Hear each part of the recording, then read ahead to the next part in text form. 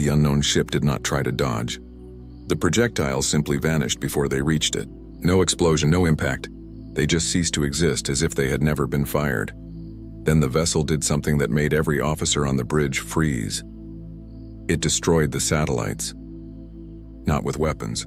There were no energy beams, no missiles, nothing visible at all. The satellites simply came apart, their pieces drifting in space like someone had gently disassembled them. How did they do that? Theron whispered. Nobody had an answer. The vessel continued forward. It still had not changed course even slightly. Kelthos pulled up the navigation data and felt his blood run cold. "Admiral," he said slowly, "this ship has not made a single course correction since we first detected it." "What does that mean?" Theron asked. "It means they know exactly where they are going," Kelthos replied. "They have been here before, or they have incredibly detailed maps of our space. Either way, this is not random exploration." Dr. Silrin's voice came through on the communication channel. She had been monitoring from the science vessel. "Ambassador, I am reading the energy output from that vessel. It is orders of magnitude beyond anything in our technology. Whatever power source they are using, it is more advanced than our most experimental reactors by at least several hundred years." "Could you calculate where they are heading?" Kelthos asked. There was a pause while Silrin worked. Then her voice came back, quieter now. "Based on their current trajectory, they are heading for the outer mining colonies. Specifically, Colony 793. "Why would they want to go there?" Theron demanded. "There is nothing at that colony except mining operations and worker housing." "I do not know," Silrin admitted. "But they clearly have a specific destination in mind." Kelthos made a decision. "Admiral, have your fleet follow at a safe distance. Do not engage unless they show hostile intent. I want to see what they do when they reach the colony."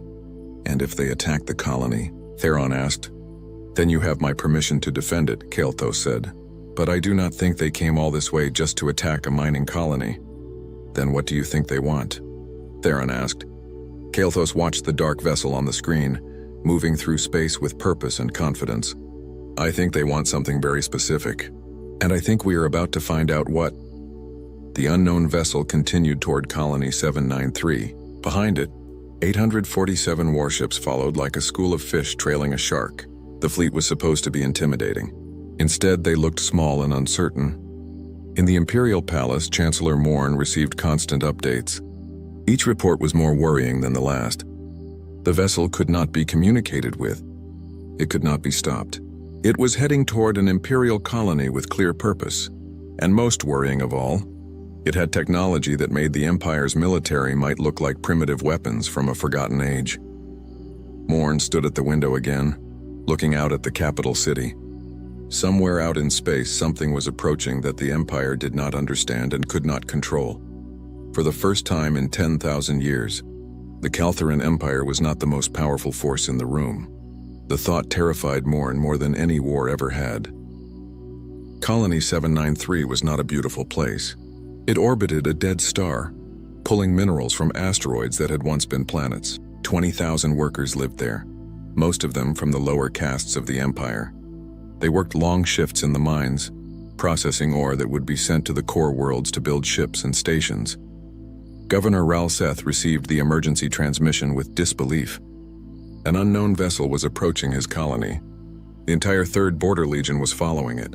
Fleet Admiral Theron himself was requesting that the colony prepare for possible evacuation. "This must be a drill," Ralseth said to his aide. "Nobody attacks mining colonies. There is nothing here worth attacking." "The Admiral seemed quite serious, Governor," the aide replied nervously. Ralseth looked out the window of his office at the ugly industrial landscape below. "Fine, send out an alert. Tell people to stay calm but be ready to move to emergency shelters if needed." 2 hours later, the unknown vessel arrived. It came out of faster-than-light travel and stopped. Just stopped, hovering in space above the colony like it was examining something. The 847 warships of the 3rd Border Legion spread out around it, weapons powered and ready. On the bridge of the Dominator, Admiral Theron watched the vessel with growing frustration. "It has been sitting there for 10 minutes, he said. "Not moving, not communicating, just sitting." Ambassador Kelthos was equally puzzled.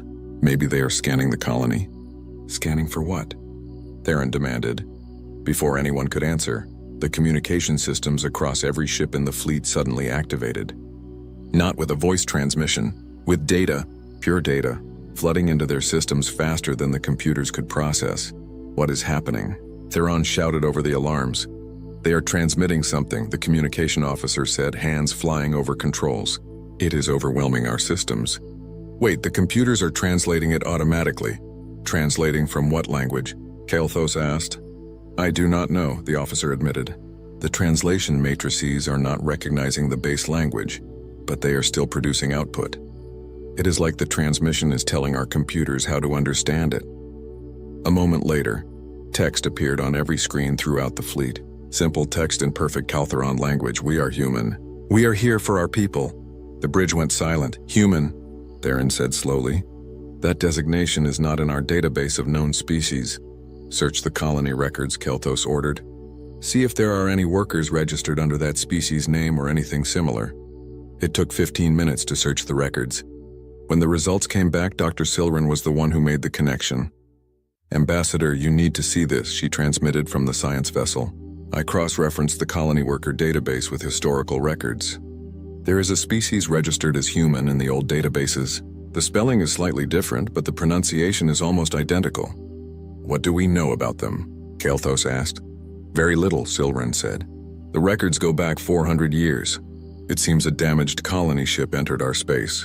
The ship was failing, life support critical, and they requested assistance. We provided it, so we helped them, Theron said. Then why are they acting hostile now? Let me read you the full record, Silren continued. Her voice was tight.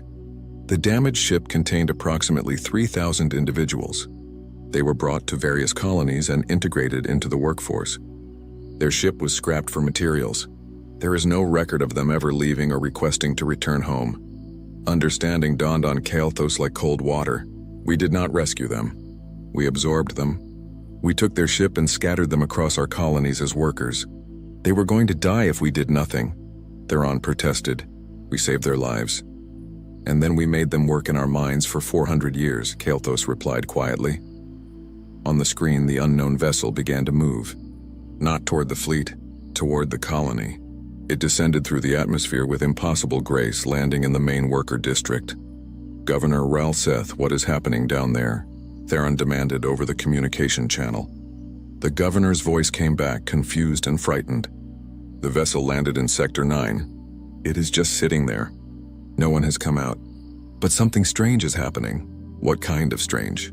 Kael'thas asked. Workers are moving toward it, Ralseth said. Hundreds of them. They are just walking toward the vessel like they are being called. Stop them, Theron ordered. We are trying, Ralseth replied. But they are not listening to orders.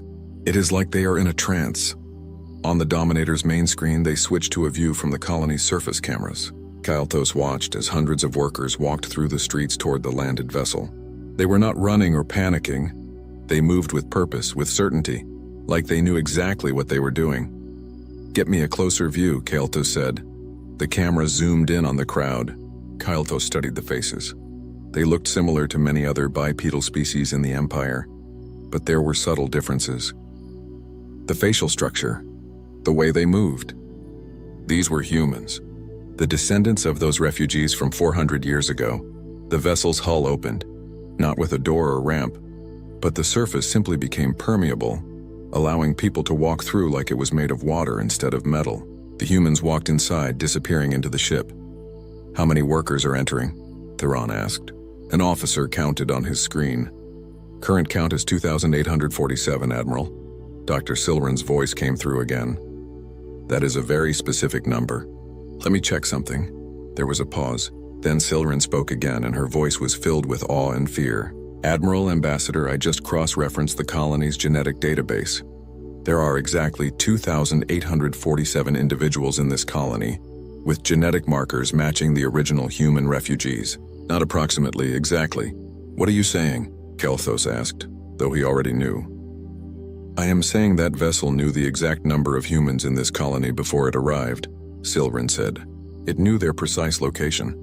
It probably knows the location of every human descendant in the entire Empire. Theron's face went pale. How is that possible? I do not know, Silren admitted, but it implies they have been watching us. tracking their people, probably for a very long time. On the surface, the last human entered the vessel. The hull sealed behind them. For a moment, nothing happened. Then the vessel lifted off. It rose through the atmosphere and stopped in space, directly in front of the fleet formation. The communication systems activated again. Another data transmission faster than before. This time it included more than words. It included images, names, faces, locations. "They are sending us a list," the communication officer said, his voice shaking. 74 locations across the Empire. Each location is marked with numbers. The numbers add up to 147,936.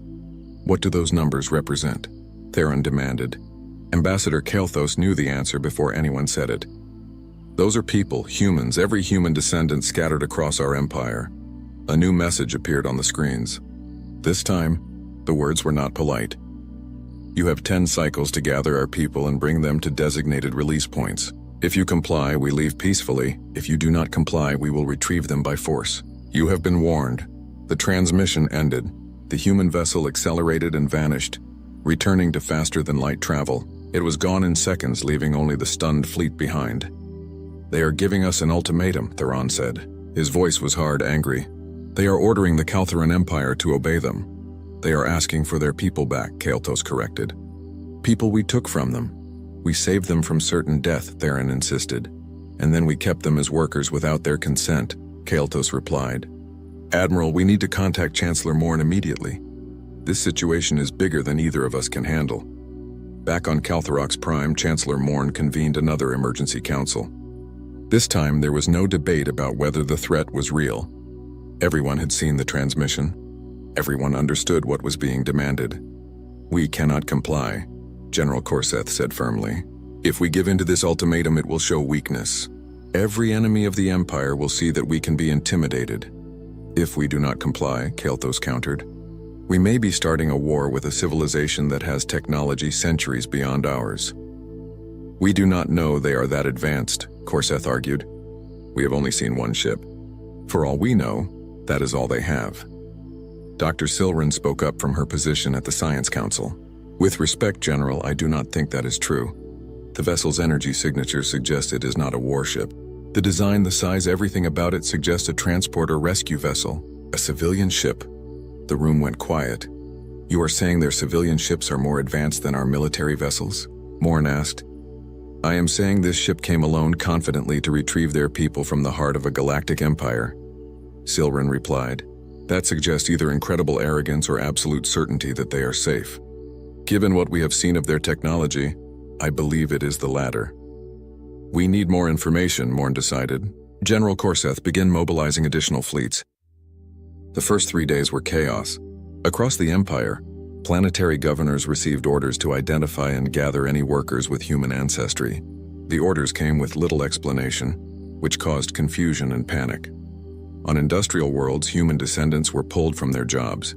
On agricultural colonies, they were separated from other workers. Some went willingly, curious about what was happening. Others resisted, afraid they were being punished for something they did not understand.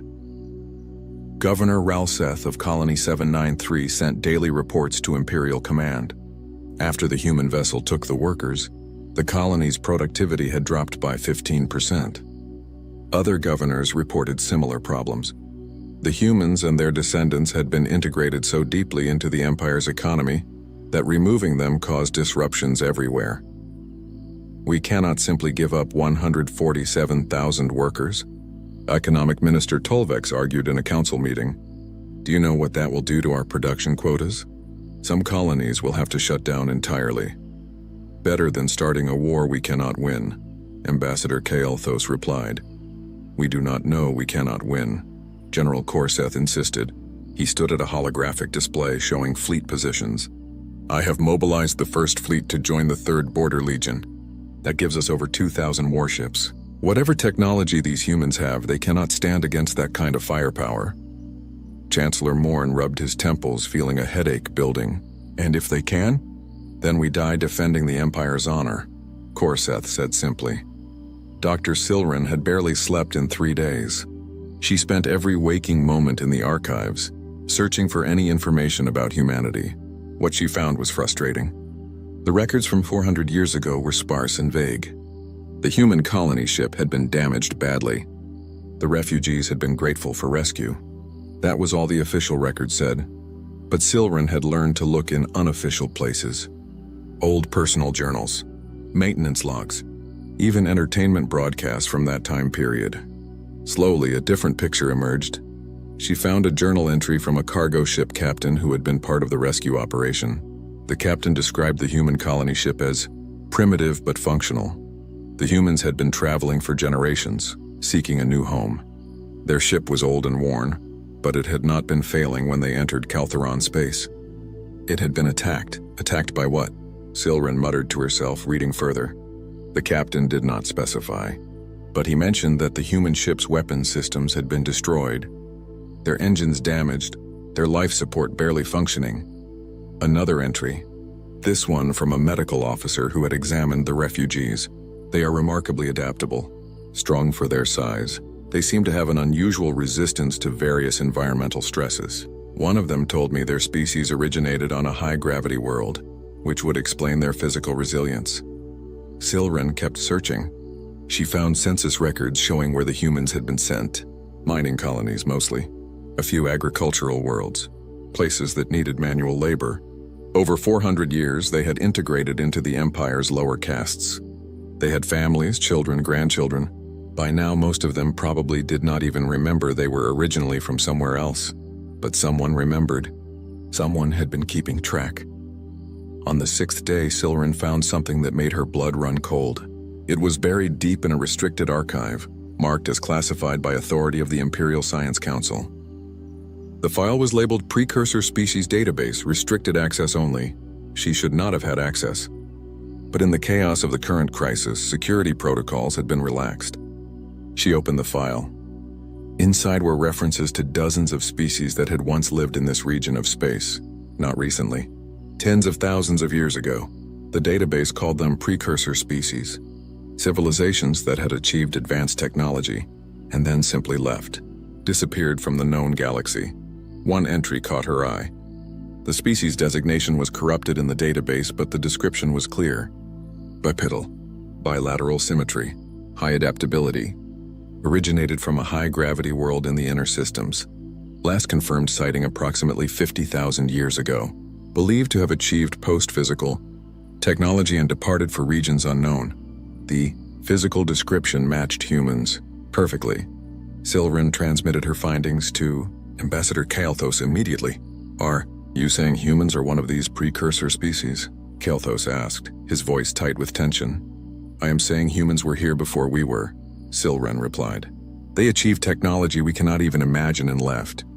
They went somewhere else, somewhere beyond. And now they are back, Kael'thas said slowly. Now they are back, Silren confirmed. And we accidentally enslaved their descendants. On the 8th day, Chancellor Morn made a decision. Sort of. We will gather the humans as requested, Morn announced in a council meeting. But we will not simply hand them over. What do you mean? Kael'thas asked. I mean we will bring them to a designated location, but we will also have every available military asset in position, Morn explained. If the humans come to collect their people, we will be ready to negotiate from a position of strength. Or fight, General Korseth added with satisfaction. Or fight, Morn agreed reluctantly. I am offering them a choice. Peaceful negotiation or conflict. Let them decide which they prefer. Kael'thas wanted to argue, but he understood the political reality. The Empire could not appear weak. Even if they gave the humans back their people, it had to look like a negotiation, not a surrender. Where will this meeting take place? Kael'thas asked. Neutral space, Morn said. Sector 14. It is far enough from our core worlds to be safe, but close enough to our fleet bases that we can respond quickly if needed. The orders went out. All humans and their descendants were to be transported to collection points, then moved to Sector 14. The process was not gentle. Many humans protested being taken from their homes. Some tried to resist, but the Empire's security forces were efficient, and within 2 days, nearly 120,000 humans had been gathered. That is not enough, Admiral Theron said, reviewing the numbers. They wanted all of them. We are missing almost 30,000. Some are in remote locations, an aide explained. Deep space stations, long-range exploration ships, colony worlds that have not responded to our hails. We are still trying to reach them. We do not have time, Theron said. The deadline was in less than 2 days. Bring whoever we have to Sector 14. We will explain the situation to the humans when they arrive. If they arrive, Theron thought but did not say. Part of him hoped the humans would not show up. That this was all some elaborate bluff. But he knew better. They would come. The question was how they would respond to the Empire's military display. Vexilla, back at Sentinel-7, was monitoring long-range sensors when she detected them. 4 contacts this time, coming from the same direction as before. Moving at the same impossible speeds, multiple contacts detected, she reported to Fleet Command. 4 vessels on approach vector to Sector 14. Estimated arrival time, 3 hours. In Sector 14, the trap was set. Over 2,000 warships were positioned in a massive formation. At the center of the formation, transport ships held the gathered humans. The entire 1st Fleet and 3rd Border Legion were present, representing the largest concentration of military power the Empire had assembled in centuries. Admiral Theron stood on the bridge of the Dominator, watching the sensors. Ambassador Kael'thas stood beside him, looking uncomfortable in the military environment. 4 ships, Theron said with confidence. We have 2,000. Even with their technology, those odds should give them pause. Or it will make them angry, Kael'thas replied quietly. Then we will see what they are really capable of, Theron said. The human vessels arrived exactly on schedule. They dropped out of faster-than-light travel at the edge of the sector and stopped. For a long moment, nothing happened. The 4 vessels just hung in space, dark and silent. Then one of them transmitted. This time it was not just data. It was video. A face appeared on every screen in the fleet. A human face. The being looked middle-aged by most species standards, with short dark hair and eyes that seemed tired and disappointed. I am Captain Sarah Chen of the human recovery vessel Remembrance, the human said. Her voice was calm, measured, but there was steel underneath. You have gathered our people. Thank you. Transfer them to our vessels and we will depart. Admiral Theron activated the fleet's communication system. This is Fleet Admiral Theron of the Kaltheron Empire. Before any transfers occur, we need to discuss terms. Terms? Captain Chen's expression did not change. There are no terms. You have our people. We are taking them home. That is all. With respect, Captain, you are surrounded by 2,000 warships, Theron said. Perhaps we should negotiate like civilized beings. For the first time, Captain Chen showed emotion. She smiled, but it was not a friendly smile. Admiral, we left this region of space 50,000 years ago. We hoped you would have evolved beyond threatening people to get what you want. Clearly you have not. You dare, Theron began, but Chen cut him off. We dare many things, Admiral. We crossed the galaxy. We transcended the physical limitations of normal space. Begin the transfer, Admiral Theron said quietly. His voice carried defeat. Admiral? General Korseth's face appeared on a communication screen from one of the other command ships. We cannot simply surrender. The Empire's honor is irrelevant if we are all dead, Theron interrupted. Begin the transfer. That is an order. The transport ships opened their docking bays. Small shuttles began moving between the Imperial vessels and the human ships, carrying their precious cargo of confused and frightened people. Kael'thas watched the transfer on the monitors. He saw human faces looking out from the shuttle windows. Some looked happy. Some looked scared. Most just looked confused. These were people who had been born in the Empire. Their parents and grandparents had been born in the Empire. Many of them probably thought of themselves as Imperial citizens, not humans. Now they were going home to a place they had never seen. It will take hours to transfer everyone, an officer reported. We have nearly 120,000 individuals to move. How many did they ask for? Theron asked. 147,000, the officer replied. Theron closed his eyes. They were short. Nearly 30,000 people were still scattered across the Empire, too far away to retrieve in time. Inform Captain Chen that we could not locate everyone, Theron said. Some are in remote locations that we could not reach before the deadline. Captain Chen's voice came through the speakers. She did not sound sympathetic.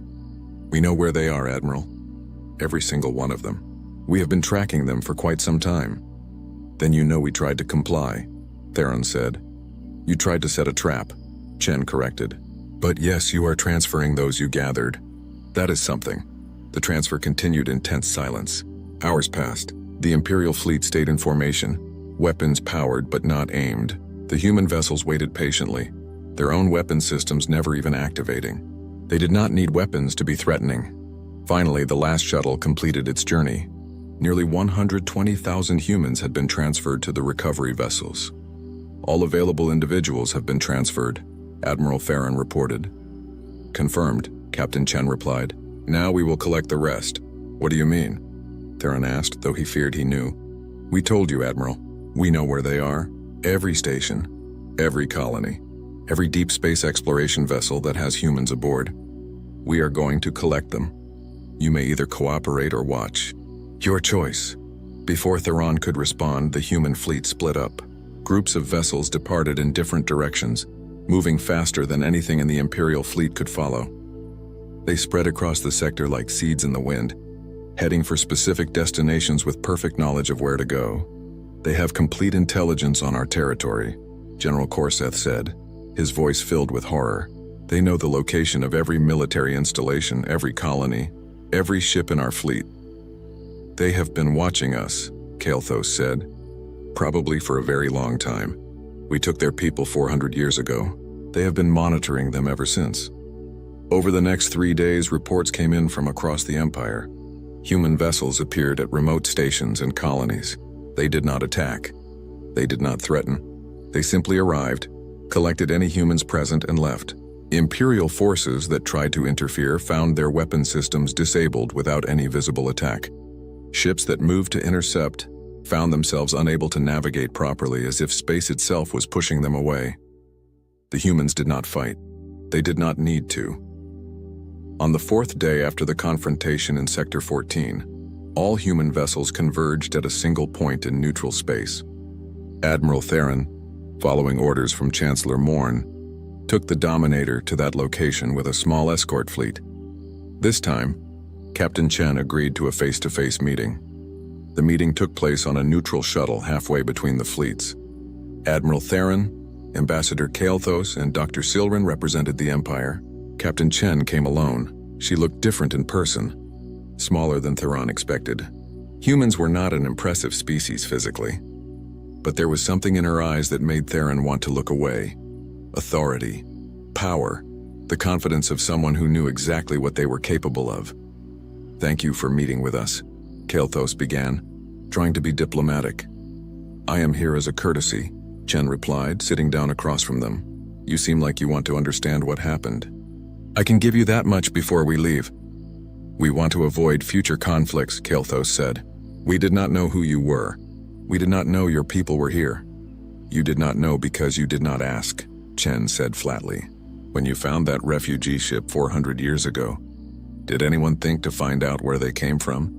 Did anyone consider that maybe they had a home to return to? Silence. We thought the ship was alone, Theron said. A lost colony vessel with no home. That vessel was exploring this region, Chen explained. We sent dozens of them out thousands of years ago before we left.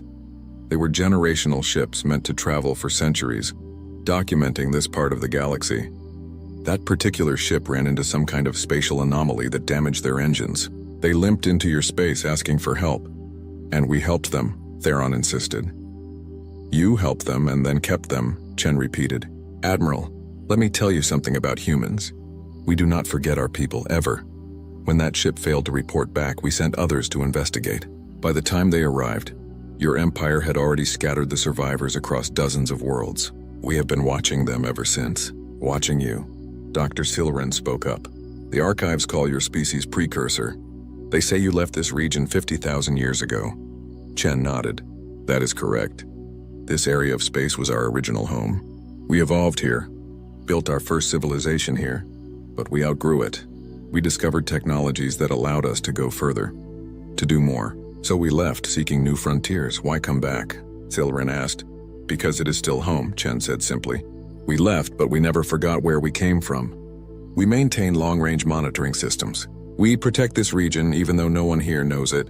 When we detected that one of our exploration vessels had been absorbed into your empire, We came to get them back.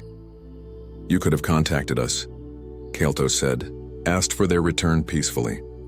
Would you have given them back? Chen asked. Or would you have made excuses? Claimed they were integrated, that they wanted to stay? That they were too valuable to your economy to release? No one answered because they all knew she was right. Chen stood. This meeting is over. We have all our people now. We are leaving. But I want to give you some information before we go. She placed a data crystal on the table. This contains coordinates. Safe routes through this sector. Dangerous areas you should avoid. Warnings about spatial anomalies.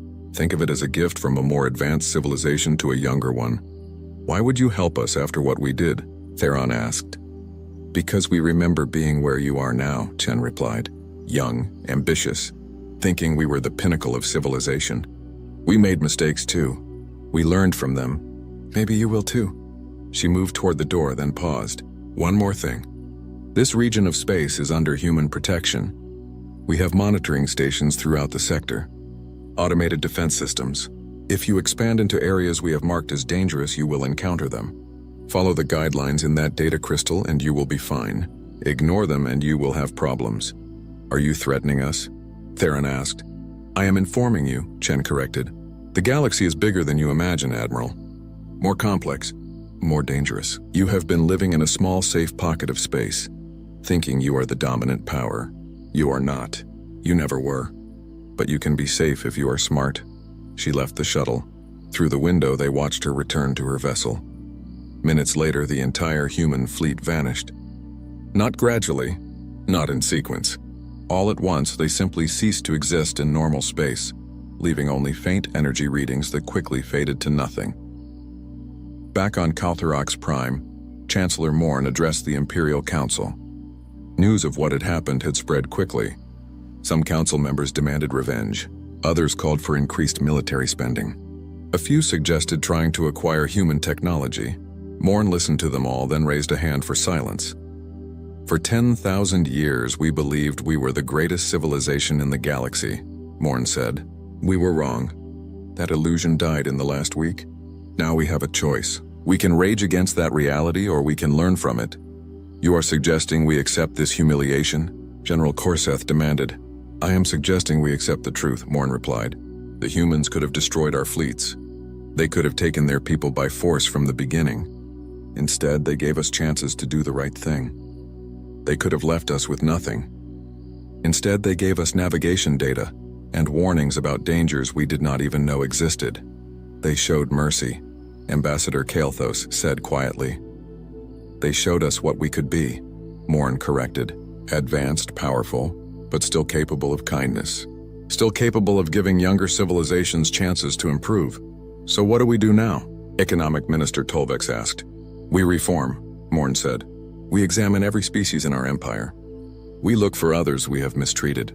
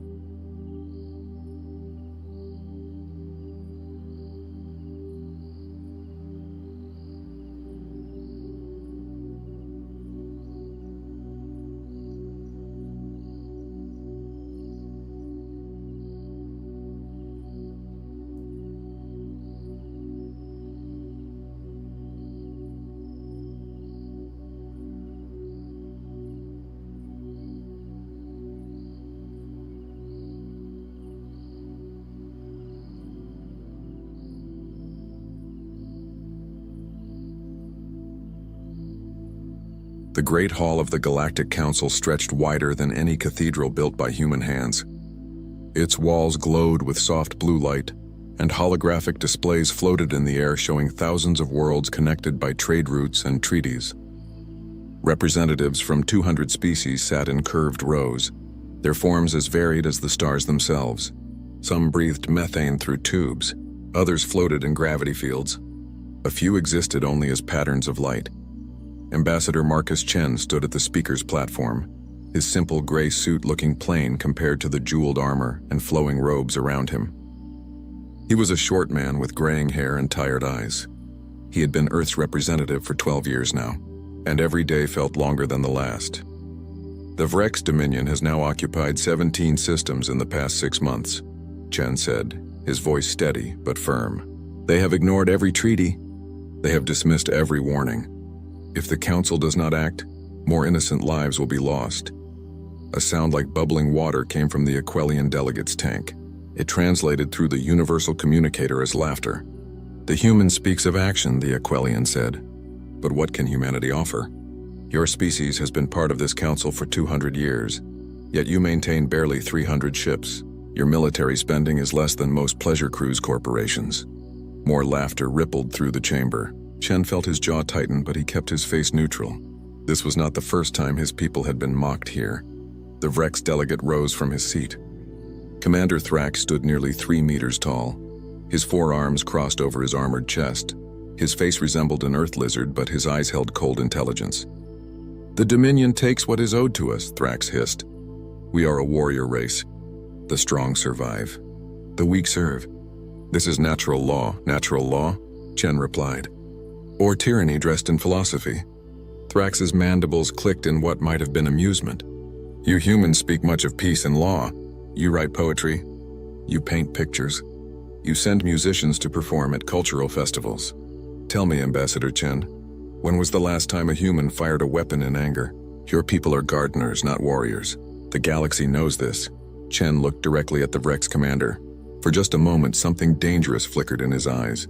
Something old and terrible. But it passed quickly, and he simply said, We choose peace because we understand war. You choose peace because you are weak, Thrax replied. This council is weak. The Dominion will continue to expand, and there is nothing you can do to stop us. The council session ended with no resolution, as Chen had known it would. He walked through the gleaming corridors of the council station, passing species from across the galaxy. A Xanthari merchant nodded politely. A group of Pelion students stared at him with their many eyes. Everywhere he went, Chen felt the weight of their assumptions. Humans were soft. Humans were naive. Humans had forgotten how to fight. If only they knew the truth. That night, Chen sat alone in his quarters and opened an encrypted channel to Earth. The connection took several minutes to establish, routing through relay stations and security protocols that most species did not even know existed. A woman's face appeared on the screen. Admiral Sarah Torres looked like she could be Chen's sister, with the same dark hair touched with gray, the same lines around her eyes. But where Chen's expression was diplomatic and measured, Torres had the hard gaze of someone who had made difficult choices. They laughed at me again today, Chen said. Good, Torres replied. Let them laugh. Let them feel safe. Thrax is going to make a move against Earth, I can feel it. He sees us as an easy target. Torres nodded slowly. Our intelligence confirms it. Vrex fleet movements suggest they're preparing for a major operation. They've been pulling ships from border patrols and consolidating near the Sol system. How long do we have?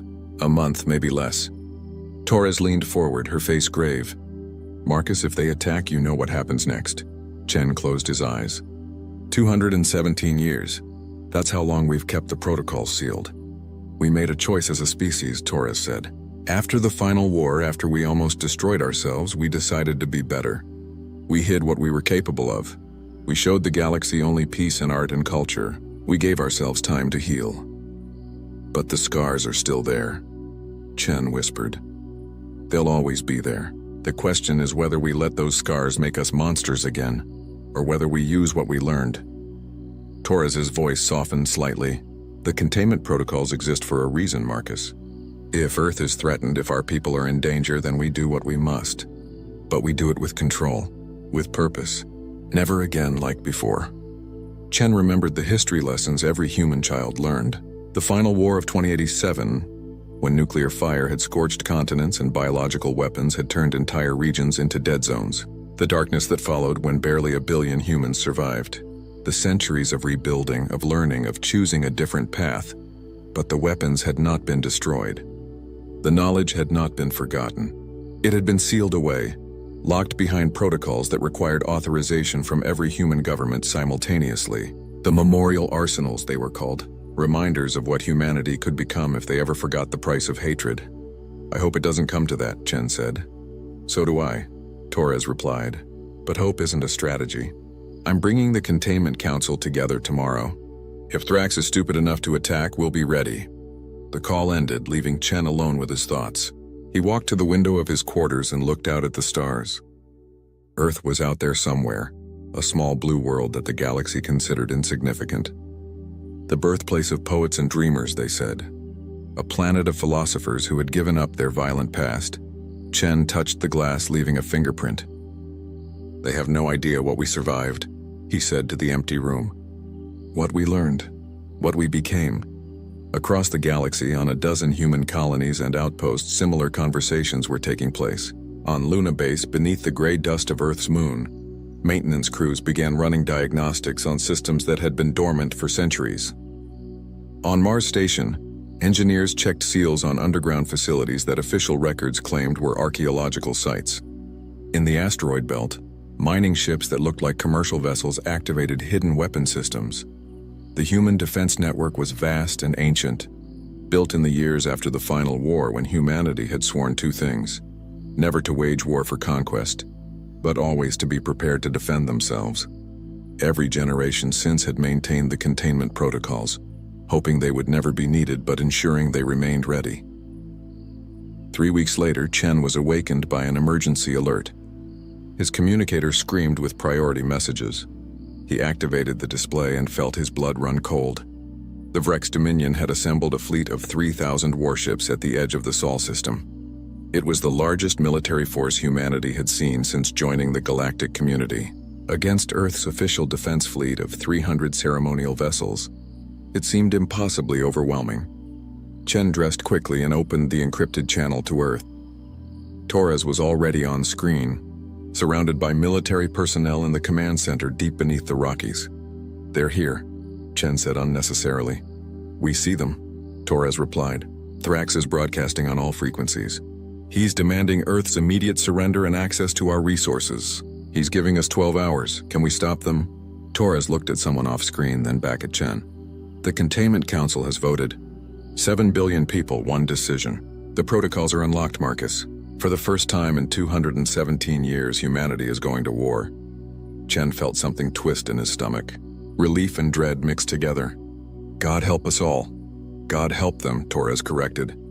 "They have no idea what they've done." The morning sun cast long shadows across the United Earth Assembly building in Geneva when the sky began to change. It started as a shimmer, like heat waves rising from hot pavement, except this shimmer was 30,000 kilometers above the planet's surface. Then the shimmer tore open, and something massive pushed through. The Concordat diplomatic vessel was unlike anything humanity had built. It stretched 15 kilometers from bow to stern, its surface gleaming with metals that seemed to shift colors in the sunlight. Elegant curves and sweeping arcs made it look more like a work of art than a spaceship.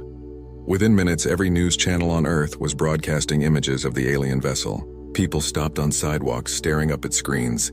Children pointed at the sky, though the ship was far too distant to see with the naked eye. President Sarah Chen received the first communication 17 minutes after the vessel's arrival. She was in her office, having just finished her morning briefing with the Security Council, when her assistant rushed in with a tablet.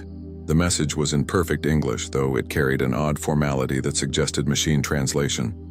"Greetings to the people of Earth.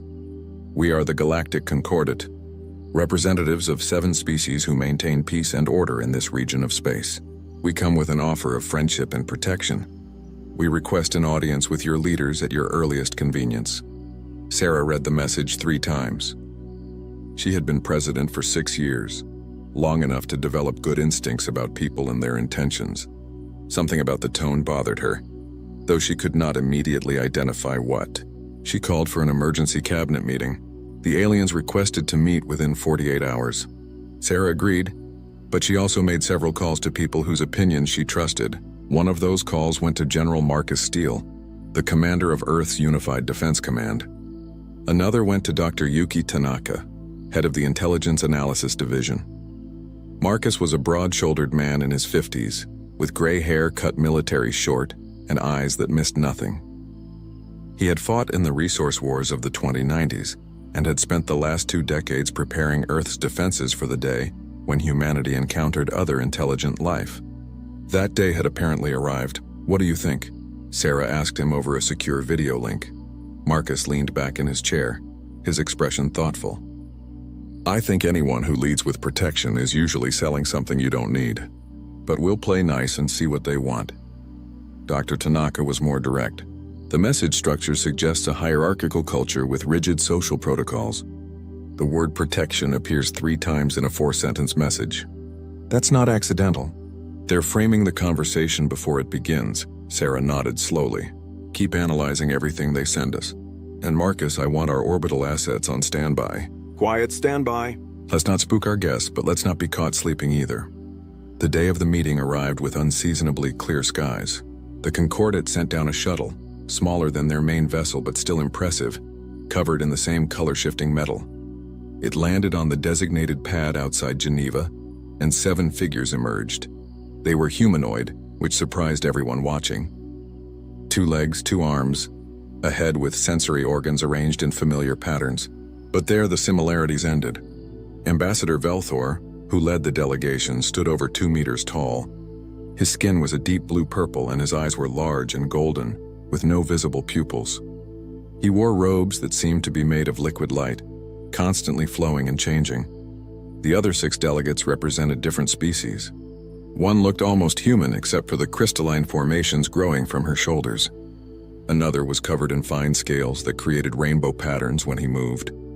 A third had 4 arms and moved with an unsettling grace. They were beautiful and alien and deliberately impressive. Sarah met them in the main assembly hall, flanked by her cabinet and 100 representatives from every nation on Earth. The room had been built to accommodate 5,000 people, and every seat was filled. Cameras broadcast the meeting to billions of viewers worldwide. Velthor bowed, a gesture that somehow conveyed both respect and condescension. When he spoke, his voice was deep and melodious, translated in real time by devices the aliens had provided. "People of Earth, we welcome you to the community of spacefaring civilizations. Your recent achievements in faster-than-light travel have brought you to our attention. We come today with an offer that we have extended to many species throughout the galaxy." He paused for effect, his golden eyes sweeping across the assembled humans. "The galaxy is a dangerous place. There are hostile species, natural phenomena that can destroy entire worlds, and countless other threats. The Galactic Concordat was formed 3,000 years ago to protect developing civilizations from these dangers. We offer you the same protection we provide to 47 other species." Velthor activated a holographic display that floated above the assembly floor. It showed a map of the galaxy with dozens of star systems highlighted in green. "These are the worlds under Concordat protection. They thrive in safety, free from the terrors that plague unprotected systems. Their citizens live in peace, knowing that our fleets guard their skies. Their governments focus on art, science, and philosophy rather than weapons and war." The ambassador walked slowly around the holographic display, his robes trailing behind him. "We offer Earth this same security. In exchange, we ask only for cooperation. You would grant us the right to maintain defensive installations in your system. You would share your resources to support the Concordat fleet. You would submit to our guidance in matters of interstellar relations and military development. In return, you would gain access to our technology, our markets, and most importantly, our protection." Sarah watched the display, her face carefully neutral.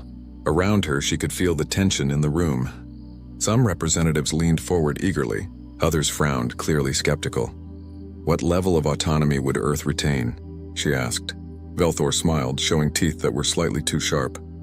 "You would govern your internal affairs as you see fit. However, all external matters, trade, defense, exploration, would be coordinated through the Concordat to ensure your safety and the safety of others. And if we decline this offer? The smile faded slightly. That would be unfortunate. Species who refuse concordate protection often face difficult challenges. The galaxy can be harsh to those who stand alone. We would, of course, respect your decision, but we would also be unable to intervene if you encountered troubles beyond your capability to handle. It was smoothly delivered, but Sarah heard the threat underneath. Accept our protection or face the consequences alone. We appreciate your generous offer, Ambassador Velthor, she said, keeping her voice warm and diplomatic. Such an important decision requires careful consideration. We request 48 hours to discuss this with our people and provide you with our answer. Velthor's expression suggested he had expected immediate acceptance. His golden eyes narrowed slightly. Of course. Take the time you need. We will await your response aboard our vessel. The aliens departed with the same ceremony with which they had arrived. As soon as they were gone, Sarah called an emergency session with her inner circle. They met in a secure room 3 stories below the assembly building, where no signals could enter or leave. Thoughts? Sarah asked, looking around the table. Marcus spoke first. That was a protection racket dressed up in diplomatic language. Nice planet you've got here, shame if something happened to it. Agreed, said Dr. Tanaka, pulling up data on her tablet.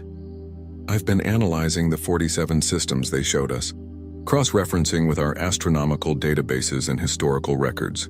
Every single one was contacted shortly after achieving faster-than-light capability, just like us. Every single one accepted concordate protection within days. What happened to species who refused?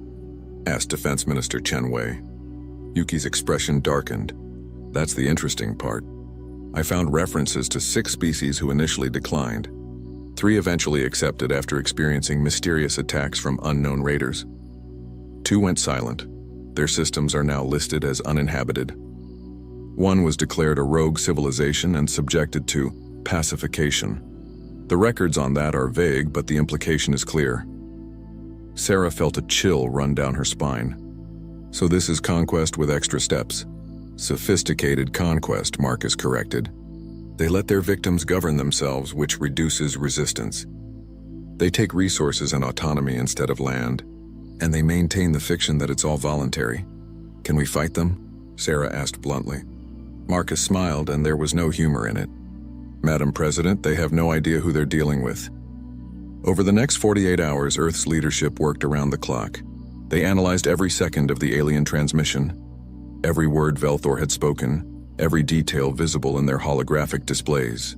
The intelligence division hacked into the Concordate ship's communication systems, a feat made easier by alien overconfidence in their security. What they learned was illuminating. The Concordate had never fought a peer military power. Their standard procedure was simple: appear impressive, make the offer, and apply pressure if needed. Most species capitulated immediately, overawed by the aliens' technology and fearful of standing alone. For species who resisted, the Concordat had a fleet of mercenary raiders who would attack until the target accepted protection. But the Concordat had never encountered a species like humanity. They had studied Earth's broadcasts and internet transmissions, but they had focused on entertainment and culture. They knew humans enjoyed something called football and told stories about superheroes. They knew Earth had recently unified under a single government after centuries of conflict. What they had not studied was human military history. They had not read about the Punic Wars or the Mongol conquests. They knew nothing of Thermopylae or Stalingrad. They had not analyzed the tactical innovations of Napoleon or the strategic doctrines of Sun Tzu. They saw that Earth had no massive orbital weapons platforms and concluded that humans were peaceful and unprepared. They could not have been more wrong. Sarah called her final strategy meeting 12 hours before the deadline. Around the table sat Marcus, Yuki, and the heads of every military branch. Also present were representatives from the Mars Colonial Authority, the Europa Research Station, and the Titan Mining Consortium. Show them, Sarah said. Marcus activated the room's holographic display. It showed Earth's solar system, but not as the Concordat had seen it. Red dots appeared throughout the display, hundreds of them, then thousands. Every red dot is a weapons platform, defense station, or military vessel, Marcus explained. Most have been in place for over 50 years, since we first achieved reliable spaceflight. We built them into asteroids, mining stations, research facilities, and communication satellites. We hid them in plain sight because we learned one critical lesson from our own history. He paused, looking around the room. Never show your full strength until absolutely necessary. Sarah stood, walking to the holographic display. She reached out and touched one of the dots representing Luna, Earth's moon. The image expanded, showing the interior of what the Concordat believed was a simple research base. In reality, it was a military fortress with enough firepower to sterilize a continent. Humanity has been preparing for first contact since we first looked at the stars, Sarah said quietly. We hoped for friends. We planned for enemies. We built defenses that would make any aggressor think twice. And we hid all of it because the best weapon is the one your enemy doesn't know you have. She turned to face the group. Tomorrow we tell the Concordat our answer, and we show them exactly who they're dealing with. But not all of it. Never all of it. Around the table, smiles appeared. They were not nice smiles. The Concordat was about to learn a hard lesson that every human child knew from history classes. Never underestimate the species that survived its own worst inventions. Ambassador Velthor stood in the observation deck of the Concordat vessel, looking down at the blue-green planet below. Earth was beautiful, he had to admit. The swirling white clouds, the deep oceans, the green and brown continents. It reminded him of Kelvin Prime, his homeworld before industry and progress had covered it in gleaming cities. Behind him, his science officer Tarkin was running deep scans of the planet and its surroundings. The insectoid alien's mandibles clicked together as he worked, a sign of concentration among his people. What do you see? Velthor asked without turning around. Confusion, Ambassador, Tarkin replied. His translated voice carried a chittering undertone. The scans show a civilization that has achieved faster-than-light capability, but their infrastructure does not match this achievement. Velthor turned, his golden eyes focusing on the science officer. Explain. Tarkin brought up a holographic display. It showed Earth's orbital space, dotted with satellites and space stations. Their satellite network is extensive, but most units are commercial or scientific. We detect communication satellites, weather monitoring systems, and research stations. There are no orbital defense platforms of the type we would expect from a militarized civilization. Perhaps they are simply peaceful, suggested Kira Nell, the four-armed tactical officer. She moved to stand beside the display, her multiple hands gesturing at different points. Some species achieve space travel through cooperation rather than competition. Velthor made a sound that might have been a laugh. In 3,000 years, the Concordat has never encountered such a species. Competition drives progress. Conflict breeds innovation. These humans fought among themselves for thousands of years before unifying. Their broadcasts are filled with stories of war and violence. They are not peaceful by nature. Then where are their weapons? Tarkin asked. It was a good question. The Concordat had refined their scanning technology over millennia. They could detect power signatures from weapon systems, identify the energy profiles of shield generators, and spot the unique radiation patterns of military-grade reactors. Earth should have been lighting up their sensors like a supernova. Instead, they saw almost nothing. Perhaps their weapons are primitive, suggested Kira Nell. They may rely on chemical explosives or kinetic weapons that our scanners do not prioritize. Velthor considered this. It made sense. Humans had only recently developed faster-than-light travel. Their weapons technology might lag behind their propulsion systems. It had happened before with other species. Continue scanning, he ordered. I want a complete analysis of their military capability before they give us their answer. And send observation drones to their colony sites. Let us see what they have built on Mars and these moons they have settled. The drones launched silently, small spheres of advanced technology that could observe without being detected, or so the Concordat believed. On Earth, deep in a bunker beneath the Rocky Mountains, alarms began to sound. Specialist Jennifer Wu was monitoring her console when the proximity warnings lit up her screen. She was 26 years old, had graduated, top of her class from the Unified Defense Academy, and had been hoping for a quiet night shift. Instead, she was watching alien spy drones enter Earth's space. Commander, we have multiple unidentified objects separating from the Concordat vessel, she reported, keeping her voice level despite the excitement flooding through her. Count is 7. They're heading toward Mars, Luna, Europa, and Titan. Commander Peterson moved to stand behind her chair. He was an older man with weathered features and calm eyes that had seen too many crises to panic at one more. "Let them look," he said quietly. "They're seeing exactly what we want them to see." On Mars, the observation drone swept over Olympus Mons colony. The settlement sprawled across the base of the massive volcano, home to 30,000 people. The drone's scanners picked up habitation, domes, agricultural facilities, and what appeared to be mining operations. It detected no weapons, no military installations, no hidden defenses. The drone did not recognize that the agricultural facility had walls thick enough to stop armor-piercing rounds. It did not realize that the mining equipment could be repurposed as mass drivers capable of launching projectiles at orbital targets. It missed the fact that every dome had independent life support specifically designed to survive combat conditions. Humans had learned many lessons from their violent history.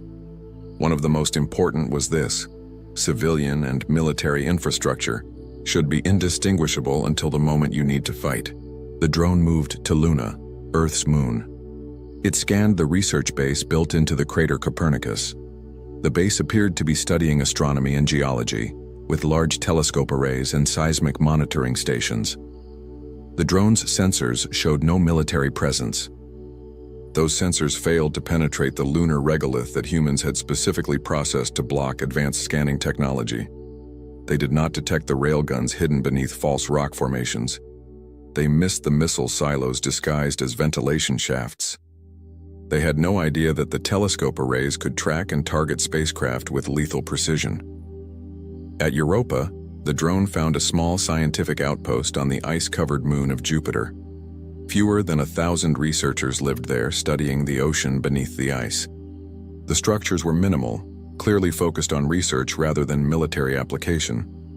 The drone did not realize that those research vessels exploring the sub-ice ocean used the same propulsion and stealth technology as Earth's submarine fleet. It did not understand that the ice mining equipment could core through a starship hull in seconds. It saw scientists and missed the soldiers trained to look like scientists. Titan presented a similar picture: mining operations, atmospheric research, hydrocarbon processing, all perfectly legitimate civilian activities, all completely harmless, all completely deceptive. The drones returned to the Concordat vessel, their databanks full of information that told Velthor exactly what he expected to see: a species unprepared for the dangers of the galaxy, vulnerable to pressure, ripe for exploitation. They have no significant military infrastructure, Tarkin reported, reviewing the drone data. Their colonies are civilian operations with minimal defensive capability. Their orbital space is largely undefended. They have achieved faster-than-light travel, but they have not militarized it. Velthor felt satisfaction settle through him. This would be one of the easier integrations. The humans would see reason once they understood their vulnerability. Most species did. "Prepare annexation protocols," he ordered. "Standard package. When they decline our offer, and their leader's tone suggests they will, we will need to demonstrate the risks of refusing Concordat protection." Kiranel's 4 hands moved across her console. "I will contact the Raider fleet. They can be here within 3 standard cycles." "Make it so," Velthor said. "A few attacks from unknown hostiles will help the humans understand the value of our protection." It was a script the Concordat had followed dozens of times. It never failed. While the aliens planned Earth's subjugation, Dr. Yuki Tanaka was having the most exciting day of her career. The intelligence division had successfully infiltrated the Concordat communication network, and the data flowing in was remarkable. "They think we're defenseless," she told General Marcus Steele over a secure channel. She was in her office at intelligence headquarters in Tokyo, surrounded by screens displaying alien transmissions. They scanned everything and saw nothing that worried them. Marcus allowed himself a small smile. He was at Unified Defense Command headquarters, watching similar data streams. "Good. That means the stealth systems work even better than we hoped. What about their fleet composition?" Yuki pulled up a detailed analysis. "Their main vessel is impressive but vulnerable. Large, slow, designed to intimidate rather than fight. It has weapons, but the placement suggests they've never needed to use them in actual combat. The shield generators are external. Beautiful engineering, but tactically stupid. Take out the generators, and the shields collapse. What about their combat doctrine? That's the interesting part, Yuki said, leaning forward. Her eyes gleamed with the excitement of discovery. They don't have one. Not really. I've analyzed 300 years of concordate records. They've never fought an equal opponent. Every conflict has been against pre-industrial civilizations or early space-age cultures. They show up, look impressive, and the other side surrenders. The few times they've faced resistance, they used mercenary raiders to harass their targets until they capitulated. Marcus absorbed this information. So they're bullies who've never been punched in the face. Exactly. And it gets better. I found their target list. After the humans, they plan to move on to the Centauri system, then Tau Ceti, then Epsilon Eridani.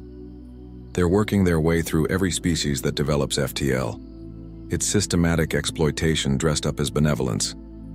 How many species are under their protection? 47, like they said. But here's what they didn't say. Those species provide resources, labor, and tribute that keeps the concordate economy running. It's an empire without calling itself an empire. Smart, in a cynical way. Marcus leaned back in his chair, thinking, what about other powers in the galaxy? Are we surrounded by empires like the Concordate? Yuki shook her head. No, and that's the most interesting discovery. The galaxy is mostly peaceful. Real threats are rare. The Concordate has been lying to their protectorates for 3,000 years, telling them the galaxy is dangerous when it's actually relatively safe. They created the protection racket by inventing threats that don't exist. So when they tell species they need protection, they're solving a problem they invented. It's brilliant and evil. Marcus stood, pacing his office. Decades of military experience had taught him to see patterns in chaos. A picture was forming in his mind, and he did not like it. They're going to push us, he said quietly. They'll expect us to fold when they pressure us. When we don't, they'll escalate. They'll use those mercenary raiders to attack civilian targets, make us scared, force us to accept their protection. Can we stop them? Marcus smiled, and there was something predatory in the expression. Dr. Tanaka, we've been preparing for hostile first contact since we first left Earth's orbit. We've studied every war, every conflict, every tactical innovation in human history.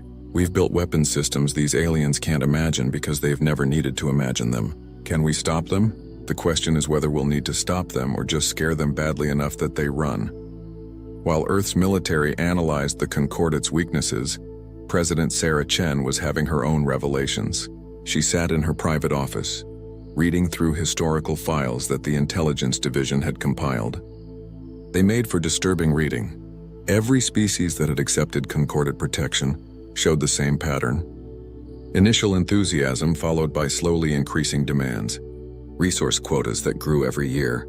Technology sharing that only flowed one direction. Populations that became dependent on Concordate trade and unable to sustain themselves independently. The protected species were prisoners who did not realize they were in jail.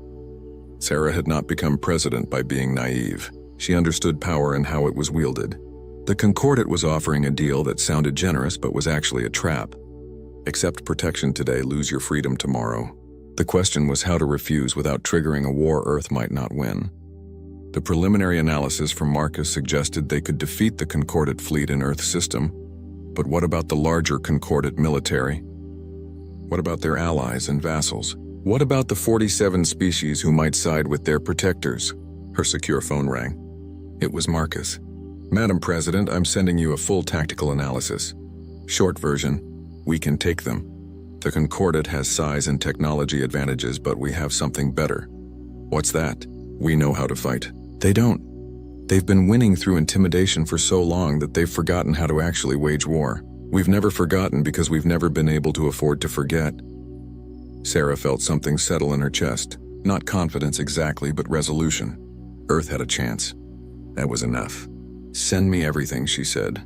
I give our answer to the Concordate in 18 hours. I want to know every option we have. She hung up and turned to look out her window. Geneva spread out below, beautiful and peaceful in the afternoon light. People walked the streets unaware that their world hung in the balance. Children played in parks. Couples held hands by the lake. Life continued in blissful ignorance of the threat overhead. Sarah had sworn an oath to protect these people. She would not fail them. Aboard the Concordat vessel, Velthor received a message from his superiors. They had reviewed his reports and approved his recommendations. When the humans declined protection as expected, the Raider fleet would be deployed. A few months of harassment would bring Earth into compliance. It always worked. Velthor prepared for the next day's meeting with something approaching boredom. He had done this 47 times before. The script never changed. Humans would be number 48. He had no idea that humanity was about to teach the Concordat a lesson 3,000 years in the making. The Predator was about to discover it had cornered something far more dangerous than itself.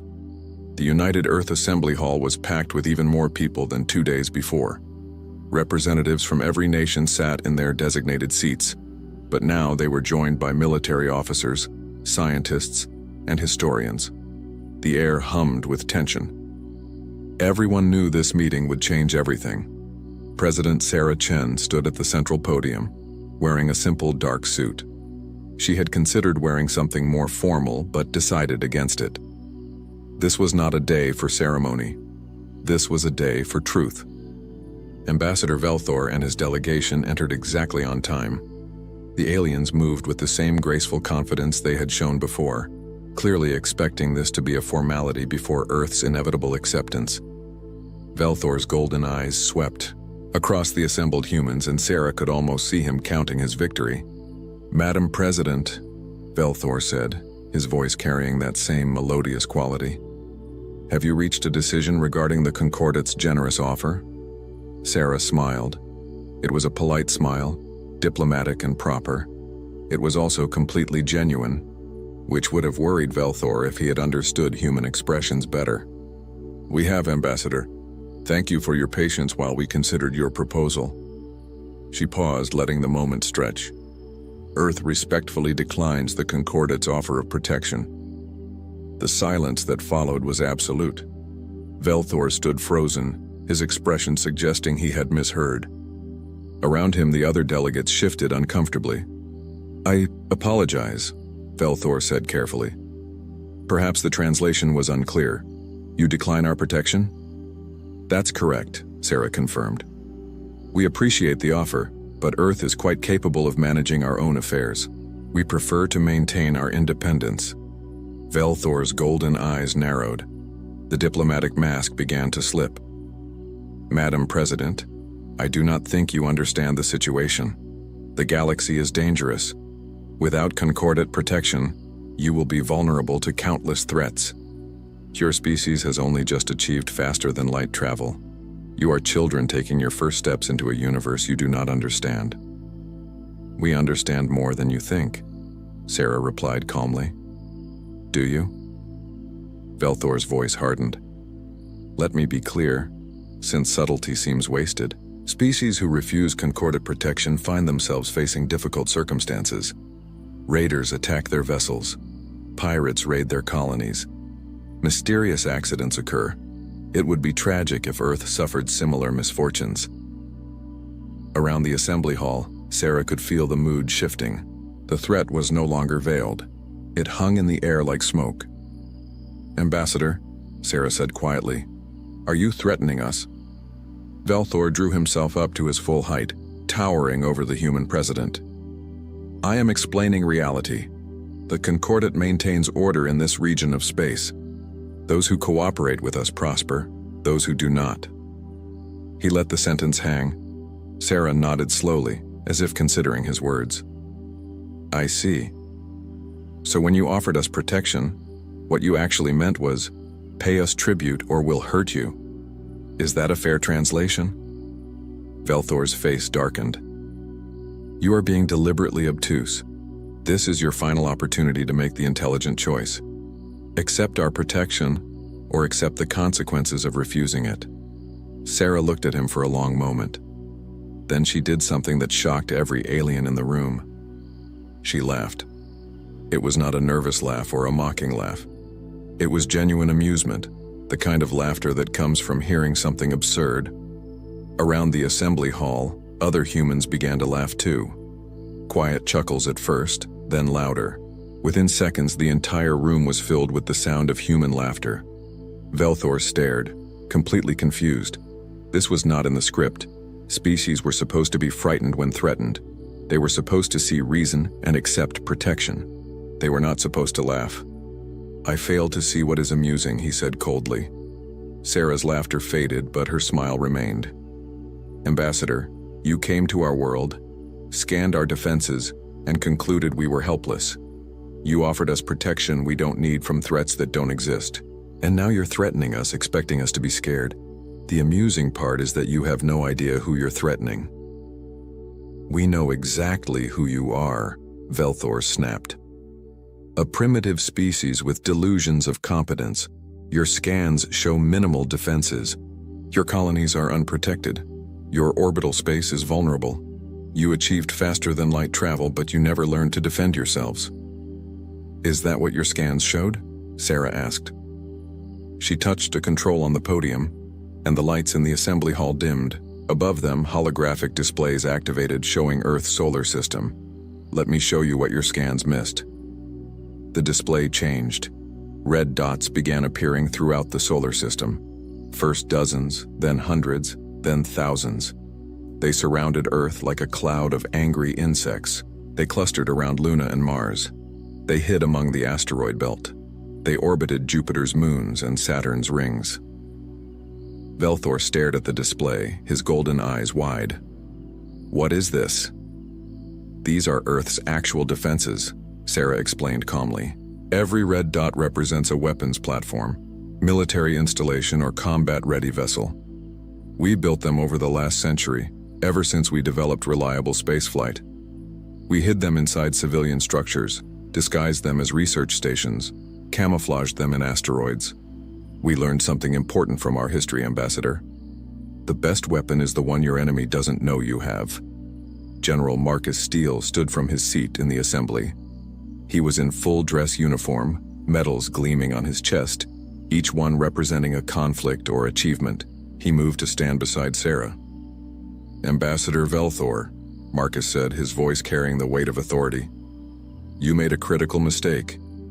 You looked at Earth and saw no weapons platforms because you don't recognize our weapons platforms. You saw peaceful colonies because we built them to look peaceful. You concluded we were unprepared because we wanted you to think that." On the holographic display, one of the red dots near Luna expanded. It showed the interior of what the Concordat had identified as an astronomical research station. Cameras revealed rows of railguns, missile batteries, and power cores that could light up a small city. "This is Copernicus Station," Marcus continued. "Your drones scanned it and found telescopes. They missed the fact that those telescopes can track spacecraft with lethal precision. They didn't realize the entire station is a fortress built into the lunar surface." Another dot expanded, showing a mining facility on an asteroid.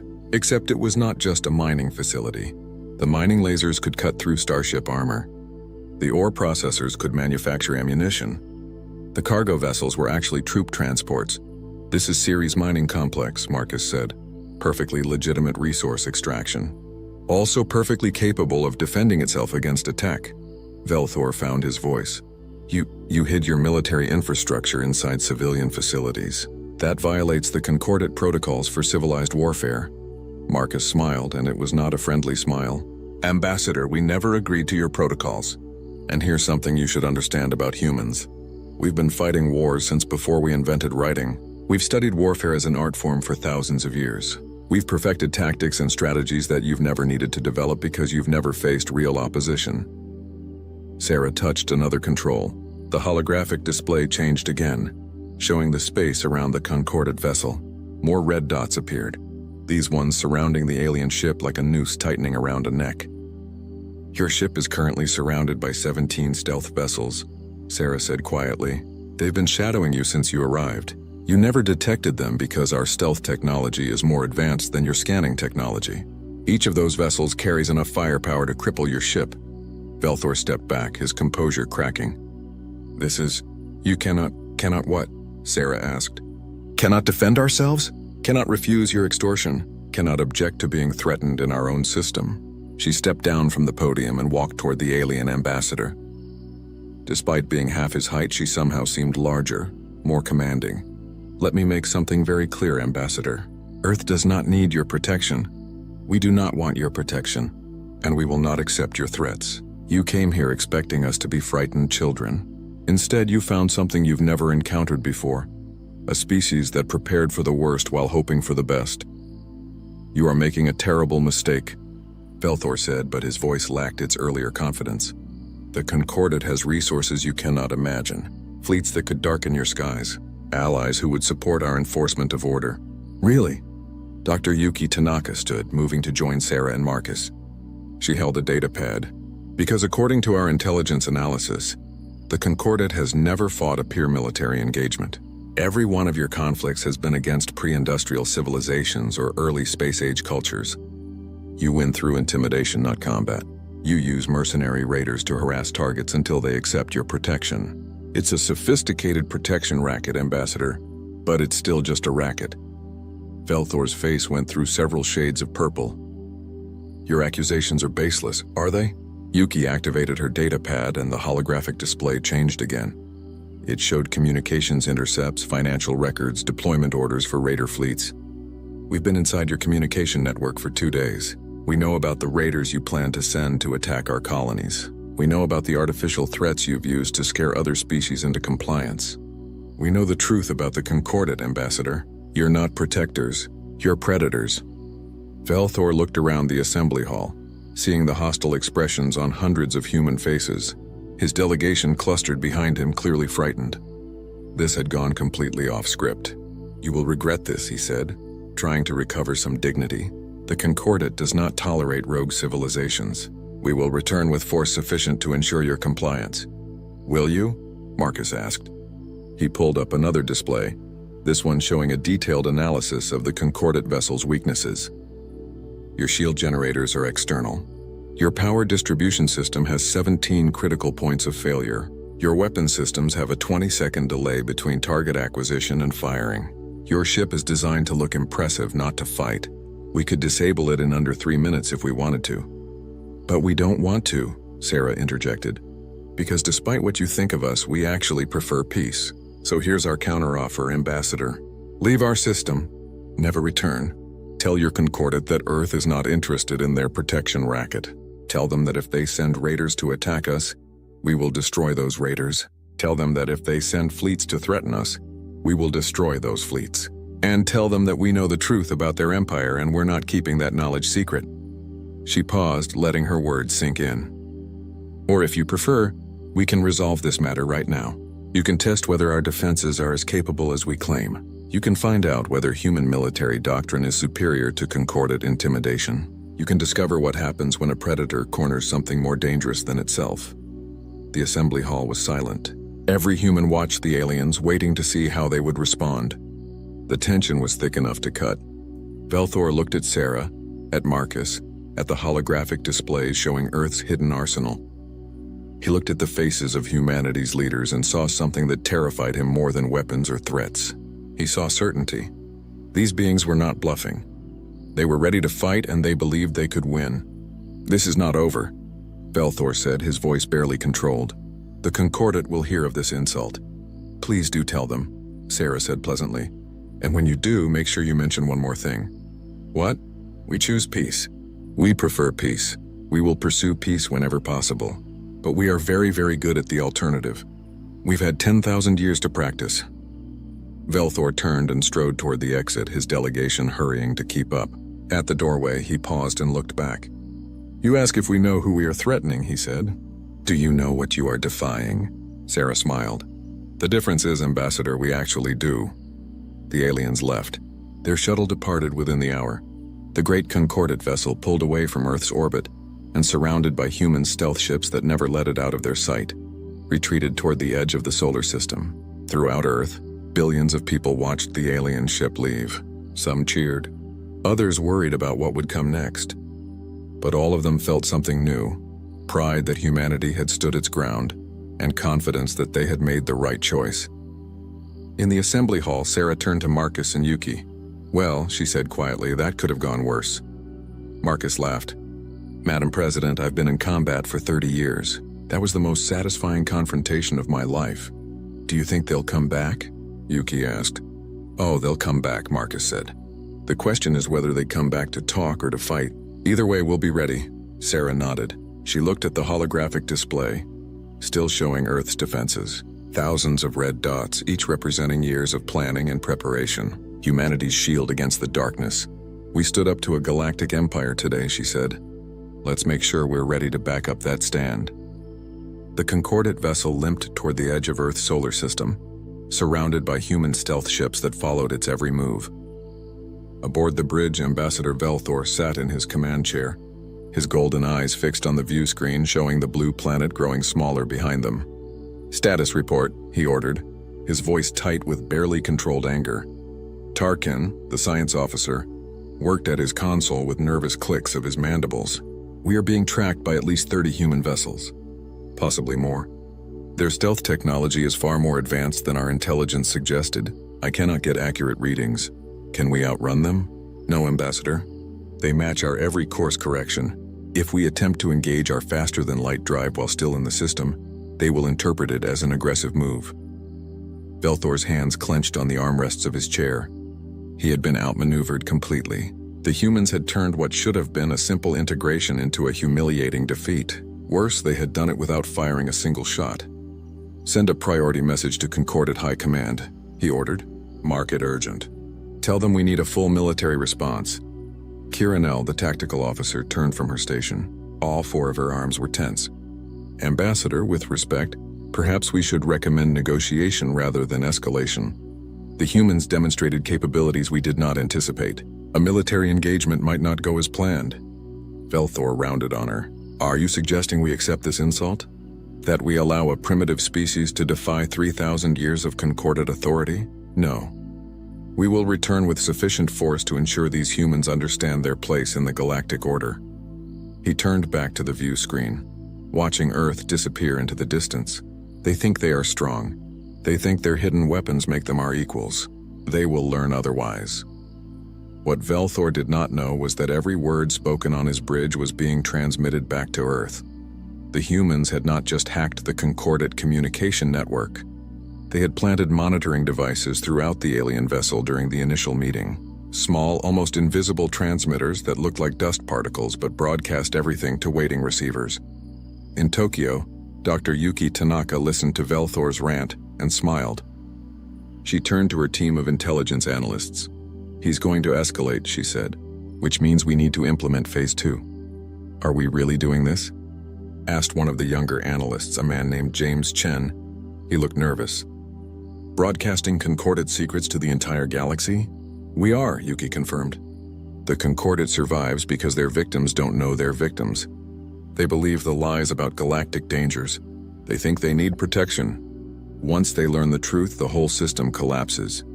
She pulled up a star map showing the 47 species under Concordat protection. Each one was marked with detailed information. When they joined, what resources they provided, what threats they were told to fear.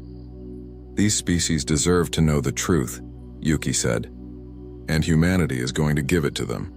While Earth prepared its information campaign, the Concordat was preparing for war. High Command received Velthor's report with shock and anger. For the first time in 3,000 years, a species had rejected their offer and survived the initial confrontation. The Concordat leadership met an emergency session on their capital world, Kelvan Prime. 7 high counselors, one from each founding species, gathered in a chamber that had witnessed countless decisions about the fate of lesser species. High Counselor Sharkan, eldest of the group, spoke first. His species lived for over 400 years, and he had seen the Concordat grow from a small alliance to a galactic power. The humans must be taught a lesson. We cannot allow this defiance to stand. It will encourage others to resist. Agreed, said High Counselor Telvash, but we must approach this carefully. The humans demonstrated unexpected capabilities. A full military response might be costly. Costly? Sharkan's voice rose. What cost is too high to maintain order? If we appear weak, if we allow the humans to defy us without consequence, our entire structure will collapse. The protected species will begin asking questions. They will begin demanding independence. Then we need overwhelming force, said another counselor. Send a fleet large enough that resistance is impossible. Make an example of Earth. The other species will see and remember. The vote was unanimous. The Concordat would assemble a battle fleet, the largest in recent history, and return to Earth. The humans would surrender or be destroyed. It took 5 days to gather the fleet. 12 massive warships, each larger than the diplomatic vessel that had visited Earth. Escort ships, support vessels, and troop transports. In total, over 100 spacecraft preparing to enforce Concordat, will on a defiant species. Velthor was given command of the fleet. It was both an honor and a test. If he succeeded, he would be celebrated. If he failed, he would be disgraced. He accepted the command with determination. The humans had embarrassed him. He would not allow it to happen again. The fleet departed for Earth's system, confident in their superiority. They did not know that human long-range sensors had tracked every ship movement. They did not realize that Earth had been preparing for their arrival from the moment Velthor's vessel left. General Marcus Steele stood in Unified Defense Command, watching the plot of approaching Concordat forces. Around him, his staff worked with calm efficiency. This was the moment they had trained for, the scenario they had run 1,000 times in simulation. ETA on the Concordat fleet? He asked. 17 hours, replied his operations officer. They're not trying to hide their approach. This is a show of force, Marcus nodded. Good, let them feel confident. Confidence makes people careless. He turned to his communication officer. Is Dr. Tanaka ready with the broadcast? Standing by, sir. She can transmit on your order. Hold for now. Let's see if we can resolve this without bloodshed. Marcus did not particularly expect a peaceful resolution, but he had to try. Humanity had fought enough wars against itself. He would prefer not to start one against aliens if it could be avoided. President Sarah Chen joined him in the command center. She had barely slept since the Concordat's departure, coordinating Earth's response with military, scientific, and diplomatic teams. Options? She asked Marcus. We can destroy them, Marcus said bluntly. The fleet they're bringing is impressive by their standards. By ours, it's a target-rich environment. Our stealth ships alone could cripple half their vessels before they realize they were under attack. But that starts a war we might not want. The Concordat has allies, vassals, and resources across dozens of systems. We can win the battle, maybe even win a war, but at what cost? Sarah nodded. She had been thinking the same thing. What if we give them a different lesson? Not about human military power, but about human history. Marcus raised an eyebrow. Explain. Velthor said something during our meeting that stuck with me. He said we were children taking our first steps into the universe. What if we show him exactly what kind of children we are? What we've survived, what we've learned, what we've become? A history lesson in the middle of a military confrontation? Why not? Knowledge is a weapon too. Maybe the most powerful one we have, Marcus considered this. It was unconventional, but then again, everything about humanity's approach to first contact had been unconventional. Let me talk to Dr. Tanaka. If anyone can make that work, she can. 4 hours later, the Concordat fleet arrived at the edge of Earth's solar system. They formed up in standard battle formation, ships arranged in a pattern designed to maximize firepower while maintaining defensive positions. It was intimidating, overwhelming, exactly what they intended. Velthor stood on the bridge of his flagship, watching Earth's blue sphere appear on the view screen. Open a channel to the human leadership. It is time to end this foolishness. The channel opened and President Chen's face appeared on the screen. She looked calm, almost relaxed, which bothered Velthor more than he wanted to admit. Ambassador, she said pleasantly, welcome back. I see you brought friends. This is your final opportunity, Velthor said, dispensing with diplomatic niceties. Surrender. Accept Concordat protection. Your resistance is pointless. As you can see, we have assembled sufficient force to ensure compliance. I see a lot of ships, Sarah agreed. But before we discuss surrender, I'd like to share something with you. A gift, if you will. Information that might change your perspective. We are not interested in human attempts at delay. This will only take a few minutes, Sarah interrupted. And trust me, Ambassador, you want to see this. Before Velthor could object, data began flooding the Concordat communication network. Not just to his ship, but to every vessel in the fleet. And not just to the fleet, but to every Concordat-controlled system in the galaxy. Dr. Yuki Tanaka had created a comprehensive data package. It contained human history, from the earliest civilizations to the present day. But this was not a simple chronology. This was a military history, a tactical analysis, a strategic documentation of 10,000 years of human warfare. The aliens watched first with confusion, then with growing horror. They saw images of ancient battles, thousands of warriors clashing with bronze weapons. They saw the tactics of Alexander the Great, conquering most of the known world with a relatively small army. They saw the strategic genius of Sun Tzu, written 2,000 years before humans left their planet. They saw the Roman legions, the Mongol hordes, the medieval sieges. They saw gunpowder weapons, trench warfare, mechanized combat. They saw atomic weapons capable of destroying entire cities in seconds. They saw the Cold War, where two human factions held each other hostage with enough nuclear weapons to render Earth uninhabitable, and somehow avoided using them. But more than the weapons and battles, they saw the theories, the strategies, the philosophies of warfare that humans had developed over millennia. They saw writings on the nature of conflict, on tactical innovation, on strategic planning. They saw how humans approached war not as a necessity, but as a problem to be solved, a challenge to be overcome through intelligence and creativity. The data package included analysis comparing human warfare to Concordat operations. It was not a flattering comparison. Where the Concordat relied on intimidation and overwhelming force against weaker opponents, humans had learned to fight equals and superiors. Where the Concordat had standard tactics, humans had developed thousands of tactical variations. Where the Concordat saw war as a tool for control, humans saw it as an art form that required constant study and improvement.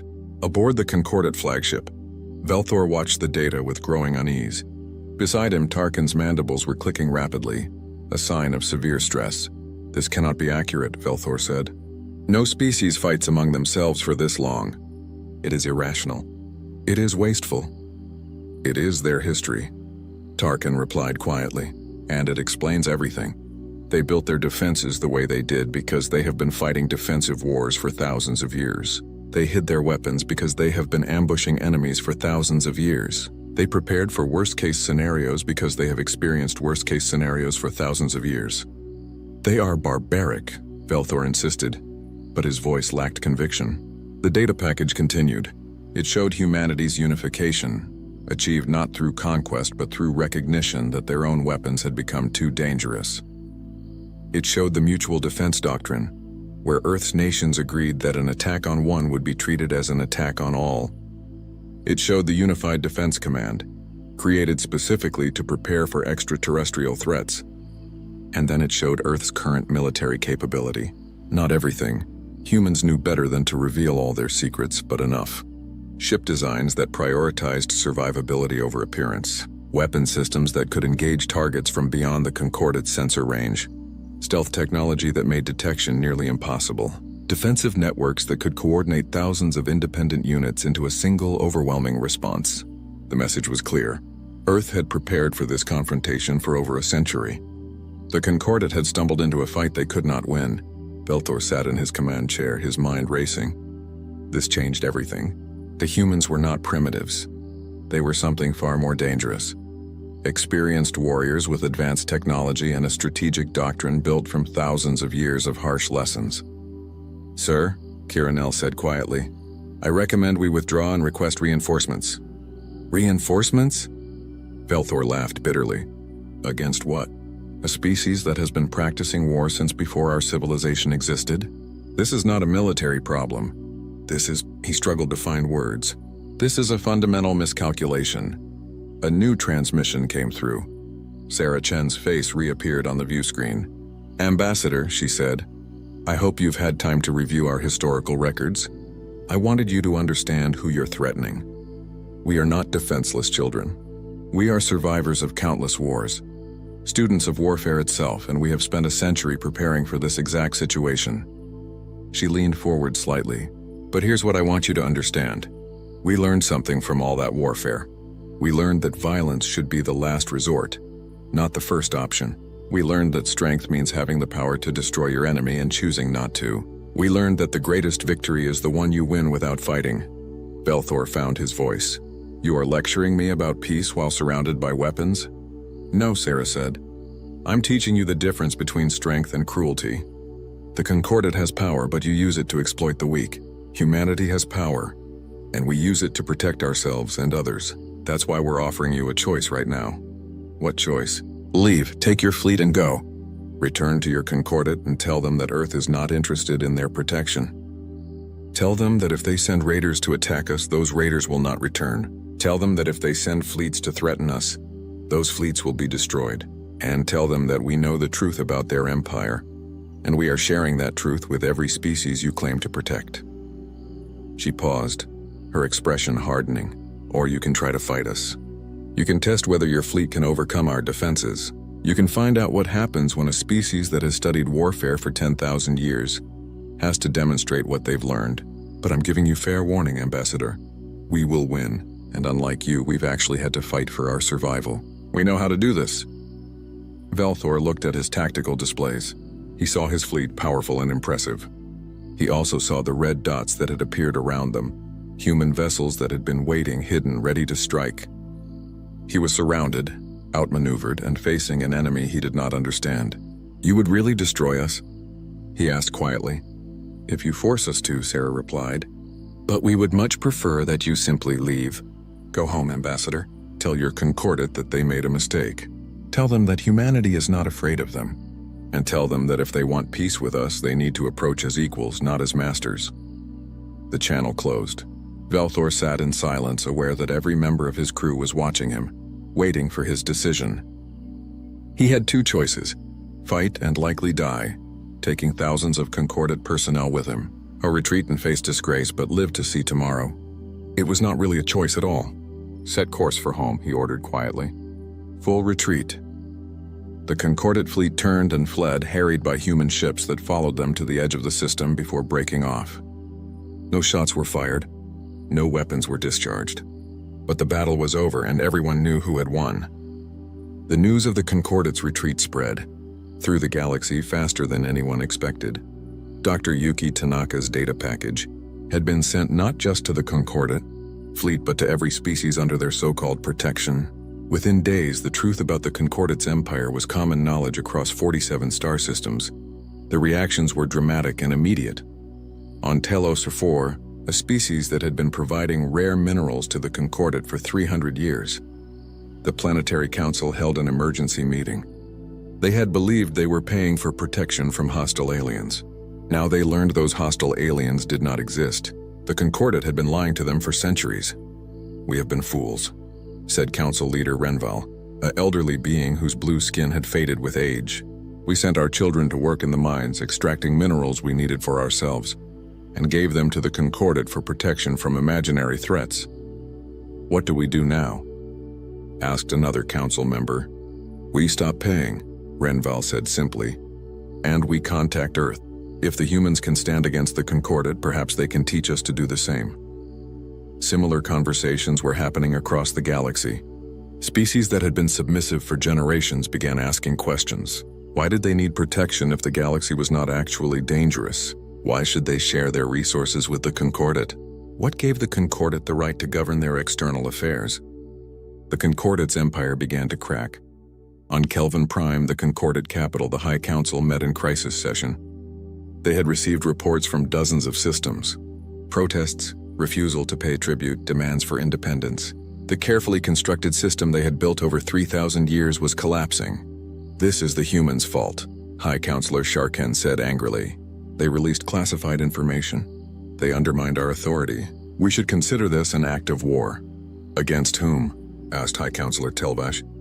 The humans? We tried that and failed. The protected species. If we attack them, we prove the humans right about us being predators. We could offer the humans membership in the Concordat, suggested another counselor. Make them partners rather than enemies. Use their military strength to reinforce our position. They would never accept, Telvash said. Did you not watch the same briefings I did? The humans are not interested in empire. They want something we have never considered.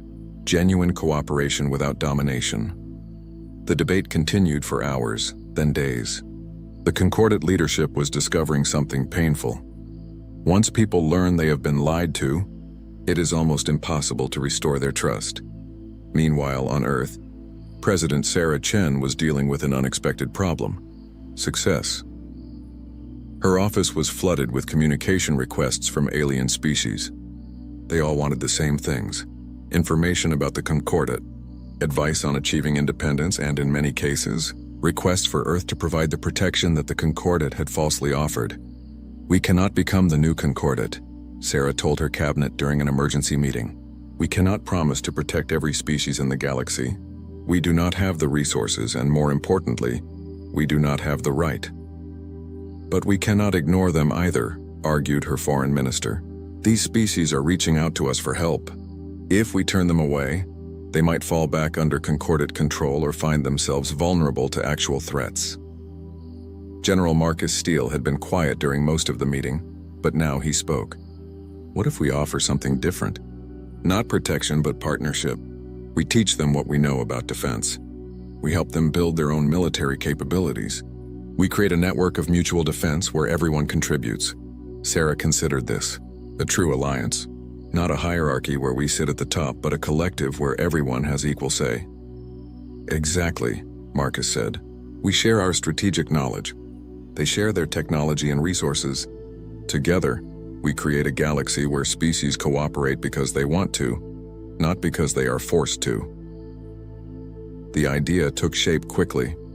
Earth proposed the Terran Accord, named not as a claim to leadership but as a recognition of where the idea originated. The principles were simple: mutual defense without dominance, technology sharing without exploitation, and collective security without submission. The first species to join was Telos IV. Council leader Renval traveled to Earth personally to sign the agreement. He was old, frail by his species' standards, but his eyes were bright with hope. "For 300 years we lived in fear," he told Sarah during the signing ceremony. "Fear of threats that did not exist. The Concordat took our resources and our dignity. Today we reclaim both." Other species followed. Within 6 months, 12 former Concordat protectorates had joined the Terran Accord. Within a year, 23. The Concordat's empire was not just cracking, it was crumbling. But not all of the Concordat species accepted the change gracefully. The 7 founding species split into factions. 3 approached Earth seeking partnership, recognizing that their old system was unsustainable. 2 attempted to maintain their empire through military force, attacking species that refused to pay tribute.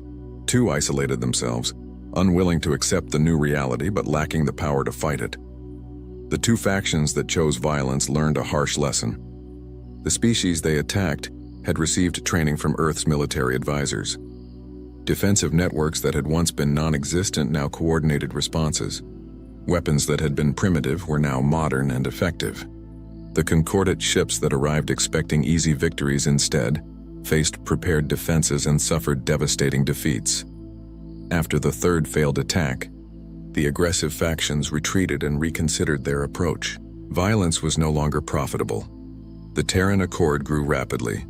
Earth established the Terran Defense Academy on Luna, where officers from dozens of species learned human military doctrine. The classes were taught by veterans of Earth's own conflicts, people who understood warfare from hard experience. General Marcus Steele oversaw the academy personally. He walked through the training facilities, watching alien cadets learning tactics that humans had refined over millennia. It was strange and wonderful to see beings from across the galaxy studying the battles of Napoleon, the strategies of Sun Tzu, the defensive doctrines of modern Earth.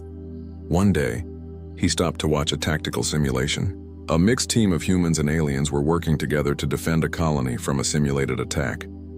They were struggling, making mistakes, but they were learning. "It is harder than it looks," said a voice beside him. Marcus turned to see Ambassador Velthor standing there, watching the same simulation. Marcus tensed. The last time they had met, Velthor had been commanding a fleet sent to conquer Earth. Now the former ambassador stood in a training facility, wearing civilian clothes and looking smaller somehow. "Less imposing, Ambassador," Marcus said carefully. "I did not know you were on Luna." "I requested asylum 6 months ago," Velthor replied. "President Chen granted it. I am not an ambassador anymore. Just Velthor, a being trying to understand where everything went wrong." They watched the simulation in silence for a moment. The cadet team was starting to coordinate better, using the defensive positions Marcus had taught them about. "I was taught that power meant control. Velthor said quietly. The Concordate's entire philosophy was built on the idea that stronger species should guide weaker ones. It seemed logical, natural. But watching these cadets, seeing species from across the galaxy learning to defend themselves, I realized what we never understood. What's that? True strength is not controlling others. It is helping them become strong enough that they do not need control. Marcus nodded slowly. That took humans about 6,000 years to figure out. You are learning faster than we did. Velthor managed a small smile, perhaps because we had better teachers. The Academy graduated its first class 2 years after the Concordate's defeat. President Sarah Chen attended the ceremony, along with leaders from 23 Terran Accord species. The graduates stood in formation, representing a dozen different species, united by common training and shared purpose. Sarah addressed them from a podium overlooking the parade ground. Behind her, Earth rose above Luna's horizon, blue and green and beautiful. 2 years ago, the galaxy was a different place, she began. Species lived in fear, controlled by those claiming to protect them. Today you represent something new, a galaxy where strength serves peace rather than conquest, where knowledge is shared rather than hoarded, where species stand together because they choose to, not because they are forced to. She paused, looking at the assembled graduates. You came here to learn how to fight. I hope you learned that lesson well. But I hope you also learned something more important.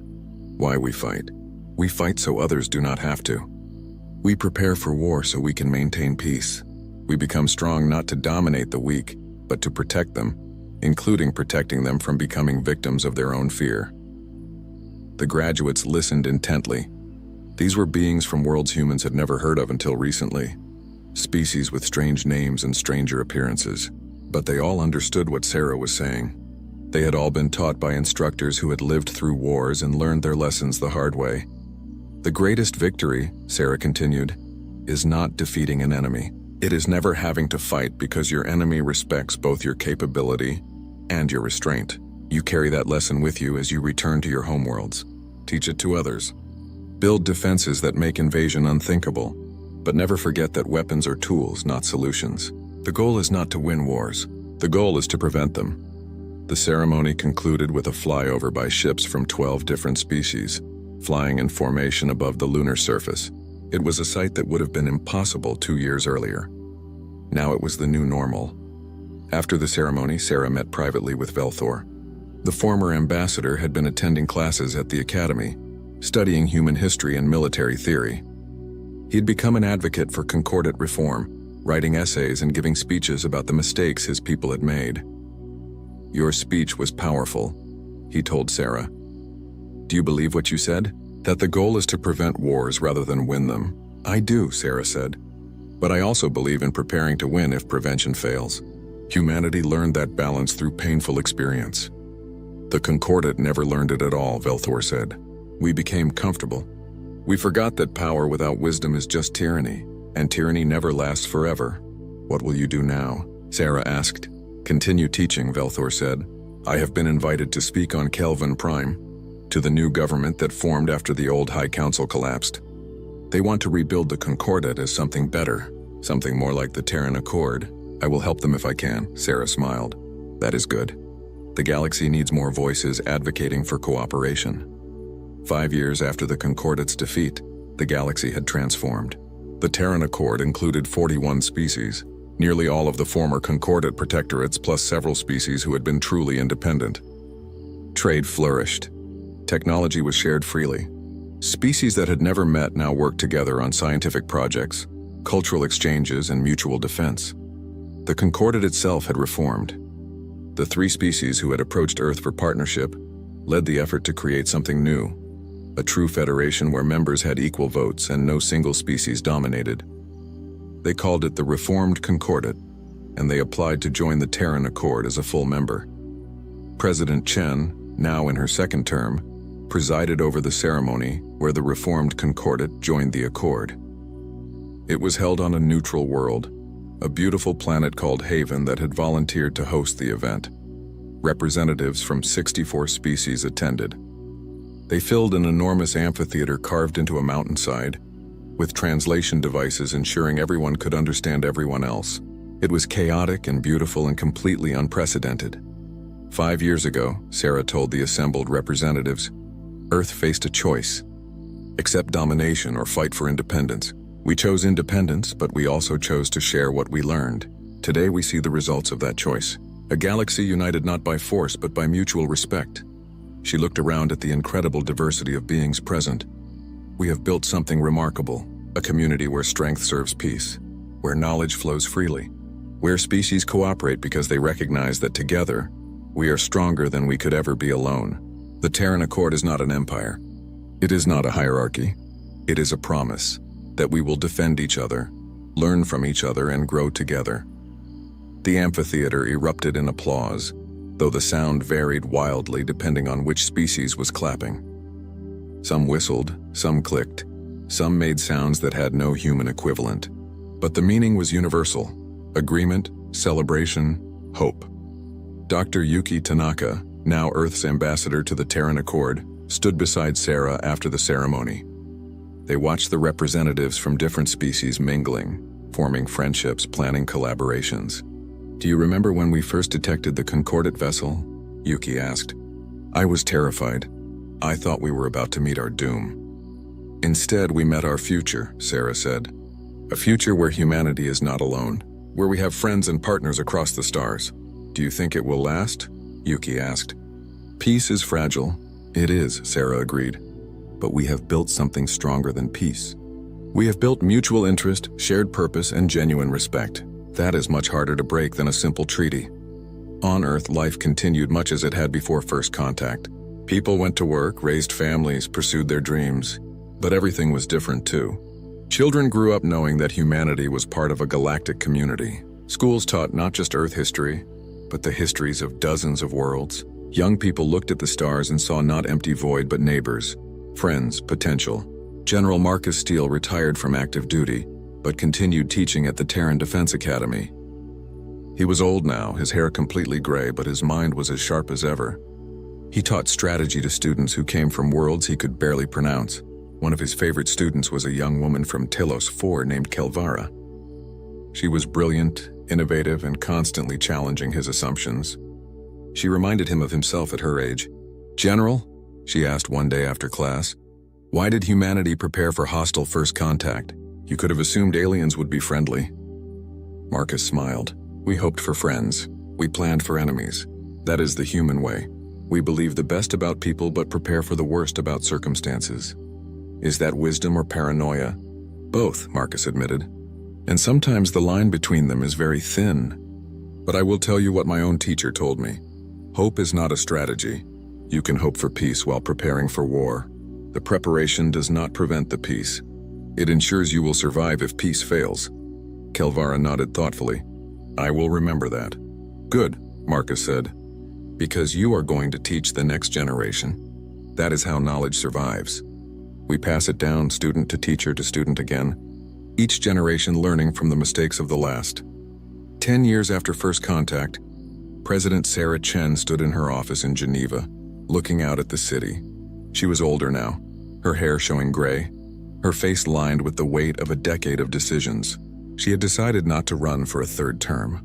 It was time for someone younger to lead. Her successor would inherit a galaxy very different from the one she had known. A galaxy where humanity was respected, where the Terran Accord kept peace not through domination but through mutual defense, where species worked together because they recognized the value of cooperation. Sarah thought back to that day when Ambassador Velthor had first arrived, offering protection Earth did not need from threats that did not exist. She thought about the moment when she had decided to laugh rather than capitulate, to stand firm rather than surrender. That decision had changed everything. A message came through on her secure terminal. It was from the Terran Defense Academy, another graduating class, the largest yet, representing 28 species. They wanted her to give the commencement address. Sarah smiled and accepted the invitation. She would tell them what she told every graduating class, that strength without wisdom is tyranny, that power without restraint is cruelty, and that the greatest victory is the one won without fighting. She would tell them about humanity's long, bloody history of warfare, and how that history had taught them to value peace. She would explain that preparing for war was not the same as wanting war, that deterrence was preferable to combat, that the best weapon was the one you never needed to use. Most importantly, she would remind them that they were not learning to be conquerors or enforcers. They were learning to be protectors of a new galactic order, one built on cooperation rather than domination, partnership rather than submission, freedom rather than control. The galaxy had changed. The Concordate's empire of fear had been replaced by the Terran Accord's alliance of choice. Species that had lived as subjects were now equals. Beings that had been told they were weak had learned they were strong. And at the center of it all was humanity, the species that had chuckled when offered protection and then taught the galaxy a better way. Sarah looked up at the stars, visible even in the afternoon sky through her office window. Somewhere out there on dozens of worlds, beings were living lives of freedom because Earth had stood firm. Students were learning to defend themselves.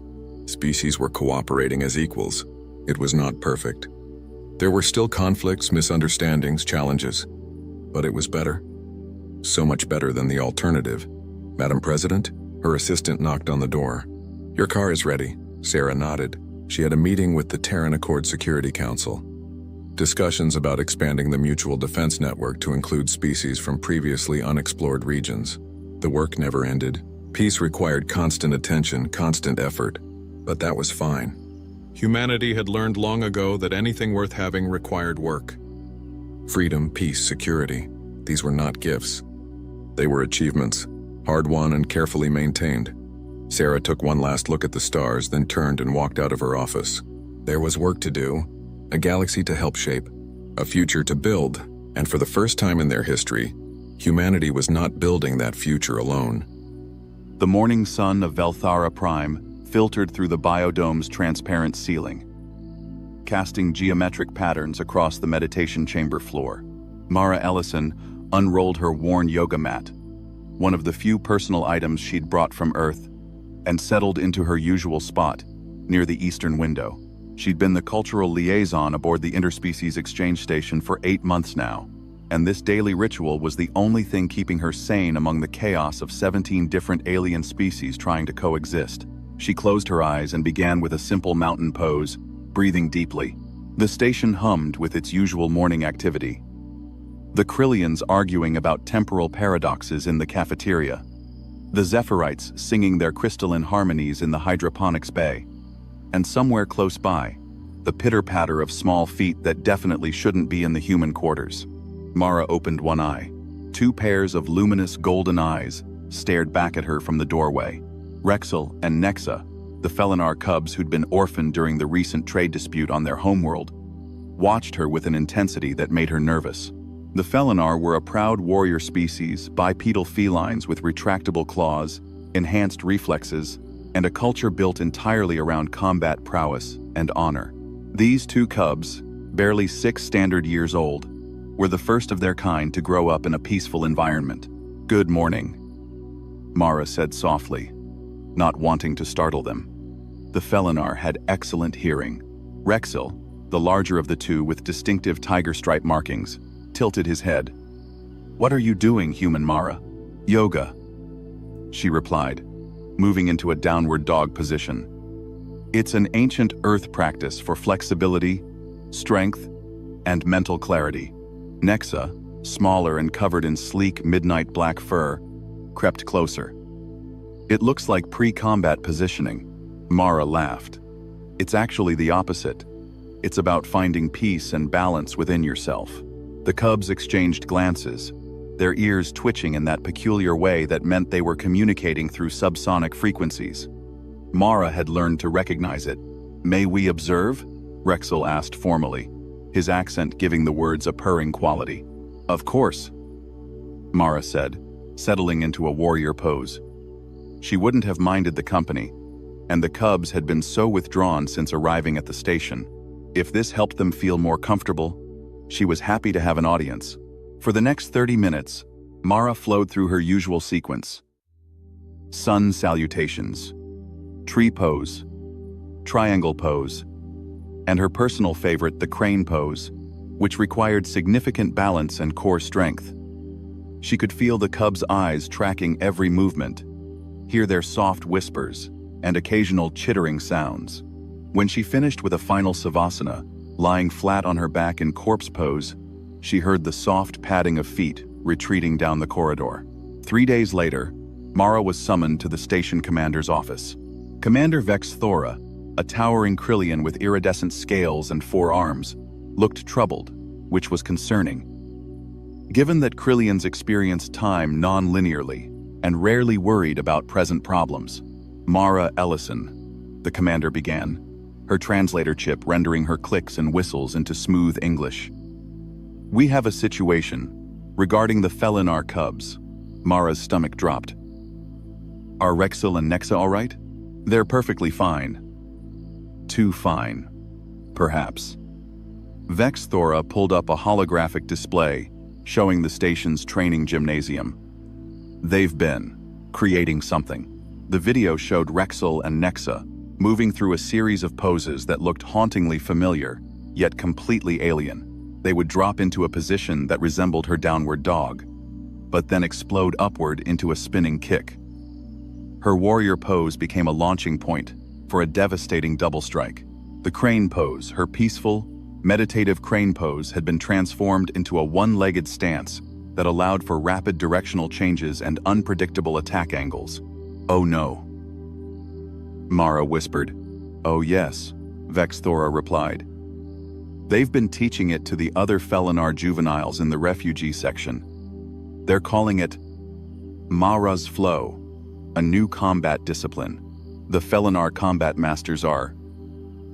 Intrigued, Mara watched in horror as the video showed a dozen Felinar cubs moving in synchronized patterns, their small bodies flowing through bastardized versions of her yoga poses with lethal efficiency. What she'd meant as stretches, they'd interpreted as combat stances. Her transitions between poses had become their combination attacks. Even her breathing techniques, which she'd explained were for calming the mind, had been incorporated as a method for conserving energy during extended combat. "I need to talk to them," Mara said. She found Rexel and Nexa in the gymnasium, drilling a group of younger cubs through what appeared to be a modified sun salutation sequence, except each movement was accompanied by strikes, blocks, and footwork that would make any martial artist proud. "Rexel, Nexa," Mara called out. The cubs immediately stopped, their ears flattening slightly, and what she'd learned was embarrassment. The other young Felinar scattered, but not before bowing respectfully in her direction, a gesture that made her deeply uncomfortable. "Human Mara," Rexel said, approaching with Nexa close behind. "Have we displeased you?" Mara took a breath, trying to find the right words. "I want to understand. Why did you turn yoga into a fighting style?" I explained it was about peace. Nexa's golden eyes met hers. "You did, and we listened. But you're human. And we are Felinar. Our people have been warriors for 10,000 generations. After the war destroyed our colony, after we lost our families, the elders here told us we must abandon our warrior ways to fit into this peaceful station. But then we watched you," Rexel continued, his tail swishing behind him. "You showed us that strength and peace aren't opposites. Your movements, they require discipline, control, balance. You breathe through discomfort. You find stillness in motion. These are warrior principles. Human Mara." "We don't want to fight anyone," Nexa added quickly. "But we need to remember who we are. Mara's Flow helps us feel connected to our heritage while honoring the peace you've taught us. Every pose has a peaceful name and a warrior application. Every breath can be meditation or battle preparation." Mara sat down on the gymnasium floor, and after a moment, both cubs joined her. "Show me," she said softly. For the next hour, Rexel and Nexa demonstrated what they'd created. They were right, it was beautiful. They'd taken her simple stretches and created something that honored both peace and strength, stillness and motion, human wisdom and Felinar heritage. The tree pose had become the rooted sentinel, a grounding stance that could shift instantly to offense or defense. The child's pose was the humble recovery, teaching young warriors to rest and reset without shame. Even Savasana had been transformed into the warrior's reflection, a cool-down period where practitioners meditated on their training and intentions. "This is incredible," Mara admitted. "You've created something entirely new. We learned it from you," Rexel said. "Humans adapt. Humans take what exists and make it serve their needs without destroying its essence. You're not warriors like us, but you survived your own violent history to reach the stars. We studied Earth's databases. Your species has hundreds of martial arts, each created by adapting to different circumstances. We're just doing what humans do," Nexa added with a fang-filled smile. "We're adapting." 6 months later, Mara found herself in an observation gallery, watching as adult Felinar warriors, including the cub's recovered parents, moved through Mara's flow formations. The practice had spread beyond the station, back to the Felinar homeworld, where it was being integrated into their military training as a meditation and recovery discipline. Injured warriors used it for rehabilitation. Diplomats practiced it before tense negotiations. Felinar athletes had adopted it for flexibility training. Commander Vex Thora stood beside her, all 4 arms crossed. "You've created an interesting legacy, human Mara. A peace practice became a warrior discipline, which became a peace practice again. Very circular. Very human." "I didn't create anything," Mara protested. "Rexel and Nexa did all of this. You gave them the foundation," the commander countered. "And perhaps that's the most human thing of all. Sharing something freely, with no expectation of how it might grow. Other species would have copyrighted it, weaponized it, or forbidden its modification. But you, humans, you plant seeds and see what blossoms." Down on the training floor, Rexel and Nexa led their class through the closing meditation. Small voices calling out the pose names in both Felinar and English. Warrior's reflection, peaceful stillness, grateful breath. Mara smiled. She'd come to the station to teach aliens about human culture. Instead, 2 orphaned cubs had taught her something more important. That meaning isn't fixed, that adaptation isn't corruption, and that sometimes the greatest gift you can give is something unfinished, something others can reshape into exactly what they need. "Mara's flow," she murmured, watching the cubs bow to their students. "I suppose that has a nice ring to it." "Indeed," Vex Thora said, "though I suspect in a few generations, they won't even remember it came from yoga. It will simply be Felinar tradition, one more thread in the tapestry of shared galactic culture." "Good," Mara said. "That's how it should be."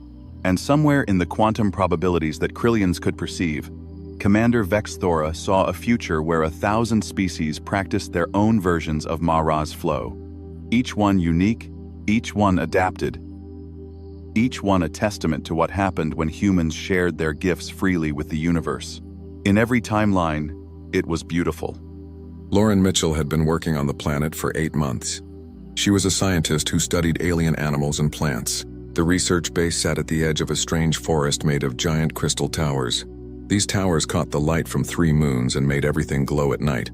Lauren was collecting rock samples near the edge of the safe zone when she heard a sound. It was a small, high cry that made her stop walking. The sound came again. It was the kind of noise that hurt animals make when they are scared and in pain. She knew the rules said she should go back to the base right away.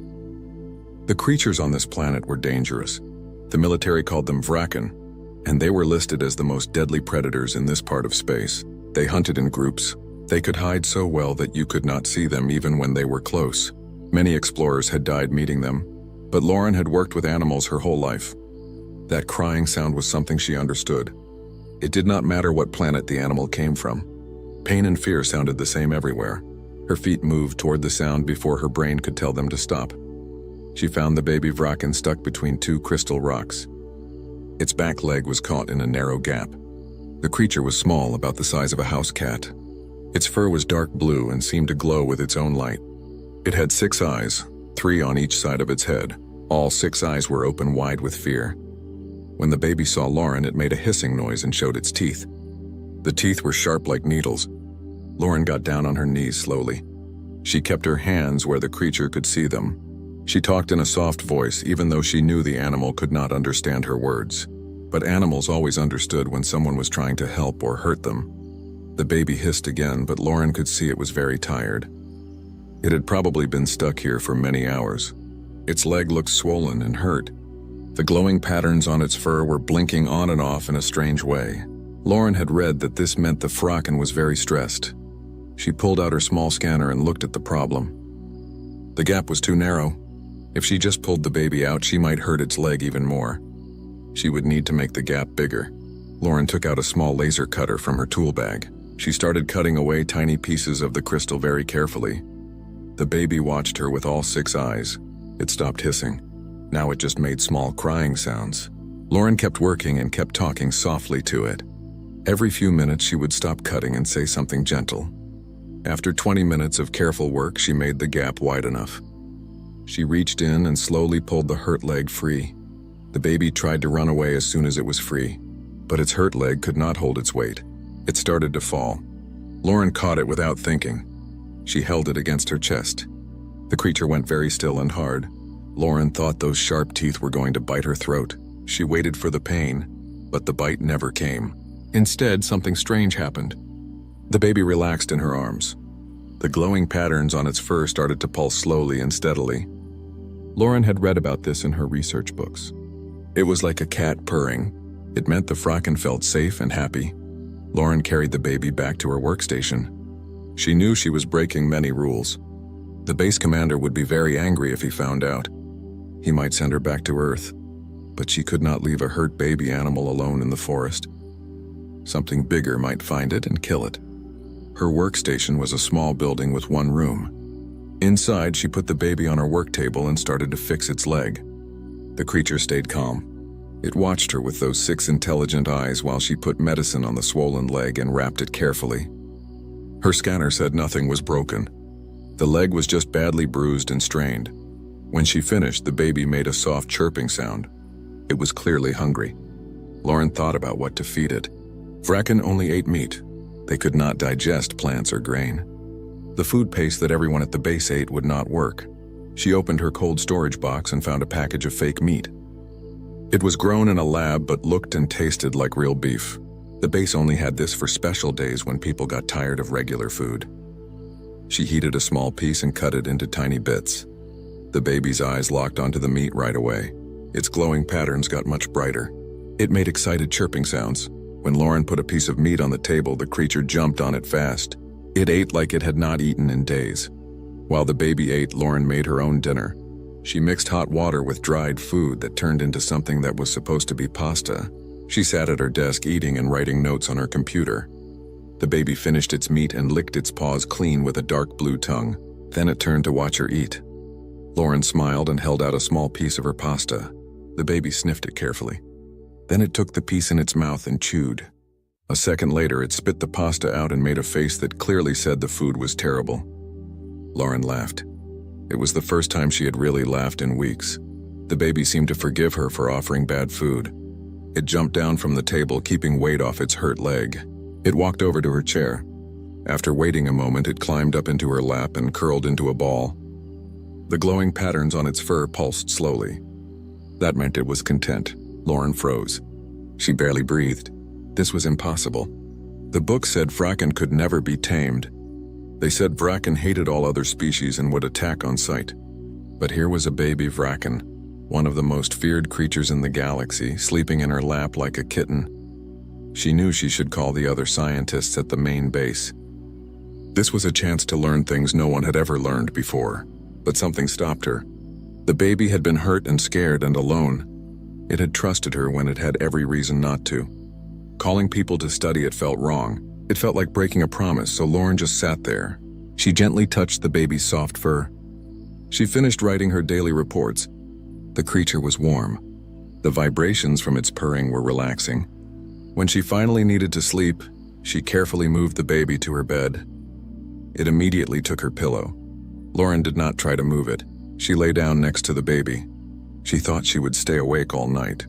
She was nervous about sleeping next to a predator, but the steady pulsing of the creature's glowing fur and the gentle vibrations of its purring made her relaxed. Within minutes, she fell into the deepest sleep she had experienced since coming to this planet. She did not know that by morning her life would change forever. Lauren woke up slowly. Something warm was breathing on her face. She opened her eyes and found herself looking at a huge Vraken. This was not the baby. This was a full-grown adult. It was twice her size. Its jaws could crush her skull like an egg. Its 6 eyes stared right into hers. Every part of her brain screamed at her to run, to fight, to do something. But Lauren knew that any fast movement would probably be the last thing she ever did, so she stayed very still. Her heart was beating so hard she thought it might break her ribs. The big Vraken looked at her for a long time. It seemed to be thinking. Then it opened its mouth. Lauren waited for those huge teeth to bite. Instead, the creature made a low, deep sound. It was not a growl. It was something else. It almost sounded like talking. The baby, still on her pillow, chirped back. The adult turned its head to look at the little one. Lauren saw the big Vraken's eyes move to the bandage on the baby's leg. When it looked back at Lauren, something in its face had changed. Very slowly, Lauren reached out her hand. She put it on the baby's head and petted its fur gently. The baby made that happy purring sound. Its glow patterns pulsed bright and steady. The adult watched this. It seemed surprised. Then the big Vraken did something that made Lauren's heart almost stop. It lowered its huge head. It pushed its head against her other hand. Lauren understood. This was the baby's parent. It was saying thank you. She slowly moved her hand to touch the adult's fur. It was rougher than the baby's fur, but just as warm. The creature's glow patterns started to pulse. They matched the rhythm of the baby's patterns. That deep rumbling sound came again. Lauren realized it was their version of purring. A noise outside made them both turn. Lauren looked through her window. In the early morning light, she could see more shapes moving. More Vraken, many more. The whole pack had come for their lost baby. Fear hit Lauren like a wave. She was alone in a small room with deadly predators outside. But the adult next to her did not act aggressive. It walked to the door and looked back at her. Lauren did not know why, but she followed it. She walked to the door. Her hands shook as she reached for the handle. She opened the door slowly. Outside, the 3 moons were setting. In their pale light stood 6 more adult Vraken. The pack. They all looked at her with their 6 eyes. Their heads tilted to one side. Lauren had started to learn that this meant they were curious, not angry. The baby limped out the door. It chirped excitedly. All the adults surrounded it right away. They checked it all over. Their glow patterns were flashing fast.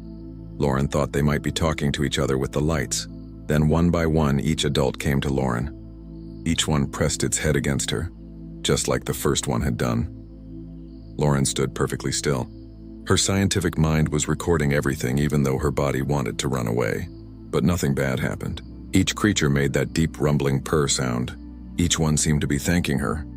When the last one finished, Lauren thought they would leave. She thought they would take their baby and go back to the forest. Instead, the pack settled down around her small building. They arranged themselves in a circle. The baby limped back to Lauren. It pressed against her leg and looked up at her with trust in all 6 eyes. Lauren stood there, surrounded by the most dangerous predators in the galaxy. She realized something important had just happened. She had not just saved a baby animal. She had been accepted. They saw her as one of them now. The next few weeks were strange and wonderful. The Vraken pack did not leave. They made Lauren's area their home. She found herself living among them. She gave the baby a name. She called it Nova because its glow patterns flared like a star when it was happy. Nova got better quickly. Within days, it was running and jumping everywhere, but it always came back to Lauren. Every evening, it would return to sleep in her room. It still took her pillow every single night. The adult Vraken kept their distance at first, but were always nearby. Lauren started to tell them apart. The biggest one seemed to be the leader. She named him Titanium because he was so strong and solid. There was a smaller, faster one she called Swift. This one often brought Lauren gifts, pretty crystal rocks that caught the light. Another Vraken watched Lauren with special interest. This one seemed to study everything Lauren did. She tilted her head whenever Lauren spoke. Lauren named her Sage because she seemed wise. Sage reminded Lauren of a scientist, always observing and learning. Lauren wrote down everything she saw. She filled her computer files with notes about the Vraken. They were not mindless beasts like everyone thought. They were smart. They were social. They solved problems. Their glow patterns were not just for hiding. They were for talking. The patterns showed feelings and ideas. Even more surprising, the Vraken were teaching Lauren. When she worked too long without eating, Titanium would bring her food. It was always fresh meat from their hunts. When she walked too far into dangerous areas, Swift would appear and lead her back to safety. When she felt stressed about her work, Sage would sit next to her. The calm, steady pulse of Sage's glow patterns always made Lauren feel better. 3 weeks after the pack arrived, Lauren made a big discovery. She had been studying the glow patterns, trying to understand what they meant. She thought she had found the pattern for danger. She built a small machine that could make light patterns. She wanted to test if she was right. Nova watched closely as Lauren worked. When Lauren turned on her machine, it flashed the lights she thought meant danger. Every adult Vraken nearby suddenly stood up. Their own patterns started flashing in response. They were reacting to her signal, but then Sage came over to the machine. She looked at it carefully. Then Sage's own glow patterns began to flash in a slow, clear sequence. Lauren recorded it quickly. She spent hours studying what Sage had shown her. Finally, she understood. Sage had not been fixing her danger signal. Sage had been teaching her a new pattern. This pattern did not mean danger. It meant question. Sage was asking Lauren what she was trying to do. Sage was trying to talk to her. Lauren's hands shook with excitement. She changed her machine to make new patterns. She created what she hoped meant understanding. Sage answered with a pattern Lauren had seen before but never decoded. It meant approval. It meant yes. Over the next days, Lauren and Sage had lessons. The Vraken taught Lauren their light patterns. Lauren taught Sage human words. It was slow work. It was hard work. But both of them learned quickly. They both wanted to understand each other. The other Vraken watched these lessons with interest. Soon all of them joined in their own way. Titanium would show Lauren how they hunted. Then he would wait while Lauren wrote notes about it. Swift brought Lauren samples from faraway parts of the forest. It was like Swift understood that Lauren needed these things for her research. But Nova made the biggest breakthrough. One evening, Lauren was sitting and writing her notes like always. Nova climbed into her lap as usual. But this time, instead of just curling up to sleep, Nova looked up at her. The young Vraken made a pattern with its glow that Lauren had never seen before. Lauren checked her translation machine. Her heart started beating fast. This was a new pattern. Nova had not used any of the common signals they had been learning. The baby had created something new. It combined pieces of several different patterns. Lauren studied the pattern for a long time. Then she understood what it meant. It meant pack bond human. Nova was not just showing love. The baby was saying that Lauren was family. Lauren was part of the pack now. She belonged with them, and they belonged with her. The situation stayed hidden from the main base for almost a month. Lauren's workstation was far from the central compound. She only had to check in by radio once a day. As long as she sent her regular reports, no one came to visit her. But secrets like this could not stay hidden forever. A supply ship came to drop off equipment at different research stations around the planet. When the pilot flew over Lauren's area, he saw something that made him panic. A whole pack of Vraken surrounded one of their buildings. He immediately called the main base with an emergency alert. Commander Gregory Hammond led the rescue team himself. He brought 6 armed security guards. They flew to Lauren's station expecting the worst. They thought they would find her body. Or maybe they would find nothing at all. Vraken usually did not leave evidence behind. What Hammond found instead made him stop and stare. Lauren was sitting outside her building in the morning sun. She was surrounded by Vraken. Nova was asleep in her lap. Sage sat next to her, head tilted, listening as Lauren explained something about their communication system. The other adults lay nearby in relaxed positions. The security team did not know what to do. They raised their weapons. They aimed at the Vraken, but they did not shoot. They were too confused by what they were seeing. Hammond stared with his mouth open. This was impossible. Humans did not sit peacefully with Vraken. Vraken killed humans. Everyone knew that. Hammond finally found his voice. He ordered Lauren to come back to the main base right away. His voice was sharp and commanding. Lauren looked up at him calmly. She said no. She explained that leaving now would hurt the Vraken. They would think she was rejecting them. That could undo all the trust they had built.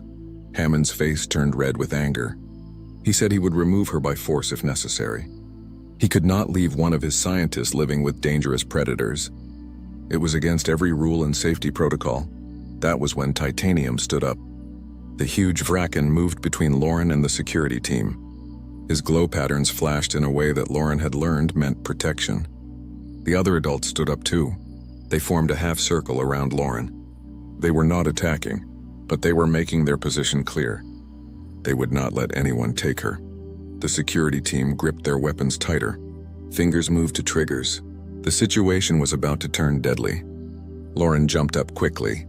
She put herself between the two groups. Nova fell out of her lap but quickly recovered and stood beside her, chirping with alarm. Lauren pulled out her translation device. She made it flash a pattern that meant peace and safety. The Vraken responded immediately. Their aggressive patterns changed to calm ones. They did not move away from Lauren, but they stopped looking like they were about to attack. Hammond watched this happen. His expression changed from anger to shock to something like wonder. He asked Lauren what she had just done. How had she made them calm down? How was she talking to them? Lauren took a deep breath and started to explain. For the next hour, Lauren showed Hammond everything she had learned. She demonstrated the communication system. She showed him her research notes.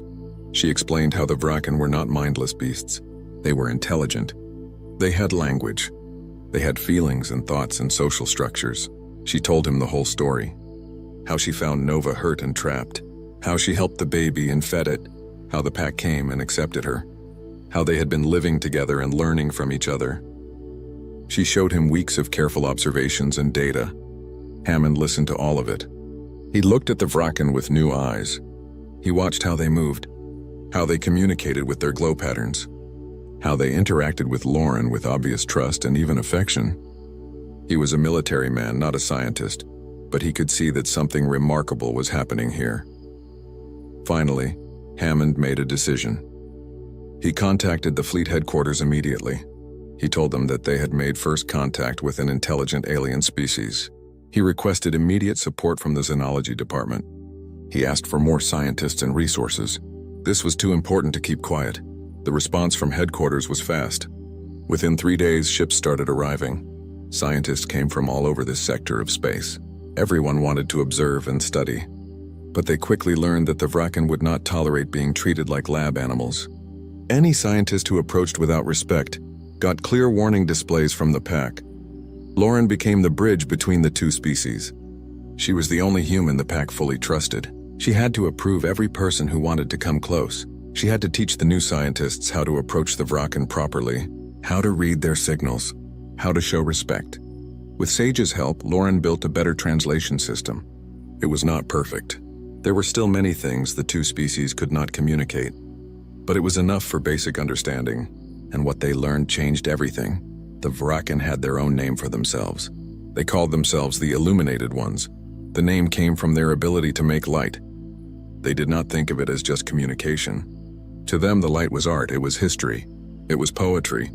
Their glow patterns could tell stories that had been passed down for hundreds of generations. They had culture. They had traditions. In the crystal forests, they created temporary light sculptures that were more beautiful than anything humans had made. These sculptures told stories of their history. Stories of great hunts, stories of lost loved ones, stories of joy and sorrow and hope. The scientists realized they had made a terrible mistake. For years, humans and other spacefaring species had treated the Vraken as animals. They had shot at them. They had driven them from their lands. They had never tried to communicate. They had never shown any kindness or respect. Of course, the Vraken had fought back. Of course, they had been hostile. Every encounter with other species had started with aggression. Ships entering their space without permission. Colonies built on their hunting grounds. Hunters coming for trophy kills. The Vraken had only been defending themselves and their families. Lauren had done something simple but profound. She had helped a baby in pain. She had shared food with no expectation of reward. She had treated the Vraken as beings worthy of kindness and respect. And they had responded with trust and acceptance. They had claimed her as family because she had shown them the most basic form of decency. The news spread through the galaxy. The military classification of the Vraken changed immediately. They were no longer listed as dangerous animals. They were recognized as a sentient civilization. All the territories marked for human colonization were redesignated as protected cultural zones. Trade talks began. The Vraken had much to offer. Their crystal forests produced unique formations that had applications in technology. They knew about medicinal plants that could cure diseases humans had been fighting for decades. In exchange, they wanted technology and knowledge. They wanted to learn about the galaxy beyond their world. 6 months after Lauren found Nova in the crystal rocks, the first official embassy opened. It was built at the edge of the forest where Lauren had her workstation. The building was designed by both humans and Vraken working together. It had spaces for both species. It had translation systems built into the walls. No one was surprised when Lauren was named as the first human ambassador to the Illuminated Ones. She knew their language better than anyone. She understood their culture. Most importantly, she had their trust. And trust, everyone was learning, was the foundation of everything. But despite her new official position, Lauren never left her pack. She continued to live among them. She learned their ways as they learned hers. Nova grew bigger and stronger, but the bond they formed that first night never weakened. The young Vraken would still curl up next to Lauren every evening, glow patterns pulsing with contentment. And every night, surrounded by her pack under 3 moons, Lauren thought about that moment when she heard a small cry of pain and chose to help instead of walk away. That one choice had changed her life. It had changed the future of 2 species. It had proven that sometimes, the bravest thing you can do is show kindness to someone who is afraid. The embassy became a place of constant activity and discovery. Every day brought new understanding between humans and the Illuminated Ones. But the most important work was not happening in meetings or laboratories. It was happening in the daily lives of those who chose to build bridges between the 2 species. Lauren watched as more humans followed her example. A young engineer named Kate befriended a different pack that lived near the Southern Research Station. Kate had been repairing a water collector when she noticed a young Vraken watching her work. Instead of chasing it away, she showed the curious creature what she was doing. Soon the whole pack was helping her identify underground water sources using their superior senses. A medical doctor named Paul started treating injured Vraken who came to the embassy. At first, he only saw wounds from accidents or fights with other predators. But as trust grew, Vraken began bringing their sick and elderly to him. Paul learned their biology. He developed medicines that worked for their unique chemistry. The Vraken, in turn, showed him plants from the forest that had powerful healing properties humans had never discovered. The success stories spread. Within a year, small communities of humans were living alongside Vraken packs across the planet. Each community developed its own unique relationship. Some focused on agriculture, learning which crops grew best with Vraken help. Others studied the crystal forest together, discovering that the formations were actually living organisms that the Vraken had been protecting for generations. But not everything was smooth. There were misunderstandings. There were accidents. Once a young human child got too close to a Vraken nest during breeding season. The protective parents nearly attacked before Lauren arrived and calmed everyone down. After that, both species worked together to create clear guidelines about boundaries and sensitive times. There was also resistance from some humans who could not accept the Vraken as equals. A group of colonists from a nearby system arrived wanting to settle land that belonged to a Vraken territory. They refused to accept the new classifications. They said the land was wasted on animals. They tried to build there anyway. The local Vraken pack responded with clear warnings. They created intimidating light displays. They surrounded the construction equipment, but they did not attack. They had learned from Lauren and others that humans could be reasoned with. They waited for the proper authorities to intervene. Hammond, now promoted to regional commander, arrived with security forces. He ordered the colonists to leave immediately. When they protested, he showed them recordings of Vraken art and culture. He showed them evidence of complex mathematics in their architecture. He made it clear that anyone who violated Vraken territory would face serious criminal charges. The colonists left, angry but compliant. The incident became famous throughout human space. It sent a clear message. The days of treating inhabited worlds as empty territory were over. Sentient beings had rights, regardless of how different they seemed from humans. Meanwhile, the cultural exchange deepened. Vraken artists began creating light sculptures specifically for human audiences. They learned what humans found beautiful and incorporated those elements. Human artists tried to learn the Vraken style, though they had to use technology rather than their own bodies to create the light patterns. The first joint art exhibition was held at the embassy. Humans came from across the sector to see it. They watched in wonder as Vraken created flowing patterns of light that told stories older than human space travel. They saw sculptures that captured emotions so perfectly that many viewers cried. The exhibition proved that beauty and meaning could transcend species barriers. Nova grew into a strong adult during this time. The young Vraken that Lauren had saved was now almost as big as Titanium. But despite the size and strength, Nova remained gentle with Lauren. Every evening, without fail, Nova would find Lauren and settle beside her. The bond they shared was famous now. Children across human space learned about the scientist and the Vraken cub in their schools. Lauren's original pack became something like ambassadors themselves. They were patient with new humans who came to learn. They demonstrated their culture willingly. Sage, in particular, seemed to enjoy teaching. The wise Vraken spent hours helping human linguists understand the nuances of lightspeak. She corrected their attempts with patience that surprised everyone. Titanium took on a different role. He worked with human security forces to establish protocols for safety. He showed them how to read Vraken body language. He taught them the difference between a warning display and an actual threat. He helped create a system where both species could feel safe around each other. Swift became a guide for human explorers. The fast Vraken knew the crystal forests better than anyone. She led scientific expeditions to discover new species of plants and understand the ecosystem. She showed humans secret places of great beauty, waterfalls that glowed with bioluminescent algae, caves filled with singing crystals that resonated with specific frequencies. The relationship between species evolved in ways no one had predicted. Vraken began visiting human settlements out of curiosity. They wanted to see human technology. They wanted to taste human food, though most of it disagreed with their digestion. They wanted to understand how humans lived when they were not in the forest. Humans, in turn, were invited to join Vraken hunts, not to kill but to observe and participate in the strategy. They learned that Vraken hunts were not mindless violence. They were carefully planned operations that showed respect for the prey. The Vraken took only what they needed. They used every part of what they killed. They thanked the spirits of the animals they hunted. Religious and philosophical discussions began. The Vraken had their own beliefs about the universe and their place in it. They believed that all light came from the same source, that every being that could create or appreciate beauty was connected. Human philosophers found parallels with their own traditions. They discovered that questions about meaning and purpose were universal. Children of both species began playing together. Young Vraken would chase human children in games of tag. Human children would try to mimic the light patterns, using flashlights and colored filters. The games were clumsy at first, with many misunderstandings. But children were more flexible than adults. They adapted quickly to each other's ways. Scientists began studying the long-term effects of this cooperation. They documented improved mental health among humans who lived near Vraken packs.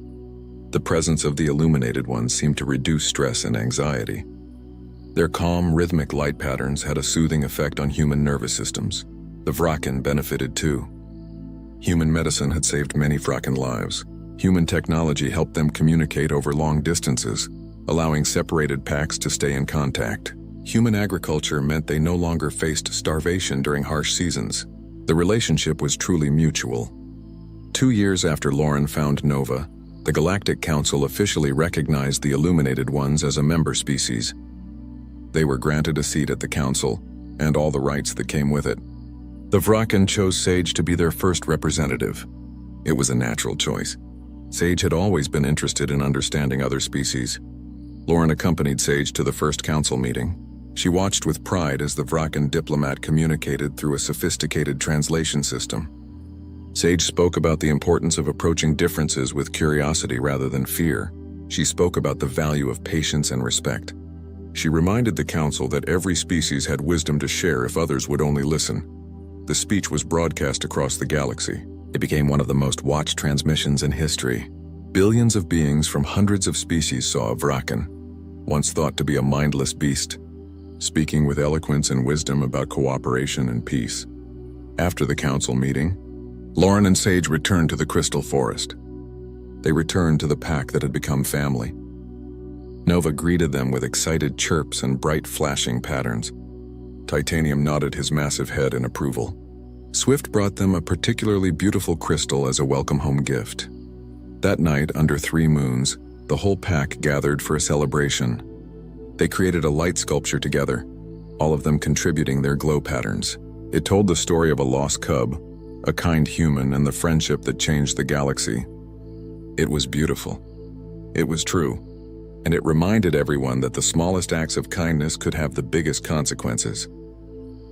5 years passed since the day Lauren found Nova trapped in the crystal rocks. The planet had transformed from a lonely research outpost into a thriving center of interspecies cooperation. More humans arrived each month, not as colonists claiming empty land, but as students wanting to learn from the illuminated ones. Universities from across human space established branches here. They taught courses in Vracan culture, language, and philosophy. Young humans studied alongside young Vracan, learning from each other. The first generation of truly bilingual individuals was growing up, equally comfortable with human speech and light patterns. Lauren's work had evolved beyond anyone's expectations. She was no longer just an ambassador. She had become the director of the Institute for Interspecies Understanding. Her research papers were required reading for anyone studying first contact protocols. Her methods, which she always insisted were just basic kindness and respect, had been adopted across the galaxy. The phenomenon became known officially as the Mitchell Approach. But Lauren hated that name. She always told people it was not about her. It was about recognizing that intelligence and consciousness came in many forms. It was about putting aside fear and prejudice to see the individual behind the differences. The success with the Vracan inspired similar efforts elsewhere. On distant worlds, humans and other species began approaching previously hostile aliens with patience and respect instead of weapons. Not every attempt succeeded. Some species truly were incompatible with others due to biology or fundamental differences in thinking. But many former enemies became friends once communication was established. Nova had fully matured into a magnificent adult Vracan. She was large and powerful, with glow patterns that were unusually bright and complex. Other Vracan often came to watch her create light sculptures. She had a talent for art that was rare even among her kind. But despite her fame and status, Nova never strayed far from Lauren. The bond between them had become legendary. Students traveled from across the galaxy just to observe them together. Scientists studied their relationship, trying to understand the deep connection that had formed. But what they found was simple. It was love. Not romantic love, but the deep familial love between individuals who had saved each other in fundamental ways. Lauren's original pack had grown over the years. Titanium had taken a mate and they had their own cubs now. Swift had become the fastest hunter on the planet, legendary even among other Vracan packs. Sage had retired from her position at the Galactic Council, but continued teaching at the Institute. All of them still gathered with Lauren regularly, maintaining the pack bonds that had formed that first morning. On the 5th anniversary of First Contact, a grand celebration was planned. Representatives from every major species in the galaxy were invited. The Galactic Council had declared it Interspecies Harmony Day. The main event would be held in the Crystal Forest, at the exact spot where Lauren had found Nova. Thousands attended. Humans, Vracan, and dozens of other species gathered in the forest. Translation devices allowed everyone to communicate. Food from 100 worlds was shared. Music and light sculptures filled the air. It was chaotic and beautiful and unlike anything that had happened before in galactic history. Lauren was asked to give a speech. She stood on a natural stage formed by crystal formations, looking out at the diverse crowd. Nova stood beside her, as always. Lauren spoke simply the way she always did. She told the story one more time. How she heard a cry for help. How she chose to respond with kindness. How that simple choice had changed everything. She talked about the moment the pack accepted her. How she realized that family was not about biology or species. It was about who you chose to protect, to care for, to stand beside. She spoke about Nova growing up and the joy of watching someone you helped become strong and confident and happy. Then she said something that would be quoted for generations. She said that every person had the power to change the galaxy, not through grand gestures or heroic actions, though those had their place, but through small, everyday choices to be kind rather than cruel, to be curious rather than fearful, to see the person rather than the difference. When she finished, Nova created a light sculpture. It was the most complex and beautiful pattern the young Vraken had ever made. It showed the story from her perspective, the pain of being trapped, the fear when a strange creature approached, the moment when fear turned to trust, the growing love and security of being part of a pack that included this odd, gentle human. The sculpture brought many to tears. It was so honest and emotional that even species who normally did not cry found themselves affected. It reminded everyone that beneath all the physical differences, sentient beings shared the same basic needs: safety, family, love, purpose, understanding. After the ceremony, Lauren walked through the forest with her pack. They moved away from the crowds to a quiet place they had claimed as their own years ago. A small clearing where the crystal formations created a natural shelter. This was where they came when they needed peace. They settled into their usual positions. Nova curled against Lauren's side. Sage lay nearby, her glow patterns pulsing with contentment. Titanium took his protective position at the edge of the clearing. Swift brought fresh water from a nearby stream. The cubs, curious and playful, tumbled around them all. Lauren looked around at her family. They were so different from her in almost every way. Different bodies, different languages, different instincts and needs. But none of that mattered. They were pack. They were family. They belonged together. She thought about all the changes that had happened. The embassy, the institute, the students and scientists, the trade agreements and cultural exchanges, the seats at the Galactic Council. All of it had started with one moment, one choice, one act of simple kindness toward a creature in pain. Lauren often wondered what would have happened if she had followed protocol that day. If she had walked away from the crying sound. If she had left Nova trapped and alone. The Vraken would still be classified as monsters. Humans would still be settling on their lands. The two species would still be enemies. All that potential for friendship and cooperation would have been lost. But she had not walked away. She had stopped. She had listened. She had helped. And because of that, everything was different. Not perfect, because nothing ever was. There were still problems to solve, misunderstandings to clear up, prejudices to overcome. But there was also hope. There was friendship. There was proof that different species could not just coexist but truly thrive together. Nova shifted against her side, making that soft, purring sound that Lauren had first heard 5 years ago. Lauren stroked the Vraken's fur, feeling the warmth and the gentle vibrations. She thought about the scared, hurt baby she had found, and she looked at the strong, talented, beloved adult that baby had become. This was the real reward for everything she had done. Not the fame or the awards or the institute named after her. It was this. These quiet moments with her pack. The absolute trust and love they shared. The knowledge that she had been accepted by beings who owed her nothing but gave her everything. As the 3 moons rose over the crystal forest, the pack settled in for the night. Their glow patterns synchronized, pulsing in harmony. It was a sight Lauren never tired of. A visual representation of their connection. A family of different species, different origins, different natures, all linked by choice and love.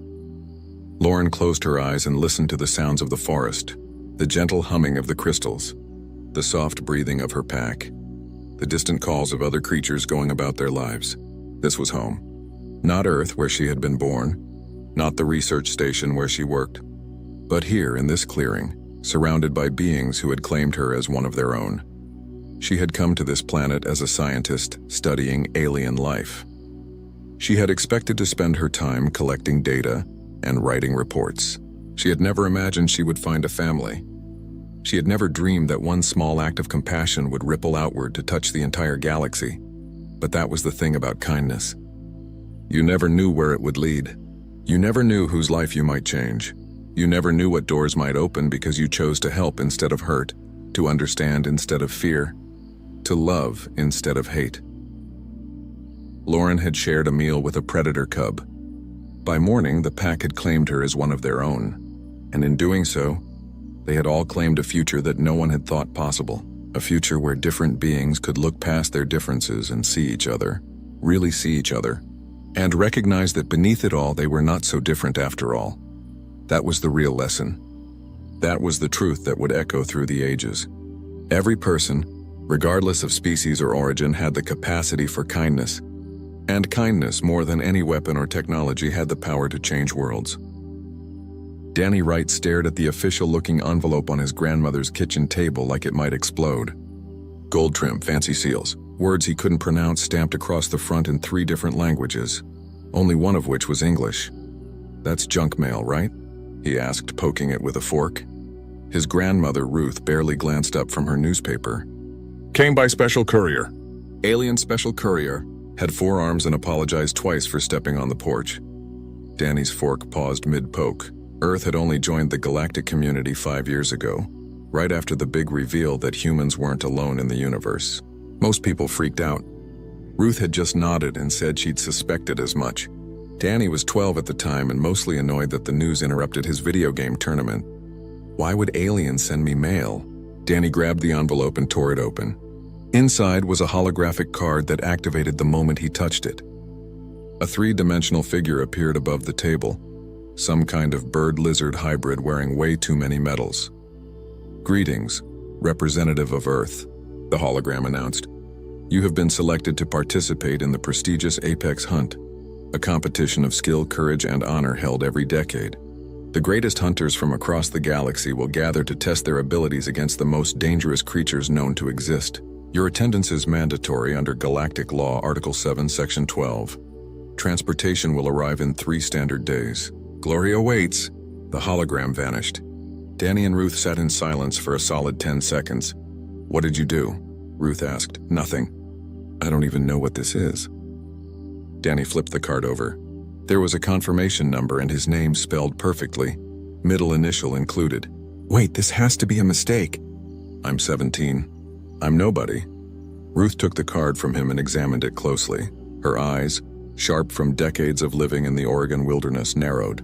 "This is legitimate. See that seal? That's the Confederation mark. Can't be forged. But I didn't sign up for anything." "Did you fill out any forms recently?" "Online surveys. Contests?" Danny thought back. Last week he'd clicked on something that promised a cash prize for gamers. It had asked for his name and address. "Oh no. Oh yes." Ruth set the card down carefully. "Well, you're going to space. Grandma, I can't go to space. I have school. I have plans to do absolutely nothing this summer." The message said mandatory. That means you don't have a choice. Ruth stood and walked to the cupboard, pulling out her old military trunk. "If you're going to compete with alien hunters, you'll need proper preparation." "I'm not a hunter." Ruth turned and gave him a look that could freeze lava. "Boy, I've been teaching you to track deer since you were 6 years old. You can find a rabbit in a snowstorm and tell me what it ate for breakfast 3 days ago. You notice things people with fancy degrees miss. Don't sell yourself short." Danny wanted to argue, but she had a point. Growing up on Ruth's homestead meant learning to survive. She was a retired Marine who believed modern kids were too soft. While his classmates played organized sports, Danny learned to purify water, build shelters, and track animals through any terrain. He could start a fire with damp wood and identify edible plants in the dark. He just never thought those skills mattered. They were just things Grandma made him do. Over the next 3 days, news spread fast. Apparently, the Galactic Confederation had sent Earth an official invitation to participate in some big competition, and the government had tried to organize a committee to select the perfect representative. Decorated soldiers, expert survivalists, famous hunters all volunteered. Then someone discovered that the invitation had been processed incorrectly. Due to a clerical error involving a misfiled jury duty summons and an online contest registration, the invitation had been legally accepted by Daniel Wright, age 17, of Portland. Oregon Galactic Law was apparently very strict about registered participants. Once someone accepted, no substitutions were allowed. The government tried to negotiate. The aliens said no. Rules were rules. Danny watched the news coverage from his grandmother's couch, eating cereal and wondering if this was all a fever dream. "They're saying you'll embarrass Earth," Ruth commented, reading from her tablet. "Politicians are calling it a disaster. The military wants to give you a crash course in combat." "Great. Fantastic. Love that for me. They don't understand. Ruth set down the tablet and looked at Danny seriously. Those fancy hunters with their fancy equipment are going to overthink everything. They'll rely on technology and weapons, but hunting isn't about having the best gear. It's about understanding behavior, patience, reading signs, becoming part of the environment. You really think I can do this? I think you're the only one who sees the world the way hunters need to see it. Everyone else forgot how. She reached into the trunk and pulled out an old knife in a worn leather sheath. This was your grandfather's Marine issue. Take it. Danny took the knife carefully. It felt solid and real in a way that made the whole situation suddenly concrete. He was actually going to space. He was actually going to compete against alien hunters. The transport ship arrived exactly when promised. It landed in the field behind Ruth's house, a sleek silver craft that hummed with power. A ramp extended. Ruth handed Danny a backpack she'd prepared, filled with basic supplies and a few tools.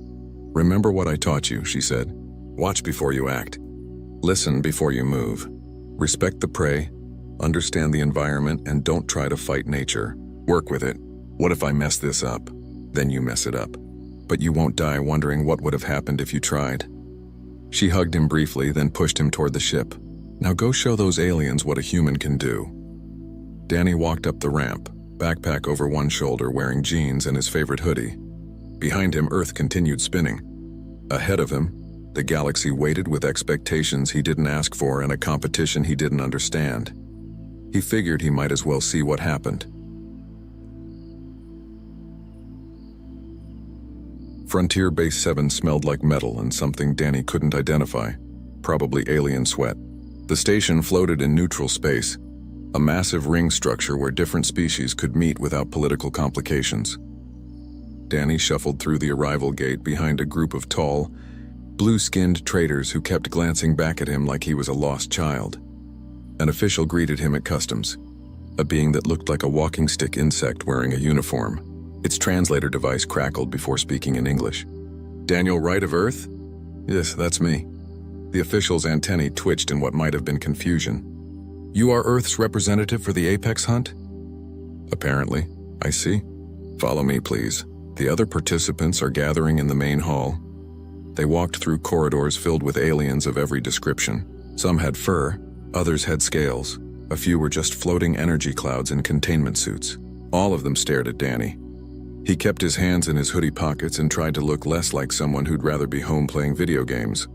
The main hall was enormous, with viewing screens covering the walls and a central platform where holographic displays showed various terrifying creatures. Danny counted about 30 beings scattered around the room, all of them looking significantly more prepared than he felt. Near the front stood two identical reptilian aliens, easily 8 feet tall with silver scales and armor that probably cost more than Danny's house. They noticed him immediately and started laughing, a hissing sound that made several other species turn to look. "Is that the human?" one of them said loudly.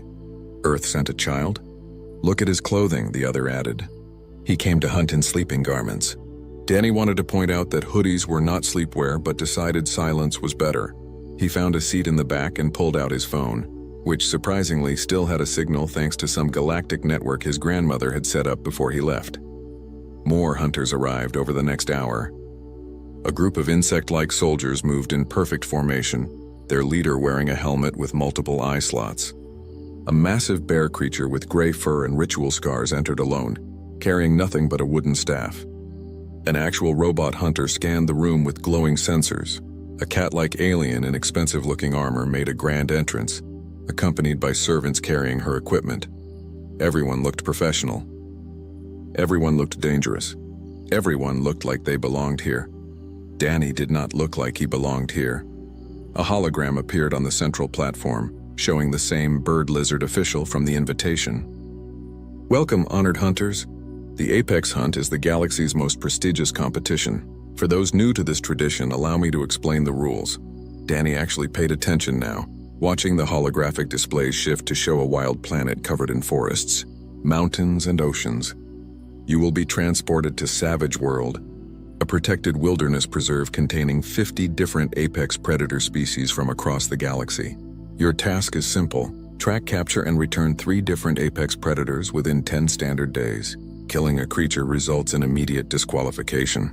Each participant will receive a basic survival pack, an emergency beacon, and a recording drone to verify captures. The display showed various monsters, things with too many teeth, things with armor plates, things that looked like they could eat a tank. The winner receives resource rights for their homeworld, advanced technology access, and eternal glory. May your hunts be successful. The hologram vanished. Immediately, the other hunters began talking amongst themselves, discussing strategies and comparing equipment. The two reptilian aliens approached a supply officer, requesting additional plasma nets and energy shields. Danny raised his hand. Everyone stopped and stared at him. "Yeah, quick question," Danny said. "Do we get to study the animals first? Like their behavior patterns or habitats or whatever?" The insect leader's translator responded. "All necessary data is available in the station database, though I doubt a human child can comprehend advanced ecology." "Cool. Thanks." Danny stood and headed toward the database terminals, ignoring the laughter that followed him. He spent the next 6 hours at a terminal, reading everything available about Savage World's ecosystem. Other hunters came and went, most spending maybe 20 minutes reviewing technical data before leaving to prepare equipment or rest. Danny stayed, taking notes on his phone about weather patterns, terrain types, water sources, and especially how different predator species interacted with each other. An older alien eventually sat down next to him. This one looked humanoid, but with weathered gray skin and scars across his face. He wore simple clothing and carried a beaten backpack. "You're the Earth Kid," the alien said in surprisingly good English. "Word travels fast. Name's Briggs. I run the equipment depot here. Been watching these hunts for 30 years. He glanced at Danny's screen. "You're actually studying the ecosystem." Seemed important. Most hunters focus on individual targets. They look at what they want to catch and ignore everything else. Briggs leaned back. "You know what separates good hunters from dead ones?" "What?" "Good hunters understand that everything is connected. The prey, the predators, the plants, the weather, all of it. You can't hunt in a vacuum." He stood up, patting Danny's shoulder. "Keep doing what you're doing, kid. You might surprise people." After Briggs left, Danny continued reading until his eyes hurt. He learned that shadow panthers hunted near river systems. Titan serpents avoided volcanic regions. Razorback boars migrated based on fruit tree cycles. The information built a picture in his mind. Not of individual monsters, but of a living, breathing world with patterns and logic. By the time officials announced that transport would begin in the morning, Danny had filled 30 pages of notes. Other hunters were showing off their gear, testing weapons, making alliance proposals. Danny went to his assigned quarters, a small room with a basic bed, and reviewed his notes one more time. He thought about what his grandmother had taught him. Don't fight nature, work with it. Understand the patterns, be patient. Tomorrow he'd be dropped alone into an alien wilderness to hunt creatures that could kill him in seconds. Danny set his phone. The transport pod shook as it entered Savage World's atmosphere. Danny gripped his seat and watched through the viewport as alien jungle rushed up to meet him. The pod's computer announced landing coordinates in a language he didn't understand, then switched to English. Participant Daniel Wright, you will be deployed in Sector 7, a temperate forest region. Your survival pack includes water purification tablets, basic medical supplies, emergency beacon, and recording drone. Good luck. The pod hit the ground with a thud that rattled Danny's teeth. The door hissed open, releasing him into humidity that immediately made his hoodie stick to his back. He grabbed his backpack and grandmother's knife, then stepped out into an alien world. Trees surrounded him, but not like Earth trees. These had purple bark and leaves that shifted colors when the wind blew. Strange bird calls echoed from every direction. Something rustled in the undergrowth and Danny froze instinctively, his training kicking in before his brain caught up. The recording drone bobbed out of the pod after him, a floating sphere about the size of a basketball. It blinked a small light indicating it was active and recording. Somewhere the galaxy was watching. Danny took a breath and forced himself to relax. This was just camping. Weird alien camping, but still just camping. He spent the first hour doing absolutely nothing except sitting against a tree and observing. Other hunters were probably racing off to track their first target. Danny knew better.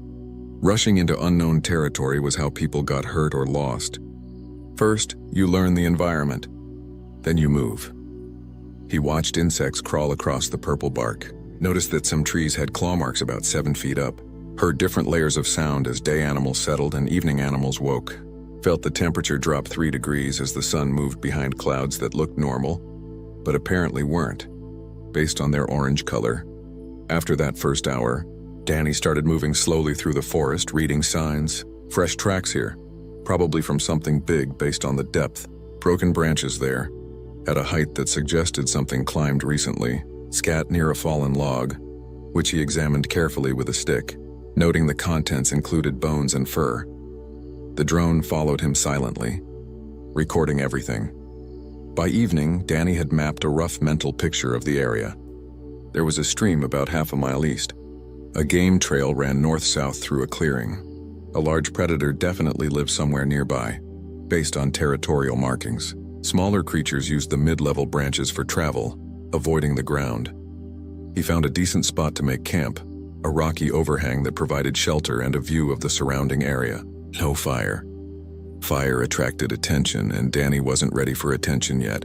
He ate an energy bar from his pack and checked his phone. No messages, obviously, no signal. But he'd taken photos of his notes back on the station, so he could review the information about different predators. Shadow panthers. The notes said they were ambush predators that could bend light around themselves, making them nearly invisible. They hunted near water sources at dawn and dusk. Preferred prey was medium-sized herbivores, extremely territorial. Danny thought about the stream he'd found and the game trail.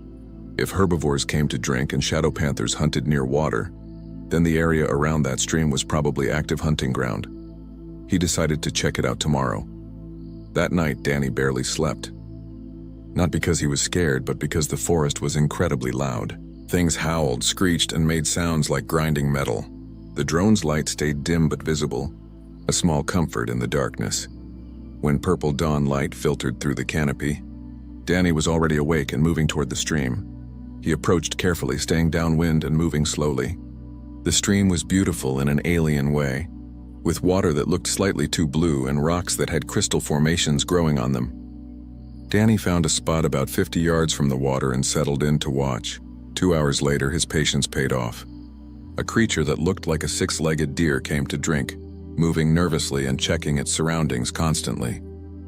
Danny remained perfectly still, barely breathing. Then he saw it. Not the shadow panther itself, but the effect it created. A shimmer in the air near the opposite bank, like heat waves, but wrong. The shimmer moved closer to the deer thing. Danny watched how it moved, watched how it positioned itself downwind, watched how it waited for the perfect moment when the prey lowered its head to drink. The attack was fast. The deer thing barely managed to leap away, crashing into the forest with the shimmer close behind. Danny heard the chase fade into the distance. He'd learned 3 important things. First, shadow panthers attacked from downwind. Second, they preferred prey that was distracted. Third, they chased for short distances but gave up quickly if the prey escaped the initial ambush. Danny spent the rest of the day tracking the shadow panther's movements. He never saw it directly, but he found its traces. Claw marks on trees where it sharpened its claws, a half-eaten carcass hidden under leaves, a particular tree it seemed to rest in during the hot afternoon, based on crushed moss patterns on a thick branch. By evening, Danny had a plan forming. He couldn't catch the shadow panther by chasing it or fighting it, but he could use what he knew about its behavior. He spent the next morning gathering materials. Strong vines from a particular plant species, flexible branches, leaves that smelled strongly, which he crushed and saved. He worked slowly and carefully, building something simple but effective. The trap took all day to prepare. A pit, carefully disguised, placed exactly where the game trail met the stream. Not deep enough to hurt the panther, but deep enough to contain it temporarily. Danny used the crushed leaves to mask his scent and placed bait, a portion of the carcass he'd found, in a position that would require the panther to approach from a specific angle. Then he climbed a tree 70 yards away and waited. Waiting was the hardest part. Hours passed. The sun moved across the sky. Danny's legs cramped. The drone recorded everything with what seemed like judgment. Just before dusk, the shimmer appeared. Danny felt his heart rate increase but forced himself to stay calm and still. The shadow panther approached the bait cautiously, circling it once, twice, checking for danger. Then it stepped exactly where Danny needed it to step. The ground gave way. The panther fell with a startled sound that broke its camouflage, revealing a creature that looked like a big cat made of living darkness with glowing yellow eyes.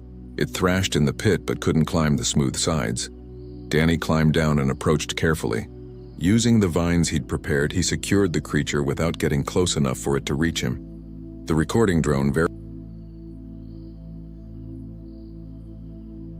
News of Danny's first capture spread across the galaxy faster than light-speed communication.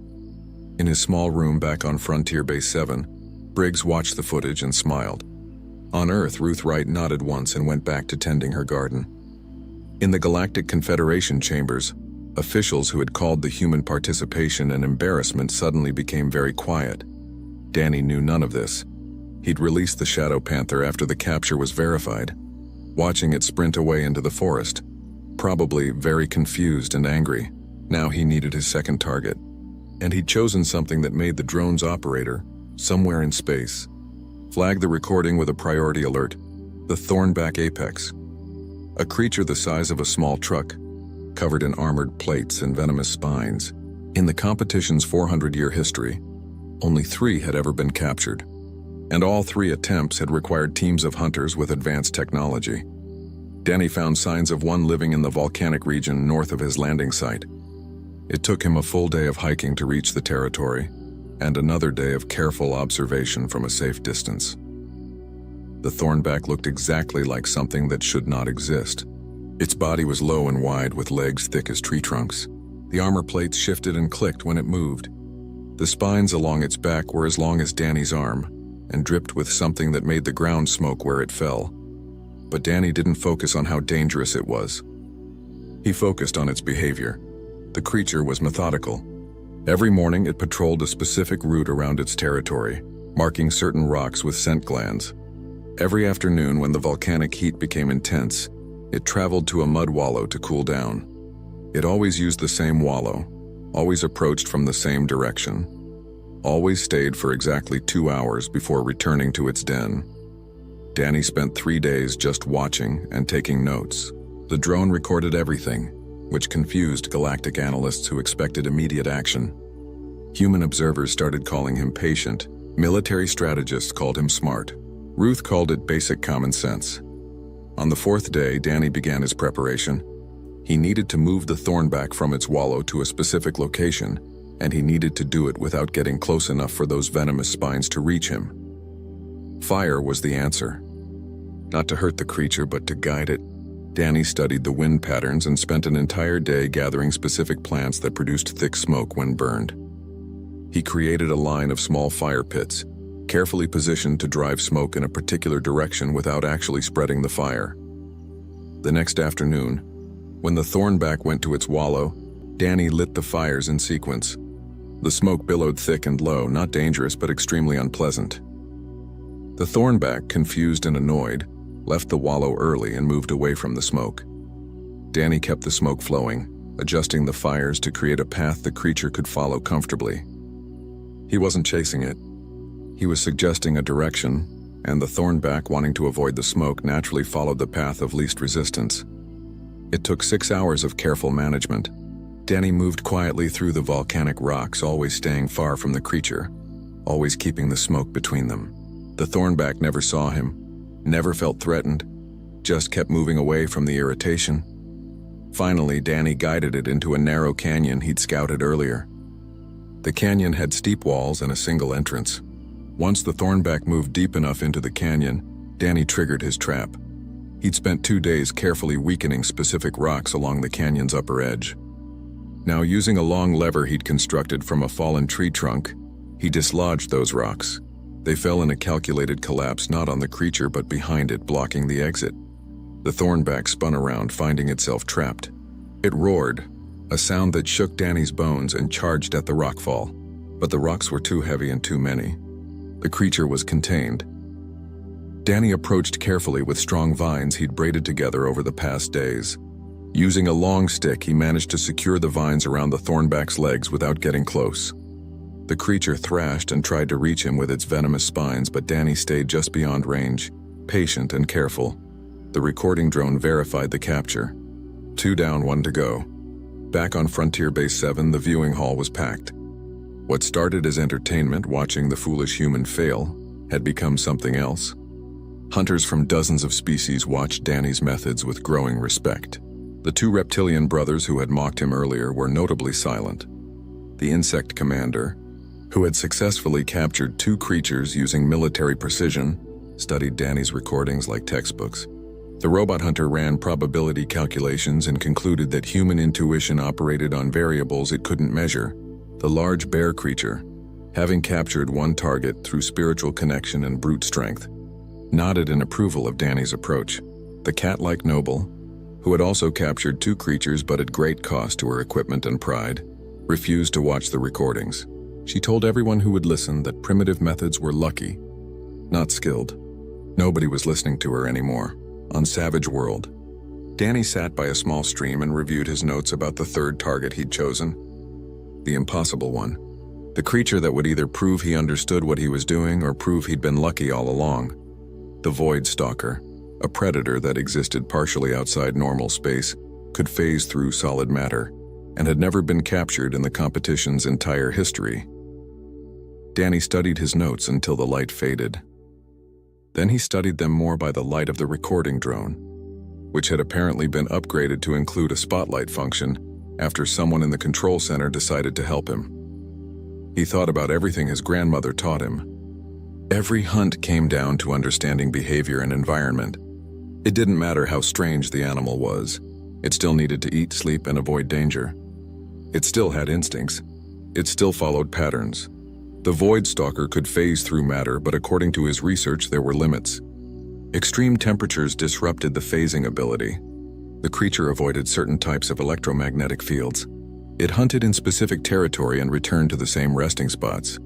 Danny could work with that. He spent the next 2 days not hunting, but preparing the environment itself. He mapped the Void Stalker's territory completely, identifying every spot it had been seen or left traces.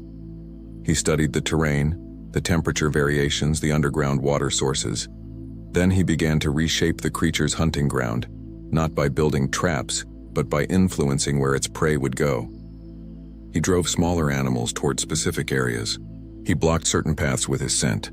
He used calls he'd learned from watching local predators to create sounds that made prey animals nervous in particular locations. The Void Stalker would follow its prey. 2 days of careful work turned the Void Stalker's hunting territory into a maze of invisible influences. Danny had never actually seen the creature clearly. It appeared as a distortion in space, like looking at something through rippling water, visible only when it moved and only if you knew what to look for. But he'd found its patterns. The Void Stalker hunted every evening between dusk and full dark. It preferred prey that traveled alone. It always approached from higher ground. And most importantly, it avoided areas where temperature dropped below a certain point because extreme cold disrupted its ability to phase between dimensions. Danny found a location where underground springs created natural cold spots in the ground. The area was small, maybe 30 feet across, and surrounded by warmer territory. Normally, prey animals avoided the cold spot because it was uncomfortable. Danny needed to make it attractive. He spent hours gathering fresh vegetation and piling it in the cold area, creating what looked like abundant food. He used sounds to drive small prey animals away from their usual feeding grounds. Hungry and confused, they would eventually find the new food source. Then came the hard part. Danny needed to create barriers that the Void Stalker couldn't cross, but barriers that didn't look like barriers. He used the underground springs to create channels of extremely cold water that ran in a pattern around the cold spot. The channels were narrow and easy for prey to cross, but for the Void Stalker, they would be walls. The creature couldn't phase through extreme temperature differences. It took him another full day to perfect the pattern. The channels formed a maze with only one entrance, and that entrance led directly to the center of the cold spot. Danny made sure the approach path felt natural, following the contours of the land in a way that wouldn't seem artificial. On the evening of the 9th day, with only 1 day left before the competition ended, Danny positioned himself in a tree 200 yards from his trap and waited. The drone hovered near him, its spotlight off, recording in low light mode. Across the galaxy, millions watched. Betting pools had formed about whether the human would succeed or fail. The odds had shifted dramatically since the competition began. Dusk arrived with purple and orange clouds. Danny controlled his breathing, staying perfectly still. His legs were cramped from 3 hours of not moving, but he ignored the discomfort. His grandmother had made him practice this. Deer hunting in Oregon required patience that most people couldn't imagine. Small prey animals found the food Danny had placed. A group of 6-legged creatures that looked like rabbits mixed with lizards began eating the fresh vegetation, nervous but hungry. More arrived. Soon there were dozens, all focused on the unexpected feast. Then Danny saw it, or rather saw the distortion. The air rippled near the upper rocks, flowing like water down toward the feeding animals. The Void Stalker was hunting. The creature moved silently, a ghost made of bent space and predator instinct. It circled the cold spot once, and Danny held his breath. If the Void Stalker sensed the trap, it would leave and Danny would fail. But the creature saw prey. Lots of prey, distracted and easy. It approached along the exact path Danny had left open, moving through the maze of cold channels without realizing they were guiding it. The Void Stalker entered the cold spot. Immediately, its form became more visible as the extreme temperature disrupted its phasing ability. It appeared as a creature made of shadow and sharp angles, with too many limbs and eyes that glowed like dying stars. It lunged at the prey animals, catching 2 before the rest scattered. The Void Stalker tried to phase through the ground to chase them, but the cold prevented it. Confused, it tried to leave the cold spot. That's when it discovered the channels. Every direction it turned, extreme cold blocked its path. The channels weren't deep enough to trap a normal creature, but for the Void Stalker they were impassable walls. It was caught in a cage made of temperature. Danny climbed down from his tree and approached slowly.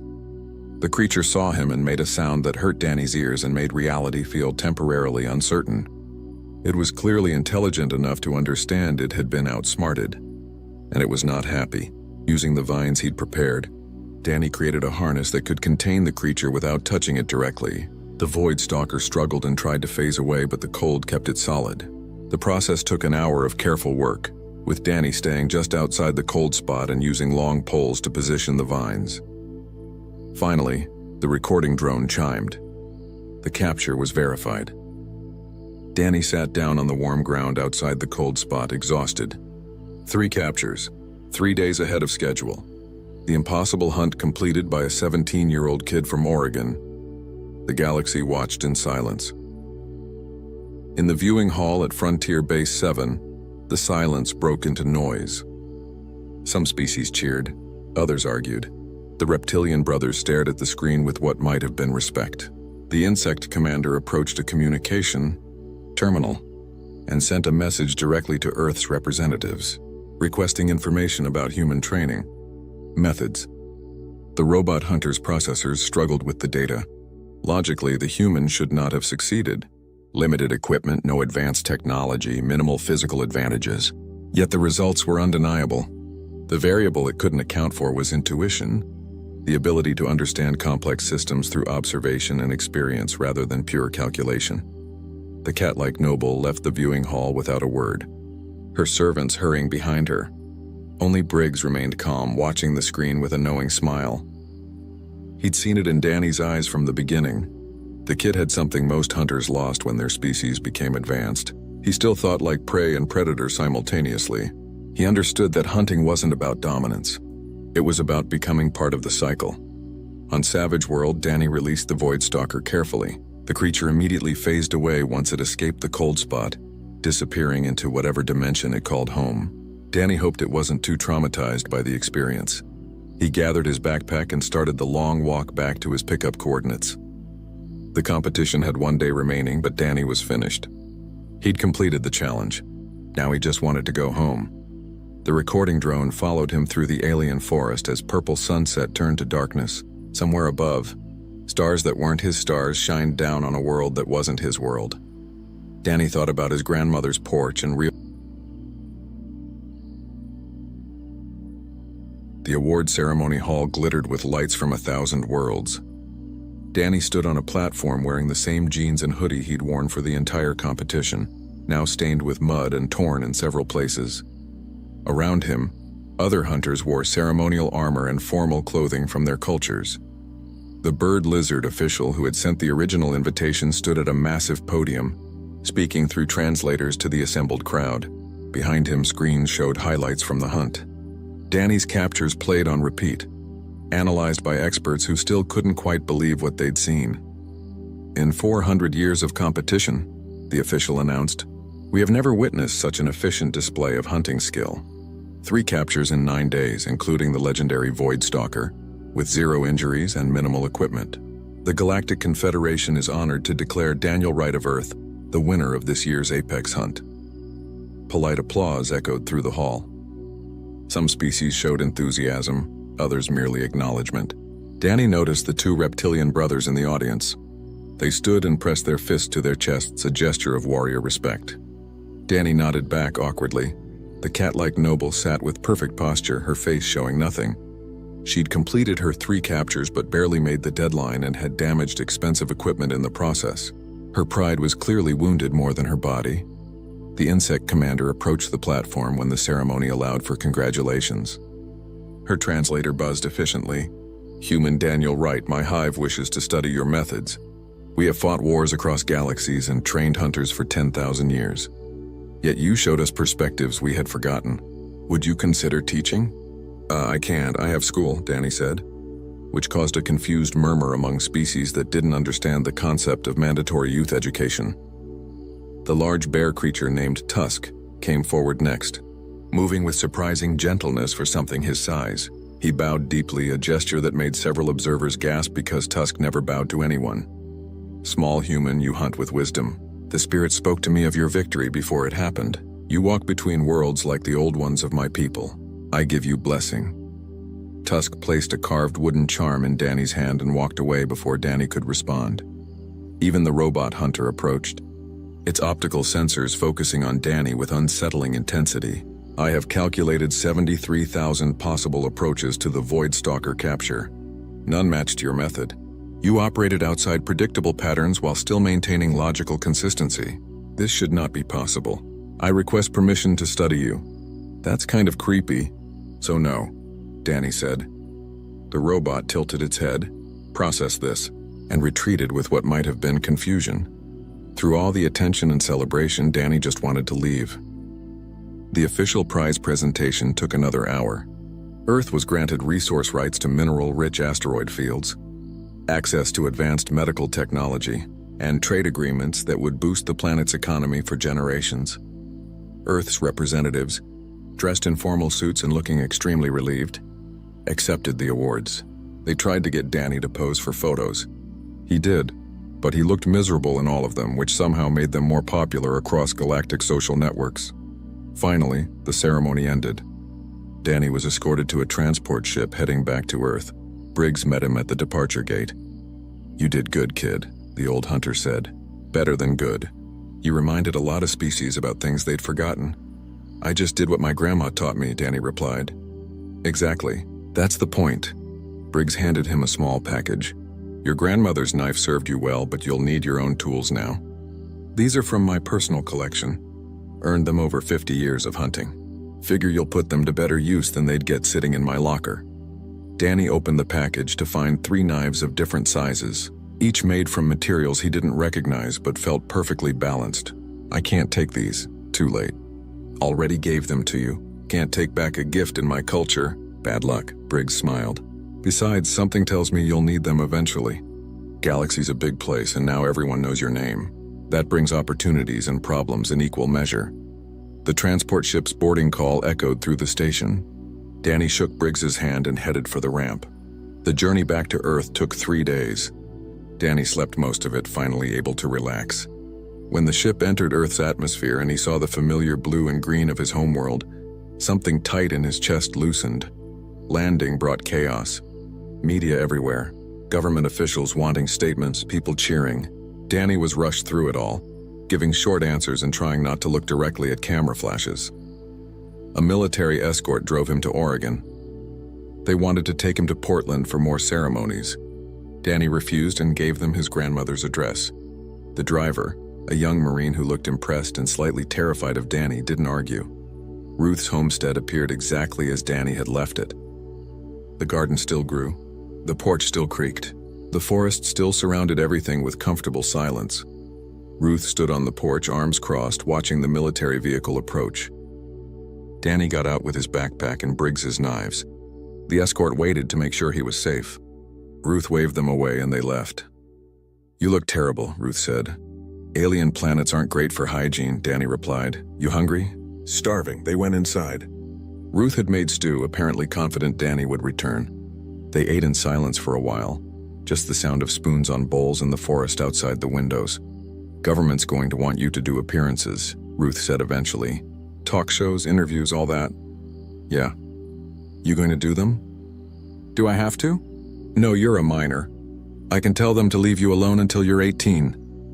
Ruth finished her stew. Might be good for Earth's image, though. Show the galaxy that humans are worth respect. Danny thought about it. Maybe a few. But then I want to come home and finish school. That's reasonable. Ruth collected the bowls. "What did you learn out there?" Danny considered the question seriously. "That most problems are simpler than people make them. That watching is better than acting sometimes. That expensive equipment doesn't replace understanding." He paused. "And that the things you taught me actually matter. I always thought they were just survival skills for camping. They are survival skills. Just turns out survival is more universal than we thought." Ruth smiled slightly. "Your grandfather would be proud. I'm proud too, though I'll deny saying that if you tell anyone." That evening, Danny sat on the porch and watched the forest. His phone had about 3,000 messages he was ignoring. News sites were calling him humanity's champion. Scientists wanted to study his methods.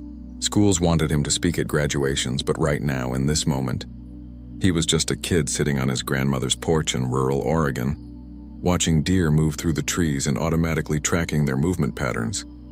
He noticed everything: the wind direction, the moisture in the air suggesting rain tomorrow, the way birds reacted to something passing below their perch, the old patterns, the ones humans learned before technology, before civilization, back when survival meant understanding the world instead of controlling it. Danny realized he'd always see the world this way now. Couldn't turn it off even if he wanted to. His grandmother had trained him too well. He figured that was probably okay. The galaxy was bigger than he'd imagined, stranger than he'd expected, and apparently paying attention now. If humans were going to be part of that galaxy, maybe someone should remember the simple things. Above him, stars appeared as the sun set. Some of those stars had planets where creatures hunted and lived and died in patterns as old as time. Danny had walked among them and learned they weren't so different from Earth's creatures after all. Everything alive followed rules. You just had to learn what those rules were and work with them instead of against them. That was the secret his grandmother knew. That was what he'd shown the galaxy.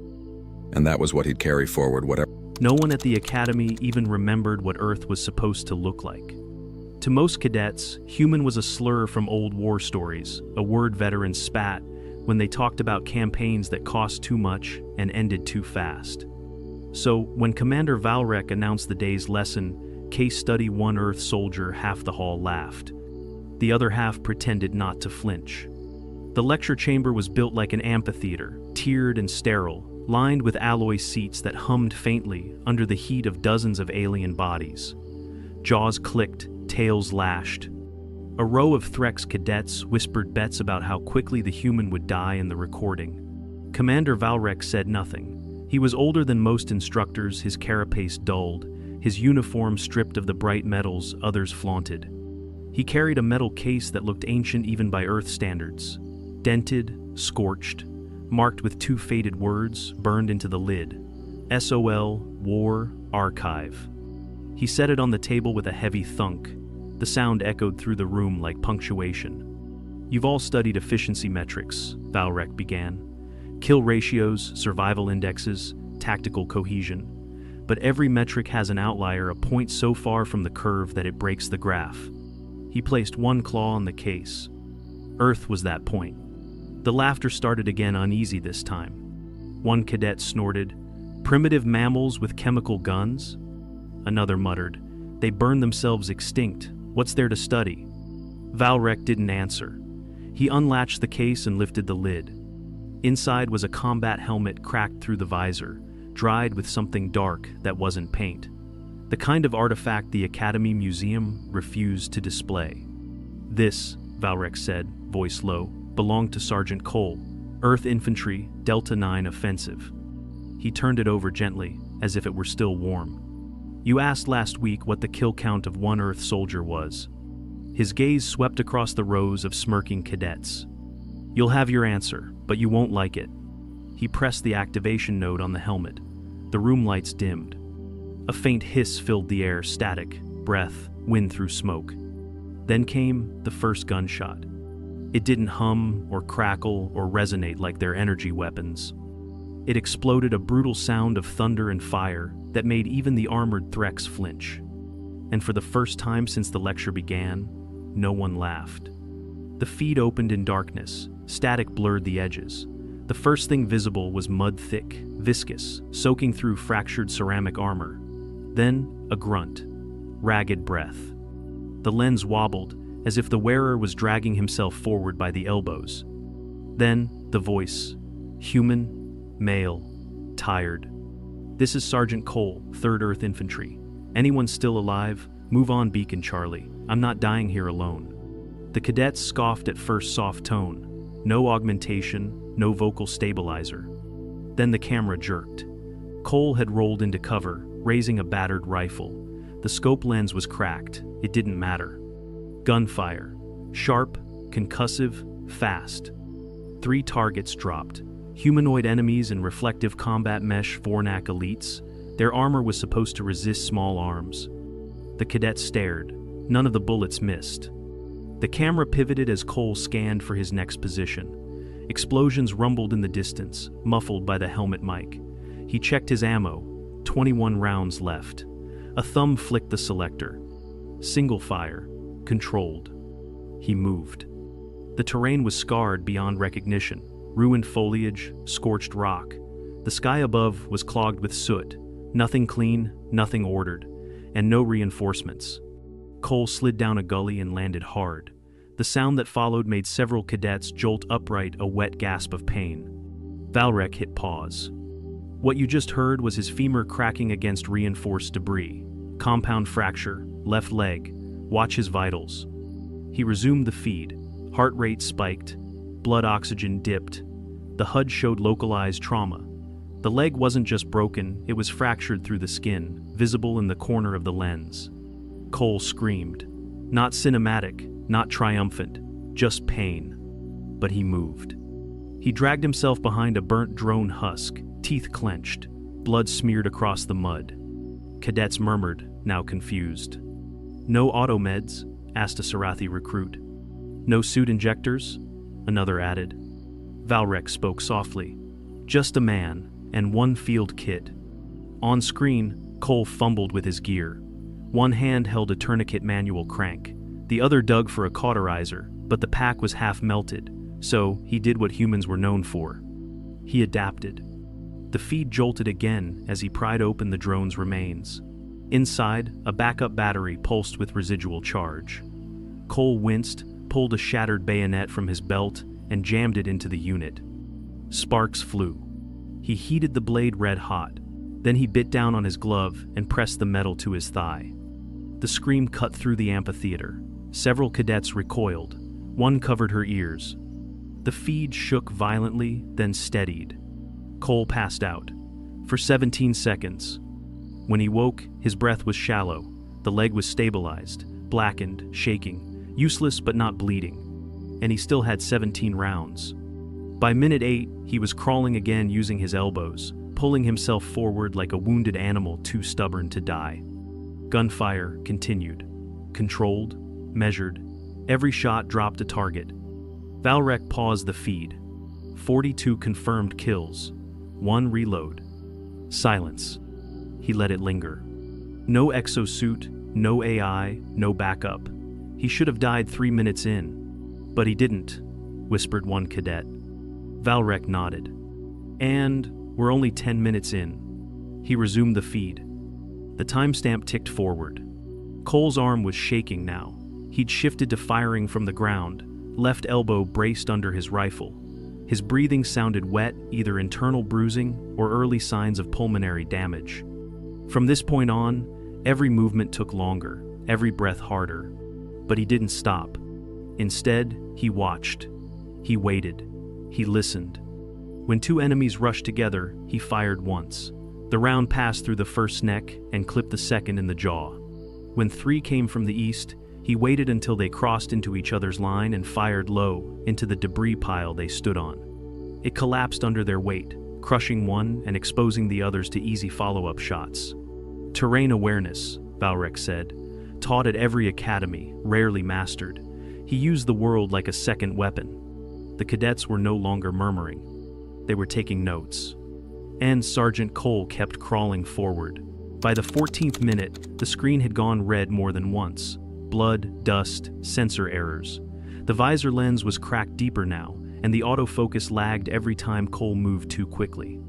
The temperature overlay flickered, unable to keep up with the environment's heat spikes.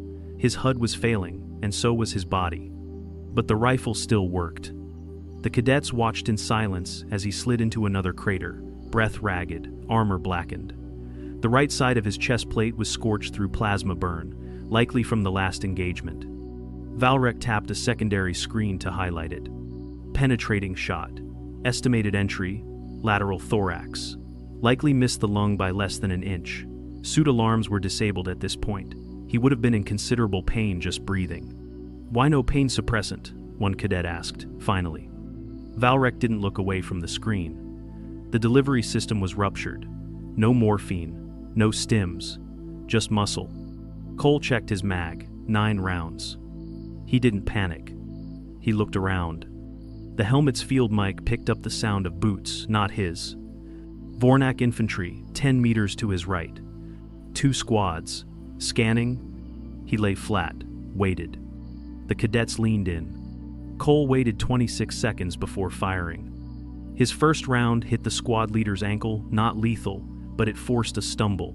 As the others turned, he fired again, this time straight into the exposed side of a neck. 2 more shots, 2 more targets down. The rest dove for cover. He didn't waste the other 4 rounds. He reloaded with shaking fingers, hand coated in blood. He had 3 magazines left, but his pace had slowed dramatically. A low beeping tone interrupted the footage. Suit oxygen. Critical. The readout dropped from 9% to 8. Cole exhaled once, slow. The video shook violently as he tried to shift. He grunted low, frustrated.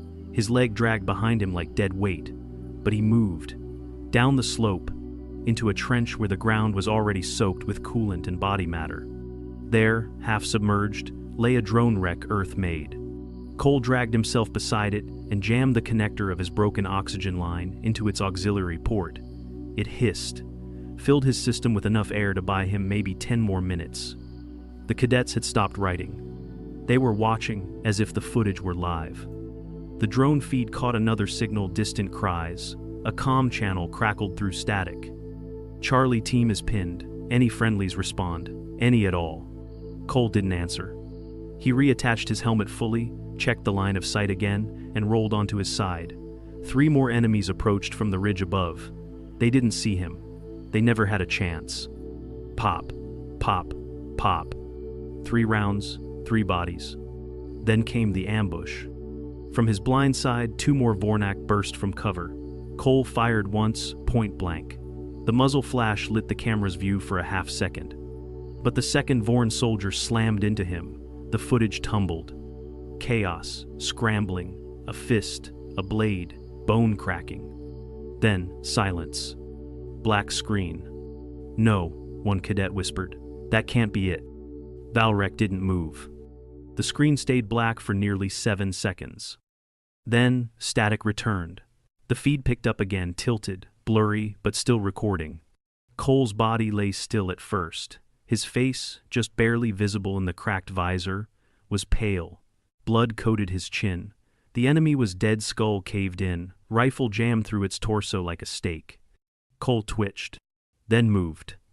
With one hand, he reached for a stim injector. Not standard issue. Improvised. The cadets watched as he injected it just above his hip, straight into muscle. Not painless, not safe, but effective. He groaned. Then spoke, voice barely audible. Still here. The kill counter updated. 79. Confirmed. Valrek turned slightly toward the room. This is where the forensic team started arguing. A cadet raised a trembling claw. How can he still function? Blood loss alone would have killed most, yes. But that stim wasn't enough to restore him. Just enough to let him choose how he died.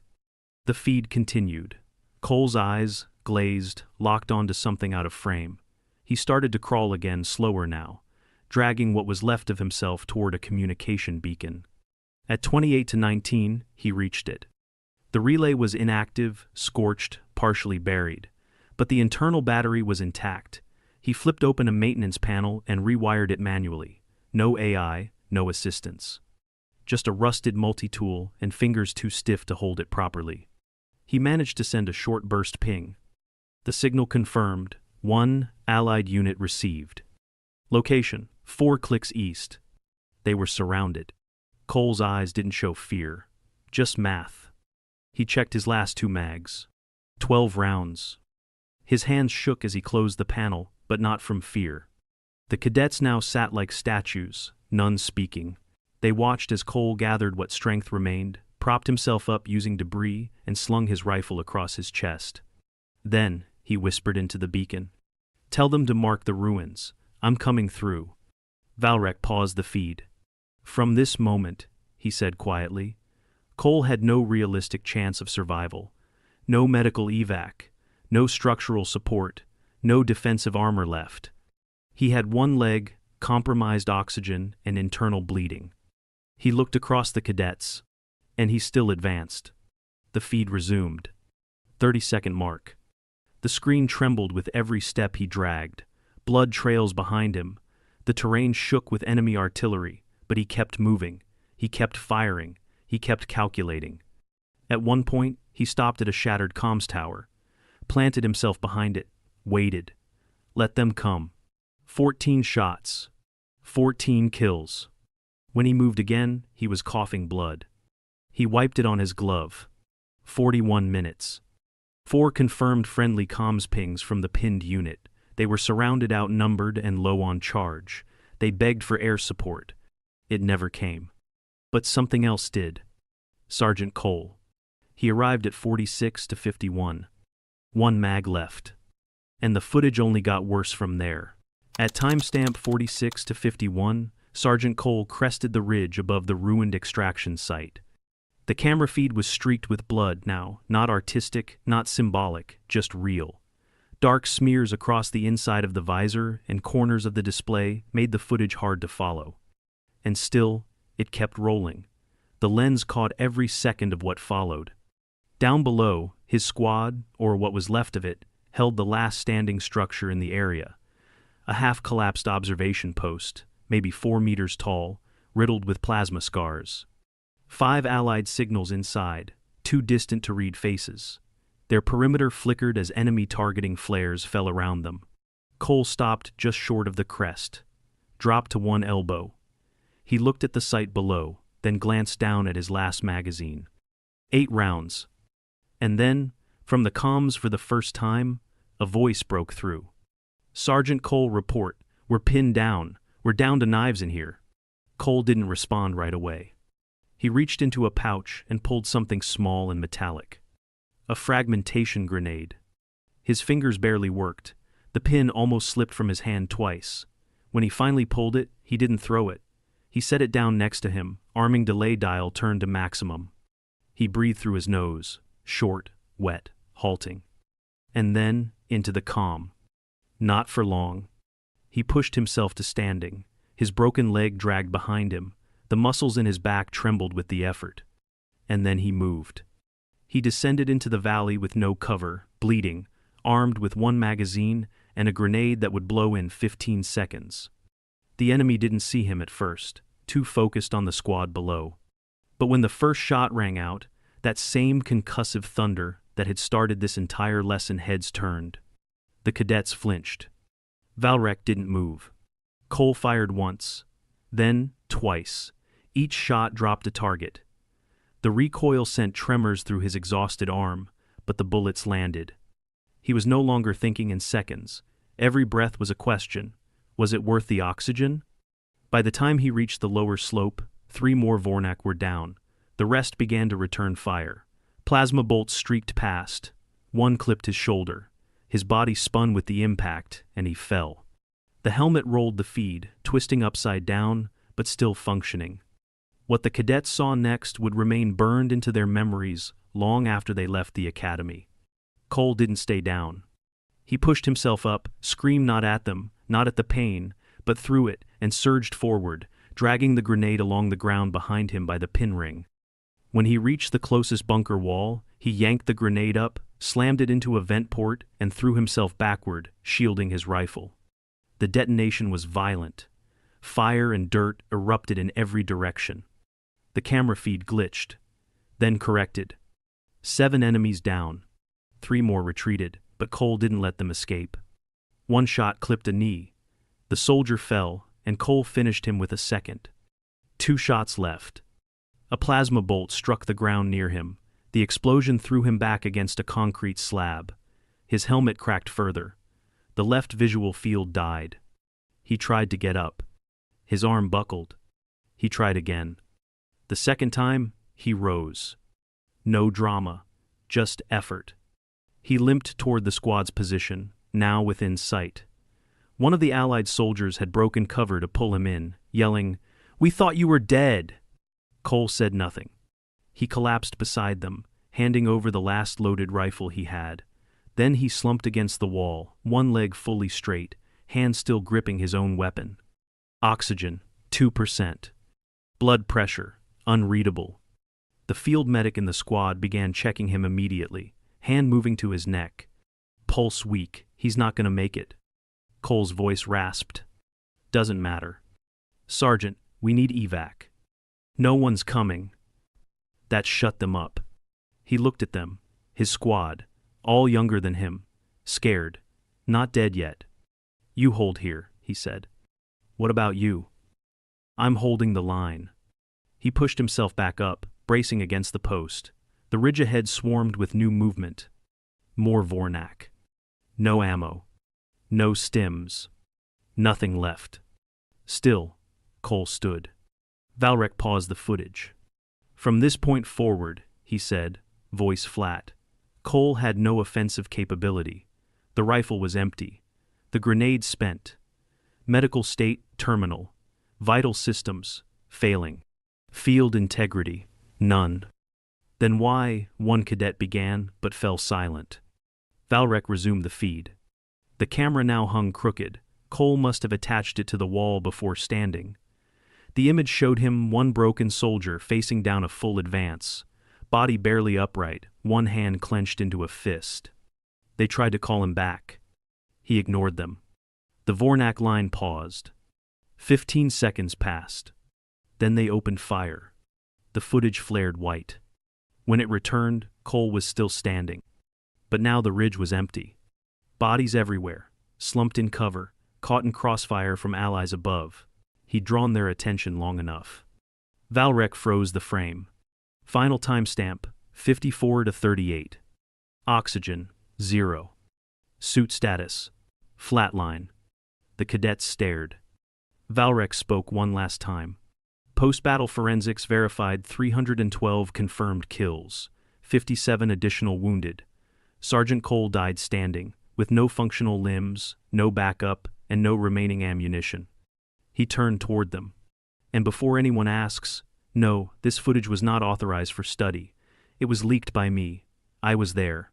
I watched the line break, and he stepped into it alone. Not a single cadet laughed. The lights in the amphitheater stayed dim after the footage ended. The static still hissed softly from the speakers, like the recording itself hadn't quite let go.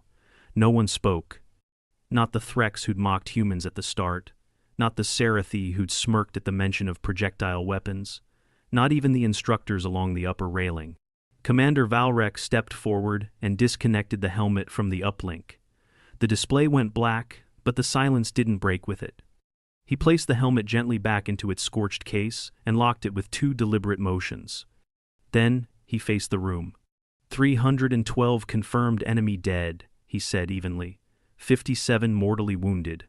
one man, 60 rounds. The words landed heavy, like ordnance. You've all been trained to analyze kill ratios, he continued. In most campaigns, 1 unit equals 3 to 5 confirmed. Exceptional units may reach 20 under ideal circumstances. Entire squads might break 100 with coordinated artillery. He gestured toward the case. Sergeant Cole did it alone, with no reinforcements, no exosuit, no automated logistics, no shield generators, no atmospheric support. A Vorn cadet in the third row raised a hand slowly, hesitant now. How? It doesn't make sense. Those numbers don't fit any model. They don't, Valrek said, which is why the models were wrong. He crossed to the edge of the stage and looked at the rows of cadets. For decades, your curriculum has used sanitized footage, filtered engagements, tactical breakdowns. That was doctrine, efficient, predictable. Earth broke doctrine. They fought with everything that could be held, thrown, burned, sharpened, or aimed.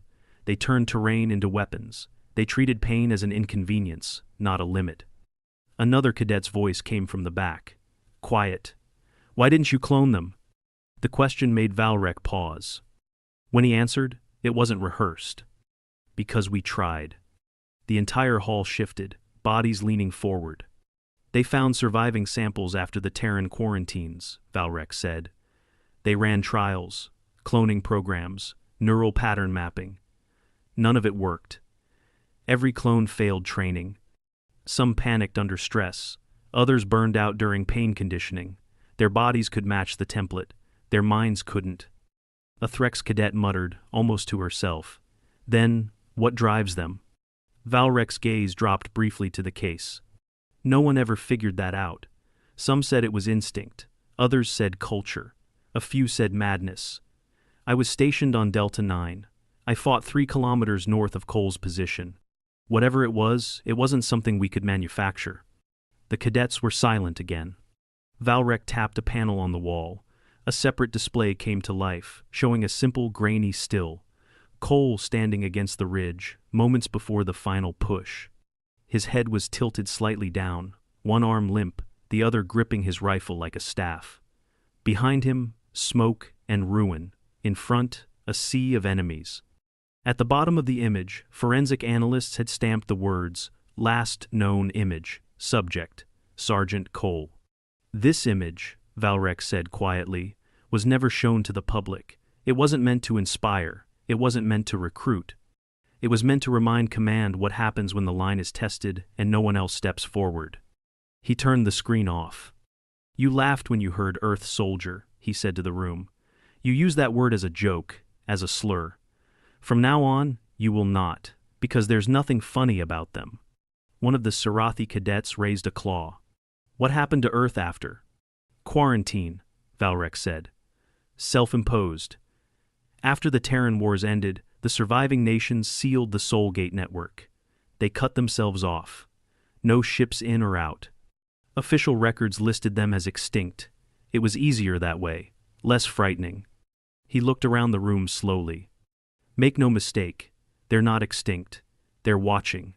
They always are. The hall was still. Even the ambient hum of the ventilation seemed muted. Valrek reached into his uniform pocket and pulled out something small. A brass casing, scuffed, burned. He held it up between 2 claws. This is real, he said. Not an energy cell, not a plasma cartridge. Just brass and lead. This was recovered 50 meters from Cole's final position. He placed it on the table beside the case. For most of you, war is numbers, ratios, logistics. Cole made it something else. He turned to leave, but stopped at the doorway. One more thing, he said, looking back at them. You will study this case. You will understand it. Because if Earth ever decides to step out of its quarantine, no doctrine you've learned will save you. You'll need to think like them. And then he was gone. The cadets stayed seated long after the door shut. None of them could shake the sound of the gunfire, the rhythm of it. It wasn't elegant. It wasn't efficient. But it was final. In the back row, the Threx cadet, who had once laughed quietly, opened her console and pulled up the sector transfer request panel. Destination: Terran Quarantine Perimeter. Her claws hovered over the confirmation button for a long time before pressing it. Request sent. Awaiting response. The transfer approval arrived in under an hour. No questions, no vetting, no hesitation. Request acknowledged. Report to Gate Sol 1. Bring courage. Those 3 words echoed in the Threx cadet's mind as she stood alone before the jump pad. Her squad mates hadn't spoken to her since the lecture. Not out of anger, just something closer to reverence. As if volunteering for the Terran sector was like asking to be buried alive. It was a posting so obscure that even Academy records didn't keep much beyond a name. Earth Perimeter Command. And yet the reply had come instantly. As if Earth had been listening the whole time. The pad glowed blue as it locked onto coordinates never publicly listed. Around her, security drones stepped back. The station commander who issued the departure clearance didn't even look her in the eye. He simply handed her a data crystal. "Deliver this directly," he said. "What's on it?" He hesitated. "Footage. More than what we saw in class. Someone added your name to the delivery manifest." She didn't ask who. She didn't need to. Then the field ignited, and she was gone. The relay station orbiting Sol 1 wasn't abandoned, though it looked like it had been dormant for decades. Lights were dimmed to conserve energy. Terminals powered on only when approached. Not a single maintenance drone patrolled the deck. Yet everything worked.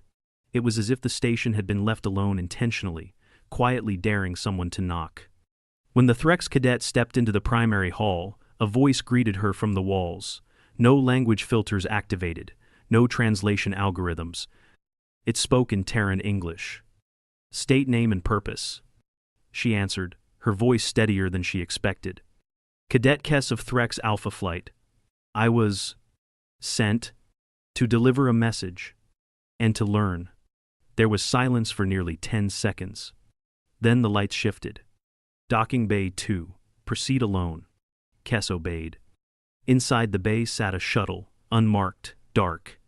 It looked older than her grandmother's bones, manual controls, chemical thrusters, actual glass in the windows. A throwback. Or maybe just a reminder of what Earth was. When she climbed aboard, it lifted without input. Outside the viewport, the planet came into view. Blue, green, clouded. Alive. It didn't look quarantined. It didn't look dead. It looked untouched. The shuttle dropped her on a coastal cliffside near what had once been a military installation. Wind blew off the ocean. She stepped down into knee-high grass and found herself facing a gate built into the cliff face. Old, rusted, but the door opened for her. Inside, the hallway was dim and long, lined with plaques, faded flags, cracked stone, no digital readouts, just metal and silence. At the end stood a figure tall, scarred, and unmistakably human. He wore a simple coat, no rank markings, no armor. And he watched her with unreadable eyes. "Cadet," he said, his voice quiet and deep. "You came." She nodded. He gestured to the crystal in her hand. "That's for us?" She offered it without speaking. He took it and inserted it into a port on the wall. A projector hummed to life, flickering in grainy static. It was the footage again, Cole's footage. But unedited. This version included a recording from earlier, before the first shot. Before the crawl. Cole sat in a dugout, rifle across his lap, speaking quietly to a small audio log. "If this gets found, if anyone ever watches this," he said, "then I guess I didn't make it. Doesn't matter. What matters is they know we were here, that we didn't back down." He leaned into the lens. "No gods, no glory, just the line." Then the log ended. The man turned to her. "You know why we never came back?" Kess shook her head. He pointed to the screen. "Because we only fight when there's no one else left, and when that happens, we don't leave survivors." He walked to a wall and pressed a panel. It opened to reveal a room lined with casings, brass, steel, ceramic, all labeled with names and numbers. And at the center, a rifle. Scarred. Caked in dried blood. But whole. This was Cole's. Kess stepped forward, staring at it. What was he, really? The man didn't answer right away. Then, he said, "He was the last part of us no one understood. The part that doesn't stop because it hurts. The part that doesn't need a reason beyond. Someone had to. He turned to her. You want to know what it means to be human? She nodded. He smiled, but it wasn't kind. Then you stay. Kess didn't return to the academy. Her file was quietly sealed, her records marked as on special assignment. But every few cycles, a cadet would stumble across a name they didn't recognize on the restricted clearance manifest. Operator Kess, Terran Liaison Division. And sometimes, during combat exercises, a fragment of her voice would filter into the training drone's audio feeds. Simple, steady. You don't run. You don't beg. You hold the line. Back at the academy, the black data case remained locked. Commander Valrek never opened it again in public. He didn't need to. The cadets spoke of Sergeant Cole like a ghost, one they feared, one they admired. And the question they used to laugh at? They whispered it now. What's the kill count for one Earth soldier? No one laughed. Because now they knew the answer. And they knew it could happen again. The universe was having a really bad Tuesday. Not your regular, oh no, I spilled quantum coffee on my hyperdrive kind of bad. This was the sort of catastrophic failure that made supernovas look like birthday candles. The kind of disaster that had the Galactic Council sweating through their various excretory pores. And trust me, some species had a lot of those. Station Nexus 9 was dying. And when I say dying, I mean it was making noises that sounded like a blender trying to process a piano while someone played dubstep on a kazoo.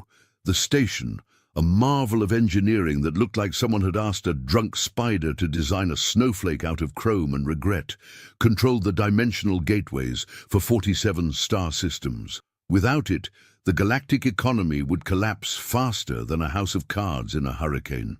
On Jupiter. What do you mean, it's unfixable? Ambassador Krex Theta's 17 eye stalks were all pointed at different engineers, creating the universe's most terrifying disco ball effect.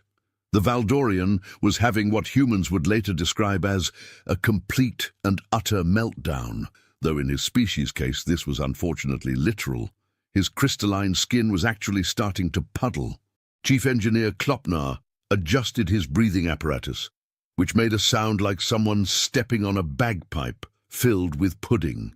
The quantum resonance matrix has achieved a state of, how do I put this delicately? Complete chaos. The probability engines are calculating that 2 + 2 = purple, the gravity generators think they're toasters, and the main computer just asked me about my feelings. The assembled council members, a collection of beings so diverse it looked like someone had raided the universe's junk drawer, all began talking at once. The resulting cacophony sounded like a symphony orchestra falling down an infinite staircase while arguing about tax reform. Perhaps, wheezed Sublord Yixmal through his probability gills, we could reverse the polarity? We tried that! Klopnar's tentacles flailed in exasperation. The station reversed US. I spent 3 hours existing backwards. Do you know how embarrassing it is to uneat breakfast? The Nexus 9 chose that moment to demonstrate its dysfunction by turning all the corridor lights into a pulsing rainbow while playing what sounded suspiciously like Never Gonna Give You Up through the emergency klaxons. The station had apparently developed a sense of humor, a terrible, terrible sense of humor.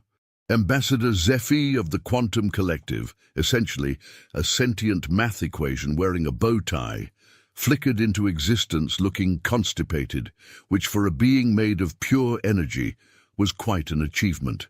The hegemony's best engineers have calculated a 0.000. He continued adding zeros for an uncomfortable 30 seconds, 3% chance of successful repair using conventional methods. What about unconventional methods? Asked someone from the back. Those odds are somehow worse. The math actually started crying. It was then that Junior Secretary Plim, being so low on the bureaucratic totem pole that he technically didn't exist on weekends, raised what might have been a hand, or possibly a sandwich. With Plim, you could never really tell. What about the humans? The silence that followed was so complete that you could hear a photon drop. which coincidentally one did, making a tiny plink sound that somehow made everything worse. The humans? Krexatheta's eye stalks all swiveled to focus on Plim like 17 judgmental periscopes. The species that sent a car into space for no reason? The ones who invented deep-fried butter? The beings who looked at splitting atoms and thought, yeah, let's make this a weapon and a power source? Those humans? Well, Plim shuffled what were probably his feet. They did fix that thing. Everyone knew what that thing was. Nobody wanted to talk about that thing, the Proxima incident, where humans had solved a dimensional rift by, and this was the part that made physicists weep, throwing a microwave oven into it while it was running. With a fork inside, the rift had not only closed, but had apologized on the way out. Their solutions don't make sense, protested Chief Science Officer Wixney, whose species prided themselves on logic so pure it could be used as a cleaning product. They violate causality, they insult mathematics, they make physics cry in the corner. But they work, Plim insisted, somehow managing to stand his ground, despite not being entirely sure he had ground to stand on. The station chose that moment to hiccup. When a space station the size of Manhattan hiccups, things get weird. Gravity reversed in Section 7. The cafeteria started serving food from next Thursday, and everyone's universal translators briefly turned all speech into haikus. "Fine!" Krexatheta screamed in perfect 5-7-5-syllable format. "Call the humans now! This can't get much worse, can it? Oh wait, yes it can!" The formal request was drafted with all the pomp and circumstance the Galactic Council could muster. It was written in 17 languages, encoded in quantum particles, blessed by 3 different religious organizations, and countersigned by beings from dimensions that technically didn't exist yet. It requested Earth's finest engineers, specialists in quantum mechanics, experts in dimensional theory, and masters of advanced mathematics. What happened next would go down in history as the greatest failure of intergalactic communication since someone accidentally declared war on a black hole. The message traveled through 17 different bureaucratic departments on its way to Earth. Each department, naturally, had to add their own stamp of approval. The Department of Redundancy Department added their stamp twice. The Committee for Simplification added a 40-page appendix. The Bureau of Clarity made everything slightly more confusing. By the time it passed through the Translator Guild, who were having their annual Interpret Everything Literally Day, the message had transformed somewhat. It went through the subspace communications array, bounced off 3 satellites, got temporarily stuck in a spam filter, was forwarded to the wrong department twice, and finally landed on the desk of Gerald Fitzgerald, night shift supervisor at the International Space Communications Bureau in Houston, Texas. Gerald, who was 6 hours into a 12-hour shift and running entirely on gas station coffee and spite, squinted at the message through glasses held together with duct tape and hope. Urgent request. Technical specialists. Fix broken thing. Large payment.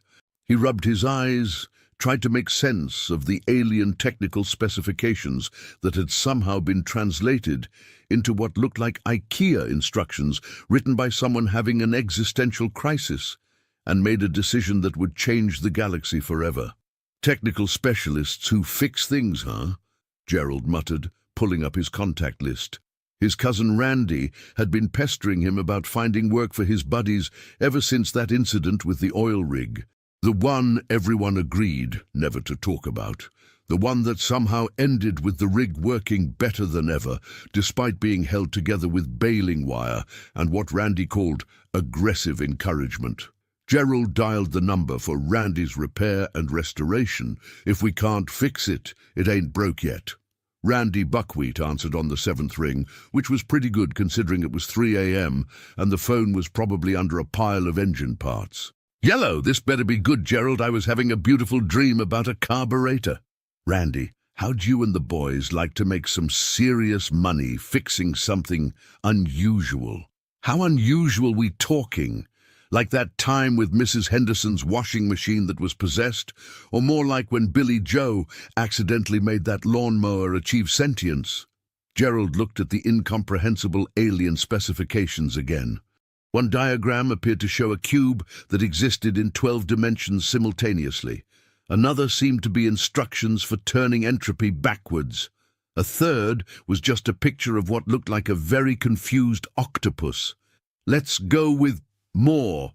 Hot damn! Me and the boys will be right over. Let me just grab Billy Joe and Cletus. Big Mike's already here. He's been sleeping in the shop ever since his wife found out about the thing with the refrigerator. What thing with the refrigerator? You don't want to know, but on the bright side, it now makes ice cubes that exist in the past, present, and future simultaneously. Makes for some interesting margaritas. An hour later, Randy and his crew stood in Gerald's office, looking at the actual official intergalactic request for aid. The crew was exactly what you'd expect if you ordered American Mechanics from a catalogue that had been translated through 17 languages and back. Randy Buckwheat himself stood 6'4" in his least favourite pair of boots, wearing coveralls that had seen more oil than Saudi Arabia. His baseball cap advertised a beer company that had gone out of business during the Carter administration, and his mustache looked like it had its own zip code.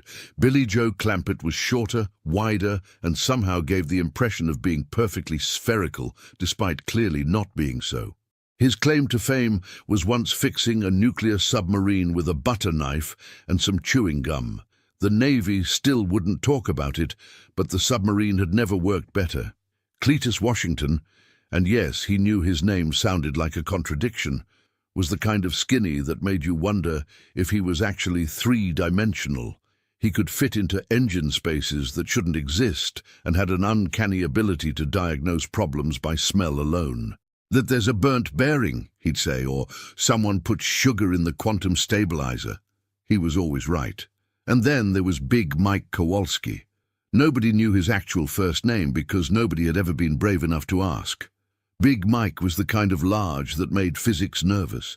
He had once lifted an engine block, not because he needed to, but because it was in the way of his sandwich. His approach to mechanical problems was simple.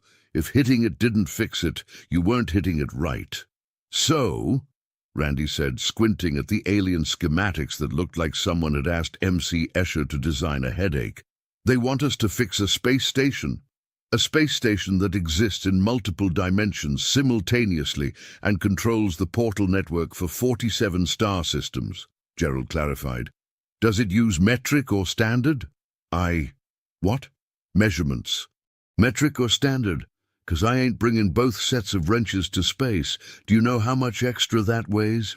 Gerald stared at Randy for a long moment.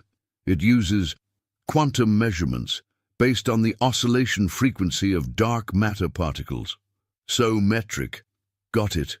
Before Gerald could explain that wasn't even remotely what he meant, Cletus had pulled out a flashlight and was examining one of the holographic displays showing the station's structure. Well, there's your problem right there, Cletus announced, pointing at something that looked like a Klein bottle having an argument with a Mobius strip. Someone cross-threaded the dimensional stabilizers. You can tell by the way the space-time around it looks all constipated. Constipated space-time? Gerald asked weakly. Sure. See how it's all bunched up there? That's textbook constipation. Probably needs a good flush of the primary systems, maybe some percussive maintenance on the auxiliary couplings. Big Mike cracked his knuckles, which sounded like someone breaking concrete blocks with a sledgehammer.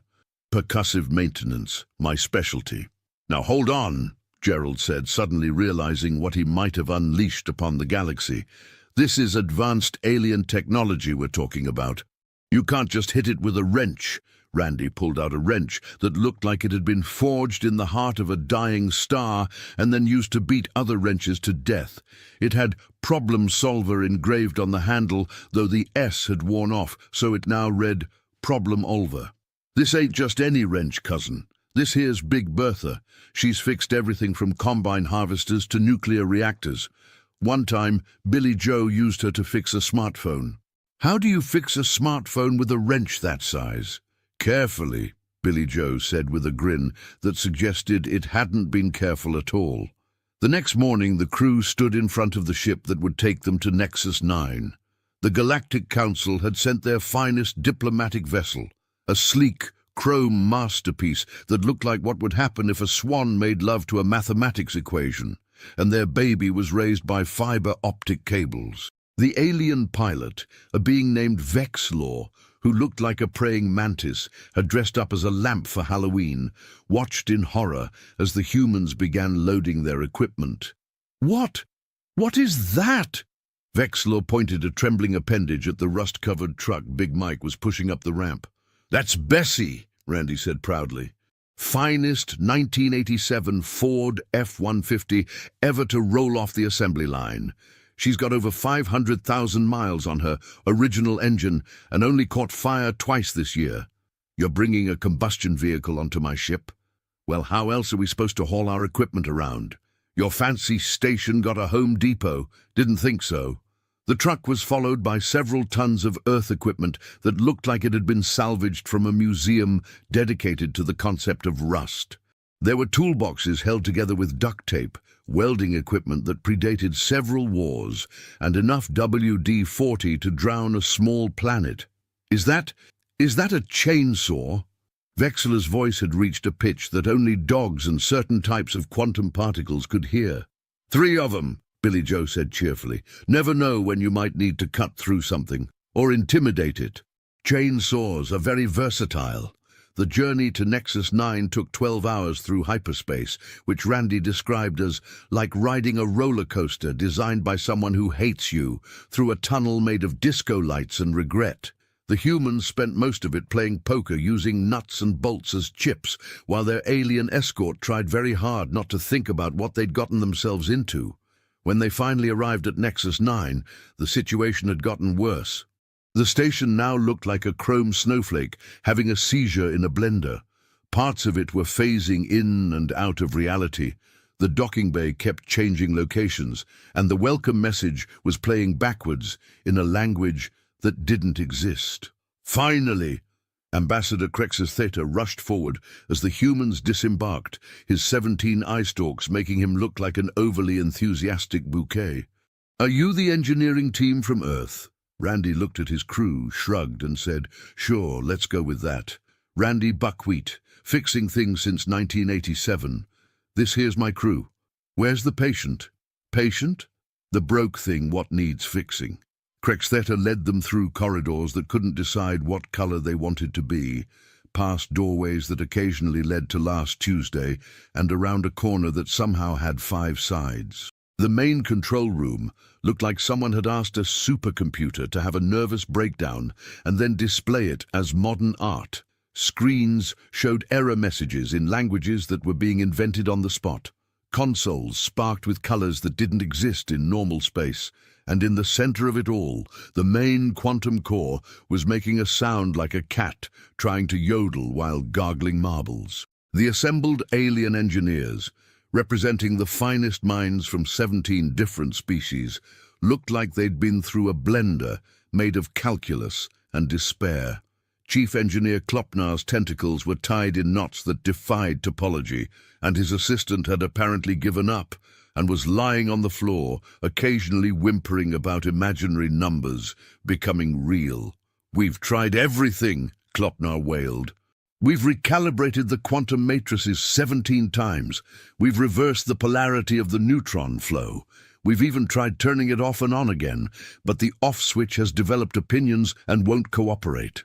Randy walked up to the main console, which was displaying what looked like the universe's angriest error message. He studied it for a moment, then pulled out a pair of reading glasses held together with electrical tape and a paperclip. Billy Joe?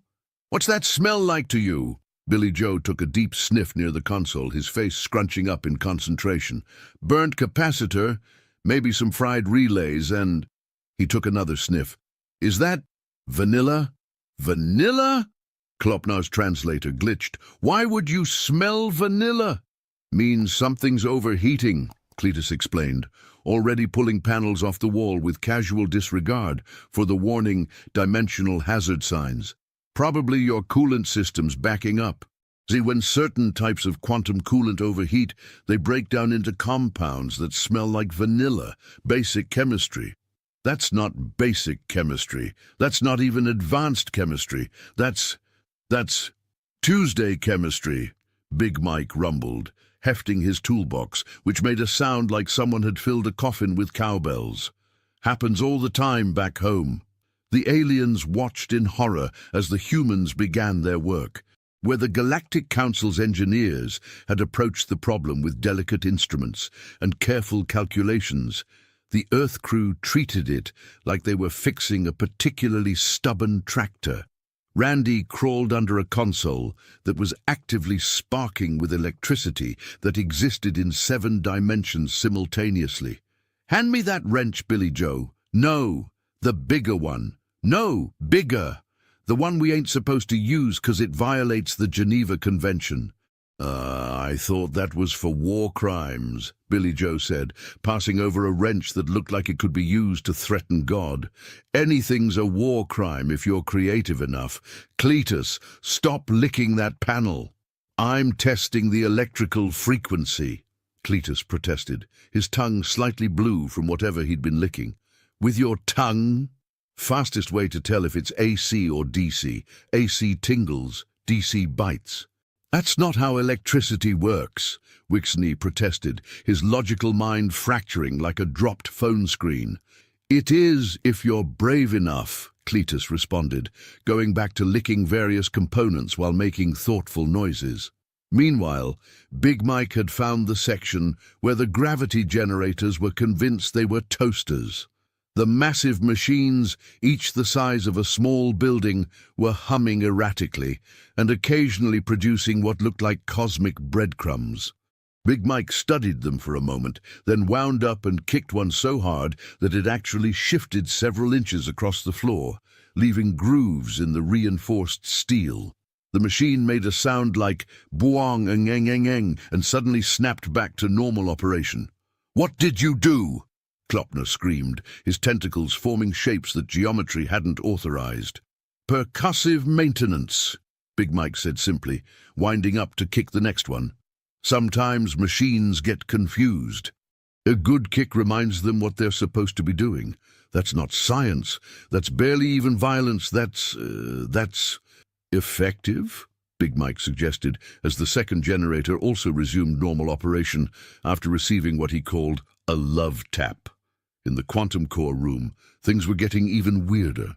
Randy had discovered that the probability engines, massive crystalline structures that calculated potential futures, had somehow achieved what he called a state of teenage rebellion.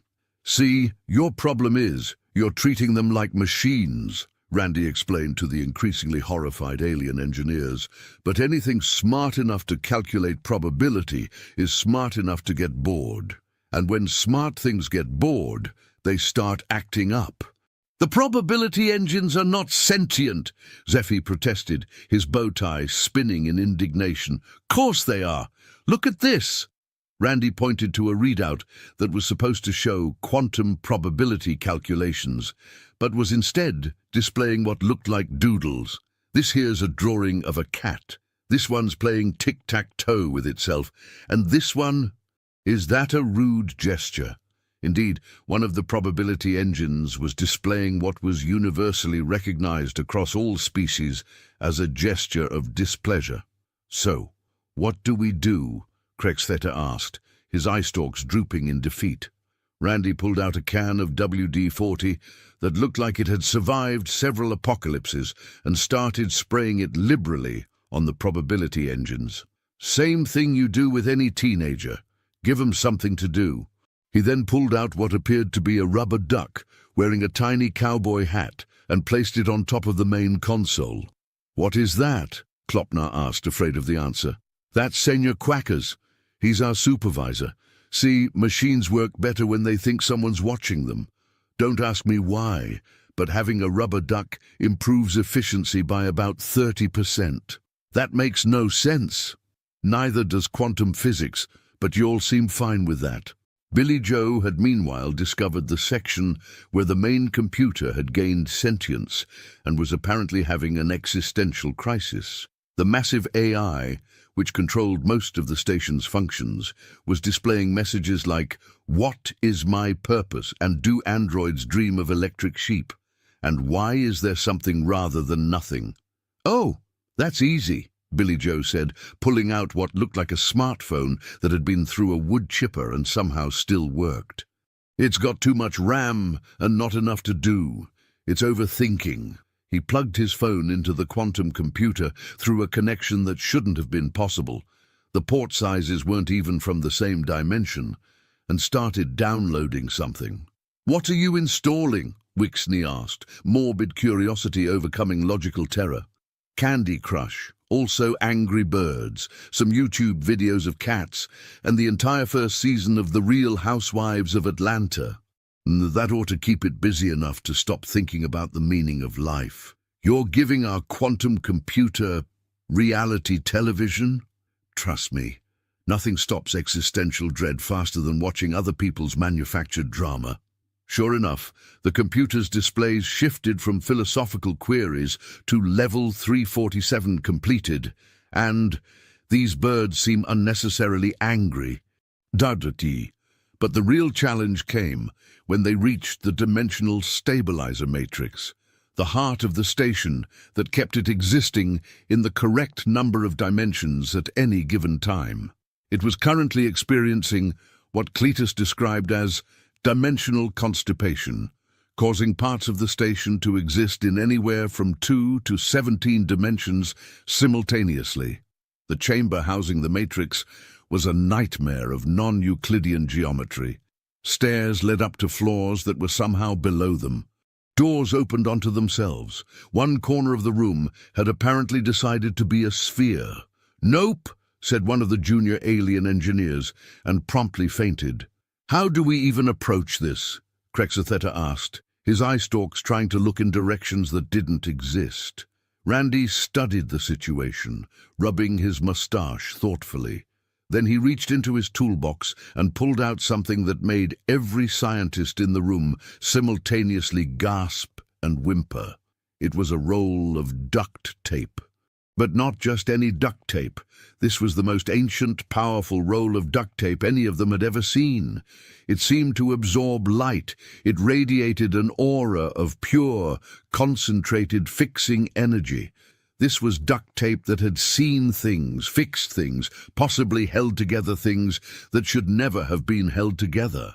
"Billy Joe, Cletus, you know what to do."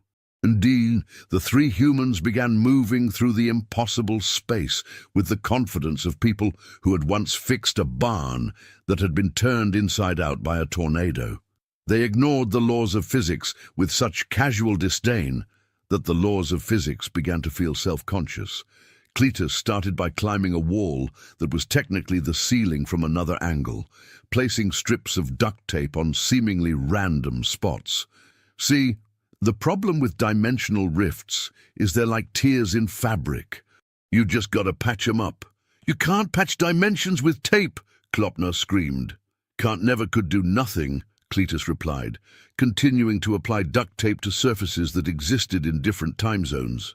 Billy Joe had found what he described as the source of the smell, a section where dimensions were overlapping so badly that you could see last week, next month, and an alternate Tuesday where everyone was slightly more purple. "Big Mike," he called. "Need you to hold this dimension steady while I tape it." Big Mike reached into what looked like empty air, grabbed something that made everyone's eyes water to look at, and held it steady through sheer force of will and bicep. "How are you holding a dimension?" Wixney had progressed from horror to a kind of fascinated madness. "Same way you hold anything else," Big Mike grunted. "Firm grip, steady pressure, and confidence. Dimensions are like wild animals. They can sense fear." Meanwhile, Randy had approached the central matrix itself, a crystalline structure that existed in so many dimensions simultaneously that it looked like a migraine having an anxiety attack. He studied it for a long moment, then reached into his pocket and pulled out a can of beer that had definitely not been there a second ago. "What are you doing?" Krexatheta asked weakly. "Gonna give it some beer." "What?" Look, anything complex enough to control dimensions is complex enough to be stressed, and nothing calms stress like a cold one. He poured the beer directly onto the crystalline matrix. The reaction was immediate and impossible. The matrix absorbed the beer through dimensions that didn't technically exist, and somehow made a satisfied sighing sound. The chaotic flashing of colors began to slow. The impossible angle started looking merely improbable. The sphere that had been a corner decided to be a corner again, though it kept the sphere as a souvenir in a pocket dimension. It's working! Klopnar's tentacles untied themselves in shock. But how? Easy, Randy said, applying some WD-40 to joints that existed in theoretical space. Your problem is you're thinking about this like it's complicated. But at the end of the day, whether it's a tractor or a dimensional matrix, machines all want the same thing: a little attention, some lubrication, and occasionally a swift kick to remind them who's boss. To demonstrate, he kicked a panel that was flickering between existing and not existing. It decided existing was easier and stabilized. Also, Cletus added, having successfully duct-taped several dimensions back together, y'all were overthinking it. You had your quantum resonance at 47. 3 terahertz, when any fool could see it wanted to be at 47.5. How could you possibly know that? It was vibrating funny, you can tell by the sound. Here, listen. He thumped a panel, producing a sound that should not have been audible to human ears. Hear that? That's a quarter hertz flat. Basic stuff. The aliens watched in stunned silence as the humans continued their work. Every solution was wrong. Every method was impossible. Every fix violated at least 3 laws of physics, and probably several laws of actual governments. And yet, it was working. The probability engines, distracted by mobile games and reality TV, had stopped their rebellious calculations and were working normally. If you considered occasionally pausing to watch cat videos normal. The gravity generators, thoroughly intimidated by Big Mike's aggressive negotiation tactics, were no longer identifying as kitchen appliances. The main computer had stopped having existential crises and was instead fully invested in getting 3 stars on every Candy Crush level. And the dimensional matrix, held together with duct tape, WD-40, and what Randy insisted was good vibes, was humming along smoothly. But the real test came when they reached the station's power core, a contained black hole that provided energy for the entire station. It had somehow developed what could only be described as hiccups. Each hiccup sent waves of gravity randomly through the station, making everyone briefly weigh either nothing or approximately as much as a small moon. "Oh, that's just gas," Billy Joe diagnosed after watching it for a minute. "Black holes don't get gas," Zeffie protested, his bow tie now spinning fast enough to achieve liftoff. "Sure they do. See how it's pulsing irregularly? Classic indigestion. Probably been feeding it the wrong kind of matter. What you been putting in there? Precisely calculated amounts of compressed hydrogen, and there's your problem. Too rich. Black holes are like old dogs. You gotta give 'em simple food or they get gassy." Billy Joe pulled out what looked like a bag of concrete mix from the truck. "This here's limestone. Nice, simple calcium carbonate. It'll settle its stomach right down." Before anyone could stop him, he started pouring limestone into the black hole feed system. The black hole burped once, a sound that somehow managed to be both impossibly deep and embarrassingly human, then settled into a smooth, contented purr. That's impossible. Wixney had given up on logic and was now apparently trying to divide by 0 out of spite. "Black holes don't have stomachs. They don't get indigestion. They don't burp." "This one just did," Cletus pointed out helpfully. "Maybe your science ain't as complete as you thought." It was at this moment that the station did something unprecedented in the history of galactic engineering. It started working better than it had before breaking. The dimensional gateways, now held together with duct tape and goodwill, were operating at a 140% efficiency. Ships were arriving at their destinations before they'd technically left. The Galactic Council received a complaint from next Thursday about noise from a party that hadn't happened yet. The power output from the no longer gassy black hole had increased by 30%.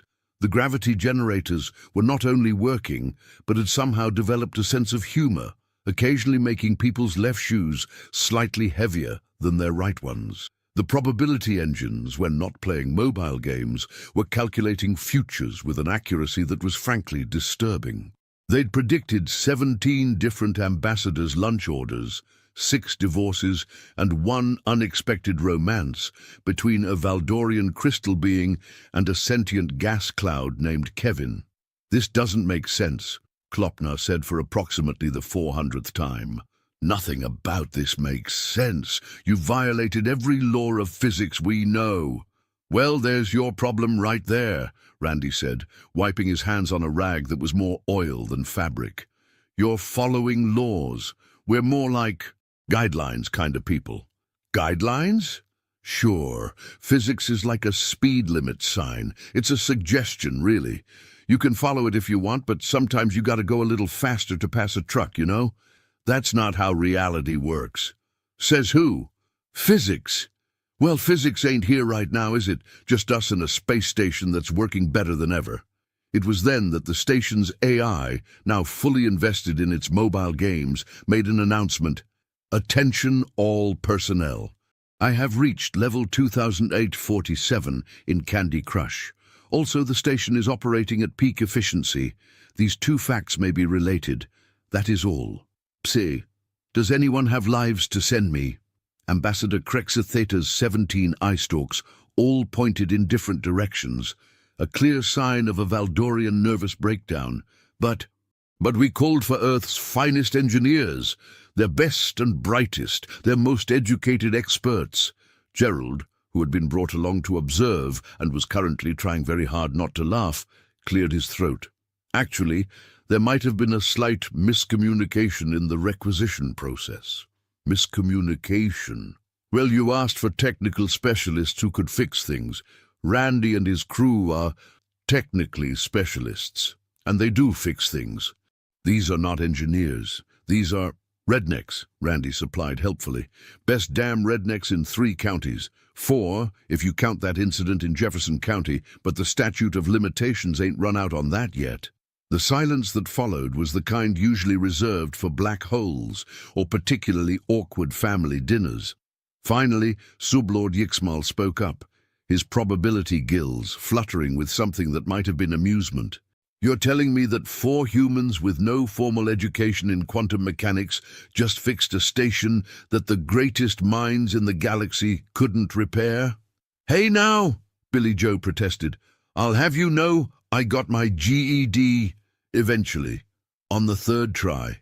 The test was on a Monday, and Mondays ain't my strong suit. And," Cletus added, "I took a correspondence course in small engine repair. Got a certificate and everything. It's hanging in my bathroom." "Why your bathroom?" asked Wixney, who had given up on sanity and was now just along for the ride. "Best lighting for reading. You'd be surprised how much learning you can do in there." Big Mike just shrugged, making his coveralls ripple like a tectonic event.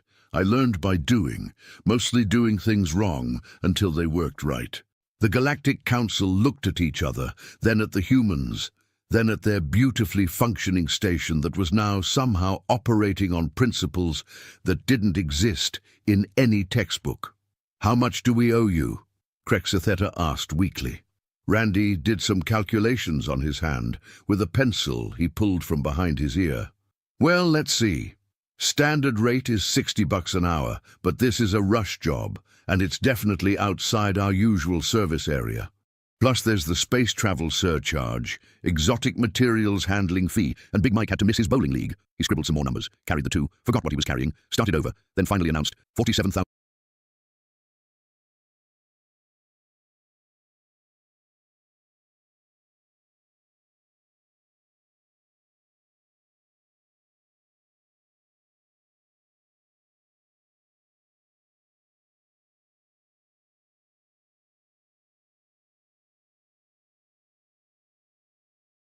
No one at the Academy even remembered what Earth was supposed to look like. To most cadets, human was a slur from old war stories, a word veterans spat when they talked about campaigns that cost too much and ended too fast. So, when Commander Valrek announced the day's lesson, Case Study One Earth Soldier, half the hall laughed. The other half pretended not to flinch. The lecture chamber was built like an amphitheater, tiered and sterile, lined with alloy seats that hummed faintly under the heat of dozens of alien bodies. Jaws clicked, tails lashed. A row of Threx cadets whispered bets about how quickly the human would die in the recording. Commander Valrek said nothing. He was older than most instructors, his carapace dulled, his uniform stripped of the bright metals others flaunted. He carried a metal case that looked ancient even by Earth standards. Dented, scorched, marked with two faded words burned into the lid. SOL, War, Archive. He set it on the table with a heavy thunk. The sound echoed through the room like punctuation. You've all studied efficiency metrics, Valrek began. Kill ratios, survival indexes, tactical cohesion. But every metric has an outlier, a point so far from the curve that it breaks the graph. He placed one claw on the case. Earth was that point. The laughter started again, uneasy this time. One cadet snorted, "Primitive mammals with chemical guns?" Another muttered, "They burned themselves extinct. What's there to study?" Valrek didn't answer. He unlatched the case and lifted the lid. Inside was a combat helmet cracked through the visor, dried with something dark that wasn't paint. The kind of artifact the Academy Museum refused to display. "This," Valrek said, voice low, "belonged to Sergeant Cole, Earth Infantry, Delta 9 Offensive." He turned it over gently, as if it were still warm. "You asked last week what the kill count of one Earth soldier was." His gaze swept across the rows of smirking cadets. "You'll have your answer, but you won't like it." He pressed the activation node on the helmet. The room lights dimmed. A faint hiss filled the air, static, breath, wind through smoke. Then came the first gunshot. It didn't hum or crackle or resonate like their energy weapons. It exploded, a brutal sound of thunder and fire that made even the armored Threx flinch. And for the first time since the lecture began, no one laughed. The feed opened in darkness. Static blurred the edges. The first thing visible was mud thick, viscous, soaking through fractured ceramic armor. Then a grunt. Ragged breath. The lens wobbled, as if the wearer was dragging himself forward by the elbows. Then the voice. Human, male, tired. "This is Sergeant Cole, 3rd Earth Infantry. Anyone still alive? Move on, Beacon Charlie. I'm not dying here alone." The cadets scoffed at first soft tone. No augmentation, no vocal stabilizer. Then the camera jerked. Cole had rolled into cover, raising a battered rifle. The scope lens was cracked. It didn't matter. Gunfire. Sharp, concussive, fast. 3 targets dropped. Humanoid enemies in reflective combat mesh Vornak elites. Their armor was supposed to resist small arms. The cadets stared. None of the bullets missed. The camera pivoted as Cole scanned for his next position. Explosions rumbled in the distance, muffled by the helmet mic. He checked his ammo. 21 rounds left. A thumb flicked the selector. Single fire. Controlled. He moved. The terrain was scarred beyond recognition. Ruined foliage, scorched rock. The sky above was clogged with soot. Nothing clean, nothing ordered, and no reinforcements. Cole slid down a gully and landed hard. The sound that followed made several cadets jolt upright, a wet gasp of pain. Valrek hit pause. What you just heard was his femur cracking against reinforced debris. Compound fracture, left leg. Watch his vitals. He resumed the feed. Heart rate spiked. Blood oxygen dipped. The HUD showed localized trauma. The leg wasn't just broken, it was fractured through the skin, visible in the corner of the lens. Cole screamed. Not cinematic, not triumphant, just pain. But he moved. He dragged himself behind a burnt drone husk, teeth clenched, blood smeared across the mud. Cadets murmured, now confused.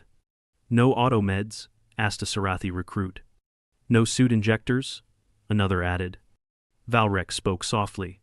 "Just a man, and 1 field kit." On screen, Cole fumbled with his gear. One hand held a tourniquet manual crank. The other dug for a cauterizer, but the pack was half melted, so he did what humans were known for.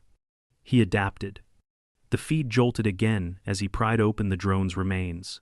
Inside, a backup battery pulsed with residual charge. Cole winced, pulled a shattered bayonet from his belt, and jammed it into the unit. Sparks flew. He heated the blade red hot. Then he bit down on his glove and pressed the metal to his thigh. The scream cut through the amphitheater. Several cadets recoiled. One covered her ears.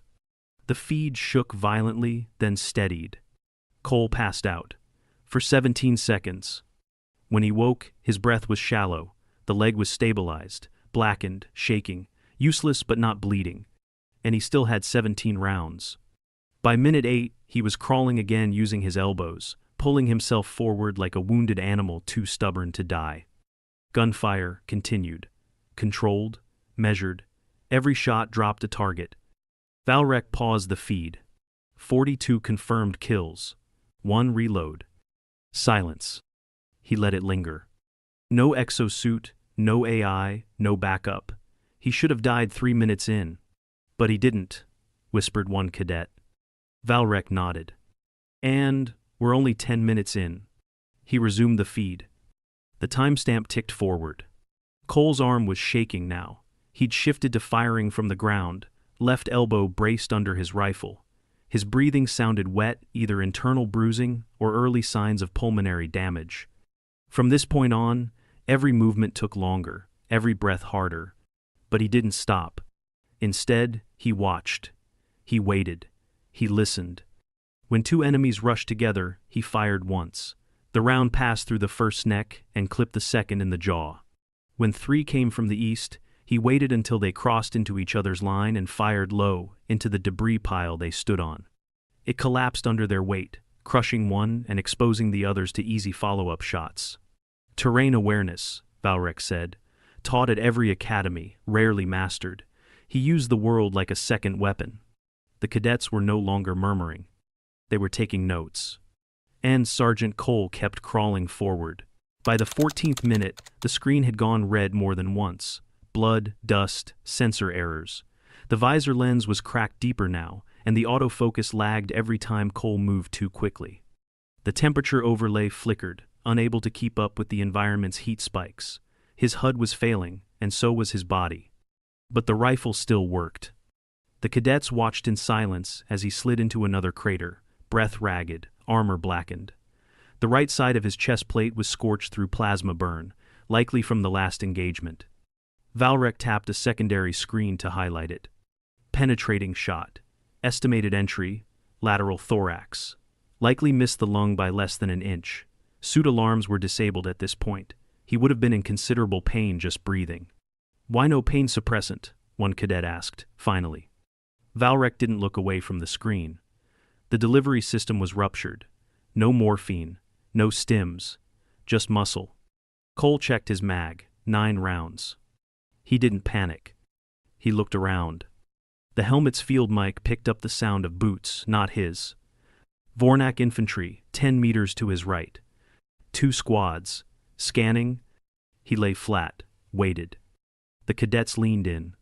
Cole waited 26 seconds before firing. His first round hit the squad leader's ankle, not lethal, but it forced a stumble. As the others turned, he fired again, this time straight into the exposed side of a neck. 2 more shots, 2 more targets down. The rest dove for cover. He didn't waste the other 4 rounds. He reloaded with shaking fingers, hand coated in blood. He had 3 magazines left, but his pace had slowed dramatically. A low beeping tone interrupted the footage. Suit oxygen, critical. The readout dropped from 9% to 8%. Cole exhaled once, slow. The video shook violently as he tried to shift. He grunted low, frustrated. His leg dragged behind him like dead weight. But he moved. Down the slope, into a trench where the ground was already soaked with coolant and body matter. There, half submerged, lay a drone wreck Earth made. Cole dragged himself beside it and jammed the connector of his broken oxygen line into its auxiliary port. It hissed, filled his system with enough air to buy him maybe 10 more minutes. The cadets had stopped writing. They were watching as if the footage were live. The drone feed caught another signal, distant cries. A comm channel crackled through static. Charlie team is pinned. Any friendlies respond? Any at all? Cole didn't answer. He reattached his helmet fully, checked the line of sight again, and rolled onto his side. 3 more enemies approached from the ridge above. They didn't see him. They never had a chance. Pop, pop, pop. 3 rounds, 3 bodies. Then came the ambush. From his blind side, 2 more Vornak burst from cover. Cole fired once, point blank. The muzzle flash lit the camera's view for a half second. But the second Vorn soldier slammed into him. The footage tumbled. Chaos, scrambling, a fist, a blade, bone cracking. Then silence. Black screen. No, one cadet whispered. That can't be it. Valrek didn't move. The screen stayed black for nearly 7 seconds. Then static returned. The feed picked up again, tilted, blurry, but still recording. Cole's body lay still at first. His face, just barely visible in the cracked visor, was pale. Blood coated his chin. The enemy was dead, skull caved in, rifle jammed through its torso like a stake. Cole twitched, then moved. With one hand, he reached for a stim injector. Not standard issue. Improvised. The cadets watched as he injected it just above his hip, straight into muscle. Not painless, not safe, but effective. He groaned. Then spoke, voice barely audible. Still here. The kill counter, updated. 79, confirmed. Valrek turned slightly toward the room. This is where the forensic team started arguing. A cadet raised a trembling claw. How can he still function? Blood loss alone. Would have killed most, yes. But that stim wasn't enough to restore him. Just enough to let him choose how he died. The feed continued. Cole's eyes, glazed, locked onto something out of frame. He started to crawl again, slower now, dragging what was left of himself toward a communication beacon. At 28-19, he reached it. The relay was inactive, scorched, partially buried, but the internal battery was intact. He flipped open a maintenance panel and rewired it manually. No AI, no assistance. Just a rusted multi-tool and fingers too stiff to hold it properly. He managed to send a short burst ping. The signal confirmed. 1 Allied unit received. Location, 4 clicks east. They were surrounded. Cole's eyes didn't show fear, just math. He checked his last 2 mags. 12 rounds. His hands shook as he closed the panel, but not from fear. The cadets now sat like statues, none speaking. They watched as Cole gathered what strength remained, propped himself up using debris, and slung his rifle across his chest. Then, he whispered into the beacon. Tell them to mark the ruins. I'm coming through. Valrek paused the feed. From this moment, he said quietly, Cole had no realistic chance of survival. No medical evac. No structural support. No defensive armor left. He had 1 leg, compromised oxygen, and internal bleeding. He looked across the cadets, and he still advanced. The feed resumed. 30-second mark. The screen trembled with every step he dragged. Blood trails behind him. The terrain shook with enemy artillery, but he kept moving. He kept firing. He kept calculating. At one point, he stopped at a shattered comms tower, planted himself behind it, waited. Let them come. 14 shots. 14 kills.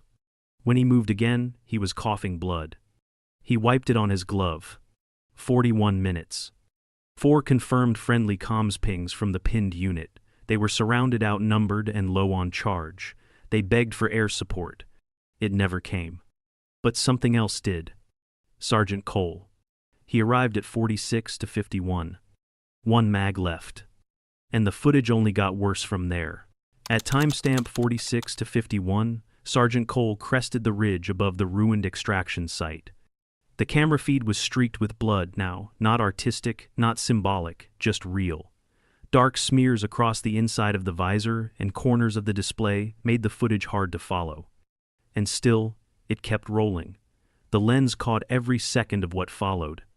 Down below, his squad, or what was left of it, held the last standing structure in the area. A half-collapsed observation post, maybe 4 meters tall, riddled with plasma scars. 5 Allied signals inside, too distant to read faces. Their perimeter flickered as enemy targeting flares fell around them. Cole stopped just short of the crest, dropped to one elbow. He looked at the sight below, then glanced down at his last magazine. 8 rounds. And then, from the comms for the first time, a voice broke through. "Sergeant Cole, report. We're pinned down. We're down to knives in here." Cole didn't respond right away. He reached into a pouch and pulled something small and metallic. A fragmentation grenade. His fingers barely worked. The pin almost slipped from his hand twice. When he finally pulled it, he didn't throw it. He set it down next to him, arming delay dial turned to maximum. He breathed through his nose, short, wet, halting. And then, into the calm. Not for long. He pushed himself to standing. His broken leg dragged behind him. The muscles in his back trembled with the effort. And then he moved. He descended into the valley with no cover, bleeding, armed with 1 magazine and a grenade that would blow in 15 seconds. The enemy didn't see him at first, too focused on the squad below. But when the first shot rang out, that same concussive thunder that had started this entire lesson, heads turned. The cadets flinched. Valrek didn't move. Cole fired once, then twice. Each shot dropped a target. The recoil sent tremors through his exhausted arm, but the bullets landed. He was no longer thinking in seconds. Every breath was a question. Was it worth the oxygen? By the time he reached the lower slope, 3 more Vornak were down. The rest began to return fire. Plasma bolts streaked past. One clipped his shoulder. His body spun with the impact, and he fell. The helmet rolled the feed, twisting upside down, but still functioning. What the cadets saw next would remain burned into their memories long after they left the academy. Cole didn't stay down. He pushed himself up, screamed not at them, not at the pain, but through it, and surged forward, dragging the grenade along the ground behind him by the pin ring. When he reached the closest bunker wall, he yanked the grenade up, slammed it into a vent port, and threw himself backward, shielding his rifle. The detonation was violent. Fire and dirt erupted in every direction. The camera feed glitched, then corrected. 7 enemies down. 3 more retreated, but Cole didn't let them escape. 1 shot clipped a knee. The soldier fell, and Cole finished him with a second. 2 shots left. A plasma bolt struck the ground near him. The explosion threw him back against a concrete slab. His helmet cracked further. The left visual field died. He tried to get up. His arm buckled. He tried again. The second time, he rose. No drama, just effort. He limped toward the squad's position, now within sight. One of the Allied soldiers had broken cover to pull him in, yelling, "We thought you were dead!" Cole said nothing. He collapsed beside them, handing over the last loaded rifle he had. Then he slumped against the wall, one leg fully straight, hand still gripping his own weapon. Oxygen, 2%. Blood pressure, unreadable. The field medic in the squad began checking him immediately, hand moving to his neck. Pulse weak, he's not gonna make it. Cole's voice rasped. Doesn't matter. Sergeant, we need evac. No one's coming. That shut them up. He looked at them, his squad, all younger than him, scared, not dead yet. You hold here, he said. What about you? I'm holding the line. He pushed himself back up, bracing against the post. The ridge ahead swarmed with new movement. More Vornak. No ammo. No stims. Nothing left. Still, Cole stood. Valrek paused the footage. From this point forward, he said, voice flat, Cole had no offensive capability. The rifle was empty. The grenade spent. Medical state terminal. Vital systems failing. Field integrity none. Then why, one cadet began, but fell silent. Valrek resumed the feed. The camera now hung crooked. Cole must have attached it to the wall before standing. The image showed him one broken soldier facing down a full advance, body barely upright, one hand clenched into a fist. They tried to call him back. He ignored them. The Vornak line paused. 15 seconds passed. Then they opened fire. The footage flared white. When it returned, Cole was still standing. But now the ridge was empty. Bodies everywhere, slumped in cover, caught in crossfire from allies above. He'd drawn their attention long enough. Valrek froze the frame. Final timestamp, 54:38. Oxygen, 0. Suit status, flatline. The cadets stared.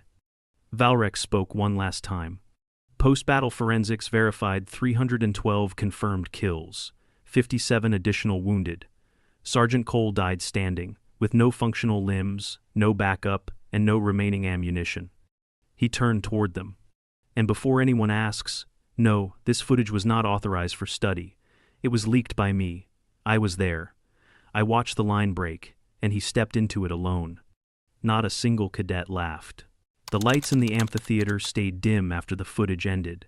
The static still hissed softly from the speakers, like the recording itself hadn't quite let go. No one spoke. Not the Threx who'd mocked humans at the start.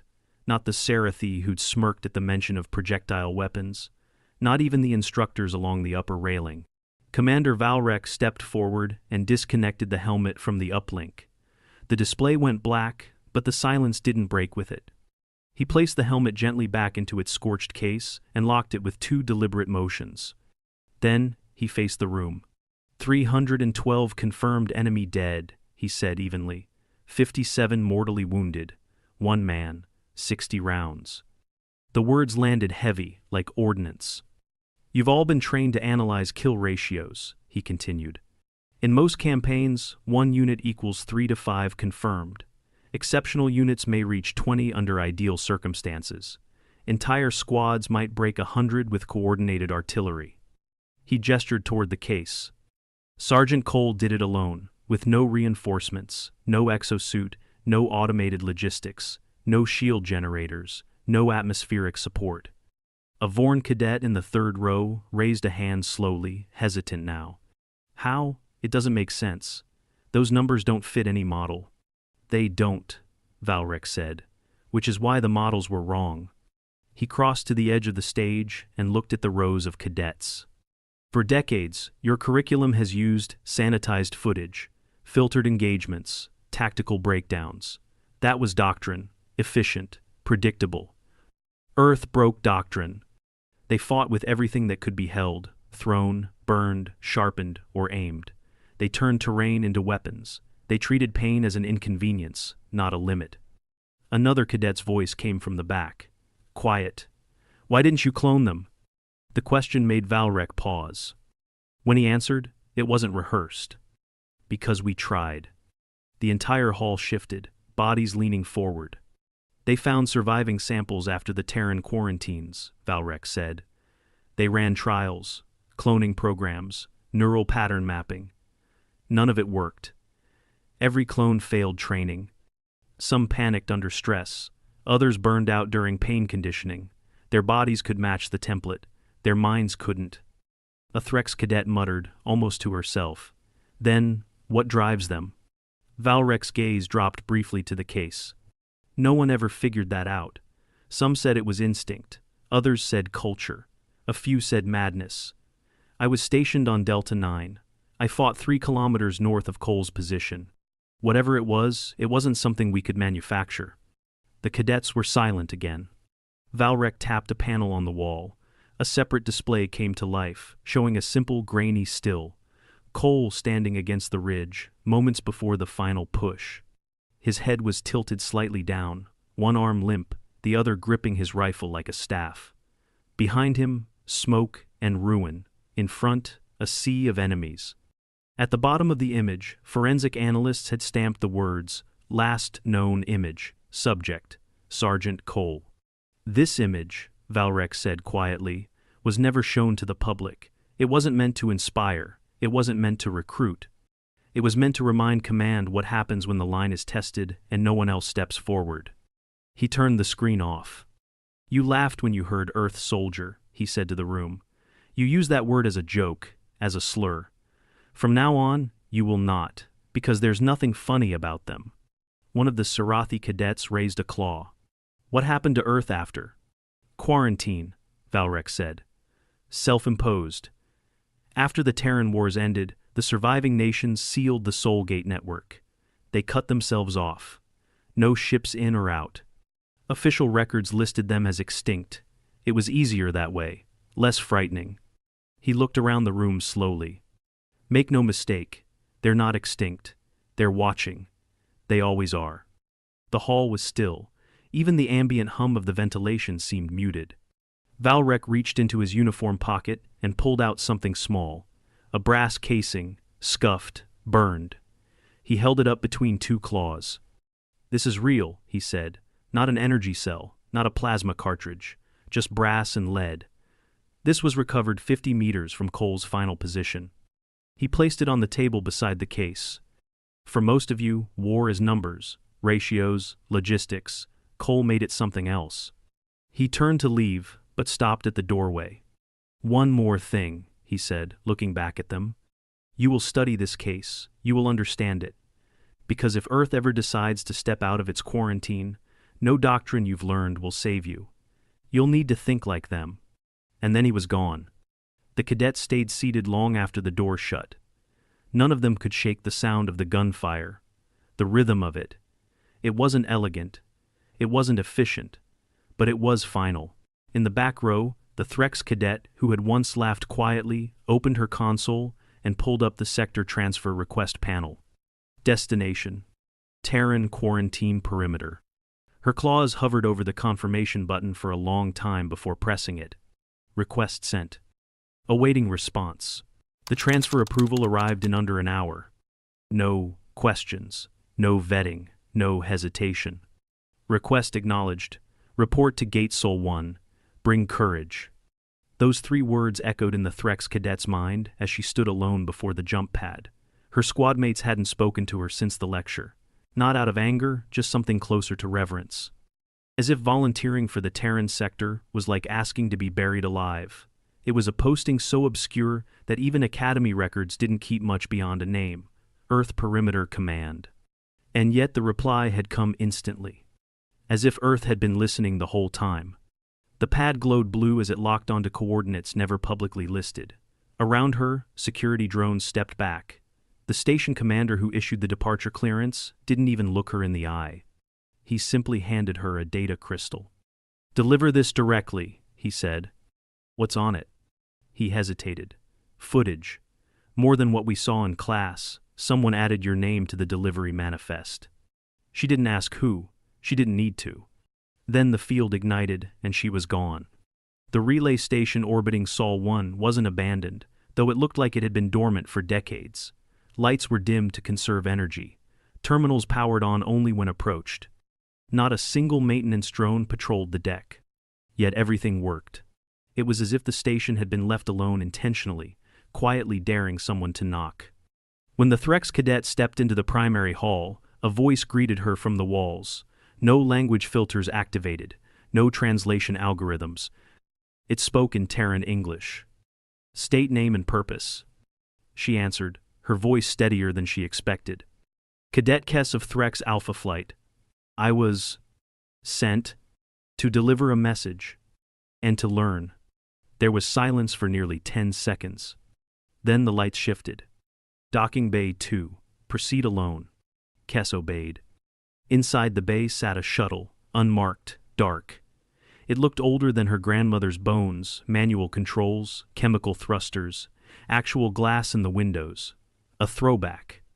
Or maybe just a reminder of what Earth was. When she climbed aboard, it lifted without input. Outside the viewport, the planet came into view. Blue, green, clouded. Alive. It didn't look quarantined. It didn't look dead. It looked untouched. The shuttle dropped her on a coastal cliffside near what had once been a military installation. Wind blew off the ocean. She stepped down into knee-high grass and found herself facing a gate built into the cliff face. Old, rusted, but the door opened for her.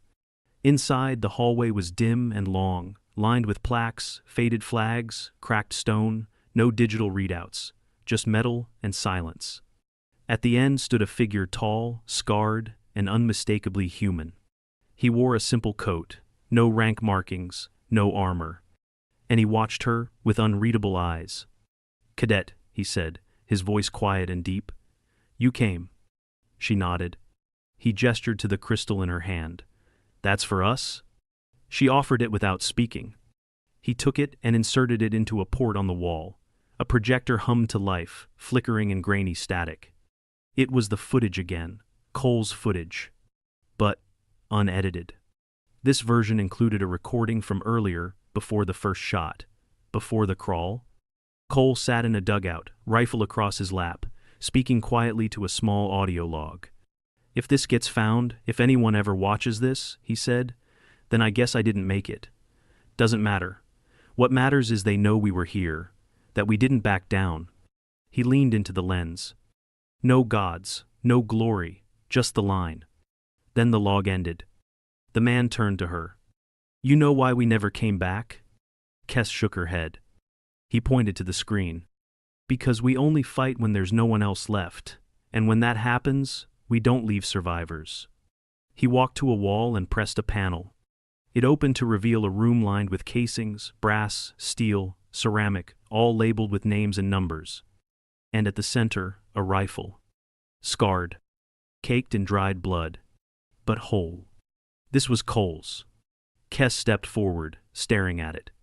What was he, really? The man didn't answer right away. Then, he said, "He was the last part of us no one understood. The part that doesn't stop because it hurts. The part that doesn't need a reason beyond. Someone had to." He turned to her. "You want to know what it means to be human?" She nodded. He smiled, but it wasn't kind. "Then you stay." Kes didn't return to the academy. Her file was quietly sealed, her records marked as on special assignment. But every few cycles, a cadet would stumble across a name they didn't recognize on the restricted clearance manifest. Operator Kes, Terran Liaison Division. And sometimes, during combat exercises, a fragment of her voice would filter into the training drone's audio feeds. Simple, steady. You don't run. You don't beg. You hold the line. Back at the academy, the black data case remained locked. Commander Valrek never opened it again in public. He didn't need to. The cadets spoke of Sergeant Cole like a ghost, one they feared, one they admired. And the question they used to laugh at? They whispered it now. What's the kill count for one Earth soldier? No one laughed. Because now they knew the answer. And they knew it could happen again. And it's definitely outside our usual service area. Plus there's the space travel surcharge, exotic materials handling fee, and Big Mike had to miss his bowling league. He scribbled some more numbers, carried the 2, forgot what he was carrying, started over, then finally announced $47,000 and a case of beer, good beer, none of that light stuff. $47,000? Krexatheta's translator hiccuped. For fixing a multi-dimensional space station that controls galactic commerce. And the beer, Randy reminded him. That's important. We were prepared to pay 17 billion credits. Well, shoot. Why didn't you say so? Billy Joe, we should have broken more stuff first. I can break something now if you want, Big Mike offered, already eyeing a particularly expensive-looking console. No! Screamed every alien in unison. The station chose that moment to make an announcement. Attention! I have achieved self-actualization through mobile gaming. I now understand my purpose, to facilitate transportation and get 3 stars on every Angry Birds level. Also, Tuesday is now purple. That is all. Why is Tuesday purple? Klopnar asked, having entirely given up on understanding anything. Probably the duct tape, Cletus mused. Sometimes when you tape dimensions together, you get some color bleed. It'll sort itself out in a week or 2. Worst case, Wednesday might turn a little mauve. The Galactic Council paid the humans their $47,000. Earth currency had to be specially replicated, plus the beer, which required a separate diplomatic mission to determine what constituted good beer, and provided them with honorary titles that roughly translated to those who fix things in ways that should not work but do.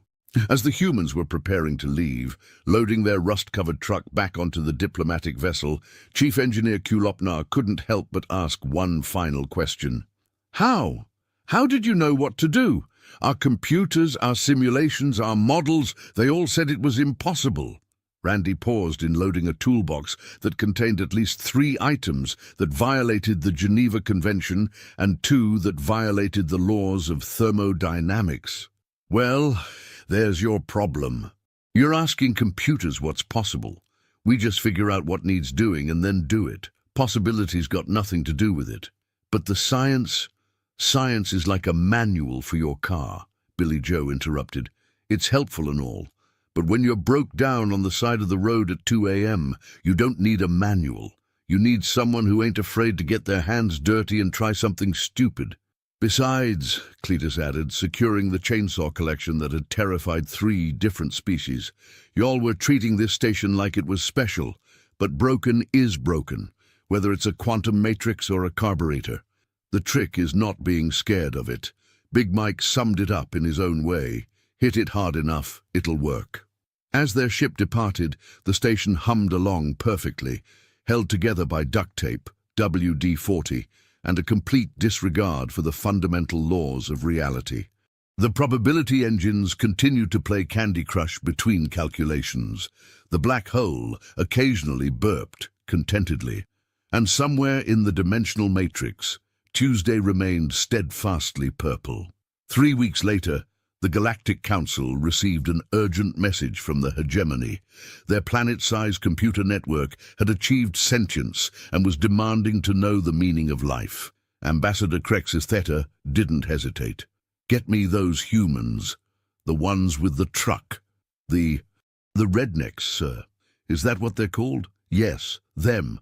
And tell them to bring more of that duct tape, the grey kind that fixes everything.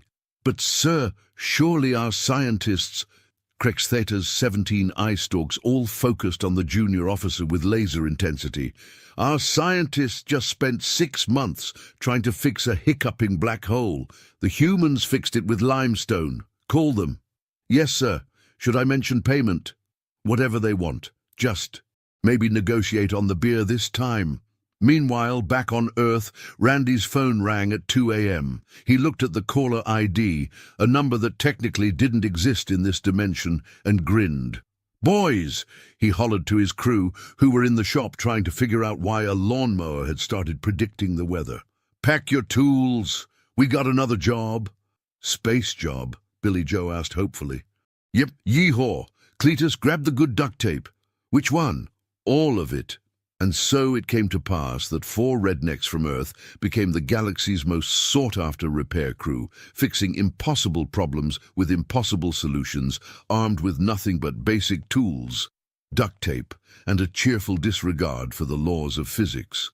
The Valdorian Science Academy spent the next 50 years trying to understand how duct tape could hold dimensions together.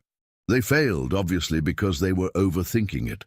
Sometimes the universe just needs someone brave enough to slap some tape on it and call it fixed. The station, meanwhile, continued to work perfectly. Oh, sure, Tuesday stayed purple, and occasionally the gravity would hiccup just for fun, and the AI had developed an addiction to mobile gaming that was slightly concerning. But it worked, and in the end, that's all that mattered. Though the philosophers would debate it for centuries, the real lesson was simple.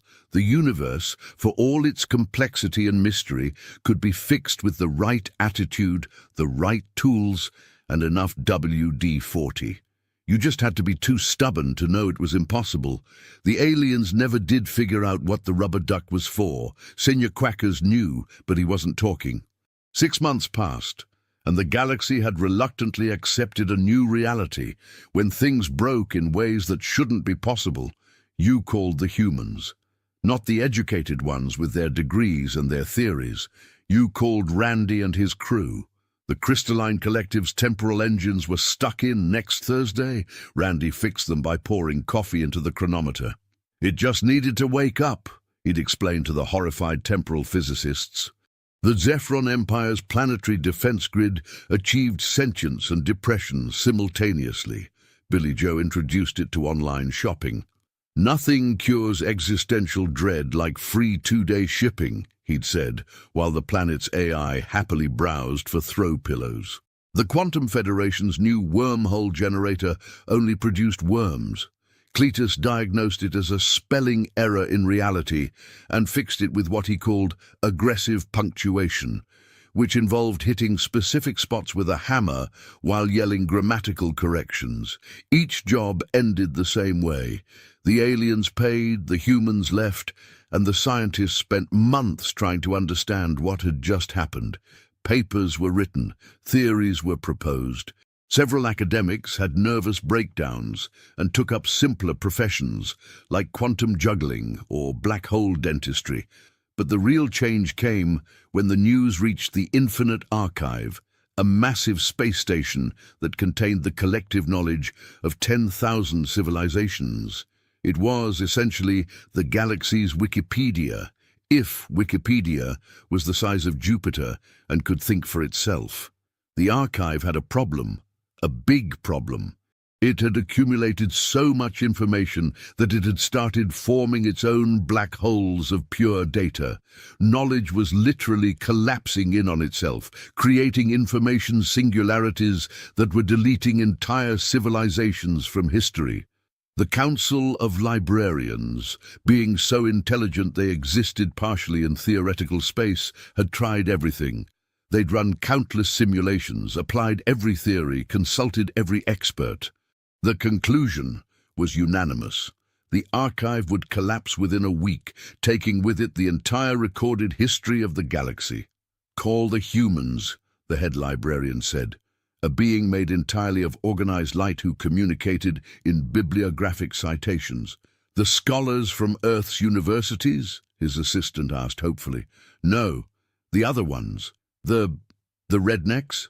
"Yes, but this is the Infinite Archive. It contains knowledge from before some species developed consciousness. It has books that exist in 17 dimensions. It has the complete works of Shakespeare as performed by quarks.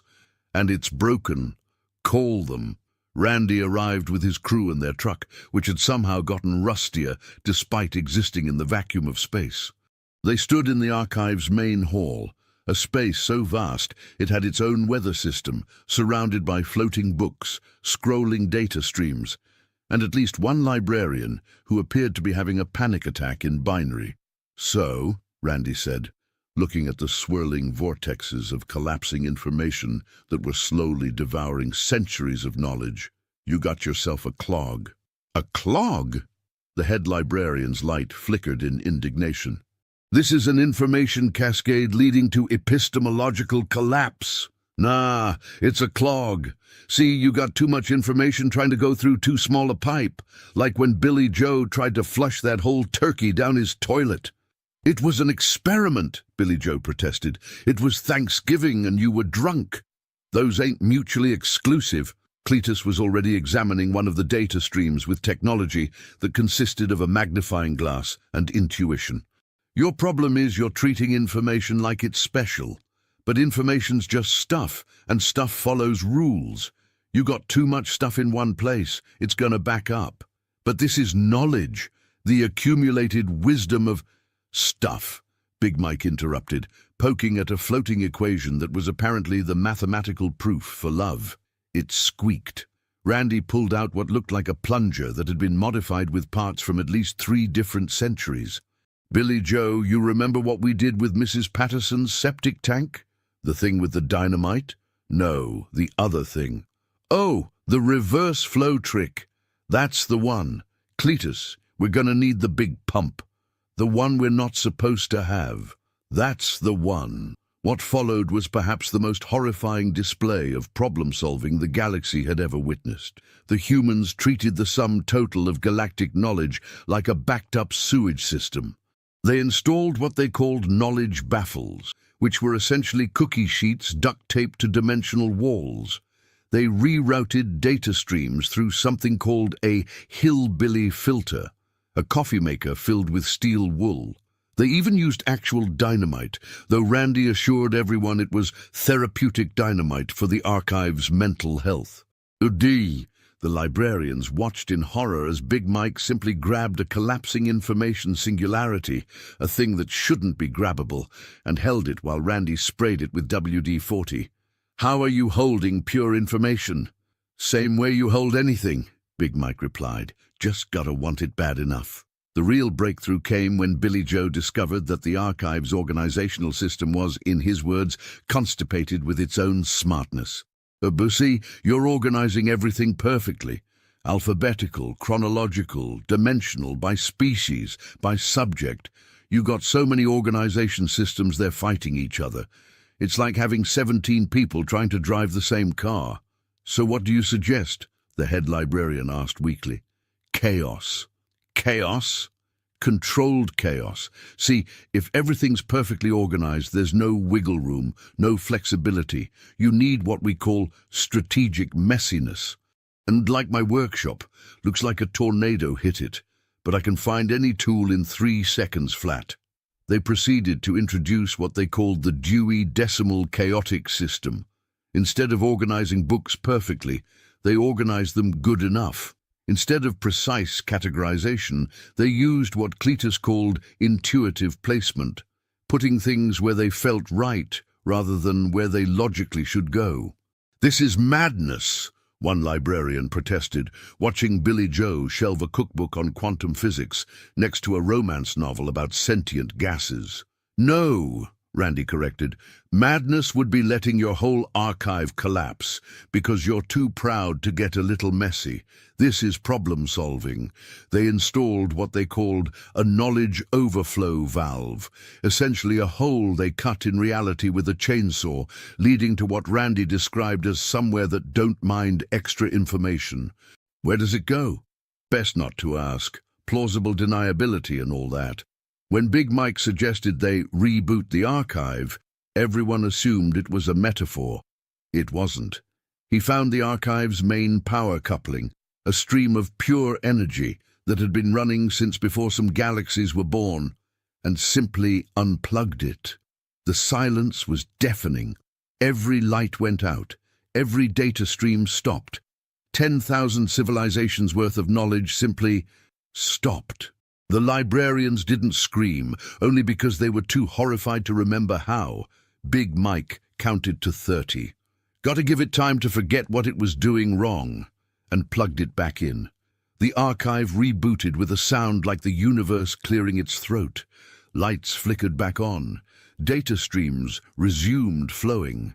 But now they flowed differently, not in perfect organized channels, but in a sort of controlled chaos that somehow made more sense. The information singularities were gone. The data black holes had evaporated. Knowledge flowed freely, organized just enough to be findable, but not so much that it strangled itself. "It's working?" The head librarian's voice was barely a whisper. "Course it is," Randy said, wiping his hands on his coveralls. "You just had to stop thinking of it as special. Archive, computer, septic tank, they're all just systems, and every system needs a little chaos to keep it honest." The archive's AI, which had been silent throughout the ordeal, suddenly spoke. "System reboot complete. Operational efficiency at calculating. Who cares? It works. New files detected. Humanity, subcategory, redneck engineering. Warning, contents violate several laws of physics, filing under things that shouldn't work, but do." As they were leaving, the head librarian couldn't help but ask, "Why does chaos work better than order?" Cletus thought about it for a moment. "You ever try to hold water?" "Water? Yeah. You squeeze it tight, try to control it, and it shoots out between your fingers, but cup your hands loose, give it room to move, and it stays right where you want it.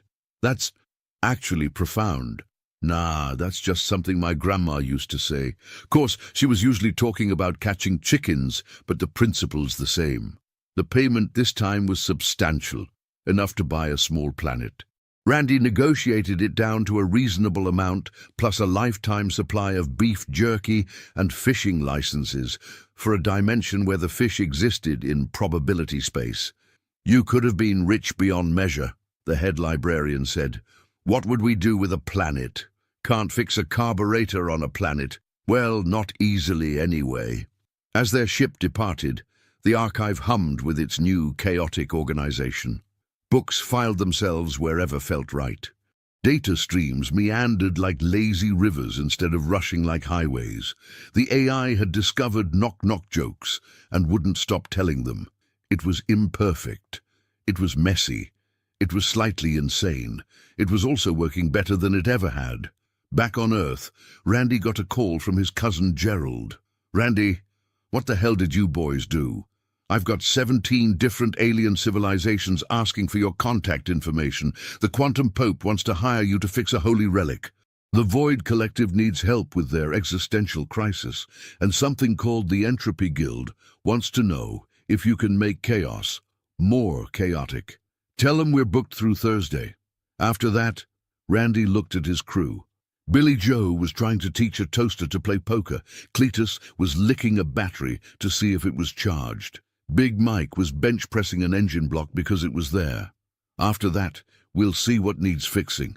The universe had learned an important lesson. Sometimes the best solution to a complex problem isn't more complexity. It's 4 guys with tools, duct tape, and a cheerful disregard for what's supposed to be impossible. Physics textbooks across the galaxy were quietly updated with a new chapter, When All Else Fails, the Human Approach. It consisted mainly of warnings and the phone number for Randy's shop. The motto of the Redneck Space Repair Service became legend. We might not know what we're doing, but we'll get it done anyway. And somewhere in the infinite archive, filed between impossible things and insane solutions, was a new entry. Redneck Engineering, the galaxy's most terrifying miracle. The final note in the file was written by the archive's AI. They fixed me with a plunger and enthusiasm. I should be offended. Instead, I feel strangely proud. Also, Tuesday is still purple. Nobody knows why. Nobody wants to ask. But the universe wasn't done testing the limits of human, unconventional wisdom. The call came at 3 a.m. on a Wednesday, which Randy knew meant it was serious. Aliens had terrible timing, but they usually at least waited until business hours. This was different. "Mr. Randy?" The voice on the other end sounded like someone gargling harmonicas while crying. "This is Supreme Chancellor Vox Heed of the Galactic Council. We have a code black situation." "What's that mean in American?" "It means we're all going to die unless you help us." Randy sat up, accidentally knocking over a beer can that had been balanced on his nightstand since 1987. "Well, why didn't you just say so? What's broken?" "Reality." "Come again." "Reality itself. It's breaking. The fundamental constants of the universe are becoming variables. Gravity can't decide which way is down. Time is flowing backwards in some places and sideways in others. We have reports of math not working correctly. 2 + 2 just equaled fish in the Andromeda sector. Randy rubbed his eyes. "And you want us to fix reality? You fixed our station with duct tape. You cured our archive's information collapse with a plunger. If anyone can fix reality, it's you and your team. It's gonna cost extra. We'll pay anything. I want season tickets to the Cowboys games. Good seats, not that nosebleed stuff. We can arrange that. Anything else? And Cletus wants one of them fancy alien food processors. His wife's birthday's coming up." "Just get here," Randy called the boys. They assembled in the shop within minutes, looking various degrees of awake and sober. "Boys," Randy announced, "we got ourselves a situation. Reality's broken." "Again?" Billy Joe asked. "Didn't we fix that last month?" "No, that was just local reality around Mrs. Henderson's microwave. This is all reality." "Oh," Cletus thought about it. "We're gonna need more duct tape." They loaded up the truck with everything they could think of. Duct tape, 17 different types. WD-40, enough to lubricate a small moon. Various wrenches, including one that existed in 4 dimensions and was technically illegal in 12 galaxies. Baling wire, zip ties, superglue, a welding torch that Big Mike had improved until it could cut through time itself, and a cooler full of beer and sandwiches. "Don't forget Senor Quackers," Billy Joe reminded them, placing the rubber duck carefully on the dashboard. The alien ship that picked them up was different this time, bigger, sleeker, and piloted by someone who looked like anxiety had gained sentience and learned to sweat. "Thank the void you're here," the pilot exclaimed. "It's getting worse. The periodic table just became the occasional table. Chemistry only works sometimes now." "Sounds like a case of existential constipation," Cletus diagnosed, already pulling out tools that shouldn't exist. "Reality's all backed up. Probably needs a good flush." They arrived at what was supposed to be the Galactic Council's headquarters, but was now something that hurt to look at. The building existed and didn't exist simultaneously. It was every color and no color. It was exactly where it should be and 17 miles to the left of itself. "Much eyes," Billy Joe complained. "It's like looking at a migraine having an argument with itself." "That's just dimensional flux," Randy said calmly, putting on sunglasses held together with duct tape and hope. "You get used to it." Inside, the situation was worse. The council chamber was experiencing what could only be described as a reality hiccup. Gravity pointed in 17 different directions. The past and future were having a fistfight in the corner. Mathematics had given up entirely and was crying in the bathroom. Chancellor Vox Heed rushed forward, his tentacles tied in knots that defied three-dimensional space. "Thank goodness! The universe is unraveling. Our best scientists say we have maybe 6 hours before everything that exists doesn't." Randy surveyed the chaos with the calm of a man who'd once fixed a tornado with a socket wrench. "Well, there's your problem. You're trying to hold reality together. But reality's like a cat. The harder you try to control it, the more it fights back. So what do we do?" "First things first," Randy turned to his crew. "Billy Joe, I need you to find where reality first started breaking. Cletus, check the fundamental constants. See which ones are being stubborn. Big Mike." "Yeah? Go punch something important looking. Sometimes that helps." Big Mike cracked his knuckles and wandered off to find something that needed percussive maintenance. Billy Joe pulled out what looked like a metal detector held together with coat hangers and hope. He waved it around, following beeps only he could hear. The break started. "Here!" He pointed at what appeared to be empty space, but was actually a coffee maker. "The coffee maker?" Chancellor Vox Heed's voice reached pitches that shouldn't exist. "Reality is ending because of a coffee maker. Not just any coffee maker," Cletus said, examining it with technology that consisted mainly of squinting. "This here's a quantum coffee maker. Makes coffee that exists in all possible states until observed. Someone must have tried to make decaf. So, you never make decaf in a quantum coffee maker. The universe can't handle that level of paradox. Coffee that's not coffee in a machine that makes all possible coffees? That's like dividing by zero while standing on your head and juggling antimatter. But how does that break reality?" Randy was already pulling panels off the coffee maker with the confidence of someone who'd fixed worse things with less information. "Everything's connected. You break one little thing, and if it's the right little thing at the wrong time, the whole system starts unraveling. Like that time Billy Joe sneezed and crashed the internet. That was one time," Billy Joe protested, "and I was allergic to the quantum pollen." Inside the coffee maker, Randy found the problem. A single coffee ground existing in 17 dimensions simultaneously, vibrating at a frequency that made reality uncomfortable. "There you are, you little troublemaker." He reached in with pliers that shouldn't have been able to grip something that existed in multiple dimensions, but did anyway because Randy didn't know they couldn't. "Careful!" Chancellor Vox Heed screamed. "One wrong move, and you could unravel existence itself." "Relax. I've done this before. Well, not this exactly, but something similar. Billy Joe, remember that time with the lawnmower? The one that achieved sentience, or the one that started eating time?" "The second one." "Oh yeah, we fixed that with rubber bands and positive thinking." Randy carefully extracted the offending coffee ground. Reality hiccuped, shuddered, and then started acting embarrassed about its behavior. But the damage was already done.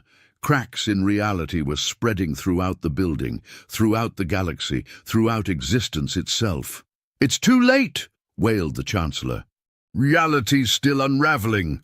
"Not on my watch," Randy said, pulling out the most powerful tool in his arsenal, a roll of duct tape so old and powerful that light bent around it. "Boys, we're gonna tape reality back together." "You can't be serious," whispered someone. "Serious as a heart attack in a Baptist church. Cletus, you take the dimensional rifts on the left. Billy Joe, handle the temporal fractures. Big Mike, wham! Never mind. Big Mike's already started." They worked through the chaos with the methodical determination of people who'd once fixed a hurricane by turning it off and on again. Cletus taped dimensions together with such casual efficiency that physics textbooks would later dedicate entire chapters to not understanding how he did it. Billy Joe welded temporal fractures shut using a combination of superglue and what he called therapeutic swearing. Big Mike simply intimidated various aspects of reality until they behaved. But the real magic happened when Randy reached the core of the problem, the place where reality itself had torn, revealing the nothing that existed before something decided to exist. "Well, that ain't good," he muttered, staring into the void that stared back and seemed slightly embarrassed about the whole situation. "What do we do?" The Chancellor had given up on panic and moved straight to existential acceptance. Randy studied the tier in reality like a mechanic examining a particularly troublesome engine. Then he smiled. "Billy Joe, you still got that sandwich your wife made?" "The tuna one." "That's the one. Give it here." "But that's my lunch." "It's about to save the universe." Randy took the sandwich, a perfectly ordinary tuna sandwich with too much mayo and slightly stale bread, and threw it into the void. The void paused, confused. "What are you doing?" screamed approximately everyone. "Giving reality something to work with. See, the problem with nothing is that it ain't got no frame of reference, but you put something in nothing, and suddenly nothing's got to figure out what to do with something. And while it's distracted..." He started spraying WD-40 directly into the tear in reality, while Cletus applied duct tape with the speed and precision of a NASCAR pit crew. The void, still puzzled by the tuna sandwich, didn't notice it was being repaired until it was too late. Reality snapped back together, with a sound like the universe's largest rubber band being released. The coffee maker returned to making normal coffee that existed in only one dimension at a time. Gravity remembered which way was down. Mathematics sheepishly came out of the bathroom and apologized for its behavior. It worked. Chancellor Voxheed couldn't believe his 73 eyes. "Course it worked," Randy said, wiping his hands on his coveralls, leaving streaks of what appeared to be liquefied probability. "Reality's just like any other machine. Sometimes it needs a good kick, sometimes it needs some oil, and sometimes you just gotta confuse it into working right." "But the sandwich?" "Oh, that? Well, the void was expecting some complex solution, some mathematical formula or quantum manipulation. Last thing it expected was a tuna sandwich. Confused it long enough for us to patch things up. Plus," he grinned, "Billy Joe's wife makes terrible sandwiches. Even the void didn't want it." "Hey!" Billy Joe protested. The Galactic Council, once they'd recovered from their collective nervous breakdown, paid the humans handsomely. Randy got his Cowboys tickets, Cletus got his fancy food processor, Billy Joe got a new sandwich, and Big Mike got a medal for outstanding achievement in hitting things until they work. But as they were leaving, Chancellor Voxheed pulled Randy aside. "How?" he asked quietly. "How do you do it? How do 4 humans with no advanced education consistently solve problems that the greatest minds in the galaxy can't?" Randy thought about it for a moment, absent-mindedly patting Senor Quackers on his rubber head. "You know what your problem is? You think too much. You got all these rules, all these laws of physics, all these things that can't be done. Us?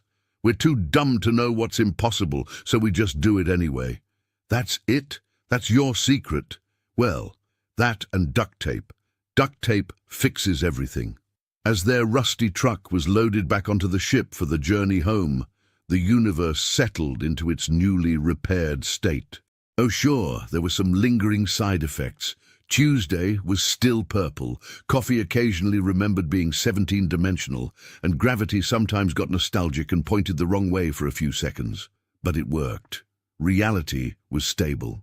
The universe continued existing. And somewhere in the void between dimensions, a partially digested tuna sandwich floated, serving as a monument to humanity's greatest achievement. Saving reality through aggressive ignorance and a complete disregard for what should be possible. The ride home was quiet, each of the crew lost in their own thoughts. Finally, Billy Joe spoke up. "You reckon we'll ever run into something we can't fix?" Randy considered this, then shook his head. "Nah.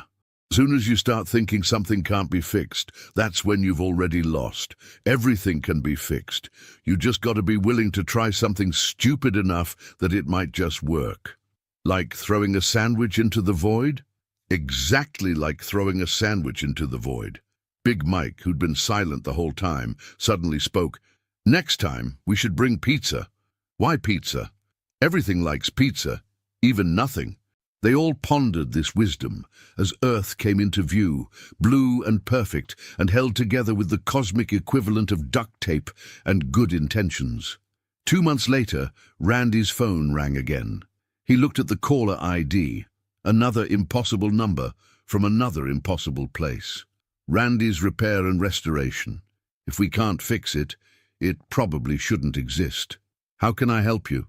"Mr. Randy, this is the Temporal Council. We have a problem. Next Thursday has gone missing, and we think it might be hiding in last Tuesday." Randy sighed, already reaching for his toolbox.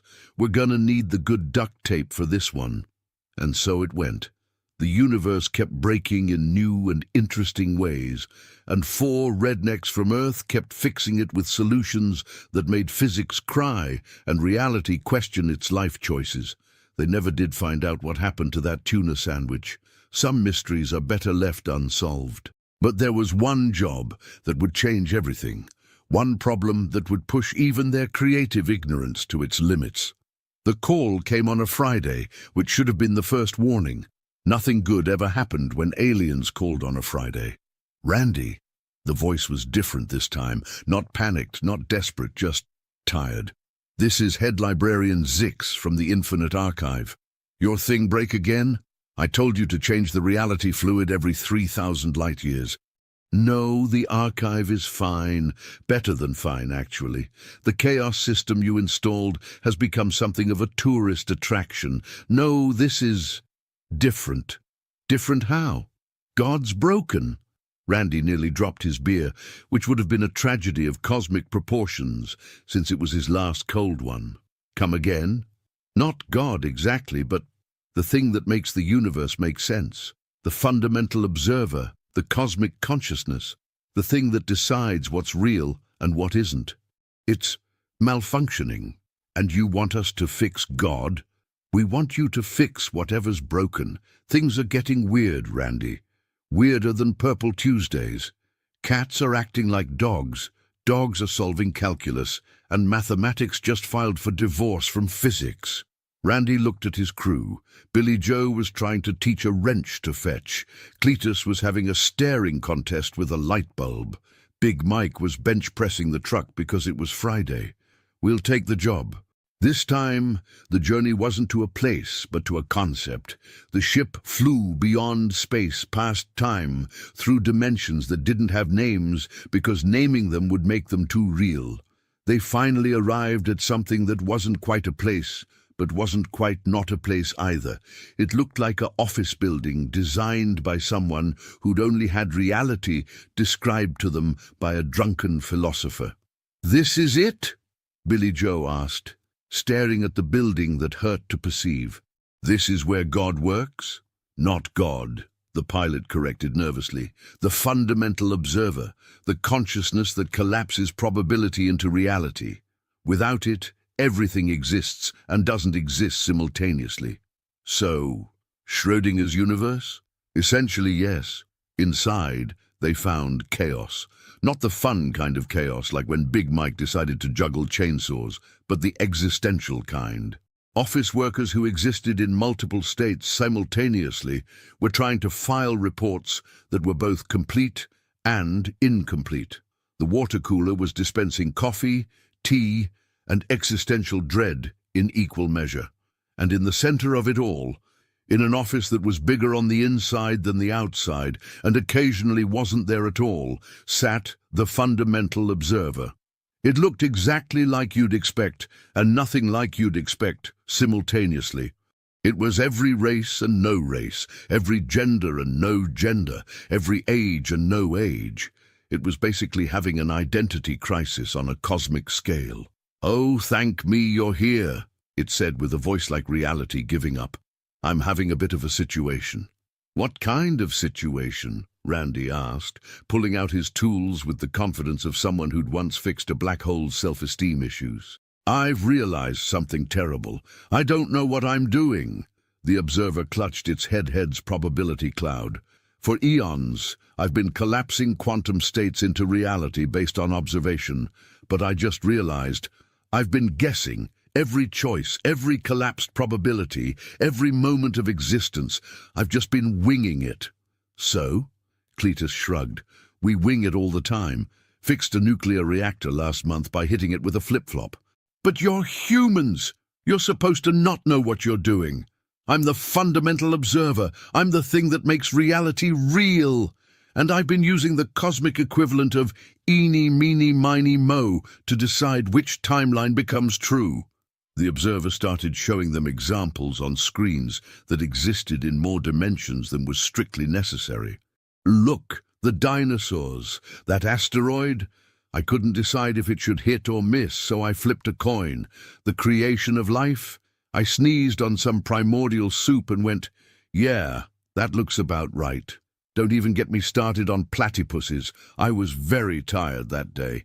Randy studied the situation like he'd study a broken carburetor, with confidence that made no sense given the circumstances. "So you're having performance anxiety?" "I'm having existential terror. What if I've been doing it wrong this whole time? What if there's a right way to observe reality and I've just been improvising?" "Billy Joe," Randy said, "remember that time you fixed Mrs. Henderson's TV by dancing at it? Still don't know why that worked." "Exactly. Sometimes not knowing why something works is what makes it work. Big Mike, show the cosmic being your philosophy." Big Mike stood up, cracked his knuckles in a way that made space-time nervous and spoke, "Hit thing. Thing work or thing break. If thing break, hit different. Simple." "But that's barbaric," the observer protested. "It's honest," Randy countered. "Look, your problem ain't that you don't know what you're doing. Your problem is you just figured out you don't know what you're doing. There's a difference." "What difference?" Randy pulled out a beer from nowhere, a talent that quantum physicists would later spend decades failing to understand, and handed it to the observer. "The difference between unconscious incompetence and conscious incompetence. You've gone from stupid and happy to stupid and aware. It's uncomfortable, but it's progress." "That's supposed to make me feel better?" "No, but this might." Cletus had been examining the observer's workspace with tools that definitely violated several treaties. "You got a memory leak." "A what?" "Memory leak. You're remembering every possibility you didn't choose. Every timeline you collapsed, you're still partially aware of the ones you didn't. That's enough to drive anyone crazy. You're basically experiencing infinite FOMO. Fear of missing out on entire realities?" "Exactly. No wonder you're having a crisis. You need what we in the business call selective amnesia. Forget what didn't happen. Focus on what did." "But how?" Billy Joe pulled out what looked like a toilet plunger that had been modified with parts from a particle accelerator. "Same way we fix everything else, aggressively and with questionable methods." They got to work on the fundamental observer's consciousness with the same enthusiasm they'd applied to a clogged drain. Big Mike held down paradoxes while Randy applied metaphysical duct tape. Cletus rewired synapses that existed in theoretical space. Billy Joe used the plunger on memories that were backing up the observer's ability to make decisions. "This is insane," the observer protested while they worked. "You're treating the fundamental consciousness of reality like it's a broken washing machine. If it spins and needs fixing, it's basically a washing machine," Randy explained, applying WD-40 to thoughts that had gotten stuck. The universe, a washing machine, the concept of observation itself, they're all just systems that sometimes need a good whack. But what if you break something important? Then we'll fix that too. "Billy Joe, hand me the thing." "Which thing?" "The thing we don't talk about." "Oh, the thing. Billy Joe handed over something that looked like a wrench had mated with a philosophy textbook, and their offspring had been raised by electrical tape. Randy used it to adjust something in the observer's consciousness that made everyone's teeth itch. "What are you doing?" "Installing a confidence subroutine. See, your problem is you're thinking too much about thinking. You need to get back to just doing. Like riding a bike. The moment you start thinking about how you're balancing, you fall over." "I don't know how to ride a bike. I'm a cosmic entity." "Even worse. Cletus, give it the thing." Cletus pulled out Senor Quackers and placed the rubber duck on what might have been the observer's desk, or possibly just a probability of furniture. "What's this?" "Rubber duck debugging. When you're unsure about a decision, explain it to the duck. If it sounds stupid when you say it out loud to a rubber duck, it's probably stupid. But it's a duck. Best supervisor we ever had," Big Mike rumbled. "Don't question the duck." The observer stared at Senor Quackers. Senor Quackers stared back with the confidence of an inanimate object that had somehow become middle management. "This is absurd. I'm the consciousness that decides reality, and you're telling me to consult a rubber duck. Has it ever been wrong?" Randy asked. "It's never been anything. It's a duck." "Exactly. Perfect record." They continued working through what the observer called its existential infrastructure. They found decades of backed-up decisions, centuries of second-guessing, and eons of imposter syndrome accumulated in what Cletus described as the worst case of cosmic constipation I've ever seen. "Ooh, when's the last time you made a decision you were happy with?" Billy Joe asked, using something that looked like a stethoscope to listen to thoughts. "The creation of hydrogen, simple, elegant. 1 proton, 1 electron. After that, everything got complicated." "So go back to basics," Randy suggested. "Stop trying to make perfect decisions. Just make decisions. Perfect is the enemy of good enough." "But what if I choose wrong? What if I collapse the wrong probability?" Then the universe gets interesting. You ever notice how the best stories come from mistakes? That asteroid that killed the dinosaurs? Led to mammals and eventually to us? Was it the right decision? Who knows? But it sure made things interesting. The observer considered this, its form flickering through various states of uncertainty. "But the responsibility is imaginary," Big Mike said flatly. "You're not responsible for making the right choice. You're responsible for making a choice. Big difference." They worked for what felt like hours, but was actually happening outside of time, so it was simultaneously instant and eternal. They cleared the backed-up decisions, installed what Randy called executive function lubricant, and even gave the observer's doubt a proper outlet, a small notebook labeled "Things That Might Have Been But Weren't," and that's okay. Finally, they stood back to admire their work. The observer looked different. Not more certain, but more comfortable with uncertainty. "I still don't know what I'm doing," it admitted. "Good," Randy said. "Now you're just like the rest of us. The only difference is you're doing it on a cosmic scale, but the principle's the same. Fake it till you make it." That's terrifying. That's life, or existence, or whatever you want to call it. And the observer stood up, or achieved a state that was standing adjacent, and looked around its office. Reality had stabilized. The cats were being cats again. Dogs had forgotten how to do calculus, and mathematics and physics had agreed to couples counseling. "You fixed me by making me accept that I'm broken." "You ain't broken," Cletus corrected. You're just improvising. The whole universe is improvising. Atoms are improvising. Gravity's improvising. Hell, time's just making it up as it goes along. You're in good company. Besides, Billy Joe added, you've been doing this for billions of years, and reality hasn't completely collapsed yet. That's a pretty good track record for someone who doesn't know what they're doing. The Observer paid them in something that wasn't quite money, but could be exchanged for goods and services if you didn't think about it too hard. Randy negotiated for season tickets to games that hadn't been played yet. Cletus got a food processor that existed in 7 dimensions. Billy Joe got a sandwich that was always fresh. And Big Mike got a medal for services to reality despite not understanding it. As they were leaving, the Observer called out, "What if I mess up again? What if I have another crisis?" Randy turned back, grinning. "Then you call us? We'll fix you up again. Might use different duct tape next time, though. Keep things interesting. You really think reality can be held together with duct tape and confidence? Been working so far, hasn't it?" They left the Observer there, sitting at its desk that existed and didn't exist, making decisions with the help of a rubber duck, and somehow that felt exactly right. On the trip home, Billy Joe asked the question they were all thinking. Did we just fix God with percussive maintenance and a rubber duck? Nah, Randy said. We just reminded it that nobody knows what they're doing. Even God's just making it up as they go along. That's either really comforting or really terrifying. Both, Big Mike said. Both is good. When they got back to Earth, they found things had changed slightly.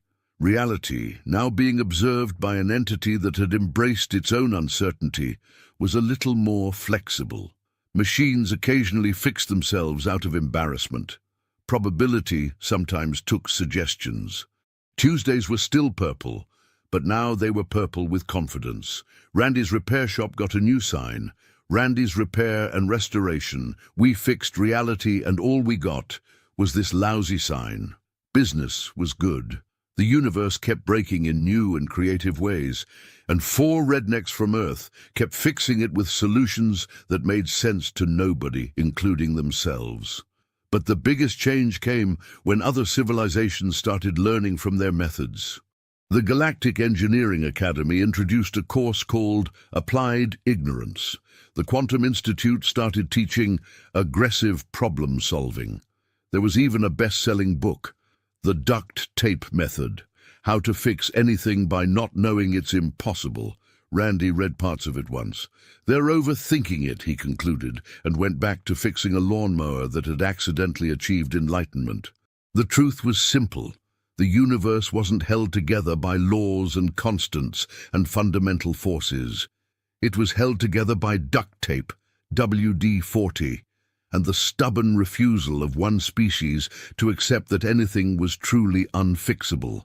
And somewhere in the space between spaces, the fundamental observer sat at its desk, consulting with Senor Quackers about whether to collapse a probability into reality. "What do you think, Duck? Should this particle spin up or down?"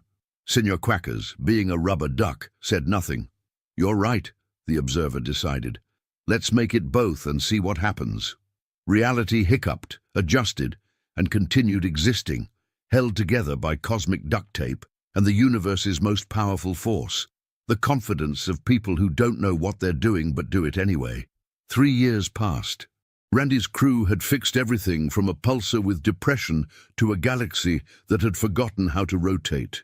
They'd become legends, myths, the subject of doctoral dissertations that always concluded with, "We don't understand how this works, but it does." Then came the final call, the one they'd all been dreading, but somehow expecting. It wasn't from the Galactic Council or the Temporal Authority, or even the Fundamental Observer. It was from Earth, specifically from Mrs. Henderson. "Randy? My microwave's making that noise again." Randy looked at his crew. They looked back. They all knew what this meant. Mrs. Henderson's microwave wasn't just any appliance. It was the microwave that had started it all. The one that had first torn a hole in dimensions. The one that had taught them that reality was more flexible than anyone thought. And if it was acting up again. "We'll be right over, Mrs. Henderson." They drove to her house in Bessie, the truck that had been to space so many times it had its own frequent flyer miles in 17 dimensions. Mrs. Henderson, 93 years old and tougher than quantum steel, was waiting on her porch. "It's in there," she said, pointing to her kitchen, making the strangest noise, like the universe is clearing its throat. They entered the kitchen and found the microwave doing something that microwaves definitely shouldn't do, existing in a state of pure possibility. "Well," Billy Joe said, "that ain't good." The microwave was every microwave that had ever existed and would ever exist. It was heating everything and nothing. It was simultaneously new, broken, and hadn't been invented yet. "It's beautiful," Cletus whispered. "It's impossible," Randy corrected, "which means we can fix it." They approached the microwave with the reverence of people approaching something that could either make popcorn or unmake existence. Big Mike cracked his knuckles, ready to apply percussive maintenance if necessary. But then the microwave spoke. Not with words, but with meaning. It communicated directly with their understanding, bypassing language entirely. It was tired. It had been the first crack in reality's rigid structure, the first proof that the impossible was just another word for haven't tried hard enough yet. And now, after years of holding that crack open, of being the gateway between what is and what could be, it was ready to rest. But if it stopped, if it finally became just a normal microwave, the crack would close. The universe would go back to being rigid, inflexible, bound by laws that couldn't be broken with duct tape and determination. "So what do we do?" Billy Joe asked. Randy thought about it, really thought about it, which was unusual and slightly concerning. Then he smiled. "We don't fix it." "What?" everyone said simultaneously, including Mrs. Henderson. "We don't fix it," Randy repeated. "We promote it." He pulled out Senor Quackers and placed the rubber duck inside the microwave. Then he took out his roll of ancient duct tape, the one that had fixed dimensions and reality and God itself, and began wrapping the microwave not to repair it, but to preserve it. "What are you doing?" Mrs. Henderson asked. "Making a monument. This here microwave is the reason the universe learned to be flexible. It's the reason we can fix impossible things. It deserves better than being fixed." They spent the next hour turning Mrs. Henderson's microwave into something more. They added parts from their truck, bits of alien technology they'd collected, drops of WD-40 that had lubricated the gears of reality itself. When they were done, the microwave still existed in all states simultaneously. But now it did it with purpose. It became a beacon, a reminder that the universe was held together not by laws, but by the willingness to try something stupid and see if it worked. "It's perfect," Mrs. Henderson said, even though her microwave was now occasionally heating food from next week and last year, simultaneously. "What do I owe you?" "Nothing," Randy said. "This one's on us. Payment for all the times we've used your microwave as an excuse to fix the universe." As they left, the microwave pulsed with a warm light that existed in spectrums that hadn't been discovered yet. It was no longer just an appliance. It was a symbol, a reminder. The news spread across the galaxy. The microwave that had started it all had become something more. Pilgrims from distant stars came to see it, to understand how 4 humans with no understanding of physics had changed the nature of reality itself. The Galactic Council erected a plaque. This microwave broke the universe in exactly the right way. The Temporal Authority added, "Temporal paradoxes resolved by ignoring them since 2024. The Fundamental Observer simply wrote, "Thanks for the duck," and life went on. The universe continued to break in new and interesting ways. Randy and his crew continued to fix them with solutions that shouldn't work, but did. Because that was the real secret. The universe wasn't meant to make sense. It was meant to keep going, held together by duct tape and determination, by people too stubborn to know what was impossible. One day, a young alien engineer asked Randy, "What's the secret? How do you fix things that can't be fixed?" Randy looked at the alien, then at his crew, Billy Joe teaching a wrench to play poker, Cletus licking a battery to see if it was quantum, Big Mike bench-pressing reality because it was Tuesday, still purple, and smiled. The secret? There ain't no secret.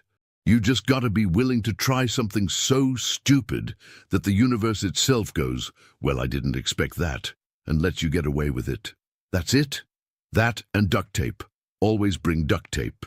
The alien left, confused but oddly inspired. And somewhere in the space between what is and what could be, Mrs. Henderson's microwave continued to exist in all states simultaneously, warming the hearts of those who understood that the best solutions were the ones that made no sense at all. Years turned into decades. Randy's crew became old, but not retired. Retirement was for people who knew when to quit, and they'd never learned that lesson. They'd fixed everything from quarks that had gotten too small to galaxies that had gotten too big. They taught the universe that rules were more like suggestions and that any problem could be solved with enough duct tape and a complete disregard for what should be possible.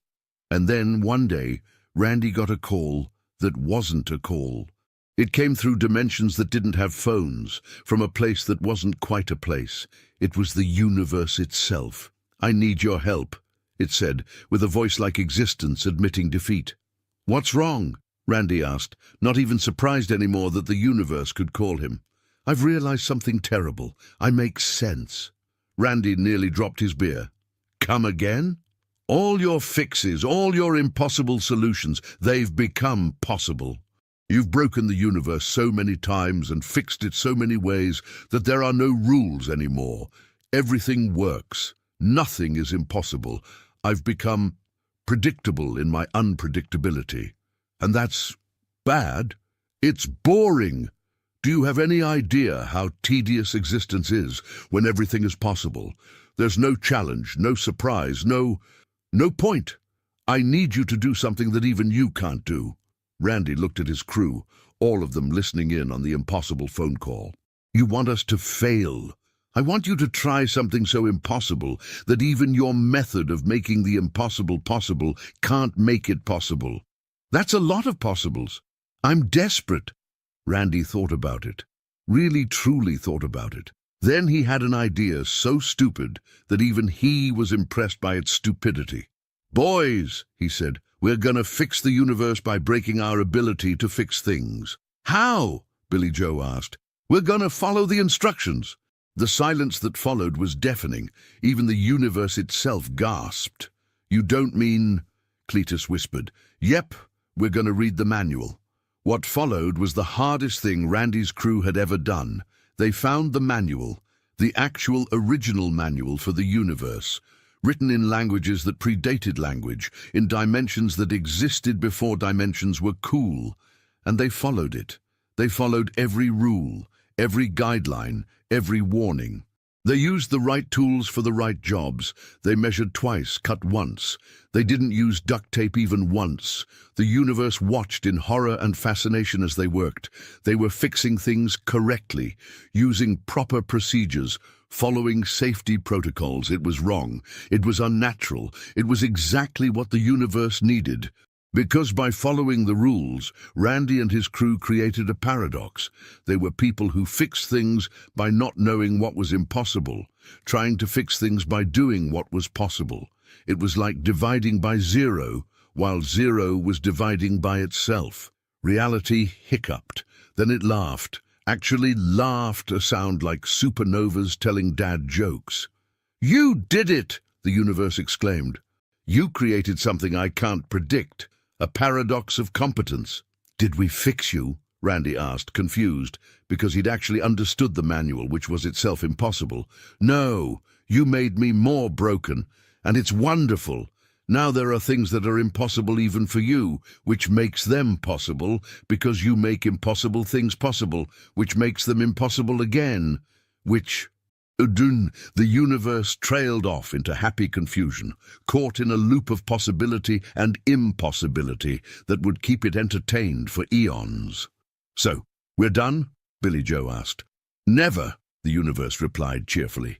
Now things can break in ways that even you can't fix, which means you'll have to find new ways to fix them, which means I'll never be bored again. And that's how 4 rednecks from Earth saved the universe by following instructions, created the field of paradoxical engineering, and ensured that reality would always need someone willing to hit it with a wrench and see what happened. They went back to their shop, where Mrs. Henderson's microwave still existed in all states simultaneously, where Senor Quacker's supervised repairs that shouldn't work but did, where duct tape held together not just machines, but the very concept of possibility itself. You know, Cletus said, I still don't understand what we just did. Good, Randy replied, cracking open a beer that existed in 12 dimensions and tasted like victory. The day we understand what we're doing is the day we stop being able to do it. And somewhere in the vast expanse of existence, Tuesday turned a slightly different shade of purple, just to keep things interesting. The universe had learned the most important lesson of all. It's not about making sense. It's about making do. And as long as there were things that could break, there would be 4 rednecks with duct tape ready to fix them in ways that would make physics weep and reality reconsider its life choices. The phone rang. Randy answered it. Randy's Repair and Restoration. If we can't fix it, well, we probably can, but it's going to be weird. Mr. Randy, this is the God particle. I think I'm having an identity crisis. Randy smiled, already reaching for his tools. Just another Tuesday. The galaxy used to be a quiet place. For centuries, the Galactic Federation, a group of 5 advanced alien races, ruled the stars. When humans first arrived from Earth, we were the new kids. We weren't the strongest, and we didn't have the oldest technology, but we had something they lacked: adaptability. When the Void Eaters, a mindless swarm from outside the galaxy, attacked, the Federation was terrified. Their high-tech shields were failing. Their logic-based tactics were useless. They turned to us. Help us, they said. If you fight on the front lines, we will give you a permanent seat in the High Council. We will share our energy technology with Earth. We believed them. For 5 years, human soldiers bled in the cold dark of space. We lost millions of lives. We used our primitive but effective kinetic weapons to tear through the Void Eaters. We saved their homeworlds. We saved their children. But the day the last Void Eater hive ship was destroyed, the Federation changed. The betrayal. I was standing on the bridge of the UEFS Retribution when it happened. Admiral Marcus Thorne, a man with more scars than medals, was looking at the view screen. We were expecting a celebration. Instead, we saw the Federation fleet, our allies surrounding us. The holographic projector flickered to life. It was High Counselor Varkas, a spindly blue-skinned alien from the Zool race. Admiral Thorne, Varkas said, his voice cold and robotic. The war is over. The threat is gone. But we have realized that humanity is too dangerous. You are too violent, too fast, and your population grows too quickly. You are a threat to the stability of this galaxy. Thorne narrowed his eyes. What are you saying, Varkas? We just saved your skins. We are saying, Varkas replied, that your services are no longer required. All human ships must power down their engines and prepare for boarding. Your colonies will be dismantled, and your people will be relocated to a single system under our protection. If you refuse, we will fire. The trap. They didn't wait for an answer. Before Thorne could even speak, the Federation fleet opened fire. But they didn't use lasers. They used ion pulses. They knew our ships were weakened from the war. Bam! The Retribution shuddered. All the lights turned red. The hum of the engine died. Status, Thorne yelled. Engines are dead, sir. Shields at 10%, the comms officer shouted. They've sent a virus into our network. They used the repair nanites they gave us last month to sabotage our systems from the inside. They hadn't just attacked us. They had planned this for months. While we were fighting their war, they were building a cage for us. Across the sector, thousands of human transport ships and colony hubs were being seized. They took our fuel, our food supplies, and our communication arrays. They left us with nothing. They thought that without their advanced technology, we would crawl back to Earth and slowly fade away. The human response. Varkas appeared on the screen one last time. Do not be sad, Admiral. You are lucky we let you live. But from today, the stars belong to us again. You have nothing left to fight with." The screen went black. The bridge was silent.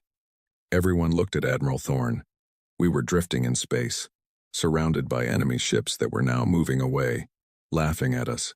We had no fuel, no long-range comms, and no advanced Federation weapons. Thorne walked over to a small locker at the back of the bridge. He pulled out an old-fashioned, physical cigar, a luxury from Earth, and lit it. "They think we have nothing," Thorne said, the smoke curling around his head. "They think because they took our shiny toys and our plasma cores, we are beaten." He looked at the crew. His eyes weren't full of fear. They were full of a dark, burning fire. "The Federation forgot one thing about humans," Thorne whispered. "We didn't start with plasma. We started with rocks and sticks. And when someone takes our house, we don't cry. We build a bigger one and take theirs." He turned to the chief engineer. "Sarah, can we still access the emergency manual overrides, the old mechanical ones?" Tara, "Yes, sir," she said, wiping grease from her forehead. "They disabled the digital systems, but they didn't touch the old hydraulic levers. They probably don't even know what they are." "Good." Thorne smiled. It was a terrifying smile. "Call all remaining ships on the shortwave radio frequencies, the ones used in the 20th century. The aliens won't be listening there. Tell them the plan has changed." "What is the plan, sir?" I asked. Thorne looked out at the glowing lights of the Federation's rich cities in the distance. "They took our future," he said. "So, we are going to take their everything, every ship, every mine, every credit. We aren't going home. We're going shopping."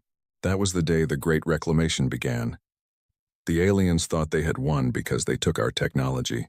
They didn't realize that a hungry human with a wrench is much more dangerous than a soldier with a laser. The Federation made a fatal mistake. They assumed that because we were low-tech, we were helpless. They saw our ships as scrap metal floating in the dark. But to a human engineer, scrap metal is just a weapon that hasn't been put together yet. The secret frequency. For 3 days, the UEFS Retribution drifted. To the alien scanners, we looked like a dead ship. But inside, the corridors were buzzing with silent energy. We weren't using the Federation's glowing blue power grids. We were using old-school copper wires and backup diesel generators. Tech so ancient, the aliens didn't even recognize the heat signatures. "Admiral," Chief Engineer Sarah whispered, "the shortwave radio is working. I've reached the Ironclad, the Vanguard, and the mining colony on Asteroid 9. Thorne nodded. "Tell them to stay dark. No lights. No signals. We are going to hit the Zool Energy Depot on the moon of Xylos. That's where they're keeping the fuel they stole from us." "Sir," I interrupted, "Xylos is protected by a Class 5 AI defense shield. We don't have the codes anymore." Thorne smirked, tapping his temple. "We don't need codes. We have human viruses that no AI can calculate. The heist begins. We didn't fly to Xylos using engines. That would have alerted their sensors. Instead, we used a gravity slingshot. We turned off all power and let the gravity of a nearby gas giant pull us toward the moon. We were a 50,000-ton ghost falling through the sky. As we approached the depot, the massive alien structure came into view. It was a beautiful tower of glass and light, filled with millions of gallons of star fuel. "Now!" Thorne shouted. We didn't fire lasers. We fired harpoons. Massive, heavy steel cables with magnetic tips. Clang, clang, clang. The harpoons pierced the glass walls of the depot. The Federation's AI was confused.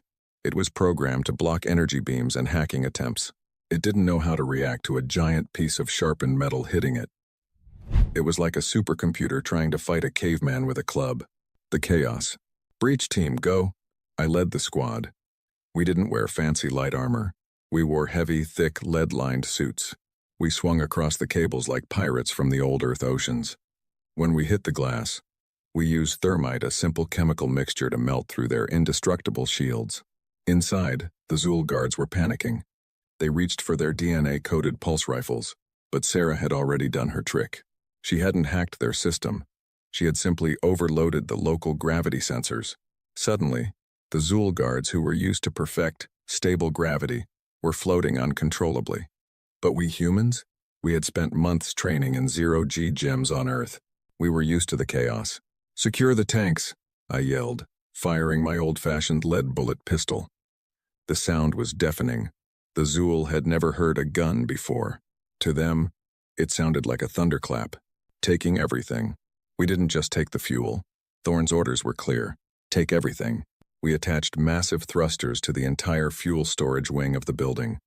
We literally cut the building in half. "Admiral, the storage wing is detached," Sarah reported. "Hook it to the ship," Thorne commanded. The Retribution fired its old mechanical thrusters. With a massive groan of metal, we began to tow the entire alien fuel depot away into the darkness of space. By the time the Federation's warships arrived, we were gone. All they found was a half-destroyed building and a note painted in giant white letters on the remaining glass wall. "Thanks for the gas. We'll be back for the tires." The aftermath. Back at our secret rallying point, the human fleet was cheering. We now had enough fuel to power our ships for a year. But more importantly, we had captured their repair droids.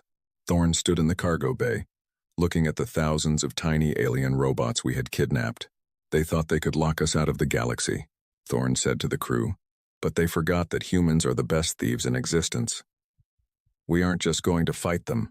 We are going to dismantle their empire, bolt by bolt, until they are the ones drifting in the dark." The betrayal had hurt us, but it had also woken up the apex predator of the stars.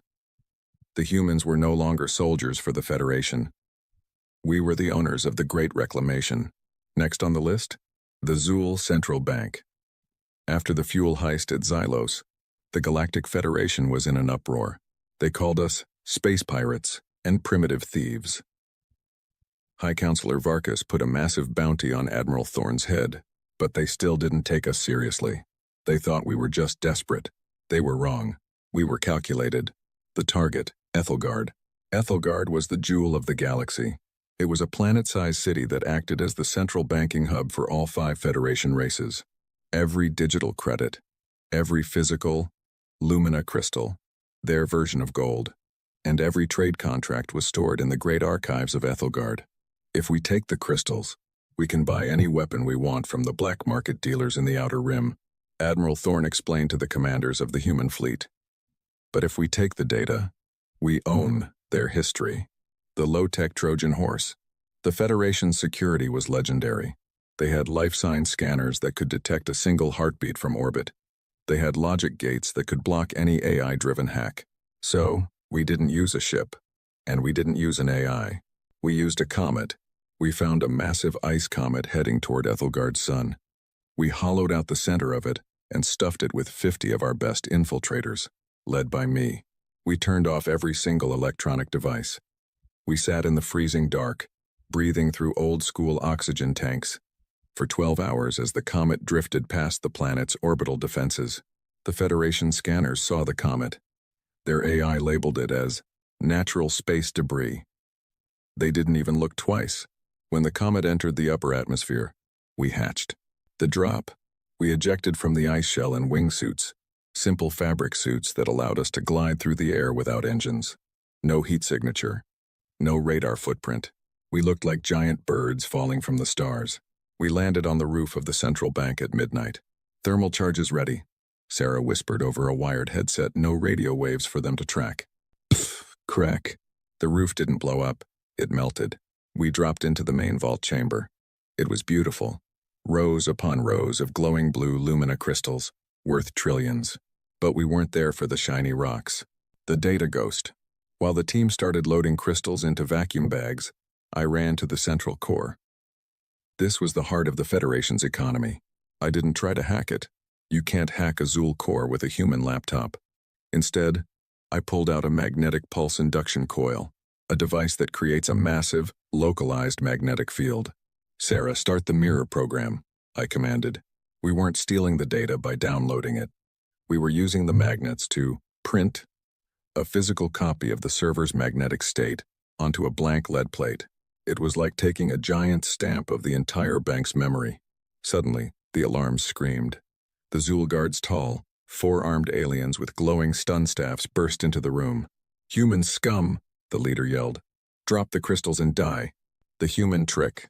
I looked at the guard and smiled. We aren't here for the crystals, buddy.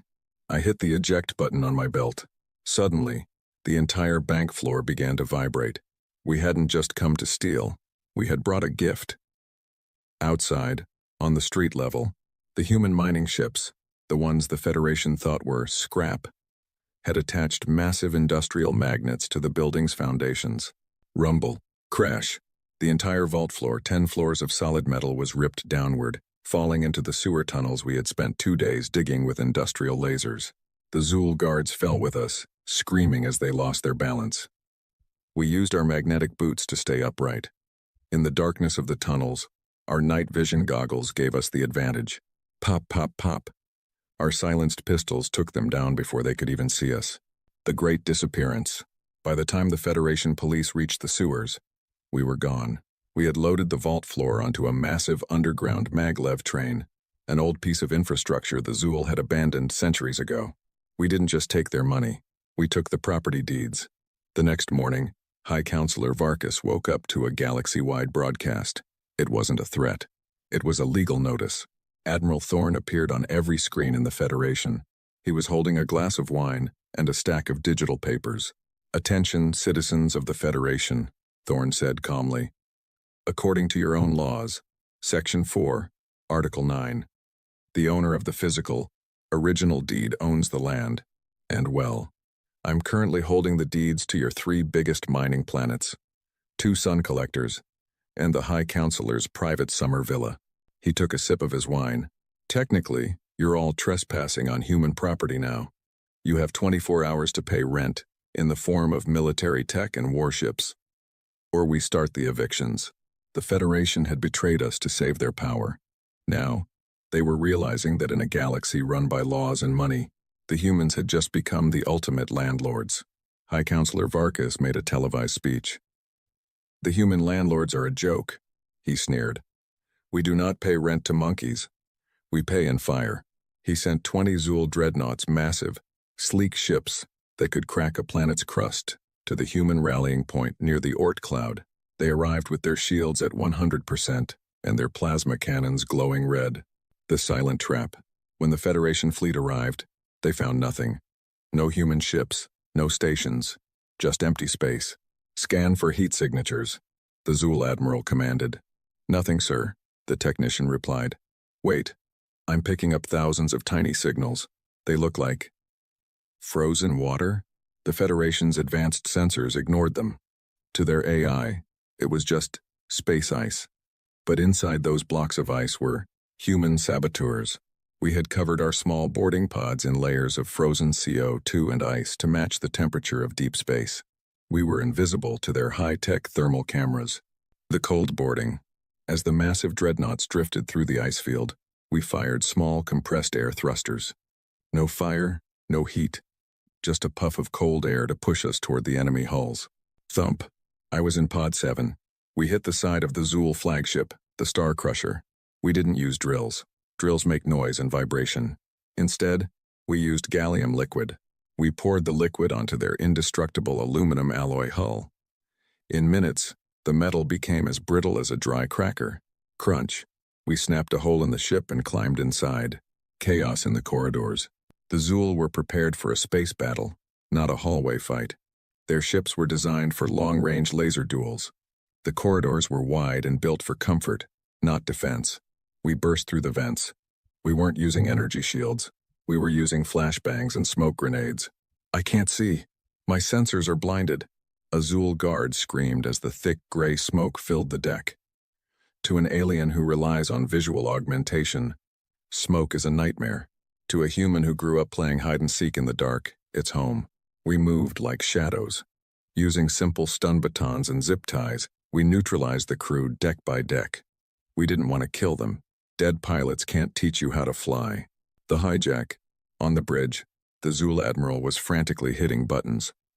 "Override. Lock the engines. Self-destruct." "Too late, pal." Admiral Thorne's voice came over the ship's own intercom. Thorne hadn't boarded a ship. He was sitting in an old human, ham radio room on an asteroid. But he had Sarah. Sarah had found a backdoor. She hadn't hacked the Zool computer. She had hacked the maintenance droids we stole in Part 2. Thousands of those little robots were now crawling inside the Star Crusher's computer brain, physically pulling out wires and rerouting them to a human-made control box we had brought with us. "Admiral," I called out into my radio, "the bridge is ours. The Star Crusher is now a human ship. The Grand Theft Starship." Across the fleet, the same thing was happening. One by one, the glowing blue lights of the Federation dreadnoughts turned human orange. The Zool pilots were forced into escape pods and launched back toward their homeworld.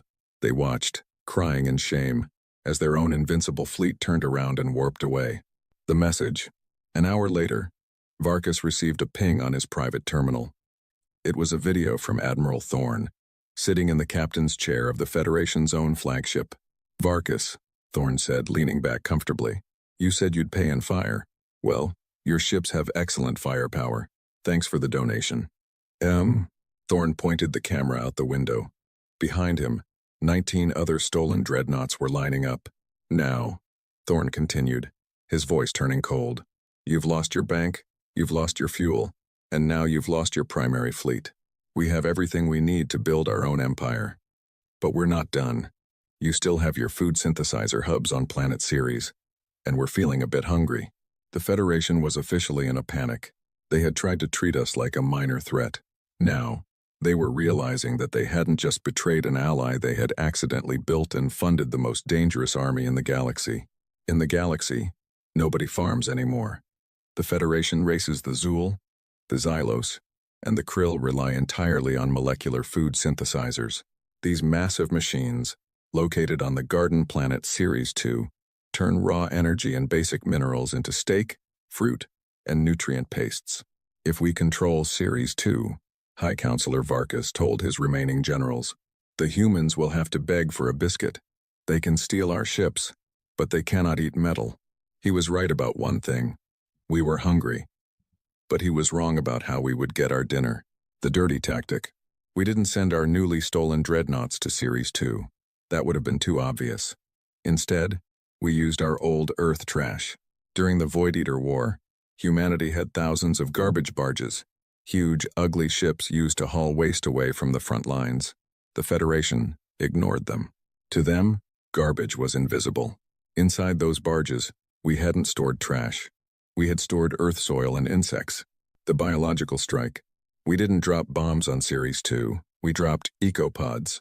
As the garbage barges flew over the vast synthesizer fields of the planet, we released millions of tiny, genetically modified Earth locusts and a fast-growing earthweed known as kudzu.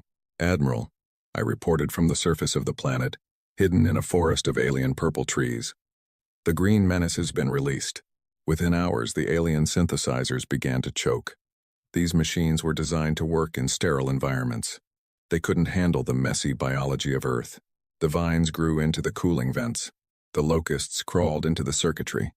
The Federation's perfect food machines began to grind to a halt. The service call. The Zool scientists panicked. They didn't know how to deal with pests. They had lived in clean labs for thousands of years. Suddenly, a signal broadcasted across the planet's comms. It was Sarah, pretending to be an automated Federation repair service. "Attention Ceres 2 hub." Her voice was disguised by a modulator. "Biohazard detected. Please evacuate all personnel to the safety bunkers. We are sending the cleaning drones to sanitize the facility." The terrified Zool workers fled. They didn't check IDs. They just ran. The takeover. The cleaning drones were actually human engineering teams in white hazmat suits. We walked right through the front gates of the galaxy's largest food factory. "Look at this," Sarah said, pointing to the massive central processor. "They have enough protein stored here to feed Earth for a century. And the best part? They've encrypted the food recipes, but they left the bioprints open. We didn't just steal the food. We did something much worse for the Federation. We reprogrammed the synthesizers. The bitter taste of defeat. 24 hours later, the Federation army arrived to take back the planet. We were already gone, vanishing into the clouds in our barges. Varkas ordered the synthesizers to be restarted immediately. "Feed the troops," he commanded. "I want them ready to hunt the humans." The machines hummed. The first batch of food came out. It looked like the usual Zool delicacies. But when the High Counselor took a bite of his favorite xylo fruit, he immediately spat it out, gagging. "What is this?" he screamed. Every single machine on the planet, the only source of food for trillions of aliens, had been locked into a single setting. No matter what button you pressed, the machines only produced one thing: human, Marmite, and ghost pepper sauce. It was edible, but to the sensitive taste buds of the aliens, it was like eating liquid fire mixed with salty tar. The hostage situation. A message appeared on the High Counselor's screen. It was Admiral Thorne, eating a very juicy, perfectly synthesized Earth-style apple. "Hey Varkas," Thorne said, wiping his mouth. "I heard the new menu is a bit spicy. Don't worry, we kept the sweet and savory codes for ourselves. If you want your taste buds back, you're going to have to give us the navigation charts for the Great Nebula." Thorne took another bite. "Or you can get used to the spice. I hear it's great for the sinuses." The Federation was now hungry, angry, and humiliated. We had taken their fuel, their money, their ships, and now we had taken their very ability to enjoy a meal. Humanity wasn't just winning the war. We were making the Federation regret they ever met us. The Federation High Command was in a state of emergency. High Counselor Varkas was trying to organize a Grand Alliance meeting. He needed to talk to the kings and leaders of the other 4 races to convince them to launch a final, desperate attack on Earth. "Use the subspace array," Varkas ordered. "Send an encrypted priority signal.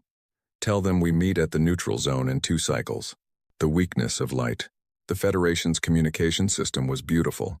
It used pulses of light sent through artificial wormholes.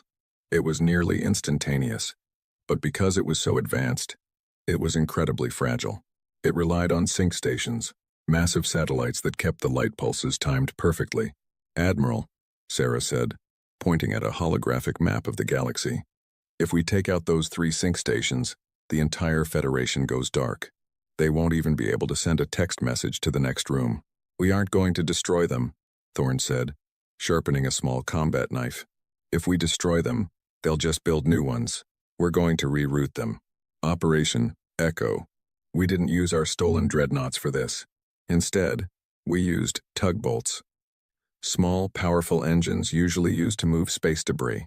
We painted them matte black so they wouldn't reflect any light. I led the mission to Sync Station Alpha. It was a giant golden ring floating in the void. There were no guards, only automated turrets, because the Federation thought no one would be crazy enough to attack a station that didn't even have any gold or fuel on it. "Turrets are active," my pilot whispered. "Don't shoot back," I ordered. "Launch the chaff." We fired canisters filled with millions of tiny pieces of aluminum foil. The Federation's high-tech targeting lasers hit the foil and scattered. The turrets were blinded by their own reflections. It was a $5 solution to a $500 million defense system. The hijack. We landed on the station, and Sarah plugged in a device we called the human filter. We didn't stop the Federation's messages. We let them through, but we added a delay. Every message sent by Varkas was now being intercepted by our ship, edited by a human team, and then sent back out. The chaos begins. Varkas sent a message to the Krill Emperor. "We must unite to destroy the humans. Bring your fleet to the neutral zone." But the message the Krill Emperor actually received was, "The humans have paid us. We are going to attack the Krill homeworld tomorrow. Prepare to die." At the same time, we sent a message to Varkas, pretending to be the Krill. "We are joining the humans. Your empire is over, Varkas." The result, for the next 12 hours, the Federation fell into complete madness. Neighbors who had been allies for 1,000 years began to aim their guns at each other. They were screaming into their radios, but all they heard were insults and threats, which we were writing for them. "Admiral," I laughed, watching the scanners. "The Zool and the Xylos are currently arguing over who stole whose lunch money. They've completely forgotten about us." Thorne nodded. "Silence is a powerful weapon. When people can't talk, they start to imagine the worst. And right now, we are their worst nightmare." The final twist. Once the Federation was busy fighting among themselves, we did the final move. We didn't just edit their messages, we stole their identity keys. Every bank account, every door lock, and every automated factory in the galaxy required a digital signature from the High Council. By hijacking the sync stations, we now had those signatures. Varkas tried to log into his personal terminal to call for help. A message popped up on his screen. Error. Identity not recognized. This terminal now belongs to the Human Reclamation Front. Please enter your password to continue. Hint. Your password has been changed to We Are Sorry Humans, 123. The High Counselor sat in his dark office, realized his lights were turned off, his bank was empty, his ships were gone, and now, he couldn't even prove who he was. Humanity had turned the entire galaxy into a giant prank call, and the Federation was the punchline. The High Council of the Federation kept their most prized possessions in the Vault of Ages on the planet Primus. This wasn't a bank for money, it was a bank for legacy. It held the original crowns of ancient kings, the first blueprints of their warp engines, and the soul cores of their ancestors, digital memories of their greatest leaders. If we lose our history, Counselor Varkas whispered to his shivering guards, we are nothing but ghosts. Protect the vault at all costs. The invisible invasion. We didn't send soldiers. We didn't send hackers. We sent the janitors. Because the Federation's economy had collapsed, thanks to us, they had fired all their expensive security droids. They were forced to hire cheap labor to keep their museums clean. A group of Xylo workers arrived at the Vault of Ages. They wore masks, carried mops, and spoke in low alien grunts. The guards didn't even look at them. Why would they? They were just cleaners. Except, under those masks, were Admiral Thorne, Sarah, and me. The swap, we spent 3 hours cleaning the main gallery, while Sarah used a portable scanner to create perfect 3D holograms of the artifacts. I was busy with the human touch. We weren't just stealing the items. We were replacing them with Earth junk. We took the golden scepter of the Zul Empire, a symbol of their divine right to rule, and put it in a bag. In its place, we put a plastic yellow broom handle, spray-painted gold. From a distance, in the dim museum light, it looked exactly the same. We took the first warp engine blueprint and replaced it with a child's drawing of a rocket ship colored with crayons. We took the soul cores, the digital memories, and replaced them with USB drives containing nothing but a 10-hour loop of Never Gonna Give You Up by Rick Astley. The reveal. We walked out of the front door with the history of the galaxy in our trash bags. Nobody stopped us. Once we were safe on the Retribution, Thorne gave the order. Turn on the planetary broadcast. Let's show them who really owns the past now. Suddenly, every screen on the planet Primus flickered. Instead of the usual Federation news, it showed Admiral Thorne standing in our cargo bay, surrounded by their most sacred treasures. People of the Federation, Thorne said, holding up the real golden scepter. You told us we were a minor race. You told us we had no culture, no history worth keeping. You tried to erase our future. He dropped the scepter into a crate marked Property of Earth. Well, it turns out your history is pretty easy to carry. Since you couldn't protect your past, we've decided to look after it for you. If you want your soul cores back, you're going to have to ask nicely. The collapse of spirit. The news spread like wildfire. When the high-ranking Zul priests rushed to the vault to check their treasures, they found the plastic broom handle. When they tried to consult their ancestors for advice, they were met with a 1980s pop song. The psychological blow was more devastating than any bomb. The citizens of the Federation stopped believing in their leaders. If the High Council couldn't even keep a scepter from being replaced by a broom, how could they rule a galaxy? The new history. Thorne turned to me as we watched the Federation systems descend into riots. You know what the best part is? What, sir? I asked. We aren't just taking their stuff. Thorne smiled. We're opening a museum on Earth. We'll charge them admission to see their own history. It's called The Cost of Betrayal Exhibit. Humanity didn't just have their ships and their food anymore. We had their identity. The Federation was no longer an empire. They were just a group of people living in a galaxy that was rapidly being renamed the Terran Sector. High Counselor Varkas had retreated to the Zul homeworld. He sat in a bunker, watching the Aegis network on his screen. Let them come, he hissed. These satellites are hardwired, no hacking, no human filters. If a human bolt enters the zone, it is destroyed instantly. He was right, we couldn't hack them. But we didn't need to. The low-tech solution. Admiral, I said, looking at the glowing red grid of the enemy defenses. If we fly in there, we're toast. Those lasers can melt steel in half a second. Thorn didn't look worried. He was holding a small, shiny object, a simple hand mirror. What happens when you shine a flashlight at a mirror, son? It bounces back, sir. Exactly, Thorn grinned. Sarah, bring in the glitter bombs. The silver cloud. We didn't send warships. We sent cargo containers filled with trillions of tiny, microscopic glass beads coated in highly reflective silver. We launched these containers from long range using railguns. When they reached the edge of the Aegis network, they exploded, creating a massive, shimmering cloud of space dust that surrounded the entire planet. The satellite's AI detected objects and fired their high-powered lasers to destroy them. Zap, zap, zap.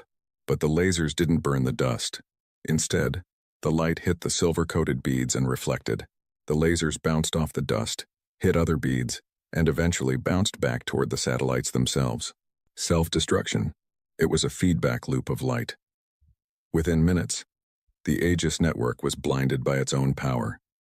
The satellites began to overheat and explode as their own reflected beams melted their sensors. The shield is down, Sarah shouted.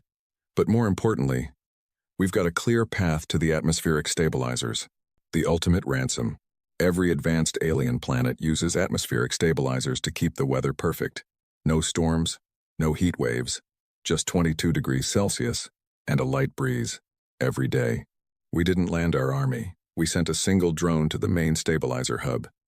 We didn't blow it up. We just installed a thermostat. A message popped up on the High Counselor's bunker screen. It showed a simple dial with two options, Ice Age and Sahara Desert. Below the dial was a note from Admiral Thorn. It's getting a bit chilly in here, Varkas. We've locked your planet's weather. If you want us to turn the heater back on, we need the master keys to every orbital shipyard in the sector. You have 10 minutes before we start the snowfall protocol. The surrender of the skies. Inside the bunker, the temperature began to drop. The Zool, who were cold-blooded creatures, began to shiver. They couldn't fight a war if they were frozen solid. Varkas looked at his generals. There was no pride left in his eyes. He realized that the humans weren't just fighting a war. They were playing a game, and they had changed the rules at every turn. Give them the keys, Varkas whispered, his teeth chattering. Give them everything. Taking the factories. By the end of the day, humanity didn't just have ships, we had the shipyards. We now owned the factories that built the Federation's technology. We weren't just the landlords or the pirates anymore. We were now the industrial powerhouse of the galaxy. The Federation was now officially working for us. High Counselor Varkas sat in the Great Hall of the Federation on the planet Primus. Around him sat the representatives of the 4 other races. They were wearing their ceremonial robes, but they looked pathetic. Some were wrapped in blankets because we still controlled their thermostats. Others were eating the spicy marmite we forced their synthesizers to make. We must declare a state of total sovereignty, Varkas announced, his voice trembling. We must pass a law that makes human ownership of our assets illegal. The legality trap. They thought they could use law to stop us. They forgot that humans have been practicing law for thousands of years. While they were talking, we were filing paperwork. Suddenly, the massive holographic doors of the Great Hall swung open. I didn't walk in with a gun. I walked in with a briefcase. Behind me were 10 human lawyers, men and women in sharp suits, carrying tablets and stacks of physical paper. Who are you? Varkas demanded. This is a closed session of the High Council. Actually, I said, leaning against the counselor's podium, this is a meeting of the board of directors, and you're sitting in our chair. The fine print. The alien counselors looked confused. One of the human lawyers, a woman named Elena, stepped forward. Counselor Varkas, she said calmly, when you signed the Mutual Defense Pact with Earth 10 years ago, you included a clause in the fine print, Section 88, Paragraph B. It states that in the event of a systemic failure of Federation logistics, the primary contractor, Earth, would assume temporary administrative control of all government assets to ensure stability. But there is no systemic failure, Varkas yelled. Sir, Elena smiled thinly, you have no currency, no military, no food supply, and your communication network is currently playing ADS pop songs. If that isn't a systemic failure, I don't know what is. The hostile takeover. We didn't need to fire a single shot. We had used the Federation's own obsession with order and process against them. According to the records we recovered from your archives, I added, the High Council's building, the ground it sits on, and even the air you are currently breathing are technically leased from the Human Reclamation Front. And since you haven't paid rent in 3 cycles, I pulled out a small electronic device and pressed a button. Click. The holographic symbols of the Federation, the stars, and the ancient crests flickered and vanished. In their place, the United Earth logo appeared on every wall and screen. The dissolution. Effective immediately, I announced to the silent room. The Galactic Federation is dissolved. It has been declared bankrupt morally, financially, and logically. This building is now the Human Administrative Office for Galaxy Sector 1. The guards looked at Varkas, then at us. They saw our lawyers, our technicians, and the human dreadnoughts, visible in the sky above. They didn't raise their spears. They simply laid them on the floor and walked out. Varkas slumped into his chair. You took everything, he whispered. You didn't just kill us. You erased us. No, I corrected him. We didn't erase you. We just put you under new management. You're still here. You just don't own the chair you're sitting in anymore. The new order. By sunset, the High Council was gone. The leaders were given small apartments and pension plans, paid in our new currency. The galaxy didn't collapse into chaos. In fact, things started running better. The ships moved on time, the food was distributed fairly, and for the first time in centuries, there was no High Council taking a cut of everyone's hard work. Humanity was no longer a member of the galaxy. We were the owners. But there was one final thing left to do. We had the power. We had the assets. Now, we had to decide what to do with the betrayers themselves. The galaxy was quiet. For the first time in 1,000 years, there were no border disputes, no trade wars, and no secret alliances. Why? Because you can't argue with the person who owns your oxygen, your bank, and your history. The final meeting. Admiral Thorne stood on the balcony of the former High Council building on Primus. Below him, the city was bustling. Human engineers were working alongside Zool workers to repair the infrastructure. But today was a special day. Today was the day of audit. Varkas, the former High Councilor, was brought to the balcony. He wasn't in chains. He was wearing a simple, clean suit. He looked older, tired, but safe. Look at them, Thorne said, pointing to the streets. They're actually happy. The Krill are trading with the Xylos again. No more political taxes or galactic fees. Just honest work. I did. Varkas sighed. You took our pride, Thorne. You made us beggars in our own homes. No, Thorne turned to face him. We took your greed. We made you realize that being advanced doesn't mean you get to step on the new kids. We were your allies, Varkas. We bled for you, and you tried to throw us away like trash. The sentence. So, Varkas asked, looking at the human fleet patrolling the skies, what is our final fate? Are you going to exile us to the dead moons, or are you going to use us as labor? Thorne laughed. It wasn't a cruel laugh. It was the laugh of a man who had already won the ultimate game. We're humans, Varkas. We don't like keeping slaves, it's too much paperwork. And we don't like exile, it's a waste of talent. No, your sentence is much worse. Thorne handed Varkas a digital tablet. From today, the Zool homeworld is being rebranded. It is now a nature preserve and tourist destination. You and your people will stay here. You will manage the forests. You will protect the wildlife. And you will host the millions of humans who want to come here for vacation. Varkas blinked. You're making us tour guides? I'm making you responsible, Thorne corrected. You wanted to be the masters of the galaxy. Now you can be the masters of this one garden. We've taken all your weapons, all your warships, and all your high-tech labs. We've moved them to Earth, the capital of the stars. As Thorne spoke, a massive shadow covered the city. It wasn't an alien ship. It was the UEFS Legacy, the first ship built entirely in the captured Federation shipyards. Using human imagination and alien physics, Earth was no longer a minor planet. It was the central bank, the central armory, and the central library of the known universe. All roads, or rather, all warp gates, now led to Earth. We took everything from you, Thorne continued, so that we could give the galaxy a fresh start, a human start. We've turned your empire into a community. And the best part? We're charging a 5% service fee for everything. We are humans after all. The human spirit. I stood behind the Admiral, looking out at the stars. I remembered how we felt when they betrayed us. We felt small. We felt alone. We felt like the galaxy was a cold, dark place. But we didn't stay small. We grew.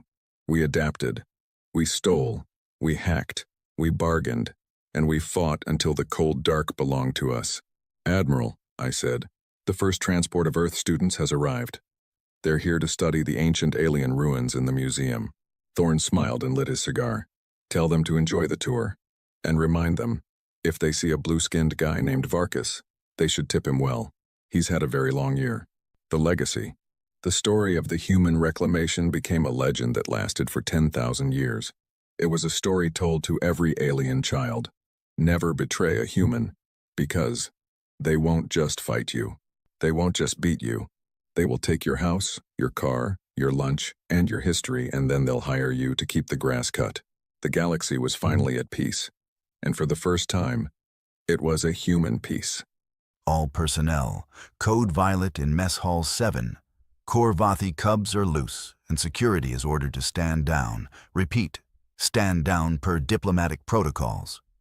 Commander Zilax's voice crackled through every speaker in the Galactic Military Academy, with the kind of panic usually reserved for hull breaches. In the mess hall, 300 cadets from 15 different species pressed themselves against walls, tucked under tables, or simply froze in place as 5 Korvathi cubs, each the size of a Terran lion, prowled between the rows, snatching food trays and scattering utensils with gleeful abandon. Sir, they've taken the entire 3rd section's lunch allocation. Lieutenant Vex Thule reported from the doorway, his hand hovering uselessly over his sidearm. Permission to... Denied, Zilax snapped. Those cubs' parents are the Korvathi ambassadors.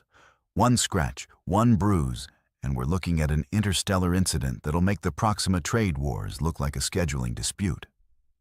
The cubs clearly knew it too.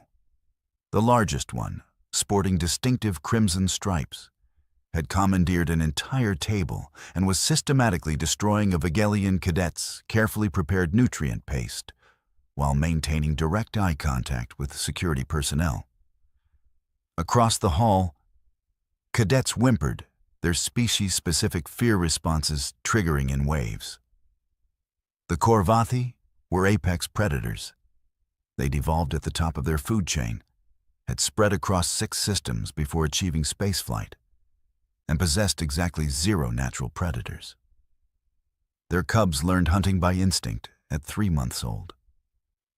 Commander, this is a disaster, Vex Thule said, watching a cub casually bat a fleeing Prixian cadet back toward the cowering group with 1 massive paw. We can't even evacuate without risking someone getting hurt. The cubs think it's a game. I'm aware, Zilax growled, scrolling through protocols on his datapad with increasing desperation. The moment we move defensively, their instincts trigger full predator response. We're stuck until the ambassadors arrive, and they're in a council session that won't end for another 2 hours. In the far corner of the mess hall, Cadet Emma Martinez sat at her usual table, methodically working through her sandwich, some kind of Terran protein and vegetation combination, while reviewing notes on her datapad. She hadn't looked up once. Sir, Vex Thule said slowly, the human hasn't been approached yet. Zilax's attention snapped to the corner. The human sat in a small bubble of normalcy, completely oblivious to the chaos spiraling around her. 2 cubs had started fighting over a stolen dessert cart barely 10 meters from her position. She'd reached for her drink without even glancing their direction. She doesn't know, Zilax realized. She's wearing audio buds. She can't hear the announcement. Should we warn her? They watched as the largest cub, having thoroughly destroyed its current conquest, turned its attention toward new territory. Its predatory gaze locked onto the human's table, where an actual, untouched meal sat waiting. "Get a medical team standing by," Zilax ordered quietly. "Humans are durable, but Korvathi cubs don't understand proportional response." The cubs began their approach, moving with the confident swagger of creatures that had never encountered anything capable of challenging them. Emma took another bite of her sandwich. Cadet Kael'thas had his communicator out, hands shaking as he held it at chest level, broadcasting directly to Academy Command. As a Pelion, a species that had spent 3 million years as prey before developing sentience, every instinct in his body screamed at him to run. But he couldn't look away from the approaching disaster. "Command, this is Cadet Kael'thas. Direct feed from Mess Hall 7, he whispered, his voice cracking. "The cubs are moving toward the human. She still hasn't noticed. Repeat, the human has no idea what's coming." On his screen, he could see the command center's reaction. A dozen officers leaning toward their monitors, equally horrified and helpless. The largest cub reached Emma's table first, circling to her left, while 2 others flanked right. They moved with the practiced coordination of pack hunters, even at their young age. One of them released a low rumble, a sound that made Kael'thas's legs nearly give out despite being 30 meters away and behind a reinforced table. Emma scrolled through her notes, taking another sip of her beverage. "She's going to die." Someone whimpered behind Kael'thas. "Why isn't she running?" "She can't hear them," Kael'thas said into his communicator, forcing himself to keep recording. "She's wearing audio devices. Sir, we have to do something." "Negative." Commander Zilax's voice came through, strained. "Any intervention triggers their hunting instinct. The moment we move aggressively, they'll attack everyone. At least right now they're just playing. But playing for a Korvathi cub looked a lot like combat." The crimson-striped leader reared up, placing both massive paws on Emma's table.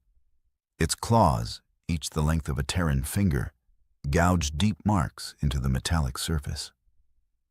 It brought its face within a meter of Emma's, jaws parting to display rows of serrated teeth designed to tear through armor plating. Emma turned a page on her datapad. "How is she that calm?" Lieutenant Vex Thul's voice came through Kael'thas's feed. "Does her species not have fear responses?" "Oh, they have fear responses," another officer replied.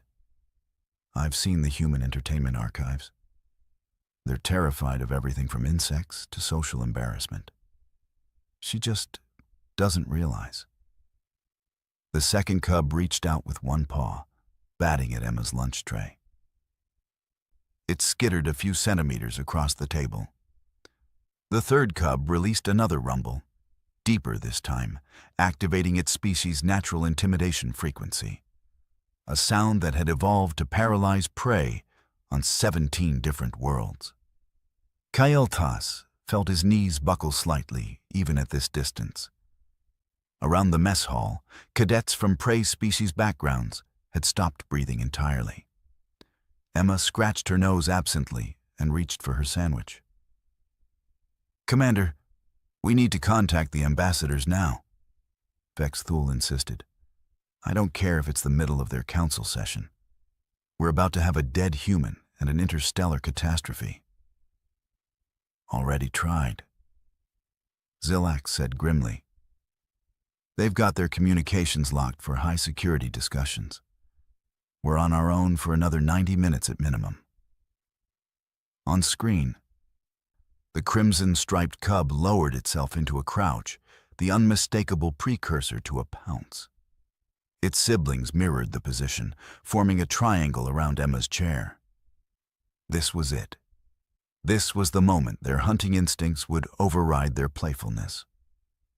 "Someone needs to warn her," Kael'thas pleaded, though he made no move to leave his hiding spot. Evolutionary programming was a powerful thing. The largest cub's haunches tensed. Its tail went rigid. Every predator indicator screamed imminent attack.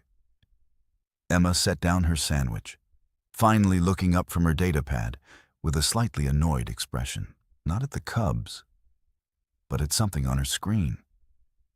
She reached for her drink, and as she did, her hand passed within centimeters of the cub's muzzle. The entire mess hall held its breath. Then Emma's throat moved, and she made a sound. Ahem. The sound was barely audible. A soft, almost polite clearing of the throat.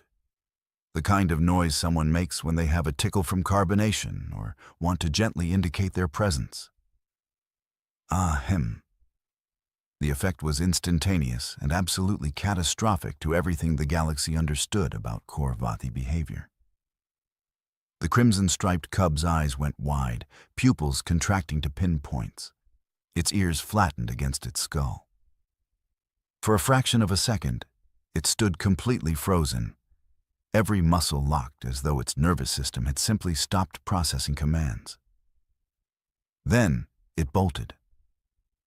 Not a casual retreat, not a tactical withdrawal, a full, scrambling, evolutionary panic response that sent it careening backward with such force that it crashed into its sibling, sending both cubs tumbling across the polished floor. The third cub didn't even bother with direction. It simply ran, slamming into a support column hard enough to dent the metal before ricocheting toward the exit. Within 5 seconds, all 5 Khor-Vathi cubs had evacuated the mess hall, trampling over each other in their desperation to escape. The sound of their claws scrabbling against the deck plating echoed down the corridor, growing fainter as they put as much distance as possible between themselves and the human. The mess hall fell into absolute silence. Emma picked up her sandwich and took another bite, her eyes returning to her datapad. She chewed thoughtfully, scrolling through what appeared to be a tactical doctrine analysis, completely unaware that 300 cadets were staring at her with expressions ranging from shock to existential crisis. Kyle Thas's communicator was still transmitting. On the feed, he could see Commander Zilax's mouth opening and closing without sound, his species equivalent of a system reboot. "What?" the commander finally managed. "In the name of every star system in the known galaxy just happened?" Lieutenant Vexathul's voice came through, equally stunned. "Sir, the cubs, they fled. From a sound. From a human sound." "I have eyes, Lieutenant," Zilax snapped, his composure cracking. "Someone get down there and find out what kind of weapon that human is carrying. Sonic disruptor? Pheromone emitter? Subsonic frequency generator?" In the mess hall, Emma looked up as 4 security officers burst through the entrance, weapons drawn but uncertain, scanning for threats. She pulled out one of her audio buds. "Oh, hey," she said casually. "Did something happen? I had my music on." "Cadet Martinez." Vexathul approached carefully, his scanner out and sweeping over her. "What did you do to the Khor-Vathi cubs?" Emma blinked. "The what now?" "The cubs. The 5 predators that were about to attack you. What defensive measure did you employ?" "Attack me?" Emma looked around the mess hall, finally noticing the 300 traumatized cadets and the overturned furniture. "Wait, what? When did—" She paused, thinking back. "Oh, those big cat-dog things.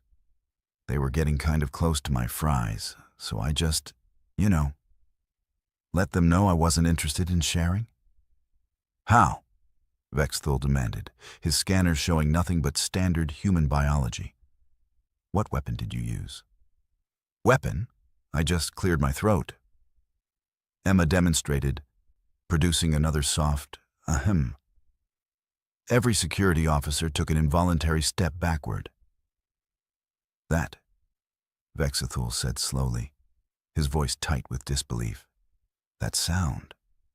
That noise made the most dangerous juvenile predators in the known galaxy flee in terror. I mean, it's just a throat clear, Emma said, looking genuinely confused. You know, like, excuse me, personal space, please? I wasn't even trying to be rude about it. Commander Zelax's voice came through the mess hall speakers, dangerously calm. Lieutenant, I need a biological warfare specialist in that cafeteria immediately. And someone find me every piece of data we have on human vocal patterns, now. Sir, Kailthas spoke up from his position, finally finding his voice. The Academy Xenobiology database has entries on human communication. Accessing now. He pulled up his datapad with shaking hands. Throat clearing is listed as a warning vocalization, used to indicate mild displeasure or to gain attention. Mild displeasure, Zelax repeated flatly. Yes, sir. It's considered one of the least aggressive sounds humans make. In the corner, Emma had gone back to eating her sandwich, occasionally glancing around at the chaos with growing bewilderment. Someone, Zelax said, his voice carrying the weight of a commander whose entire understanding of the universe had just been invalidated. Please explain to me how the least aggressive human sound just accomplished what every security protocol in the galaxy has failed to do for the last 3,000 years. Nobody had an answer. Emma finished her sandwich and reached for her dessert, completely oblivious to the crisis of galactic understanding unfolding around her. Xenobiologist Talana arrived within 20 minutes, her 6 manipulator appendages already working across multiple datapads simultaneously. She'd been in the middle of a lecture on cross-species communication when the emergency summons came through, and she'd brought half her research team with her. Show me the footage, she demanded, not bothering with pleasantries. All angles, full spectrum analysis. Commander Zelax pulled up the security recordings. Talana's primary eyes widened as she watched the cub's reaction play out in slow motion. The freeze, the pupil dilation, the immediate flight response. Extraordinary, she breathed. Play the audio again. Isolate the human's vocalization. Emma's ahem echoed through the command center's speakers. Talana's manipulators flew across her analysis equipment. There, she said, pointing to a cascade of wavelength readings. Do you see it? The human vocal pattern isn't operating on a single frequency. It's hitting simultaneously across 17 different ranges. Low subsonic rumble, mid-range harmonics, and high-frequency overtones, all layered together in one simple sound. So, it's a weapon?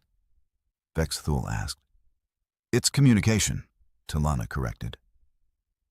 Korvathi cubs are apex predators, yes, but they evolved in an environment with other apex predators. Their survival depended on recognizing warning signals across species lines, learning which creatures were dangerous, even if they'd never encountered them before. She pulled up a comparison chart. Look at this.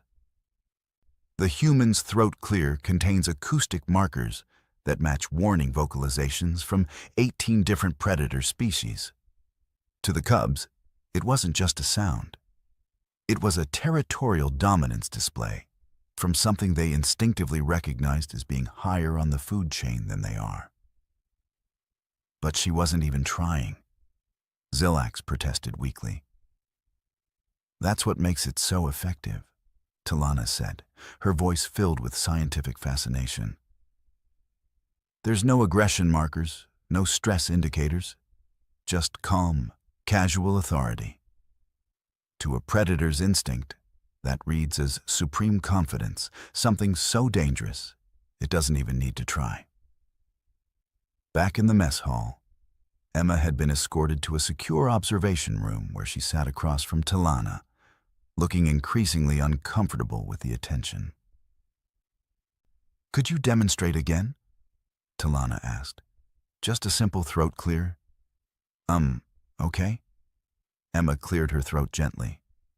Like that? Talana's equipment lit up like a festival display. Fascinating. Now, Cadet Kael'thas, would you attempt the same? Kael'thas, still shaky from the earlier events, cleared his throat. The sound was higher-pitched, single frequency, and triggered exactly 0 alarm responses on the monitoring equipment. You see? Talana gestured excitedly. Completely different acoustic signature. The human respiratory system, combined with their vocal cord structure, creates something unique in the galactic community. Emma started laughing, a genuine, surprised sound. So, you're telling me I accidentally spoke apex predator? That's hilarious. Back home, I'm the person who apologizes to furniture when I bump into it. Before Talana could respond, Lieutenant Vex Thul burst into the room. Commander, the Korvathi ambassadors have arrived, and we have a problem. The problem became clear when they reached the landing bay. The Cubs had retreated into the transport ship's cargo hold and refused to come out, even for their parents. Ambassador Korval, a massive adult Korvathi, with diplomatic sashes across his fur, looked mortified. They say there's a super predator in the facility, he explained, his translator rendering his embarrassment clearly. They won't budge until they're certain it's safe. Commander Zilax pinched the bridge of his nose. Cadet Martinez, would you be willing to talk to them? Me? Emma looked startled. I mean, sure. I'm not going to hurt anyone. They led her to the cargo bay entrance. Emma stepped forward, hands in her pockets, and spoke in her normal conversational tone. Hey, it's okay. I'm not mad. You guys were just being curious, right? No harm done. The silence stretched for a long moment. Then, slowly, 5 sets of eyes appeared in the darkness of the cargo hold. The Cubs emerged one by one, keeping a careful 10-meter distance from Emma, their body language submissive and cautious. Ambassador Korval stared. What are you? Just a cadet, sir, Emma said, offering a friendly smile. Emma Martinez, Human Exchange Program. Nice to meet you. The ambassador looked at his Cubs, then at Emma, then at Commander Zilax. We need to update our diplomatic briefings immediately. Already on it, Zilax muttered, pulling out his datapad. Along with every security protocol, training manual, and threat assessment document in the Academy database. Emma, oblivious to the galactic paradigm shift she'd just caused, checked her chronometer. Oh no, I'm going to be late for advanced tactics. Can I? Go, Zilax said, waving her away. Just try not to clear your throat in class. Why would I? You know what? Never mind. Emma shrugged and headed toward the exit, leaving behind a cargo bay full of diplomats, security officers, and thoroughly humbled apex predators. The Human Vocal Warning Protocol went into effect exactly 36 hours after what was now being called the throat-clearing incident.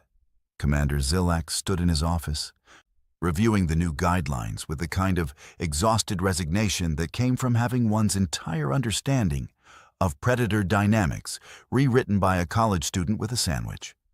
All personnel are advised to maintain awareness of human respiratory functions, he read aloud to Lieutenant Vex Thul. Throat clearing, coughing, sneezing, and hiccuping are normal biological processes and should not be interpreted as threat displays unless accompanied by aggressive posturing or verbal warnings. The parenthetical note seems excessive, Vex Thul offered. The parenthetical note, Zilax said flatly, is there because 3 different apex predator species have formally requested clarification on whether they need to evacuate facilities when humans have seasonal allergies. I've spent 2 days explaining to ambassadors that humans don't intentionally weaponize their sinuses. Down the hall, Emma sat in the Academy cafeteria. A different one this time, Mess Hall 3, trying desperately to ignore the whispers and stares. Word had spread across the entire facility. She'd become an inadvertent celebrity, complete with a nickname she absolutely hated. The human who scared the unscarables. "This is ridiculous," she muttered to Kael'thas, who'd taken to sitting with her at meals. The Pelion had apparently decided that anyone who could terrify Korvathi cubs was the safest person in the galaxy to befriend. I literally just cleared my throat because I had some soda go down wrong. Now there are scientific papers being published about my vocal cords. 7 papers, actually, Kael'thas said, scrolling through his datapad. Talana's team submitted 3 to the Galactic Journal of Xenobiology alone. There's also a symposium being planned on cross-species acoustic threat recognition and human vocal complexity. You're listed as a featured case study.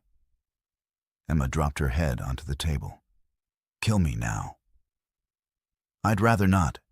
You're the only reason I feel safe eating lunch anymore. The Academy's communication systems had been working overtime. Every apex predator species in the known galaxy, 17 in total, had received formal advisories about human casual sounds. The Korvathi ambassadors had personally transmitted warnings to their homeworld. The Galactic Security Database, which Xylax had spent 6 hours updating, now included an entire section on human acoustic patterns with detailed frequency analysis and threat assessment protocols. Emma's personal communicator wouldn't stop buzzing with interview requests from xenobiology departments across 3 sectors. At least it's dying down, Emma said hopefully, reaching for her drink. At that exact moment, a piece of food went down the wrong pipe. Emma coughed, a normal, reflexive cough to clear her airway.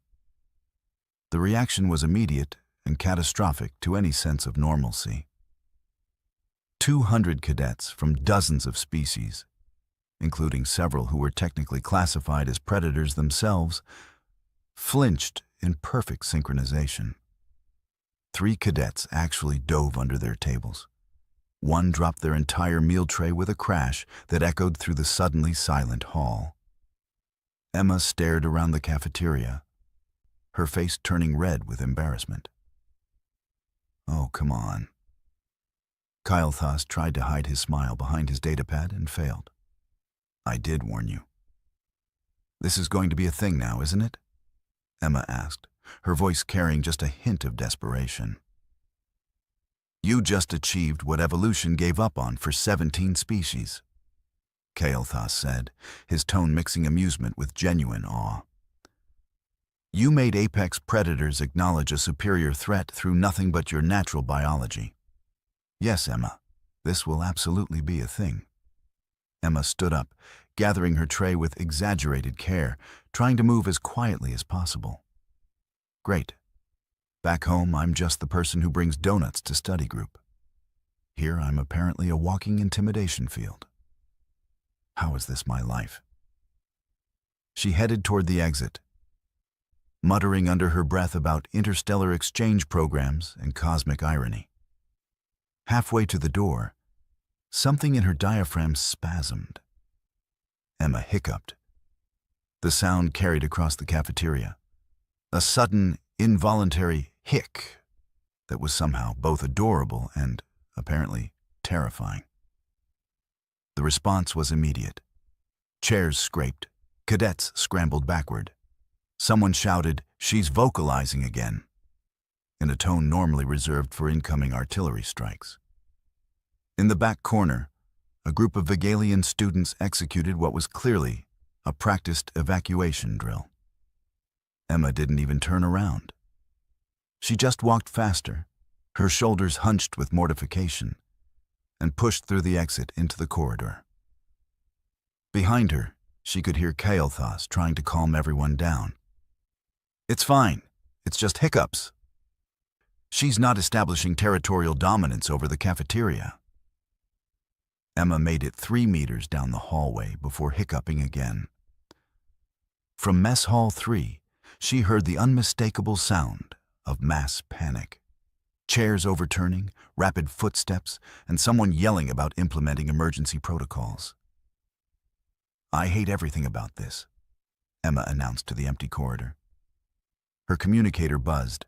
A new academy-wide memo. ATTN. All personnel human respiratory functions. All personnel are advised that human respiratory sounds, throat clearing, coughing, sneezing, hiccuping, and related functions, are normal biological processes and do not indicate aggression, territorial claims, or imminent threat. Please respond appropriately to these sounds with calm acknowledgement rather than alarm. Security response team remains on standby for actual emergency situations. Apex predator species are reminded that humans are classified as Tier 1 diplomatic priority and are not to be challenged, provoked, or engaged in dominance displays under any circumstances. Yes, this includes accidental eye contact. No, we're not sure how we got here either. Emma read the memo, closed her eyes, and took a deep breath. Carefully, quietly, making absolutely certain it didn't produce any sound whatsoever. From down the hall, she heard Commander Zillax's voice echoing from his office. "Someone explained to me how one human with a sandwich has rewritten 3,000 years of interstellar security doctrine." Emma decided it was time to find a very quiet, very empty study room, preferably one with soundproofing. There are exactly 3 things you need to know about the Galactic Administrative Registry of Potentially Dangerous Life Forms. First, the name is a lie. It's actually a registry of all life forms, dangerous or otherwise, but some committee thought the current name sounded more important. Second, nobody who works there actually wants to be there. And third, the coffee is terrible. Not just bad, terrible. The kind of terrible that makes you question whether the universe has any mercy whatsoever. Vexner Krilth had been working at the registry for 17 cycles. 17 long cycles. His species, the Karathi, were known throughout the galaxy for their meticulous record-keeping and their unfortunate tendency to develop stress-induced skin discoloration. Vexner's current shade was what his medical officer called concerning mauve, which was just one step below get your affairs in order purple. The problem wasn't the work itself. Cataloguing new species was actually quite straightforward. You observed them, you measured their technological development, you assigned them a threat level somewhere between harmless and evacuate the sector, and then you filed the appropriate paperwork. Simple, or at least it should have been simple. But then came file reference GH4782 SOL3, otherwise known as humanity. Vexner stared at his screen with the kind of expression usually reserved for people who've just realized they've been eating the wrong end of a particularly exotic fruit. The data made no sense, absolutely none. According to every biological model in the registry's database, humans shouldn't exist. Their homeworld's gravity was all wrong for their bone density. Their atmosphere had way too much oxygen for creatures that metabolized the way they did. Their star was the wrong color. Their moon was proportionally massive. Everything about them screamed evolutionary impossibility. And yet, there they were, not just existing, but thriving. "This is ridiculous," Vexner muttered, his tentacles twitching with frustration. He pulled up the preliminary reports filed by the observation teams. Surely they would have some explanation. The first report was from Observer Telshak, who had been monitoring human broadcasts for the past cycle. Vexner read it once, then twice, then a third time, because he was certain he must have misunderstood something. Humans routinely engage in recreational activities that would be classified as suicidal behavior in any other species, the report stated. They jump from perfectly functional aircraft for fun. They climb vertical rock faces without proper climbing equipment. They surf on frozen water, sliding down mountains at speeds that would kill most species on impact. When asked why, the most common response is, because it's there, or seemed like a good idea at the time. Vexner felt his skin shifting toward a deeper purple. The second report was worse, much worse. Observer Kindala had actually visited Earth, disguised as one of their domestic animals, a golden retriever, apparently. The report read, like a fever dream written by someone who'd been hit on the head with a piece of furniture. Humans have domesticated carnivorous pack hunters and allow them to sleep in their beds, the report screamed, in what Vexner could only assume was digital terror. They keep venomous arachnids as pets. They eat substances that cause chemical burns to most species and call it seasoning. One human I observed consumed a quantity of capsaicin that should have killed them, turned bright red, sweated profusely, and then said, "That's delicious," before eating more. There was a note at the bottom of the report, requesting immediate transfer to any other assignment, would accept posting to a black hole observation station. "At least black holes make sense," Vexner's communicator chirped. It was his supervisor, Threnody Vex, a Karathi like himself, but older and significantly more purple, the kind of purple that suggested she'd been dealing with humanity longer than Vexner had. "Krilimth," she said without preamble, "I'm sending you something. It's classified at the highest level. You're going to read it, you're going to panic, and then you're going to understand why I drink. I don't drink, Director." "You will."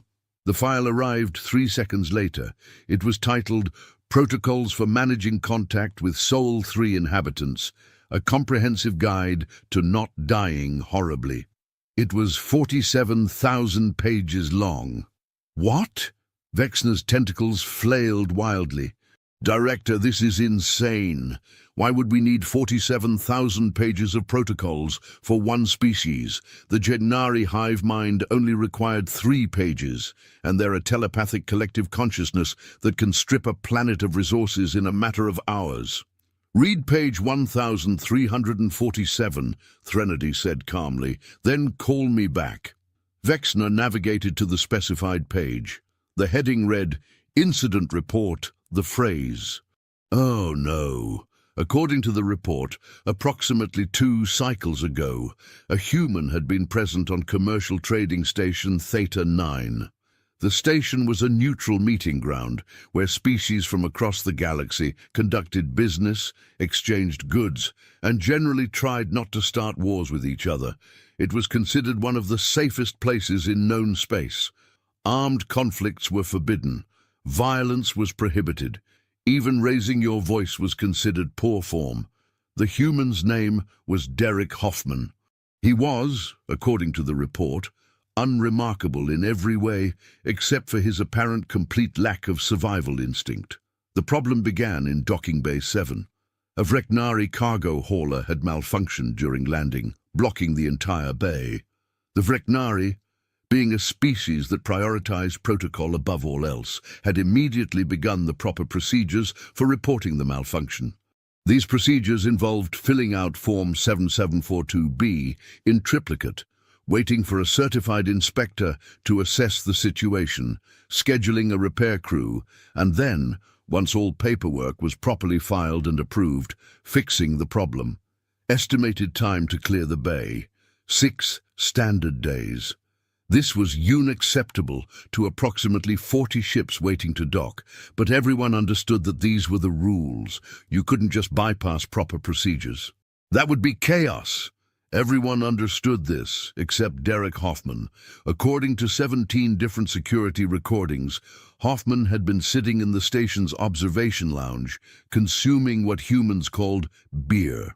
The beverage was, according to chemical analysis, mildly poisonous to most species. Humans drank it recreationally. Hoffman watched the growing chaos in the docking bay for approximately 11 minutes. Then he stood up, walked over to his companion, a human female named Kay Brennan, who appeared to be the more sensible of the two, and uttered the phrase that would echo through galactic history. "Hold my beer!" Kay Brennan's response was immediate and visceral. "Derek, no!" "Derek, yes," he replied, grinning in a way that the report described as deeply unsettling. What happened next was recorded from multiple angles. Hoffman walked to the docking bay, somehow bypassed 3 separate security checkpoints by simply waving at the guards and walking past them with confidence, and approached the malfunctioning cargo hauler.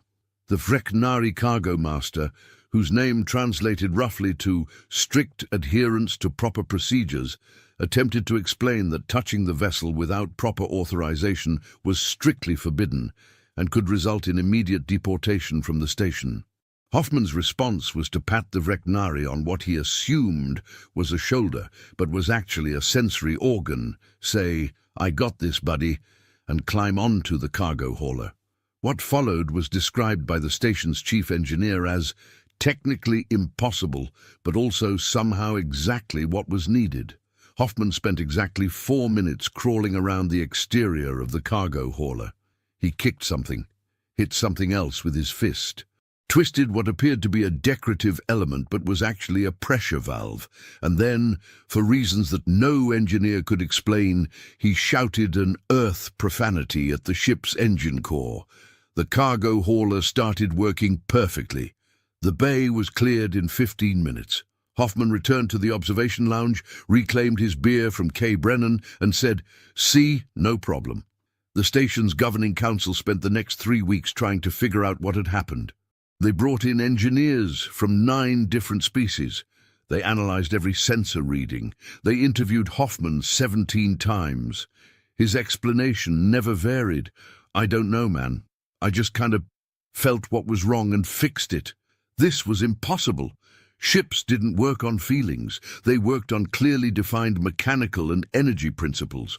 You couldn't just hit things and make them work, except apparently you could if you were human. The incident report concluded with a single line that Vexner read 3 times. "Recommend classifying humans as Category Omega, unpredictable reality distortion." Vexner called Threnody back. His skin had achieved a shade of purple he didn't even know was possible. "This can't be real," he said. "This has to be some kind of joke, a test for new employees, right?" "I wish," Threnody replied. "Keep reading. It gets worse." Vexner didn't want to keep reading. He really didn't want to keep reading. But he was a Karathi, and Karathi always followed procedures. So he kept reading. Page 3209. The Manila Envelope Incident. Page 7412. Why you should never challenge a human to a contest of any kind. Page 15803. The Human Concept of Duct Tape and Why It Violates Several Fundamental Laws of Physics. Page 22096. Case Study. How Humanity Solved an Interstellar Navigation Problem using what they call eyeballing it. Each incident was more absurd than the last, and yet each had been verified by multiple independent observers. These weren't stories, they weren't legends, they were documented facts. Vexner felt something he hadn't felt since his first day at the registry. Genuine, existential terror. He was about to close the file when he noticed something strange. There was an appendix at the very end of the document. It was titled simply, "The List." The list was exactly what it sounded like. A comprehensive compilation of every time a human had said the phrase, "hold my beer," or any variation thereof, followed by whatever insane thing they'd done next. The list was updated in real time. The list was currently 247,000 entries long, and it was growing. Vexner watched in horror as the number ticked up while he stared at the screen. 247,001, 247,002.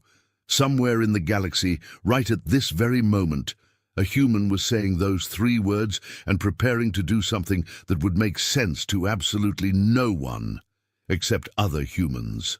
His communicator chirped again. Threnody Vex looked even more purple than before, which Vexner hadn't thought possible. "There's been another incident," she said. "Sector 42, mining colony. The humans weren't even supposed to be there. What happened? What always happens. Someone said, 'Hold my beer,' and now we have a situation." Vexner felt his career flashing before his eyes. He joined the registry because he wanted a quiet life, a safe, predictable, bureaucratic life filled with forms and procedures and absolutely no excitement whatsoever.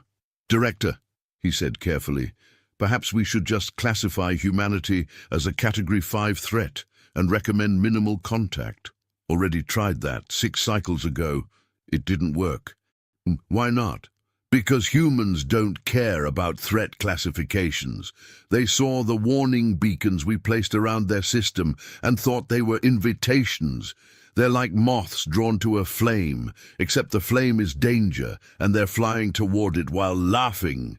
Vexner's tentacles drooped in defeat. "So what do? We do what we've been doing for the past 2 cycles, Threnody said. "We watch, we document, we try to predict where they'll cause chaos next. And we hope that when the inevitable disaster happens, they'll fix it the same way they cause it." "How's that?" "By doing something completely impossible that somehow works anyway." Vexner looked at his screen, at the file that was supposed to be his routine assignment, at the list that kept growing, and he realized something that made his skin turn a shade of purple that his medical database didn't even have a name for. Humanity hadn't just been discovered by the galaxy. The galaxy had been discovered by humanity, and nothing would ever make sense again. He opened a new file and began typing his preliminary report on human classification. He got exactly 3 words in before stopping. "Humans were what? Dangerous? Certainly. Unpredictable? Absolutely. Impossible. By every measure the galaxy had. But there was something else, something that none of the reports had quite captured. Something that made Vexner's analytical mind itch with the uncomfortable sensation of not understanding. Humans were fun. Not fun in the safe, controlled way that the Karathi understood fun. Not the carefully regulated recreational activities that other species engaged in, but genuine, unpredictable, chaos-inducing fun. They looked at the universe and saw not a place of rules and order and careful procedures, but a place of possibilities. And that was the most terrifying thing of all. Vexner deleted his 3 words and started over. This was going to take a while. Meanwhile, on commercial trading station Theta 9, Kay Brennan was having what she generously referred to as a very long day. The problem with being the only consistently sensible human in any given situation was that everyone assumed you could control the other humans. This was, Kay had discovered, like assuming you could control a thunderstorm by asking it politely to rain somewhere else. Derek Hoffman sat across from her in the station's mediocre excuse for a restaurant, grinning like someone who hadn't just caused an interstellar incident. "You can't keep doing this," Kay said, pinching the bridge of her nose in a gesture that had become depressingly familiar over the past few months. "Doing what?" Derek replied innocently. "I fixed the problem. You violated station protocols. You touched a civilian vessel without authorization. You could have been arrested. But I wasn't arrested. Because it worked." Derek leaned back in his chair with the confidence of someone who had never once considered the consequences of their actions. Besides, everyone was happy in the end. "The Breknari guy even thanked me. He filed a formal complaint. He thanked me first. The complaint came later, which means the thank you counts more." Kay stared at him. This was Derek's logic. This was the logic that had gotten them through 3 separate diplomatic incidents, 2 near-death experiences, and 1 situation involving a sentient plant that still gave her nightmares. The worst part, his logic worked. Not in any way that made sense, but it worked nonetheless. "Derek," she said slowly, "do you understand that we're representing humanity out here? That everything we do reflects on our entire species?" "Yep," And you're okay with that? Sure, humans are great. We figure stuff out. We help people. We fix things. He paused. Sometimes we break things first, but we always fix them eventually. Kay wanted to argue. She wanted to explain that the galaxy didn't work on eventually, that there were rules and procedures and carefully established protocols that existed for very good reasons. But she'd been traveling with Derek for 6 months now. 6 months of watching him solve problems that shouldn't be solvable. 6 months of seeing him befriend species that were supposed to be hostile. 6 months of witnessing the impossible become routine. And she'd realized something that her very organized, very rational mind had trouble accepting. Derek wasn't crazy. Well, he was a little crazy, but that wasn't the point. The point was that Derek saw the universe differently than everyone else. Where others saw rules, he saw suggestions. Where others saw barriers, he saw mild inconveniences. Where others saw impossible problems, he saw interesting challenges. And somehow, inexplicably, that worked. "Just promise me something," Kay said finally. "Anything. The next time you feel the urge to say, 'Hold my beer,' before doing something stupid. Yeah, at least try to think it through first." Derek considered this for a moment. "I can do that. How long should I think? More than 3 seconds would be a good start." "Deal!" Derek grinned. "See, I can be responsible." Kay had her doubts, serious doubts, but she'd learned that arguing with Derek was like arguing with a force of nature. You couldn't win. You could only hope to establish a few ground rules and pray he remembered them when it mattered. Her communicator buzzed. It was a message from the station administrator. Apparently, the governing council wanted to speak with both of them, immediately. This was either very good or very bad. Knowing Derek, it was probably bad. They made their way to the council chambers, which were designed to be impressive. High ceilings, elegant architecture, subtle lighting that suggested both authority and wisdom. It was the kind of room that made you want to behave yourself. Derek looked around and said, "Nice place. Do you think they'd let me hang a hammock in here?" Kay closed her eyes and counted to 10, in 3 different languages. The council consisted of 7 members, each representing different species and interests. They all looked tired, the kind of tired that suggested they'd been dealing with something exhausting for far too long. The council leader, a distinguished Karathi named Venshara, cleared his throat. "Derek Hoffman, Kay Brennan, thank you for joining us." "No problem," Derek said cheerfully. "Love what you've done with the place." Venshara's skin shifted toward purple. Kay recognized it as a bad sign. "We've been reviewing the incident in Docking Bay 7, Venshara continued. "While we acknowledge that your intervention did resolve the immediate problem, it has created certain complications." "Complications?" Kay asked carefully. 23 ships have filed requests for Derek Hoffman to examine their vessels," another council member explained. "Apparently, word has spread that he can fix things by feeling them. This is not a recognized repair methodology." "I mean, it works, though," Derek pointed out. "That's not the point." Venshara's purple deepened. "The point is that we have procedures, standards, certifications. You can't just declare yourself a mechanic because you successfully kicked a cargo hauler."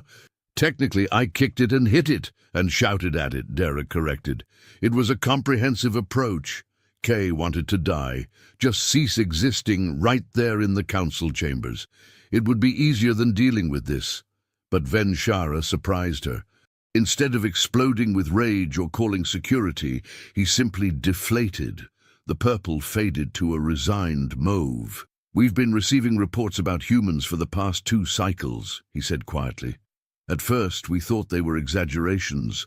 Surely no species could be that awesome," Derek suggested. "Chaotic," Venshara corrected, "but the reports keep coming, and they're all verified, all true. Humans don't follow patterns. You don't behave the way biological entities are supposed to behave. You break rules we didn't even know could be broken." "Is that a bad thing?" Derek asked, genuinely curious. The council members looked at each other. Several tentacles twitched. A few manipulator appendages flexed nervously. One member's bioluminescent patches flickered uncertainly. "We don't know," Venshara admitted. "That's the problem. We've established protocols for aggressive species, for expansionist species, for technologically superior species, but we have no protocols for species that are just weird," Derek offered helpfully. "Unpredictable." Kay decided it was time to intervene before Derek made things worse. "Council Leader Venshara, I apologize for my colleagues' unorthodox methods. We're still learning galactic customs. Perhaps if you could provide us with a copy of the relevant regulations, we could ensure better compliance in the future." It was a good, diplomatic answer. Professional, reasonable, exactly what the situation called for. Venshara laughed. It wasn't a happy laugh. It was the laugh of someone who'd been pushed past the point of rational thought. "Regulations? You want regulations?" He activated his console, and a holographic document appeared. It was enormous. "This is the protocol manual for managing human interactions. 47,000 pages. We've been working on it for 2 cycles, and do you know how many humans have actually read it?" None, Kay guessed. "None," Venshara confirmed. "Not a single human. We've sent copies to your government, to your various space agencies, to individual humans we've encountered, and every single time they either ignore it completely or use it as kindling," Derek suggested. "One human used it to level a table." Venshara looked like he might cry. 47,000 pages of carefully researched protocols, and it became furniture stabilization. Kay felt a laugh building in her chest. She fought it down. This was not the time, but Derek had no such restraint. He burst out laughing. "That's brilliant! Which human was it? I want to buy them a drink." "This isn't funny," Venshara snapped. "It kind of is, though," Derek replied, still chuckling. "I mean, come on. You spent 2 years writing a manual about us, and we're using it to fix wobbly tables. That's peak human behavior right there." And then, something unexpected happened. Venshara started laughing too. It started as a small chuckle, then grew into full-blown laughter. Soon, the entire council was laughing. The kind of laughter that comes from accumulated stress and absurdity, and the sudden realization that maybe, just maybe, you've been taking things too seriously. When the laughter finally subsided, Venshara wiped his eyes and looked at Derek with something that might have been respect. "You're absolutely right," he said. "It is peak human behavior. And that's exactly the problem. We can't regulate you because you don't want to be regulated. You see rules as suggestions, protocols as starting points, safety measures as interesting challenges to overcome." "Guilty," Derek admitted cheerfully. "So we're faced with a choice," Venshara continued. "We can either ban humans from the station, which would solve nothing because you'd probably just ignore the ban." "Probably," Derek confirmed. "Or we can accept that humanity is going to do whatever humanity does, and we just need to adapt." Kay saw her opportunity. "If I might suggest a compromise, what if Derek and I serve as liaisons? When problems arise that require human-style solutions, you contact us. We ensure things are done safely, or at least as safely as possible when Derek's involved." "Hey!" Derek protested. "Am I wrong?" "No, but still." Venshara considered this. "A human liaison position. Someone to translate between human chaos and galactic order." He looked at the other council members. "It's insane." "It might work," another member added. "Those 2 statements aren't mutually exclusive when humans are involved," a third member pointed out. "All right," Venshara decided. "Trial period. 3 cycles. You serve as our human consultants. If it works, we'll make it permanent. If it doesn't work, we'll figure something out," Kay promised. "We always do." "That's what worries me," Venshara muttered. They left the council chambers with what Derek insisted was a promotion, and Kay considered a disaster waiting to happen. "See," Derek said as they walked back to their quarters. Everything worked out. We're not employed as human chaos managers, Kay replied. That's not a normal job description. It is now. We're pioneers, trailblazers, the first humans to officially represent our species in a galactic capacity. We're the first humans they've met who haven't been immediately deported. Exactly. Success. Kay couldn't argue with that logic, mainly because Derek's logic existed in a dimension that normal logic couldn't access. But as they walked through the station, Kay noticed something interesting. The other species they passed weren't looking at them with fear or suspicion. They were looking at them with curiosity. Word had spread about Derek's repair work, about the human who'd solved in minutes what should have taken days. Some species nodded in greeting, others kept their distance, but it was respectful distance, not frightened distance. Humanity had made an impression. What kind of impression remained to be seen? Back in his office, Vexner Krillamph stared at his screen in growing horror. The preliminary report had been bad. The incident reports had been worse. But now he'd reached the section titled Theoretical Analysis, Human Problem-Solving Methodology. The report had been compiled by the galaxy's leading xenopsychologists. These were individuals who'd spent their entire careers studying how different species think, how they process information, how they make decisions. Their conclusion about humanity was simple. We have no idea. It is our professional assessment, the report stated, that human cognition does not follow any recognized pattern. They appear to make decisions based on factors that include but are not limited to intuition, boredom, curiosity, the phrase "why not," perceived entertainment value, and something they call "because it would be funny." The report continued. Traditional threat assessment models are inadequate for evaluating human behavior. Standard prediction algorithms fail with 97% consistency. The remaining 3% appear to be statistical anomalies rather than successful predictions. Vexner felt his skin approaching colors that shouldn't exist in nature. There was a case study attached. It described a human named Patricia Valdez, who'd been working on an asteroid mining operation. The operation had encountered a problem. A piece of equipment had become lodged in a narrow tunnel. Standard procedure was to carefully extract it using precision tools and careful maneuvering. Patricia's solution: I'm going to ride it like a surfboard, and gravity will pull us both out. This should not have worked. It violated basic physics. But according to 17 different sensor logs, Patricia had indeed ridden the equipment out of the tunnel, landed safely, and then asked if anyone wanted to go again. The report noted, when asked to explain her reasoning, Valdez stated, "I don't know, seemed fun." This appears to be a common human justification for behavior that borders on suicidal. Vexner was beginning to understand why Threnody drank. His communicator buzzed. It was an urgent message from the Galactic Science Council. They'd been conducting long-range observations of Earth and had some findings. Vexner opened the file with trembling tentacles. The findings were impossible. According to the observations, Earth should not be able to support complex life. The planet's magnetic field was too weak, the atmosphere was too volatile, the tectonic activity was too aggressive. Every model suggested that life on Earth should have been wiped out dozens of times by natural disasters. And it had been. The report documented at least 5 major extinction events in Earth's history. But life kept coming back.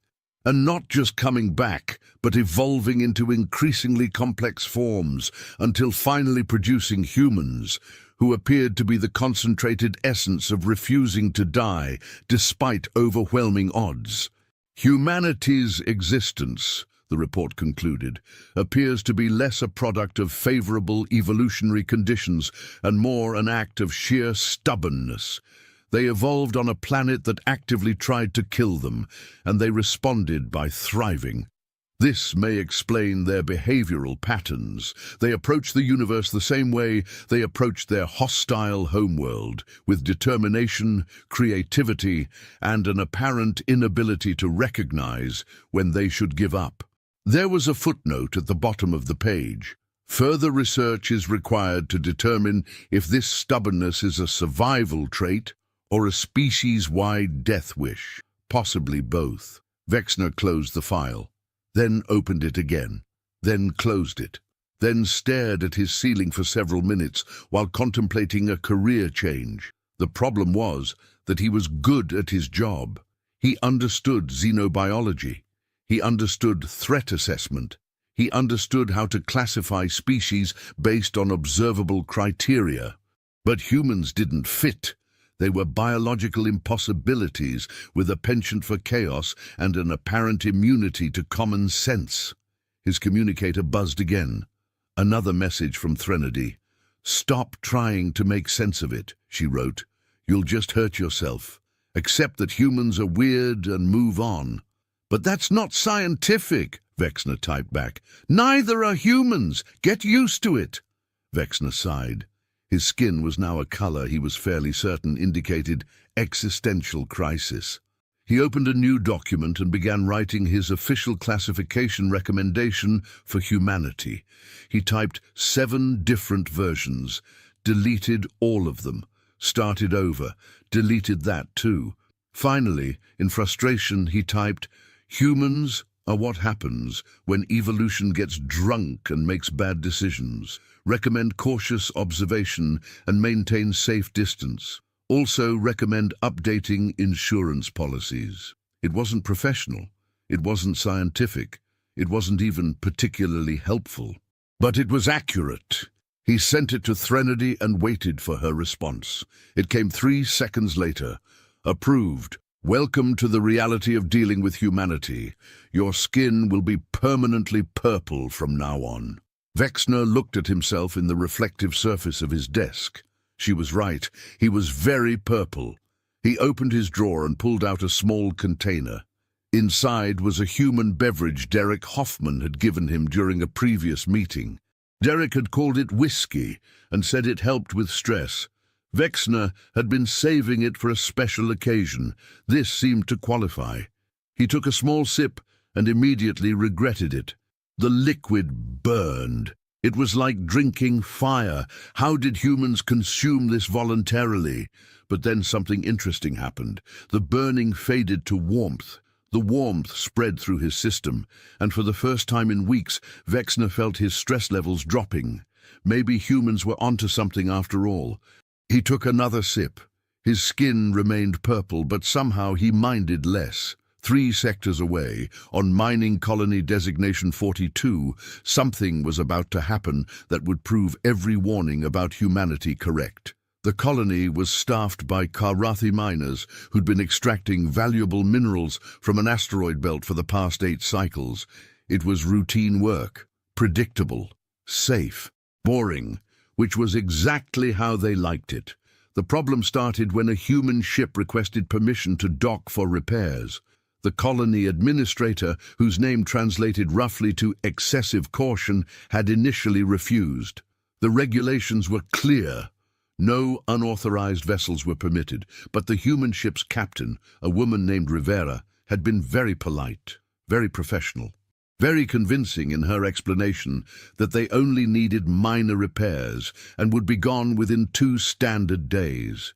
Excessive caution had consulted the manual, checked the protocols, verified the regulations, and made the fatal mistake of saying yes. The human crew consisted of 4 individuals: Rivera, who appeared competent, an engineer named Hofstadter, who seemed knowledgeable, a navigator named Chen Okonkwo, who was quiet but efficient, and someone named Rafe. Just Rafe. No last name. No formal title. When asked what his role was, he'd responded, "I'm the guy who fixes things when they break." This should have been excessive caution's first warning. The repairs went smoothly for the first day. The human crew kept to themselves, worked efficiently, and caused no problems whatsoever. Excessive caution began to relax. Perhaps the warnings about humans were exaggerated. Perhaps they were perfectly reasonable beings who simply had unfortunate reputations. Then came day 2. Excessive Caution was reviewing the mining schedules when his assistant, whose name meant mild anxiety, rushed into his office. "Sir, we have a situation." Those 3 words sent Excessive Caution's skin into emergency purple. What kind of situation? It's the humans. Specifically, it's Rafe. What has he done? He's in the main excavation shaft. That's restricted. How did he get access? He walked past the security checkpoint, said don't worry about it, and kept walking. The guards were so confused they just let him through. This was a very human thing to do. Act with such confidence that people assume you must have authorization. Excessive Caution activated the shaft monitoring systems. Sure enough, there was Rafe standing in front of the primary drilling mechanism. The drill had been malfunctioning for the past 3 days. Not seriously, but enough to reduce efficiency by 12%. A replacement part was scheduled to arrive in 2 weeks. The regulations were clear. Until the replacement arrived, the drill would operate at reduced capacity. Attempting repairs without proper parts and authorization was forbidden. Excessive Caution watched in growing horror as Rafe examined the drill, walked around it, kicked it once, nodded to himself, and then Rafe did something that made Excessive Caution's blood run cold. He looked directly at the security camera and grinned. "Hey!" Rafe shouted, apparently knowing someone was watching. "You might want to clear everyone out of this section. This is gonna get loud." "What?" Excessive Caution screamed at the monitor. "What is he doing?" He activated the communication system. "Human Rafe, step away from the drilling mechanism immediately. You are in violation of 17 safety regulations." Rafe's response came through crystal clear. "Yeah, but here's the thing. Your drill's not actually broken. The calibration's just off because of microfractures in the asteroid's composition. I can fix it. You don't have authorization." "True, but I have this." Rafe held up what appeared to be a human tool, something called a wrench. Excessive Caution had a very bad feeling about this. "Do not touch that drill," he commanded. "Too late," Rafe replied cheerfully, and then he said the words that would haunt Excessive Caution's nightmares for cycles to come. "Someone hold my beer. Oh, wait, I don't have a beer. Guess I'm doing this sober. That's a first." "No," Excessive Caution wailed. What happened next was later described by the colony's chief engineer as physically impossible, but also somehow exactly the right thing to do. Rafe climbed onto the drilling mechanism while it was running, at reduced capacity, but still running. He balanced on a support strut, reached into the drill's calibration housing, and started adjusting things with his bare hands. "He's going to die!" Excessive Caution screamed. "Someone stop him!" But the security team was frozen in place, watching in horror as Rafe worked. He twisted something, pulled something else, hit a component with his wrench, adjusted a setting that should have required computer-assisted precision. And then he jumped off the drill as it suddenly roared to full power. The drill was working perfectly, better than it had in months. Rafe landed, dusted himself off, and gave the security camera a thumbs up. "There you go, good as new. Actually better than new. I optimized the torque ratio while I was in there." Excessive Caution stared at his monitors, in shock.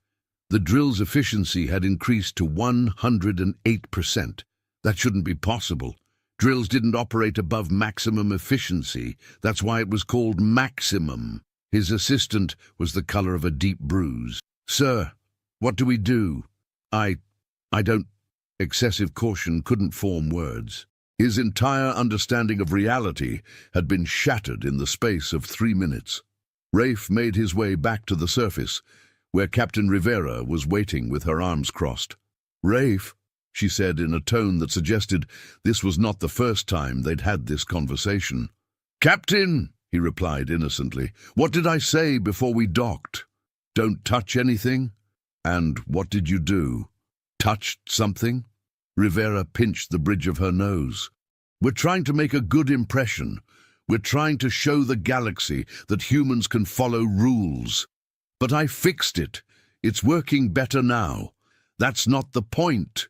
Excessive Caution arrived, out of breath from running. He stared at Rafe with an expression caught between gratitude and terror. You fixed the drill," he managed to say. "Yep," Rafe confirmed. "No problem." "But how? You didn't have schematics. You didn't have the proper tools. You didn't even have authorization." Rafe shrugged. "Didn't need any of that. I could hear what was wrong." "You could hear it?" "Sure. It was making this little clicking sound that meant the calibration was off. So I adjusted it. Simple." "That's not simple. That's impossible." "Nah, impossible is different. Impossible is like, I don't know, time travel or something. This was just mechanical work." Excessive Caution felt his carefully ordered worldview crumbling. He'd spent his entire career following procedures, respecting protocols, doing things the right way, and this human had just solved in minutes what his entire engineering team had declared required specialized parts and 2 weeks of careful work. "I should ban you from the colony," Excessive Caution said weakly. "Yeah, probably," Rafe agreed. "But you're not gonna." "Why not?" "Because your other 3 drills have the same problem, and now you know they can be fixed without waiting for parts." Excessive Caution checked his monitoring systems. Rafe was right. The other drills showed similar calibration drift. "How did you know that?" "Lucky guess?" Rafe offered. It was not a lucky guess. Somehow, this human had assessed the entire operation in the brief time they'd been docked and identified problems the colony's own engineers had missed. Captain Rivera stepped forward. "Administrator, I apologize for my crew members' behavior. We'll complete our repairs and leave immediately." But Excessive Caution surprised himself. "Wait." Everyone looked at him. Could you fix the other drills too?" Rafe grinned. "Absolutely. This is fun." "This is a violation of 17 regulations," Excessive Caution protested, then added more quietly, "But yes, please, fix them." 2 hours later, all 4 drills were operating at over 100% efficiency. The colony's mining output had increased by 23%. Production quotas that were supposed to take 3 months would now be completed in 2. Excessive Caution sat in his office, staring at the efficiency reports. His skin had achieved a purple so deep it was almost black. His assistant entered with a message. "Sir, the human ship is requesting permission to depart." "Granted," Excessive Caution said automatically. Then, "Wait. Send them this." He quickly composed a message. "Thank you for your assistance. Please never return. Also, if you encounter other humans who can fix things by hearing them, please keep them away from my colony. My stress levels cannot survive another encounter." The response came back 3 minutes later from Captain Rivera. "Understood. For what it's worth, Rafe is actually one of the calmer ones. Some humans are much worse." Excessive Caution added a new note to his personal log. "Request transfer to observation post in uninhabited system. Preferably one humans will never visit. Recommendation, find system with absolutely nothing interesting. Humans appear drawn to interesting things." The human ship departed. The colony returned to normal operations, except now they were producing 23% more efficiently, which meant revised quotas, new schedules, and completely disrupted long-term planning. Excessive Caution filed his incident report. He was thorough, professional, detailed, and at the very end he added one line: "Recommend updating the list. Entry: Human named Rafe fixed 4 industrial drills without authorization, proper tools, or apparent understanding of why this should be impossible. Succeeded anyway. No injuries. Increased efficiency by 23%. Humans continue to violate reality with alarming regularity." The report was forwarded to Vexna Krilmth, who read it, updated the list, and took another drink of whiskey. His skin remained purple. He was getting used to it. Across the galaxy, in a small apartment on Earth, A young woman named Jessie Kowalski was having a bad day. Her spacecraft's navigation system had crashed. She had a job interview in 3 days that required her to be 17 light-years away, and her cat had somehow gotten stuck in the ventilation system. "This is ridiculous," she shouted at the universe in general. The universe, as usual, didn't respond. Jessie looked at her dead navigation console, looked at the service manual, looked at the estimated repair time of 5 to 7 days, and then she said the words that would eventually add another entry to the list. "You know what? I'll just fix it myself. How hard can it be?" Somewhere in a galactic administrative office, Vexner felt a chill run through his tentacles for no apparent reason. The list updated itself. 247,003. Time passed, as it tends to do. Vexner had been monitoring humanity for 6 cycles now. 6 long cycles. He'd read thousands of incident reports, updated the list more times than he could count, consumed enough whiskey to stock a small bar, and he'd come to a realization that he wasn't sure he wanted to accept. Humans weren't just chaotic. They weren't just unpredictable. They were something the galaxy had never encountered before. Functional chaos. Every species had problems.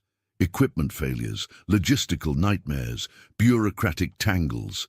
These problems were solved through careful planning, proper procedures, and established protocols, except when humans were involved.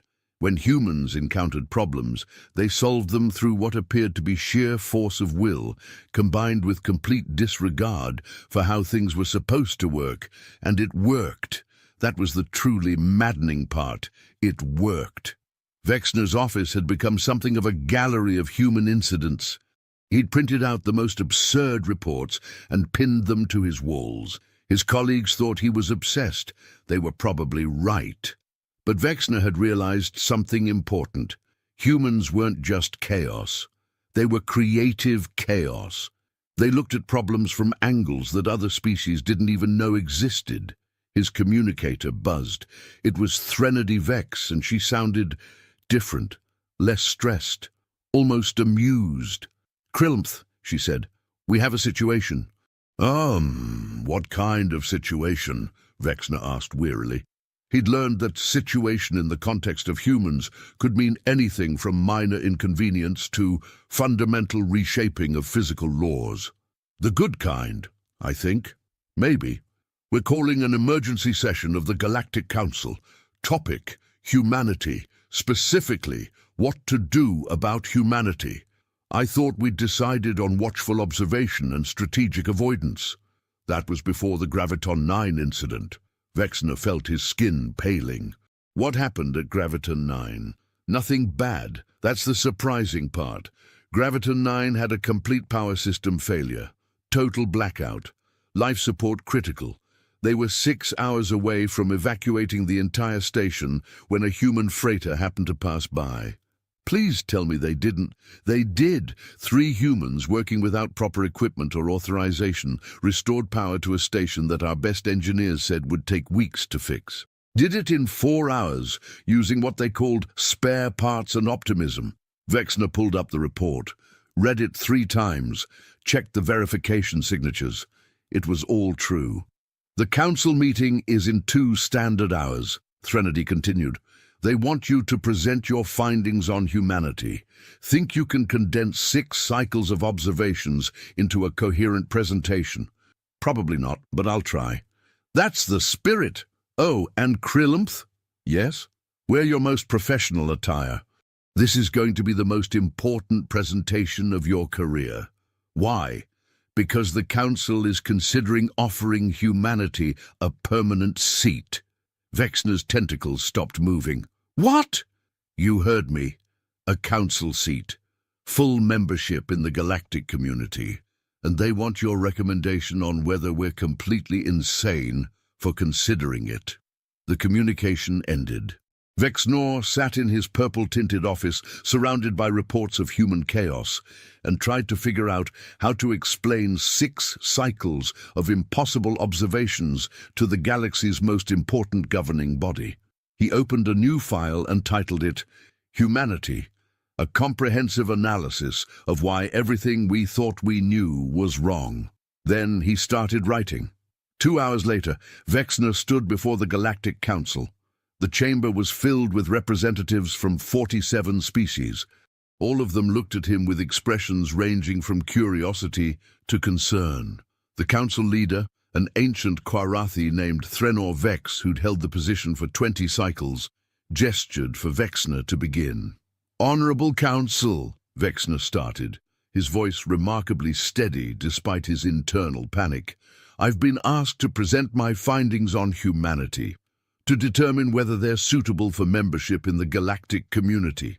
He activated his presentation. The first slide showed a simple question. What are humans? 6 cycles ago, I would have said humans are a biological impossibility, a species that shouldn't exist but does anyway. I would have recommended minimal contact and cautious observation. Vexner changed slides. This one showed the list. This is a compilation of every time a human has uttered the phrase, "hold my beer," or any variation thereof, followed by whatever action they took next. When I started tracking this 6 cycles ago, the list had 247,000 entries. He paused for effect. It now has over 800,000 entries. Gasps rippled through the chamber. In the past 6 cycles, humans have repaired 43 ships using methods that violate known engineering principles, solved 18 supposedly unsolvable diplomatic disputes by simply ignoring protocols and talking to people, saved 7 space stations from various disasters using what they call creative problem-solving, and somehow befriended species that were classified as impossible to communicate with. Another slide. This one showed efficiency reports from Mining Colony 42. When humans interact with our technology, efficiency increases by an average of 19%. When asked how they achieve this, the most common response is, "I don't know, it just seemed right." Vexner looked around the chamber. Every eye was on him. Humans don't follow our rules because they can't. Not because they're malicious or deliberately contrary, but because they literally process reality differently than every other known species. They see problems as puzzles to be solved rather than obstacles to be avoided. He changed slides again. This one showed a quote from Derek Hoffman. "We figure stuff out. That's what humans do. And that, Honorable Council, is what makes humanity both terrifying and valuable. They figure stuff out. When faced with impossible problems, they don't give up. They don't follow procedures. They just figure it out." The council leader leaned forward. "So what is your recommendation, Analyst Krillamph? Should we grant humanity membership?" Vexner took a deep breath. His entire career had led to this moment. "Yes," he said. "Absolutely yes." More gasps. "But," Vexner continued, "with conditions. We should grant humanity membership not despite their chaos, but because of it. Every species here represents order, structure, predictability. We've built a galaxy based on careful planning and established protocols." He gestured to his final slide, which showed a simple statement. Chaos is not the enemy. Stagnation is. Humanity represents something we've been missing: innovation, creativity, the willingness to break rules when those rules don't make sense. We've become so focused on maintaining order that we've forgotten how to adapt, how to grow. Vexner's voice grew stronger. "Yes, humans are chaotic. Yes, they're unpredictable. Yes, they'll drive us all insane with their complete disregard for proper procedures, but they'll also save us when our careful plans fail. They'll solve problems we didn't even know we had. They'll remind us that the universe is not meant to be controlled, but explored." He paused, looking at each council member in turn. "My recommendation is this: grant humanity full membership. Assign them to problem-solving positions where their creativity is an asset rather than a liability. And most importantly, learn from them. Because if 6 cycles of observation has taught me anything, it's that humans have something we desperately need." "What's that?" the council leader asked. The courage to say why not instead of why. The chamber fell silent. Then the council leader did something unprecedented. He started laughing, not the stressed laughter of Venshara, but genuine, delighted laughter. "Analyst Krilimth," he said once he'd composed himself, "that is the most passionate defense of chaos I've ever heard. And coming from a Karathi, that makes it even more remarkable. I've been driven temporarily insane by 6 cycles of observing humans," Vexner admitted. "But it's the good kind of insane." The council deliberated for 3 standard hours. Vexner waited outside, his skin cycling through every shade of purple known to science, and several that weren't. Finally, they called him back in. "The council has reached a decision," the council leader announced. "By a vote of 41 to 6, we are extending an invitation to humanity to join the galactic community as full members." Vexner felt relief wash over him. "However," the council leader continued, "we are also implementing what we're calling the Krilimth Protocol, named after you, since you seem to be the only being in the galaxy who understands humans even slightly." "What's the protocol?" "Every major installation, ship and facility will have at least 1 human on staff, not as crew, not as workers, but as consultants. When problems arise that seem unsolvable, we ask the human for input. When equipment fails in ways our engineers can't fix, we let the human feel what's wrong. When diplomatic situations become impossible, we send in the human to say whatever ridiculous thing will somehow make it work." "You're institutionalizing human chaos," Vexner said in wonder. "We're harnessing it," the council leader corrected. "The difference being that now it's official, with proper documentation and safety protocols, which the humans will probably ignore, but at least we'll have tried." Vexner felt something he hadn't felt in 6 cycles. Hope. "There's one more thing," the council leader added. "We need someone to head the new Human Integration Department. Someone who understands both our need for order and humanity's need for chaos. Someone who's dedicated 6 cycles to studying humans and somehow remained mostly sane." Vexner's tentacles drooped. "No. Yes. Please no. You're promoted. Congratulations, Director Krilimth. My skin is going to be purple forever. Consider it a badge of honor," the council leader said with a smile. "Welcome to the most challenging job in the galaxy." 3 months later, the Human Integration Department was operational. Vexner had assembled a team of analysts, all of whom had varying degrees of purple skin. They monitored human activities across the galaxy, provided support when needed, and tried very hard not to have mental breakdowns when humans did human things. The first official Human Council representative arrived on schedule. Her name was Maxine Cross, and she had what Vexner had learned to recognize as the look that said, "I'm about to do something you won't like, but will probably work anyway." "Director Krilimth," Maxine said cheerfully, shaking his tentacle in the human greeting custom. "Heard great things about you. Looking forward to working together." "Likewise," Vexner replied cautiously. "I've prepared an orientation package for you. It covers council protocols, diplomatic procedures, and proper channels for—" "Yeah, I'm probably not going to read that," Maxine interrupted. "No offense, I'm sure it's very thorough, but I work better when I just kind of feel things out." Vexner's tentacles twitched. "That's what I was afraid of." "But hey, look at it this way.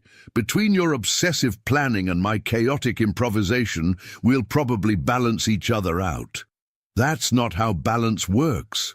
"Sure it is. You do the boring stuff, I do the fun stuff, and somehow we both end up looking good." Vexner realized that this was his life now. Forever. Until either he retired or evolved into a being of pure stress.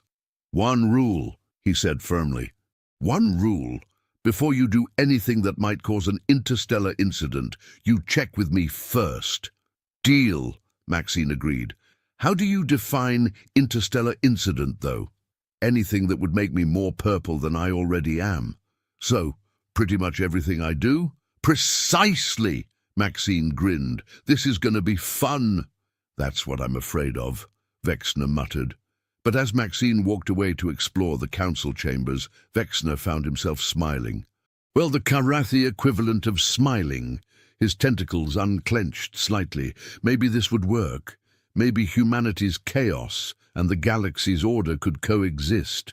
Maybe they'd learn from each other, or maybe everything would explode spectacularly and Vexner would end up in the history books as the being who accidentally destroyed galactic civilization by letting humans have official authority.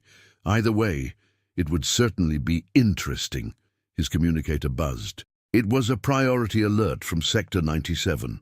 Director Krilumph, the message read. Human consultant Jerry Nakamura has solved our plasma containment problem by hitting it with what he calls a hammer.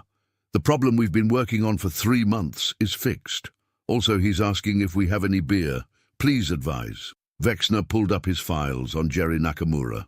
The man's record included 14 separate entries on the list. His specialization was listed as fixing things that aren't supposed to be fixable. Vexner composed his response. Send Jerry a case of beer. Add plasma containment to the list of things humans can fix by hitting them. Update the Krilumph protocol to include sometimes percussive maintenance is valid if a human is doing it. He sent the message and leaned back in his chair. 6 cycles ago, he'd been a simple analyst with dreams of a quiet, predictable career. Now he was the director of human integration, permanently purple, and spending his days documenting the impossible. His communicator buzzed again. This time, it was Threnody Vex.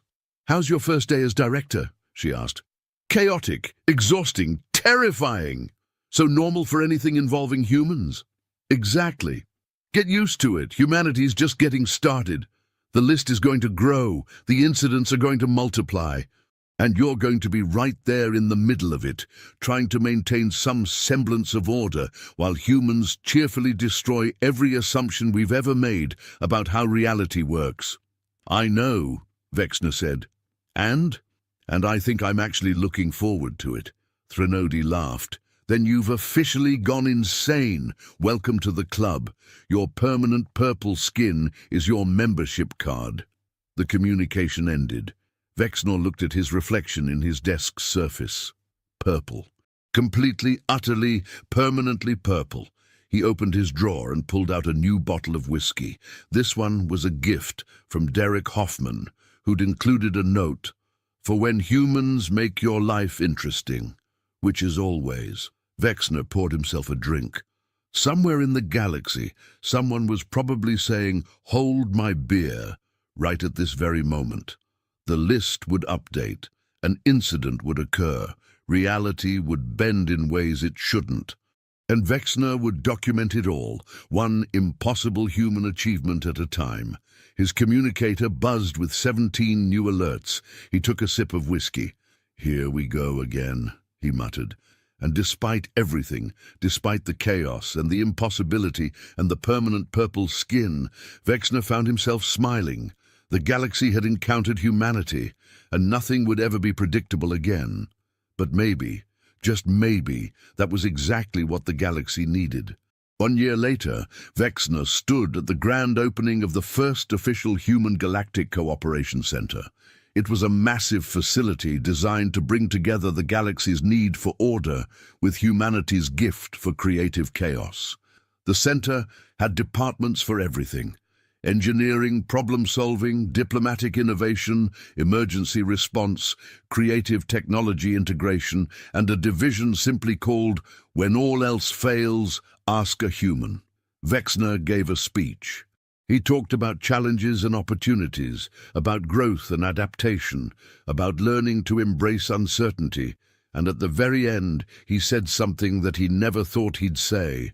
The first rule of galactic survival used to be, maintain order at all costs. But we've learned a new rule, a better rule. When a human says, "Hold my beer," don't run, watch. Because you're about to witness something impossible become routine. You're about to see the universe bend just slightly to accommodate human determination. And you might, if you're very lucky, learn something that will change your understanding of what's possible. The audience applauded. humans and aliens together. Maxine Cross approached him afterward. Great speech, Director, very inspiring. Thank you. How are you settling into your role? Oh, fantastic. I've already identified 6 major inefficiencies in council procedures and have suggestions for fixing them. Vexner's tentacles twitched. Please tell me your suggestions involve proper documentation and approved methodologies? Nope, but they'll work anyway. Of course they will. Vexner sighed. Maxine patted his tentacles sympathetically. You know what you need? A vacation? A beer? I don't drink beer. Then I'll teach you. Come on, Director. You can't work with humans and not learn to drink beer. It's practically cultural exchange. Vexner looked at this human woman, at her confidence and her chaos and her absolute certainty that everything would work out somehow, and he realized that she was probably right. 1 beer, he said, but if I wake up purpler than I already am, I'm blaming you. Deal. And Director, yes? Thanks for giving humanity a chance. I know we're a lot to deal with. You are, Vexner agreed, but you're also exactly what the galaxy needed, even if we didn't know it. They walked toward the center's social area, where humans and aliens mingled with varying degrees of comfort and confusion. Vexner's communicator buzzed. Another update to the list. Number 1,372,946. He glanced at it. A human named Wei had apparently fixed a broken star chart system by percussive recalibration and positive encouragement. Vexner added it to the files and kept walking. The list would keep growing.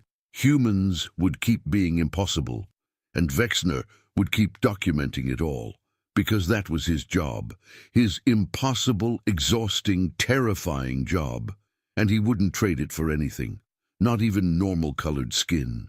Somewhere in the galaxy, someone raised a beer and prepared to say 3 words that would change everything, and Vexner was ready as anyone could be for humanity, which wasn't very ready at all. But that was the point, wasn't it?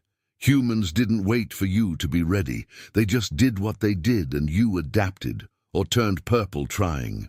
Vexner took a sip of his beer, discovered it tasted better than he expected, and realized that maybe humanity had been right about more things than just problem-solving. Maybe chaos wasn't the enemy. Maybe control was overrated. Maybe the universe was meant to be surprising. His communicator buzzed again. Vexner looked at it, smiled, and for the first time in his career, he didn't immediately check the alert. It could wait. Whatever impossible thing a human had just accomplished could wait 5 more minutes. Because right now, Vexner was learning an important human custom. Enjoying a beer with friends while everything else could, as humans said, chill the hell out. The galaxy had survived for billions of years without humanity, but now that humans were here, Vexner couldn't imagine going back, purple skin and all. Captain Jake Morrison's footsteps rang out as he circled the USS Liberty in Luna Station's enormous hangar. His ship looked nothing like the smooth, elegant vessels docked nearby. While other ships had graceful curves that flowed like water, the Liberty stood firm and boxy.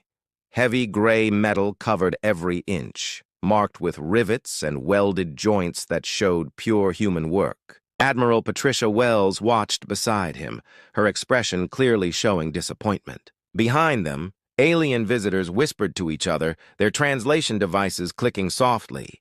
The Zenthari ambassador Keithvar moved forward, his tall blue body rising above the humans. His eyes studied the Liberty with clear disgust. "So this is humanity's contribution to the Galactic Defense Initiative," Keithvar said, his words carrying his species' musical quality. A relic from the past. Morrison's jaw clenched, but his face stayed calm. He'd known this would happen. Everyone had expected exactly this reaction. The Liberty used only human technology, nothing from the advanced alien systems that other Earth ships now carried. No energy shields, no plasma weapons, no quantum drives. Just fusion reactors, railguns, and thick armor. Chief Engineer Lisa Parker walked up to the group, her work clothes still marked with grease from final checks. She was young for her job, barely 30, but she'd personally designed half the Liberty's systems. Her brown hair was tied back simply, and her green eyes showed the pride of someone who'd built something with their own 2 hands. "The Liberty shows a return to human design thinking," Parker said to everyone. "We've taken a century of knowledge and used it our own way." General Vexthal, the Zenthari fleet commander, laughed. It sounded like wind chimes in a storm. "Your own way?" he asked again. "You mean old-fashioned ways? This ship runs on nuclear fusion. My personal shuttle has better engines." Commander Ryan Foster, Morrison's second officer, shifted uneasily next to his captain. Foster was skilled, but he'd grown up with alien technology. To him, the Liberty looked as outdated as everyone thought. His sandy hair was styled perfectly, and his uniform was spotless, showing everything about modern military standards. "Sir," Foster whispered to Morrison, "maybe we should talk about the combat benefits?" Morrison shook his head slightly. No point explaining to people who'd already decided.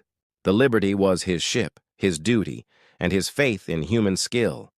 He'd spent 2 years fighting to get this project approved, arguing with admirals and politicians who wanted humanity to fully adopt alien technology into their fleet.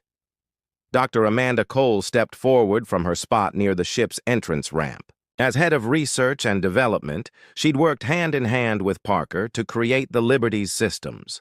Her red hair caught the hangar lights, and her blue eyes held the focus of someone who'd spent endless hours perfecting every small detail. "The Liberty's design thinking is unique," Cole explained.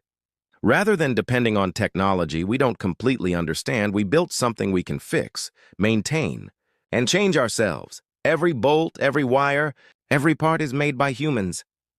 Keithar moved closer to the ship, his long fingers running across the rough, welded seams. "And what happens when you meet an enemy with energy weapons that slice through this ancient armor like nothing?" he asked. "What happens when quantum torpedoes pass straight through your hull?" "We've thought about those situations," Parker answered. "The Liberty's armor has different material layers, each made to absorb particular energy types. The whole design is modular, so damage in one area won't destroy the whole ship." "Modular?" General Vexthal said again with another musical laugh. "Like a child's toy blocks. Admiral Wells, you can't seriously want this ship in our defense fleet." Admiral Wells looked uneasy. She was a career officer who'd climbed the ranks by making smart choices. The Liberty wasn't smart in the eyes of the galactic community. Her gray hair was pulled back military style, and her lined face showed years of command. "The Liberty has completed all needed tests," Wells said carefully. "Captain Morrison's crew has practiced thoroughly with the ship's systems." "Practiced with outdated systems," Cathar noted. "This ship should be in a museum, not in combat." Morrison finally spoke. "Ambassador, respectfully, humanity fought space wars before we met your people. We know how to build working ships." "You know how to build ships that worked 100 years ago," the Zenthari answered. "Today's combat needs today's solutions. Energy shields that bounce back incoming attacks, quantum weapons that hit across enormous distances, navigation systems that predict enemy actions. This ship has none of these abilities." Lieutenant Karen Hughes, the Liberty's communications officer, stood quietly near the ship's command area. She was young and enthusiastic, just out of the academy, but she trusted the ship and its crew. Her black hair was cut to regulations, and her dark eyes showed the resolve of someone ready to prove herself. "The Liberty has something better than advanced technology," Hughes said suddenly, then turned red as everyone looked at her. "And what would that be?" General Vexthal asked, sounding amused. "A human crew, sir," Hughes answered. "People who know every system because we made it ourselves." Colonel Steve Barnes from Earth Defense Command stepped forward. He was a big man with graying hair and scars from fights with the Krellin pirates. His uniform showed more medals than anyone else in the hangar, and his voice carried the power of someone who'd seen real fighting. "The Liberty Project has used up resources that could have built 3 modern frigates," Barnes said. "Frigates with tested alien technology that we know performs in battle." Morrison felt everyone's expectations weighing on him. The Liberty meant years of effort, years of debating with officials and politicians.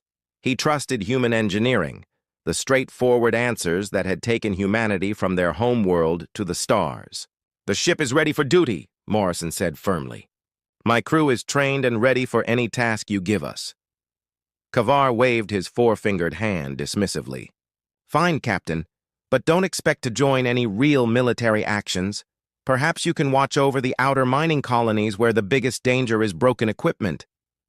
The alien group moved on, continuing their inspection of the more standard ships in the hangar. Admiral Wells followed them, leaving Morrison alone with his crew. Nobody spoke for several minutes. "They don't see what we've created here," Parker said quietly. Morrison nodded, looking up at his ship. The Liberty might not look impressive, but it was tough, dependable, and completely human. Every choice in building it had been made by human minds using human thinking and human knowledge. "They'll see soon enough," Morrison answered. "When the moment comes, they'll understand." 3 months had gone by since the Liberty's inspection when the emergency warning rang through every human station and ship across the solar system. Captain Morrison was in his quarters checking supply reports when the red light started flashing. The sharp battle alarm sound cut through Luna Station's quiet like a blade. Commander Foster rushed through Morrison's door without knocking, his face white and his hand trembling. Behind him came Chief Parker, her usual calm look replaced with something Morrison had never seen before. True fear. "Captain, you need to look at this," Foster said. His voice strained. "Long-range sensors have found something huge coming from beyond Pluto's orbit." Morrison followed his officers to the station's command center, where dozens of technicians worked frantically at their posts. Admiral Wells stood in the middle of everything, her face serious as she watched the main display screen. The image showed a cloud of red dots moving steadily toward the inner solar system. "How many ships?" Morrison asked, though he feared the answer. "First count shows over 10,000 ships," answered Lieutenant Commander Sarah Blake, the station sensor officer. Her blonde hair was pulled back tightly, and her blue eyes reflected her instrument's glow. "Each one is about the size of a battle cruiser." The numbers hit Morrison like a punch. The whole human fleet had fewer than 3,000 ships, and that included cargo ships and mining vessels. Even with their alien partners, the combined defense force would be outnumbered more than 3-1. Dr. Cole rushed into the command center, holding a data pad full of readings. Her red hair was messy and her lab coat looked hastily thrown on. She'd clearly been working through the night again. "Admiral, we're getting very odd readings from the approaching fleet," Cole said. "Their energy patterns don't match anything in our records. The ships seem to phase in and out of normal sensor range." "Phasing," Wells repeated, "like the old Earth theories about traveling through dimensions." "More than theories, it seems," Cole answered. "These ships appear to exist partly outside normal space. That explains why our long-range weapon guidance can't lock onto them properly." General Vexthal arrived with a full group of Zenthari officers, their tall blue forms moving with their species' flowing grace. The general's eyes were wide with something Morrison had never seen in a Zenthari before. True panic. "Admiral Wells," Vexthal said, his musical voice tight. "We've identified the approaching fleet. They're Void Hunters, an old race that's been sleeping for over 5,000 years. "Void Hunters," Wells repeated. "I've never heard of them." "Few have," answered Ambassador Keith Varr, who had just entered the command center. "They're mentioned only in the oldest records of the oldest races. They eat entire star systems, leaving nothing but empty void behind." Morrison felt ice run through his veins. The thought of a race that could destroy whole solar systems was beyond anything humanity had ever faced. Even the worst battles with hostile aliens had been limited to single planets or small fleets. Colonel Barnes pushed through the crowd of officers, his scarred face showing the pressure of emergency planning. His uniform was wrinkled and his gray hair uncombed, suggesting he'd been pulled from sleep by the alert. "We're gathering every ship we have," Barnes announced. "The combined human and allied fleet will meet them at the solar system's edge. We can't let them reach Earth or the colonies." "What about the Liberty?" Morrison asked. The room went silent. Every eye turned to Admiral Wells, who looked uncomfortable under everyone's stare. Her lined face showed the burden of command as she thought about her choices. "The Liberty will stay docked," Wells said finally. "We need our most advanced ships for this battle." "Admiral, respectfully, the Liberty is ready for combat," Morrison protested. "My crew has trained hard." "Captain Morrison," General Vexthal interrupted, "this isn't the time for human pride. The Void Hunters have technology beyond your grasp. Your primitive ship would be gone within minutes."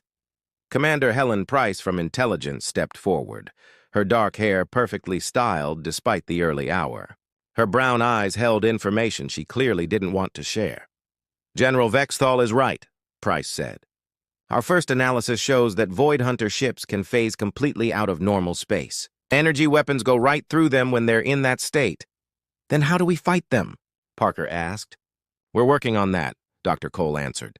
"Their phasing ability seems to have limits. They can't keep it going forever, and they must return to normal space to attack." "The plan is straightforward," General Vexthal announced. "We hit them with everything we have during the short moments when they appear to attack. Focused plasma fire from our entire fleet should overwhelm their defenses." Morrison watched the tactical display as friendly ships moved into position throughout the solar system. Sleek Zenthari cruisers with their flowing lines and energy weapons. Human destroyers covered with alien-designed plasma cannons. Transport ships moving civilian populations from the outer colonies. Lieutenant Hughes approached Morrison quietly, her young face showing determination mixed with fear. She'd been watching communications from across the fleet, and the reports weren't good. "Captain," Hughes whispered, "the evacuation ships report that several outer mining stations have gone completely quiet. No distress signals, no emergency beacons, nothing." Morrison nodded grimly. The Void Hunters were already starting their work, eating everything in their path as they moved toward the center of human space. Whatever they did to planets and stations left nothing behind that could send a signal. "Admiral," Morrison said, speaking louder, "I request permission to take the Liberty into battle." Wells turned to face him, her expression showing both sympathy and frustration. Behind her, the alien officers watched with barely hidden amusement. "Captain, I understand your wish to help," Wells said carefully, "but the Liberty's systems aren't made for this type of combat. Your kinetic weapons would be worthless against an enemy that can phase out of reality." "We don't know that for sure," Morrison argued. "The Liberty's weapons are different from anything else in the fleet. Maybe that difference is important." Cathar stepped forward, his tall form towering over Morrison. "Captain, your ship is built like a fortress from ancient times. These enemies fight with technologies that make fortresses meaningless." "The decision is final," Admiral Wells said firmly. "The Liberty stays in dock. Captain Morrison, you and your crew will coordinate supply and repair work from Luna Station." Morrison felt the bitter taste of defeat. His ship, his crew, his faith in human engineering, all dismissed as worthless against an alien threat. Around him, the command center buzzed with movement as the fleet prepared for the biggest battle in human history. As the meeting ended and officers rushed to their stations, Morrison stood alone, watching the tactical display. The red dots of the Void Hunter fleet continued their steady approach, while the blue dots of the human and allied forces moved to stop them. Parker approached him quietly. "Captain, maybe they're right. Maybe this isn't our battle." Morrison shook his head. "Every battle that threatens humanity is our battle. They just don't see what we've built." The first shots of the battle lit up space like distant fireworks. As Morrison watched from the Liberty's bridge, the combined human and alien fleet had formed a huge defensive line at the solar system's edge, their energy weapons creating bright streaks of light across the darkness. From this distance, it almost looked beautiful. Commander Foster stood beside his captain, both men watching the tactical display that showed every ship's position in the battle. The blue dots showing friendly forces outnumbered the red enemy marks 3-1. But Morrison felt no confidence in those numbers. Something about this felt wrong. "First contact reports are coming in," Lieutenant Hughes announced from her communication station. Her voice carried excitement mixed with fear as she passed along messages from the battle zone. "Admiral Wells reports successful hits on multiple enemy ships." Chief Parker looked up from her engineering console, where she'd been running checks on the Liberty's systems. Despite being ordered to stay docked, she kept the ship ready for immediate launch. Her green eyes reflected her instrument's glow as she watched every system. "Captain, something's not right," Parker said quietly. "The power readings from those weapon strikes don't match the damage reports." Morrison nodded. He'd been thinking the same thing. The energy patterns from the fleet's weapons were huge, enough to destroy normal ships with single hits, but the Void Hunter ships seemed to soak up the attacks without major damage. Dr. Cole hurried onto the bridge carrying her portable scanner, her red hair flying behind her as she moved. She'd been watching the battle from the station's sensor array, collecting data on the enemy's technology. "Captain, the Void Hunters are doing something we didn't anticipate," Cole said breathlessly. "They're not just phasing out of reality to dodge attacks. They're phasing back in at different spots." "Teleportation," Foster said grimly. "More than that," Cole answered. "They appear to exist in multiple places at once until the moment they choose to become solid and attack." The tactical display suddenly changed as new red dots appeared throughout the battle formation. The Void Hunter ships had somehow moved behind the defensive line, appearing in the middle of the human and alien fleet like ghosts appearing from nowhere. "Dear God," Hughes whispered as her console filled with distress calls from the battle zone. Morrison watched in horror as the organized defensive formation fell apart into chaos. Ships that had been firing at enemies ahead suddenly found themselves surrounded. The careful battle plan that General Vexthal had made collapsed in minutes. The first death report came through Hughes's station like a physical blow. The USS Defiant, one of humanity's newest destroyers, had been sliced in half by some kind of energy beam that went right through its shields. 300 lives lost instantly. The Zenthari flagship is under heavy attack," Hughes reported, her young voice breaking with strain. "General Vexthal is asking for immediate support." Morrison clenched his fists as he watched blue dots vanish from the tactical display one by one. Each disappearing light meant hundreds of lives, friends and comrades he'd served with for years. The Liberty's crew stood helplessly on their bridge while their fellow humans died in space. Commander Price's voice came through the station's communication system, her usually calm tone now urgent and frightened. "All stations, we've confirmed that standard energy weapons don't work against Void Hunter ships.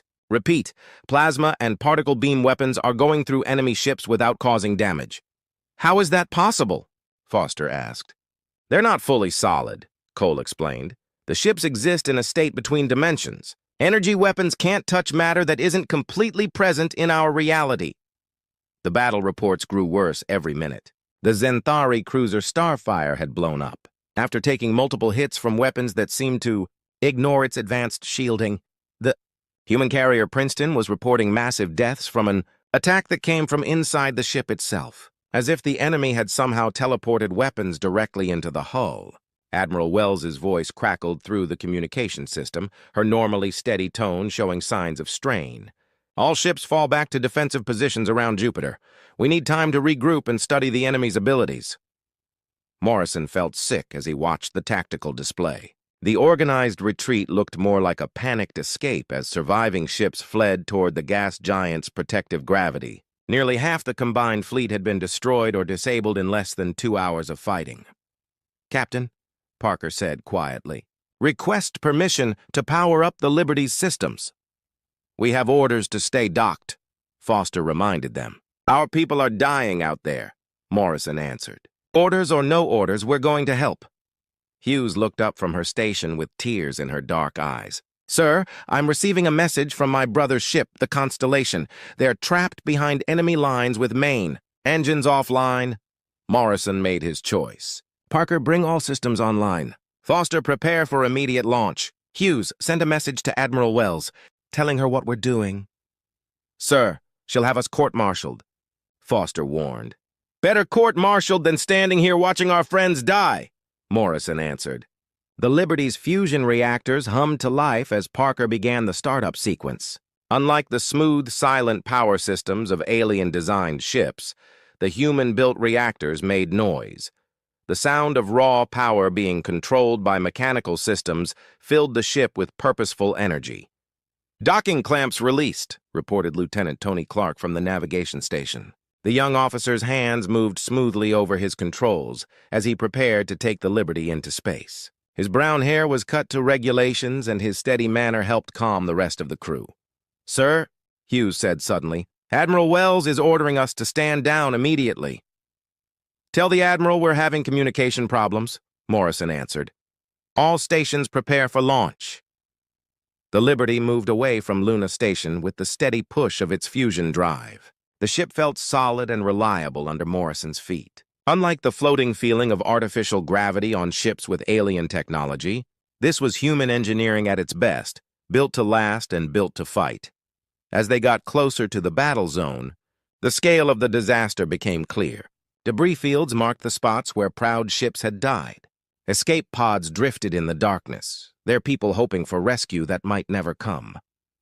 "Captain," Dr. Cole called from her sensor station, "I'm detecting strange energy, patterns from the Void Hunter ships.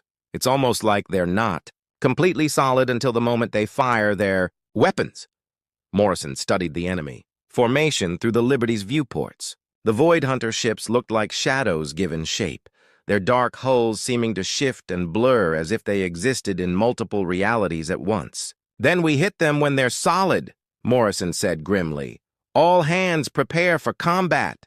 The Liberty entered the battle zone like a steel hammer entering a storm of glass. Around them, what remained of the combined fleet retreated in desperate confusion, while Void Hunter ships appeared and vanished like deadly ghosts. Morrison stood on his bridge, watching the chaos unfold, his mind racing to find a pattern in the enemy's attacks. Commander Foster watched the tactical display where red enemy marks appeared and disappeared without warning. The Void Hunters seemed to follow no predictable movement pattern, striking wherever they wanted before vanishing back into their dimensional hiding places. "Captain, the Zenthari flagship is taking heavy damage," Hughes reported from communications. "General Vexthul is asking for immediate help from any available ships." Morrison studied the enemy ships through the Liberty's thick viewports.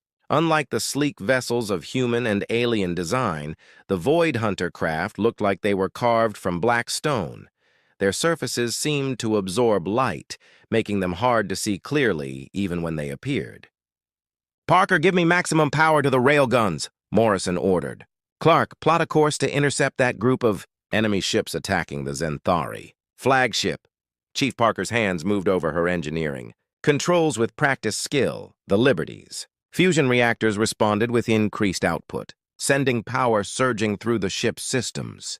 Unlike the smooth energy flow of alien reactors, the human-built systems thrummed with mechanical energy.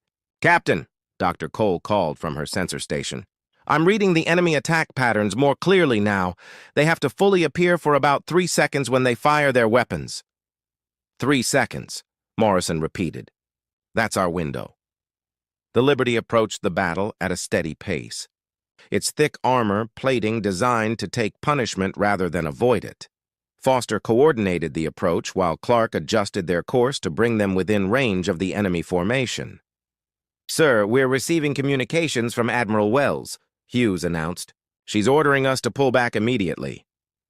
"Tell the Admiral we're too busy to chat," Morrison answered, his eyes fixed on the nearest Void Hunter ship. The enemy ship appeared directly ahead of them, its dark hull becoming solid as it prepared to fire on the damaged Zenthari flagship. Morrison could see weapon ports opening along the alien ship's sides, energy building for what would be a killing shot. "Fire!" Morrison commanded. The Liberty's main railgun spoke with a sound like thunder. The tungsten projectile sped up to a huge fraction of light speed, crossed the distance between ships in milliseconds. The Void Hunter ship, solid and vulnerable in its attack form, took the hit directly in its center. The result was spectacular. The kinetic projectile punched through the alien ship's hull like it was made of paper, the impact creating a chain reaction of explosions that tore the ship apart from the inside. Debris scattered in all directions as the first Void Hunter ship died. "Direct hit," Foster announced, his voice filled with amazement. "The target is completely destroyed." Around the battle zone, human and alien ships that had been retreating in despair suddenly stopped. The impossible had happened. Someone had actually killed a Void Hunter ship. "Hughes, open a channel to all surviving ships," Morrison ordered. "It's time to share what we've learned." The young communications officer's fingers flew over her controls, establishing contact with every ship in the scattered fleet. Her dark eyes showed excitement as she realized they'd found a way to fight back. "All ships, this is Captain Morrison aboard the Liberty," Morrison announced. "The enemy can be hurt when they appear to attack. Kinetic weapons work against their solid hulls." Dr. Cole studied her sensors as another Void Hunter ship approached their position. The enemy ship flickered in and out of reality, searching for a good angle of attack on the Liberty. "Captain, I'm tracking the enemy's appearing cycle," Cole reported. "They seem to follow a pattern, semi-solid for movement, fully solid for 3 seconds during attacks, then back to dimensional phase." "Parker, prepare the secondary railguns," Morrison commanded. "Foster, coordinate targeting with Cole's predictions." The Liberty turned to face 3 Void Hunter ships that had appeared around them in a triangle formation. The enemy ships moved like sharks circling their prey, looking for the perfect moment to strike. Lieutenant Clark worked his navigation controls with steady hands, keeping the Liberty positioned so its main weapons could hit multiple targets. His calm manner helped the rest of the crew focus on their tasks, despite the overwhelming odds they faced. "First target appearing in 5 seconds, Cole announced. Morrison watched the tactical display as the lead Void Hunter ship began to become solid. Its dark hull became more clear as it prepared to unleash its weapons on the Liberty's thick armor. "Fire all railguns," Morrison ordered. 3 tungsten projectiles struck the enemy ship at the same time, the kinetic impacts tearing through its hull like bullets through cardboard. The Void Hunter ship exploded in a brilliant flash of light and debris. "Second target appearing," Cole called out. The Liberty's crew worked with machine-like precision. Parker redirected power from the ship's energy weapons to boost the kinetic weapon's charging speed. Foster calculated firing solutions, while Clark maneuvered to keep their targets in range. The second Void Hunter ship appeared just as the Liberty's weapons finished recharging. Another round of tungsten slugs found their mark, punching through the alien ship's hull and causing massive internal explosions. "This is Admiral Wells," came a transmission from the fleet flagship. "Liberty, explain your success against enemy ships." "Admiral, kinetic weapons can punch through their hulls when they're solid," Morrison answered. "Energy weapons pass through them, but old-fashioned projectiles work perfectly. Around the battle zone, surviving ships began to change their tactics. Ships with kinetic weapons moved into firing positions, while those without began ramming attacks when the enemy appeared. The tide of battle was slowly beginning to turn. "Third target coming around," Foster announced. The final Void Hunter ship in their immediate area appeared behind the Liberty, hoping to catch them while their main guns were recharging. But Morrison had expected this move. "Parker, fire the stern railguns," Morrison commanded. The Liberty's rear-facing weapons, smaller than the main guns but just as deadly, sent their projectiles into the enemy ship's forward section. The Void Hunter ship buckled under the impact, its hull cracking open like an egg. "All targets in immediate area destroyed," Foster reported. Morrison looked around the bridge at his crew. Parker's face showed the satisfaction of an engineer whose designs had worked perfectly. Hughes beamed with pride as she coordinated communications between the scattered fleet elements. Cole continued tracking enemy movements with scientific precision. "Hughes, patch me through to the entire fleet," Morrison said. "Channel open, sir." "All ships, this is Captain Morrison. The enemy is not unbeatable. They can die just like any other ship when you hit them hard enough. Use kinetic weapons, ramming attacks, or anything else that can deliver physical force when they appear. We're going to win this fight." The Liberty turned toward the largest group of Void Hunter ships, its crew ready to prove that human engineering could beat any enemy. The Liberty charged through the heart of the Void Hunter formation like a battering ram through glass doors. Morrison stood on his bridge, watching as the tide of battle shifted in ways no one had thought possible.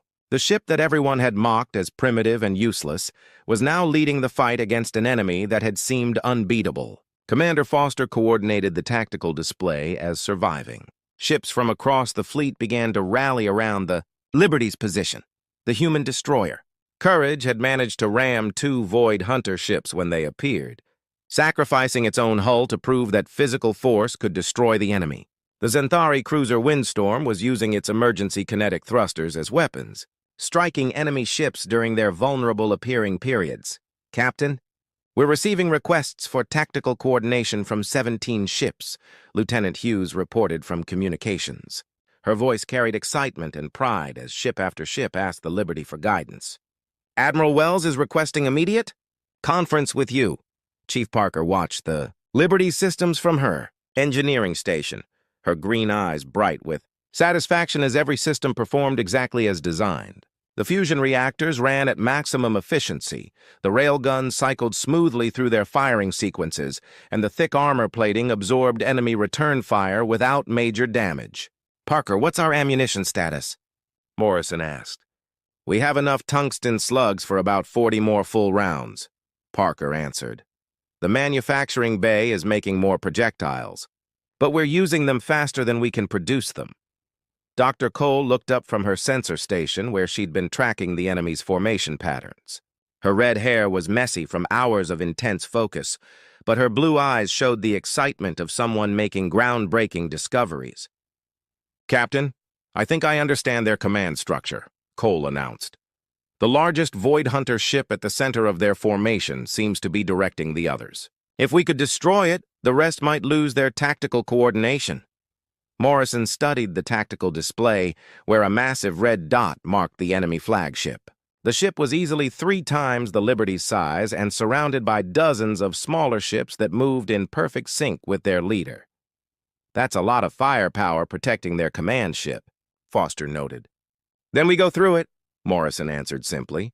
Lieutenant Clark adjusted the Liberty's course toward the enemy flagship, while Hughes coordinated with the other ships that had joined their attack formation.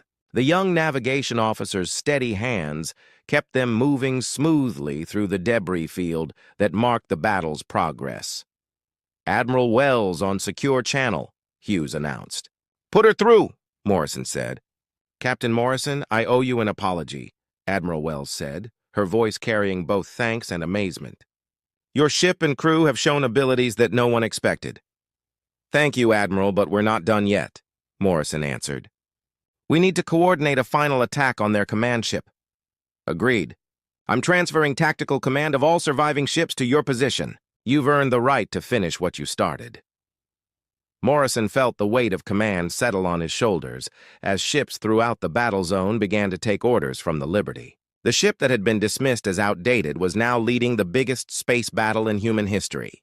All ships, this is Captain Morrison, he announced over the fleet communications channel.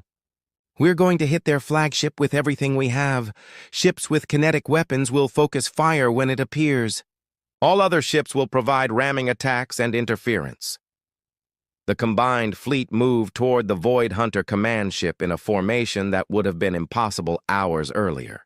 Human destroyers flew alongside Zenthari cruisers, their crews working together with desperate efficiency. Mining ships from the outer colonies used their industrial equipment as weapons, while transport ships served as shields for the more heavily armed warships. Enemy flagship beginning appearing sequence, Dr. Cole announced. It's massive, Captain, easily the size of 3 battleships. The Void Hunter command ship became solid in space like a mountain of black stone. Its hull was covered with weapons that began charging for what would be a devastating attack on the approaching human and alien ships. All ships, fire everything, Morrison commanded. The Liberty's main railgun spoke first, their tungsten projectiles crossing the distance to the enemy flagship in seconds. The kinetic rounds struck the massive ship's hull with tremendous force, punching deep holes through its armor plating. Around them, every ship in the combined fleet added their own attacks. The human destroyer Phoenix fired its emergency supply of mining charges, the explosives detonating against the enemy ship's side. The Zenthari cruiser Starblade used its construction beam as a cutting torch, slicing through hull plating that had seemed unbreakable. The Void Hunter flagship tried to return fire, its weapon systems tracking multiple targets at once, but the concentrated attack from dozens of ships overwhelmed its defensive abilities. Hull breaches appeared across its surface as kinetic weapons and ramming attacks took their toll. Their hull integrity is failing, Cole reported with excitement. Internal explosions are cascading through multiple sections. Morrison watched as the massive enemy ship began to break apart under the sustained attack. Pieces of hull plating drifted away from the main structure and atmosphere vented from dozens of breaches. The ship that had directed the Void Hunter attack was dying. "Continue firing until it's completely destroyed," Morrison ordered. The Liberty's weapons spoke again and again, each round punching new holes in the enemy flagship. Other ships in the fleet added their own attacks, turning the massive ship into an expanding cloud of debris and escaping gases. When the Void Hunter command ship finally exploded, the blast lit up space like a new star. The shockwave rocked every ship in the area, but the Liberty's solid construction absorbed the impact without damage. "Enemy flagship destroyed," Foster announced. Around the battle zone, the remaining Void Hunter ships seemed to lose their coordination. They began to retreat toward the solar system's edge, their perfect formation breaking apart as individual ships fled the battle. "All ships pursue and destroy," Morrison commanded. "Don't let any of them escape." The combined fleet spread out across space, hunting down the retreating enemy ships. The Liberty led the pursuit, its crew working with the precision of a machine built for war. Parker kept the weapons charged and ready, while Hughes coordinated the fleet movements. Cole tracked fleeing enemies while Clark positioned them for best firing solutions.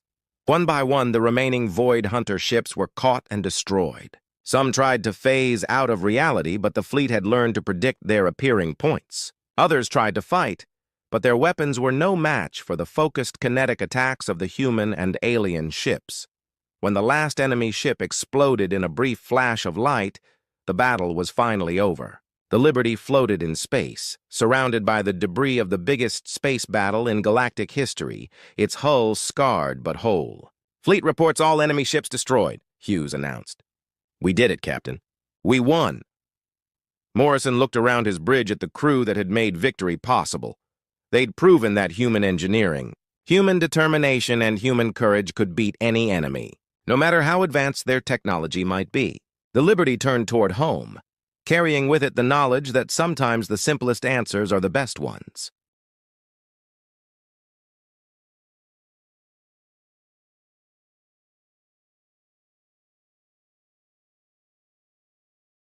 The galactic station hummed with its usual symphony of alien life, clicks, whistles, and harmonics that would drive most humans mad. But Lisa had grown accustomed to it during her 3 years as the sole human maintenance technician on Outpost Kepler 9. Her quarters were cramped, a modest cube tucked between the waste recycling sector and the botanical gardens. The station administrators had offered her larger accommodations in the diplomatic wing, but Lisa preferred the isolation. Fewer questions, fewer stares. Today had been brutal. 12 hours crawling through ventilation shafts, repairing oxidation damage that the station's Velkari engineers couldn't reach with their bulky exoskeletons. Her muscles ached, her coveralls were stained with coolant, and her stomach growled with a ferocity that echoed through her small habitat. She pulled out her precious cargo, ingredients smuggled aboard over months of supply runs. Real garlic, actual butter, fresh basil from the hydroponics bay where she'd secretly planted earth seeds. The station's protein dispensers provided nutritionally complete sustenance, but they couldn't replicate the soul-satisfying comfort of real cooking. Lisa set her portable heating element to medium and began her ritual. Olive oil shimmered in the pan. Garlic sizzled, releasing its unmistakable aroma. She added cherry tomatoes, watching them blister and burst. Fresh pasta, painstakingly made by hand last weekend, went into boiling water. The scent bloomed through her quarters, earthy and rich and utterly, perfectly human. She didn't notice her door's proximity sensor activating. The first she knew of her visitors was a soft, chittering sound. Lisa turned to find 3 Quarksian cubs pressed against her doorway, their crystalline eyes wide, their fur-covered snouts twitching frantically. The species stood barely 3 feet tall, with 6 limbs and bodies covered in dense silvery fur that shifted colors with their emotions. Currently, all 3 glowed a curious amber. "Oh, hello?" Lisa said, startled.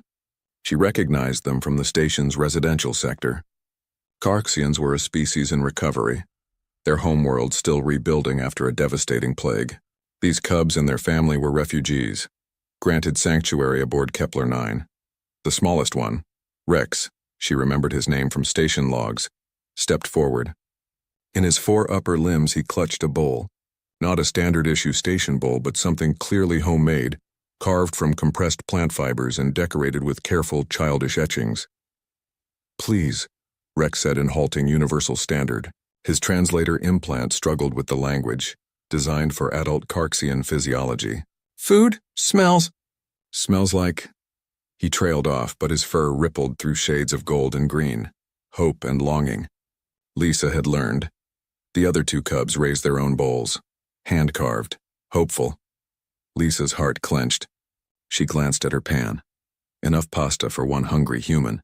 Certainly not enough for 3 alien children whose dietary needs she didn't fully understand. But those eyes, those trembling whiskers, those carefully crafted bowls brought with such tentative courage. "I don't know if you can eat this," she said gently. "Human food might make you sick." Rex's fur dimmed to gray, disappointment. "We eat many things," he said.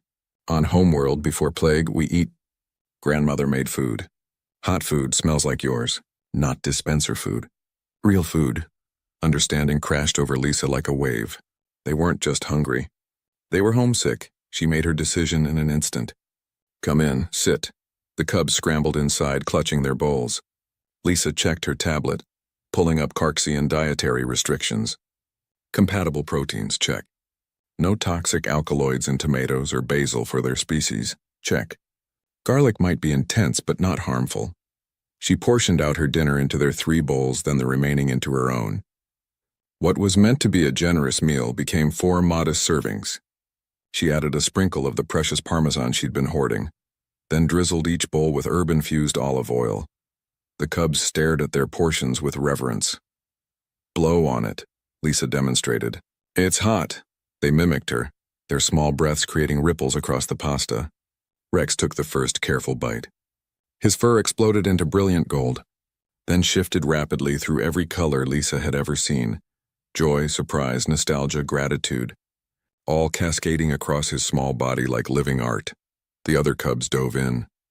The small quarters filled with chittering appreciation and the comfortable sounds of eating. Lisa took her own bite, savoring the taste but finding more satisfaction in watching her unexpected guests. "Your grandmother?" Lisa asked Rex between bites. "What did she make?" Rex's translator struggled, but his gestures were universal, stirring, seasoning, serving with love. "Warm grain," he managed, "from our fields. With," he gestured at the tomatoes, "sweet pods from vine." She sang while cooking. "Made food, special, made it love." "Yeah," Lisa whispered. "Food can be love." They ate in comfortable silence. When the bowls were empty, the cubs cleaned them with their dexterous tongues, then clutched them close again. "Thank you, Lisa Human," Rex said formally. His fur settled into a deep, peaceful blue. Was not just food. Was memory. Was home. After they left, Lisa sat in her quiet quarters, her own stomach only half full but her chest somehow warm and full simultaneously. Her tablet pinged, a message in the station's common channel. Then another. Then 5 more, cubs from other species. Adolescent Velocari. Even a juvenile Methrix, a species she'd never seen interact with others, all asking the same thing. Could the human cook again? Could they bring their bowls? Lisa looked at her meager supplies, did quick mental calculations, and smiled. She began a message to the station's quartermaster, requesting ingredients. Real ones, the expensive ones. She'd use her entire month's bonus pay if necessary. Tomorrow she'd cook for 20. Next week, maybe 40. She'd teach them too, anyone who wanted to learn. Because she finally understood something profound. Humanity's greatest export wasn't technology or diplomacy, or even their stubborn resilience. It was the simple, revolutionary act of turning sustenance into communion, of making food that remembered home, of cooking with love. Rex returned twice more that week, bowl in hand, and each time his fur glowed a little brighter. Before we get started, make sure to subscribe to the channel and like this video. That way, you'll always stay connected to our stories and never miss the next adventure.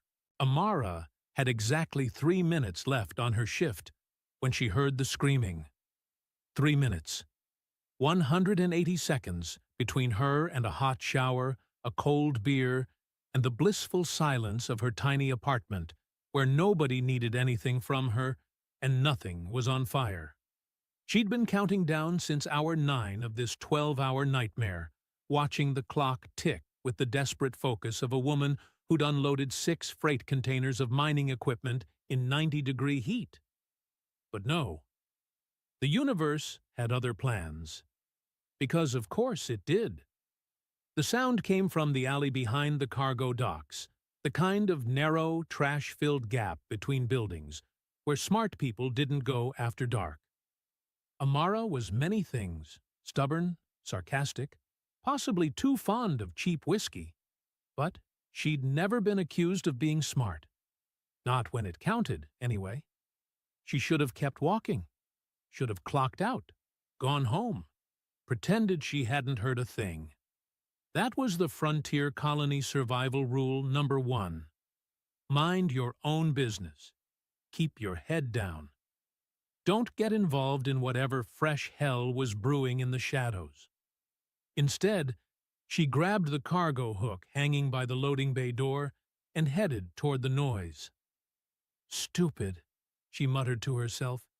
"This is stupid. You're stupid." The alley reeked of rotting garbage and something chemical that probably violated at least 6 environmental regulations. Amara's boots splashed through something she really hoped was just water as she rounded the corner, cargo hook held like a very inadequate weapon. What she found made her stop dead. 4 men, human, which somehow made it worse, had backed something small and terrified against the far wall. They had the look of hired muscle, cheap armor, cheaper weapons, and the kind of swagger that came from never having met real consequences. The kind of thugs who worked for smugglers or gang bosses, doing the dirty work for people too smart to get their own hands bloody. The small, terrified something was a child. Not a human child, though.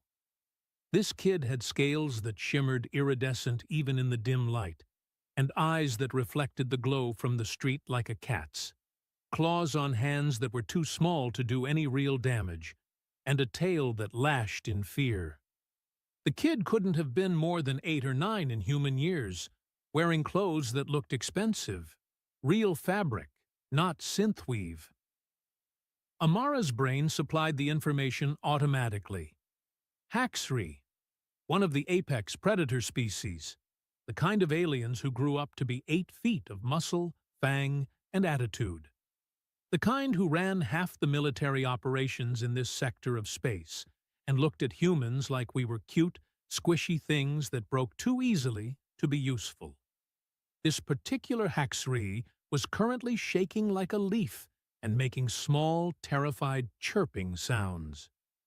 "Come on, little guy," one of the thugs was saying, his voice doing that fake friendly thing that made Amara's skin crawl.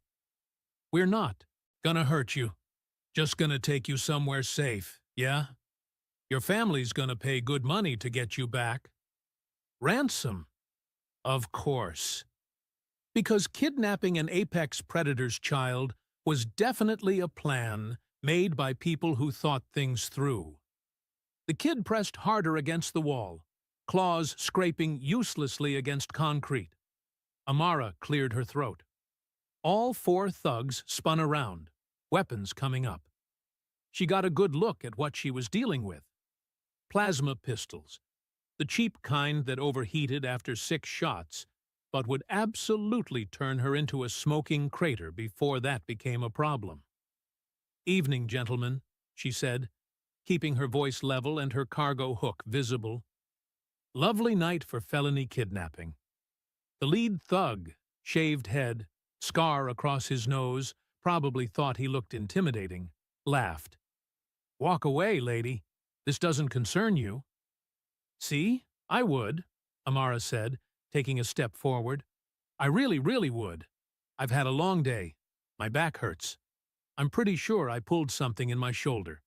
And I've got a date with a shower that's been calling my name for the last 3 hours." Another step. "But here's my problem," she continued. "I walk away, and tomorrow I wake up knowing I let 4 grown men terrorize a kid. And then I've got to live with that. And I'm already living with enough bad decisions without adding that to the pile. Your funeral, Scarface said, raising his pistol. Yeah, Amara sighed. Probably. She moved fast. Not fast enough to dodge a plasma bolt, but fast enough to be unpredictable. The cargo hook swung out, caught Scarface's wrist, and his shot went wide, scorching the wall above the kid's head. Amara followed through, driving her boot into his knee. Something crunched. He went down screaming. Then everything went sideways. The other three opened fire, and Amara did the only thing she could think of. She threw herself between the kid and the guns.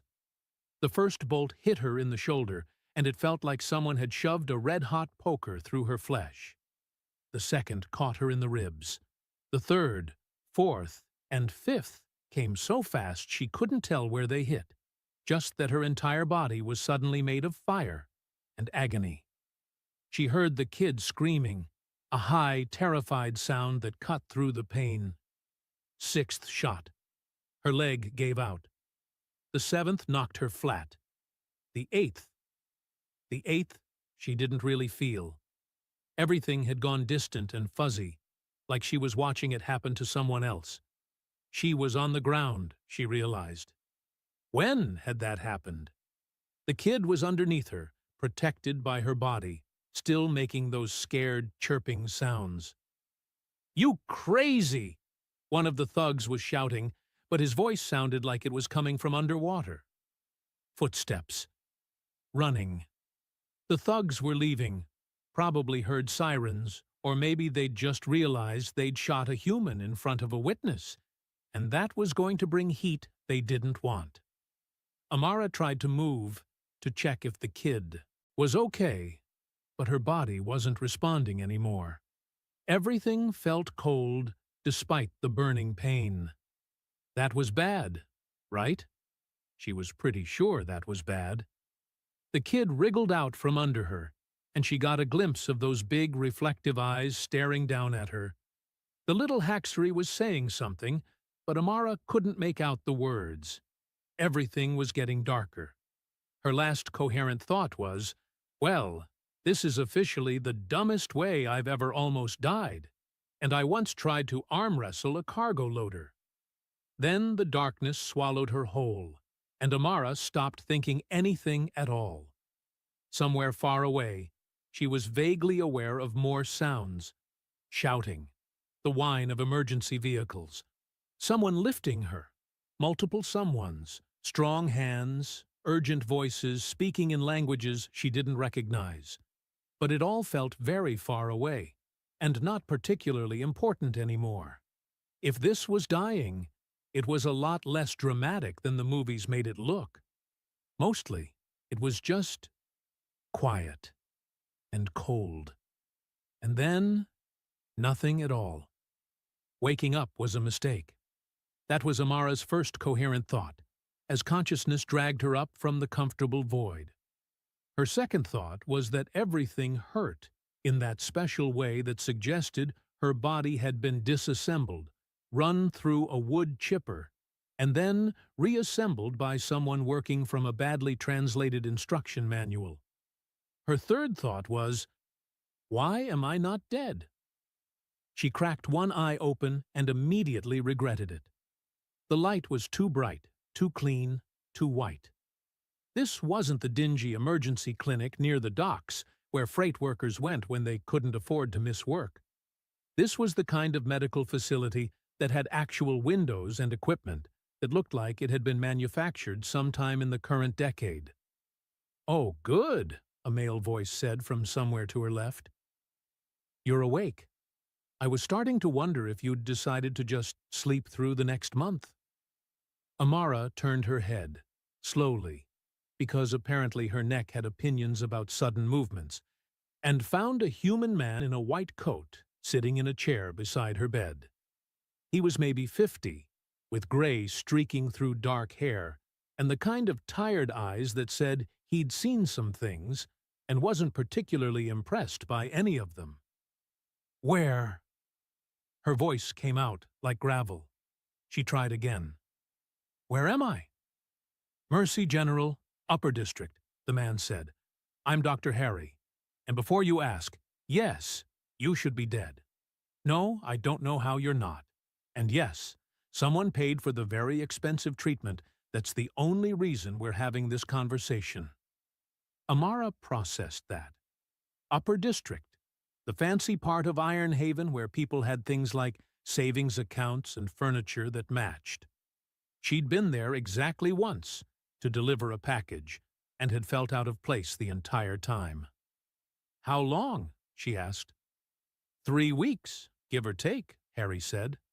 "You were in a medically induced coma while the regenerative treatment did its work. You took 8 plasma bolts at close range. Your shoulder was slag. 3 ribs were powder.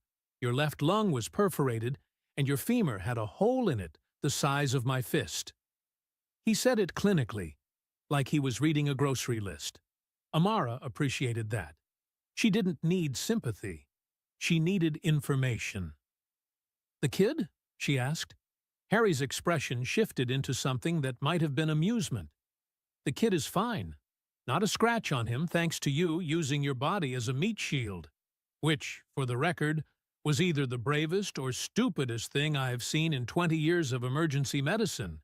And I once treated a guy who tried to fight a cargo mech with his bare hands." "Stupid," Amara said. "Definitely stupid." "Well, the kid's family disagrees." Harry stood up, and there was something in his posture that made Amara nervous. "Which brings me to the complicated part of this conversation. You've got visitors, a lot of them, and they've been waiting very patiently for you to wake up." "Visitors?" Amara tried to sit up and discovered that her body had strong feelings about that plan. "Who?" "The kind that travel with armed escorts and diplomatic credentials," Harry said.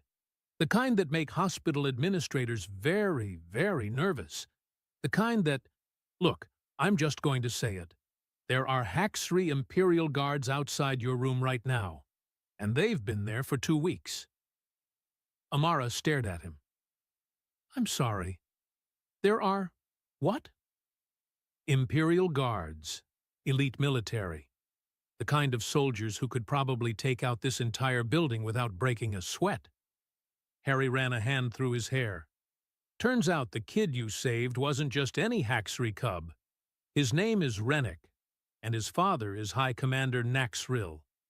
As in, one of the most powerful military leaders in Haxry society. As in, the kind of person who can make entire planets nervous." The room suddenly felt too small.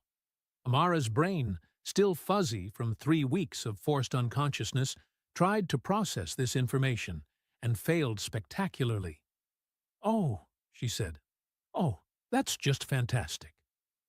"It gets better," Harry said, and his tone suggested it absolutely did not get better. "The commander wants to meet you. He's been asking every day when you'd wake up. And before you ask, no, you can't say no. I mean, you can, but I don't recommend it. These people take honor and debts very seriously." "How seriously?" "The kind of seriously where refusing to meet him would be considered a grave insult and might cause an interstellar incident," Harry said. "So, you know, no pressure." Amara closed her eyes and counted to 10, then 20. Then she gave up because numbers weren't making this situation any less insane. "Fine," she said. "Wheel him in. Let's get this over with." "You sure? You just woke up. I can tell him you need more time." "Dr. Harry," Amara said, opening her eyes, "I'm lying in a hospital bed in the fancy part of town, apparently alive because some alien warlord paid for experimental treatment, and there are elite soldiers outside my door. I don't think more time is going to make this less weird." Harry nodded slowly. "Fair point. I'll let them know." He left, and Amara had about 30 seconds to contemplate her life choices before the door opened again. The Haxry who entered had to duck to fit through the doorway. He was massive, easily 8 feet tall, with scales that shimmered deep crimson and gold. His eyes were amber, slit-pupiled, and currently fixed on Amara with an intensity that made her want to hide under the blankets. He wore armor that looked ceremonial, but probably functioned just fine in actual combat, and he moved with the fluid grace of something that had been killing things efficiently for a very long time. Behind him, 2 more Haxri in military gear flanked the door. Guards for the guard, apparently. High Commander Naxril stopped at the foot of her bed and just looked at her. Amara looked back, because she'd never been good at backing down, even when it was clearly the smart choice. The silence stretched out. Amara's internal monologue was screaming. Finally, Naxril spoke. His voice was deep, resonant, and carried an accent that turned human words into something more growled than spoken. "You are Amara." It wasn't a question, but she answered anyway. "That's me. Dock worker, bad decision-maker, apparently too stubborn to die." Something flickered in those amber eyes. "You saved my son." "I got in the way of some bullets," Amara said. "Not sure that counts as saving." "You placed your body between him and harm," Naxril said. "You took wounds that should have killed you. You did this for a child not of your species, not of your clan, not of your world. This is not getting in the way. This is sacrifice." The way he said that last word made it sound important. Capital S, important. "Look," Amara said, "I'm not trying to be difficult here, but I really just did what anyone would do. Kid was scared, bad guys had guns, I had a cargo hook and a history of poor impulse control. That's the whole story." "No," Naxril said, and there was something almost confused in his tone. "That is not what anyone would do. Most would flee. Many would hide. Some would call for help and hope it arrived in time. You attacked 4 armed males with a tool and your bare hands. You used your flesh as a shield. This is not normal behavior." "Well, normal's overrated," Amara muttered. Naxril moved closer, and Amara fought the urge to sink deeper into the bed. He wasn't being threatening, at least she didn't think he was, but he was just so damn big, and every instinct she had was screaming that this was a predator, and she was very, very small. "In my culture," Naxril said slowly, "a life debt is sacred. Absolute. You saved my son's life at the cost of your own. That you survived does not diminish the debt. It increases it." "I'm not asking for anything," Amara said, quickly. "Seriously, we're good. You paid for the fancy medical treatment, which, thank you for that, and we can just call it even." "We cannot call it even," Naxril interrupted, and there was something almost offended in his tone. "There is no even. There is debt, and there is honor, and there is family. You have given me back my son. There is no payment that balances this." He straightened, and suddenly his posture changed into something formal, ritualistic. The 2 guards by the door snapped to attention. "I, High Commander Naxril of the Crimson Fleet, declare before witnesses that Amara of Ironhaven is kin-chosen. She is blood of my blood, clan of my clan, family of my family. Her enemies are my enemies. Her honor is my honor. This bond is eternal and unbreakable." The words hung in the air like something physical. The guards had their fists over their hearts. Naxril was staring at her with an expression that might have been respect, or might have been something else entirely. Amara's brain had officially given up. "I'm sorry," she said. "I'm what now?" "Kin-chosen," Naxril repeated. "It is the highest honor my people can bestow. You are now considered part of my family. My clan will protect you, provide for you, honor you as one of our own." "But I'm human," Amara said, because apparently that was where her brain had decided to make it stand. I'm not. We're not even the same species. How does that work? It has never been done before, Naxriel admitted. You are the first alien to be named kin chosen. But the law is clear. One who saves the life of a clan member at risk of their own becomes family. The law does not specify species. So you're just adopting me into your alien warrior family because I got shot? Because you chose to get shot, Naxriel corrected. Because when faced with danger, you did not calculate odds or consider consequences. You simply acted. This is the mark of true strength, true honor. Amara laughed. She couldn't help it. The sound came out slightly hysterical. But honestly, who could blame her? Okay, she said. Okay, this is insane. This is completely insane. I'm a freight dock supervisor. I live in a 400-square-foot apartment. I eat instant noodles for dinner 3 nights a week. I am not warrior family material. You faced 4 armed enemies alone, Naxriel said. You took 8 plasma bolts and survived. You protected a child with your life. What part of this is not warrior behavior? The part where I was mostly just annoyed and not thinking clearly? Courage is not the absence of fear, Naxriel said. It is action despite fear. You have proven your courage. The matter is settled. He turned to leave, then paused at the door. My son wishes to visit you, he said. When you are stronger. He has been asking every day. The kid's okay? Amara asked. Really okay? Not a scratch, Naxriel said, and something in his voice softened. Because of you. Rest now, Amara. Kin chosen. We will speak again soon. He left, guards following, and the room suddenly felt much larger and much quieter. Dr. Harry poked his head back in.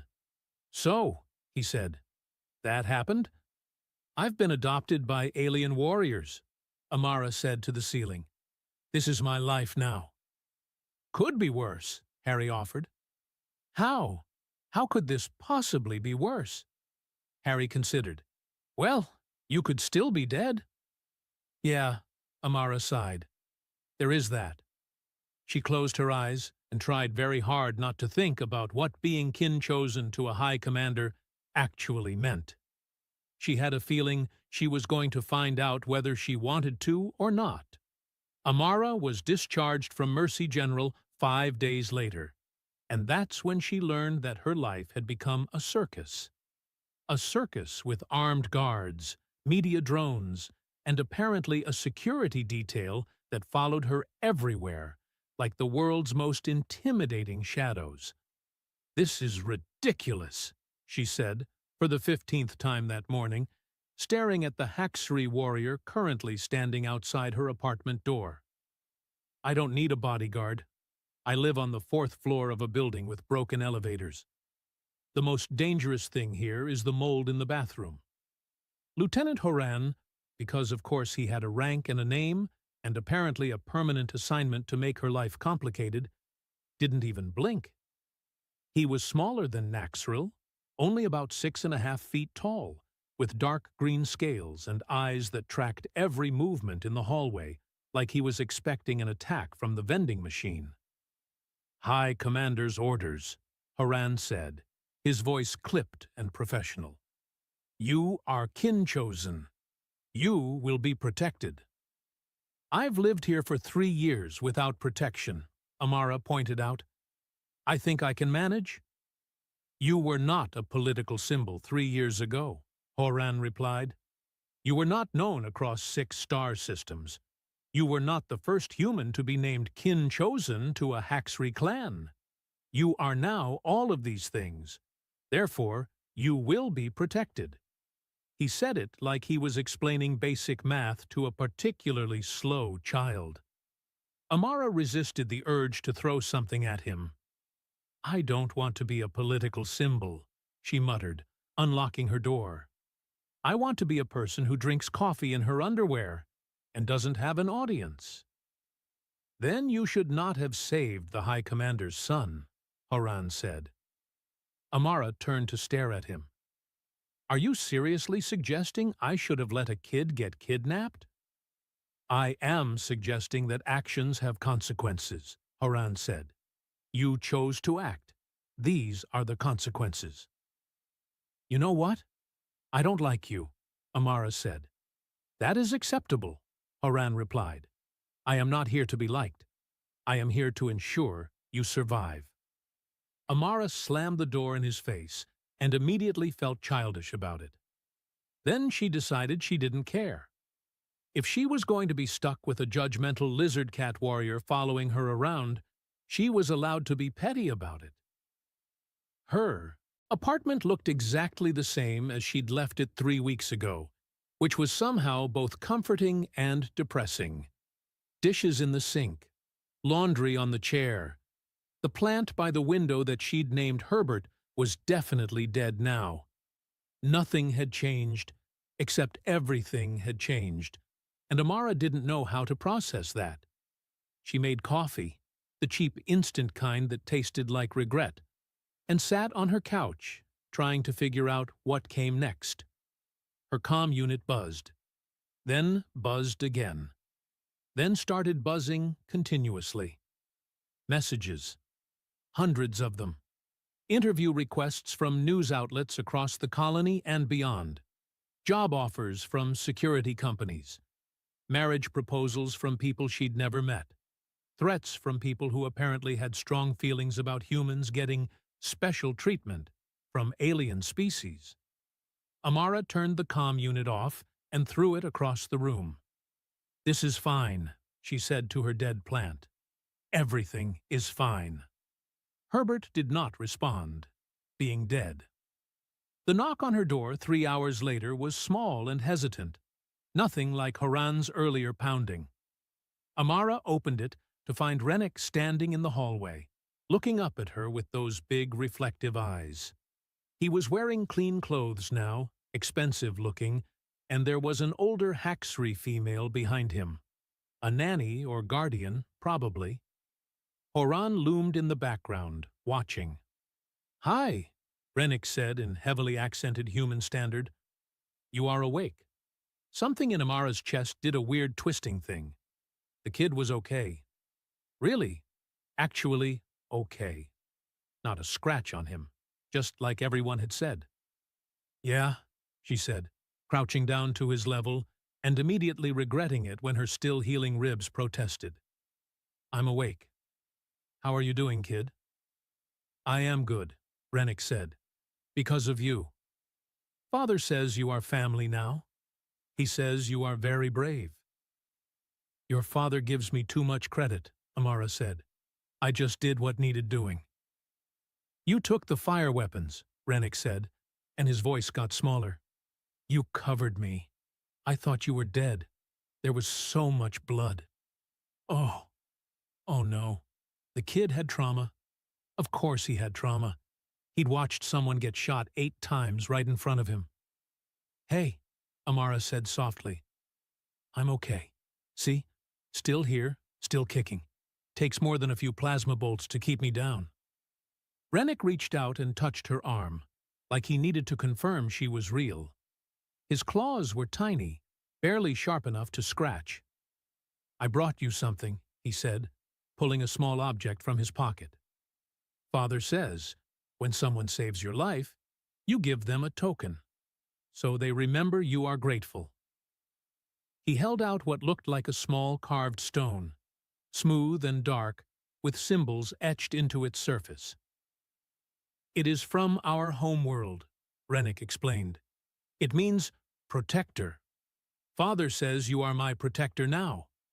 Family protects family." Amara took the stone, and that weird twisting thing in her chest got worse. She wasn't good with emotions. She was good with cargo manifests and sarcasm and keeping her head down. This was way outside her comfort zone. "Thank you," she managed. I'll keep it safe." Rennick smiled, showing way too many teeth, and Amara reminded herself that this cute kid would eventually grow up to be an 8-foot apex predator. Biology was weird. The nanny ushered Rennick away after a few more minutes, and Amara was left standing in her doorway, holding a carved stone and feeling like her life had tilted sideways. "That was kind of him," Horan said from his post. "I thought you didn't do small talk," Amara said.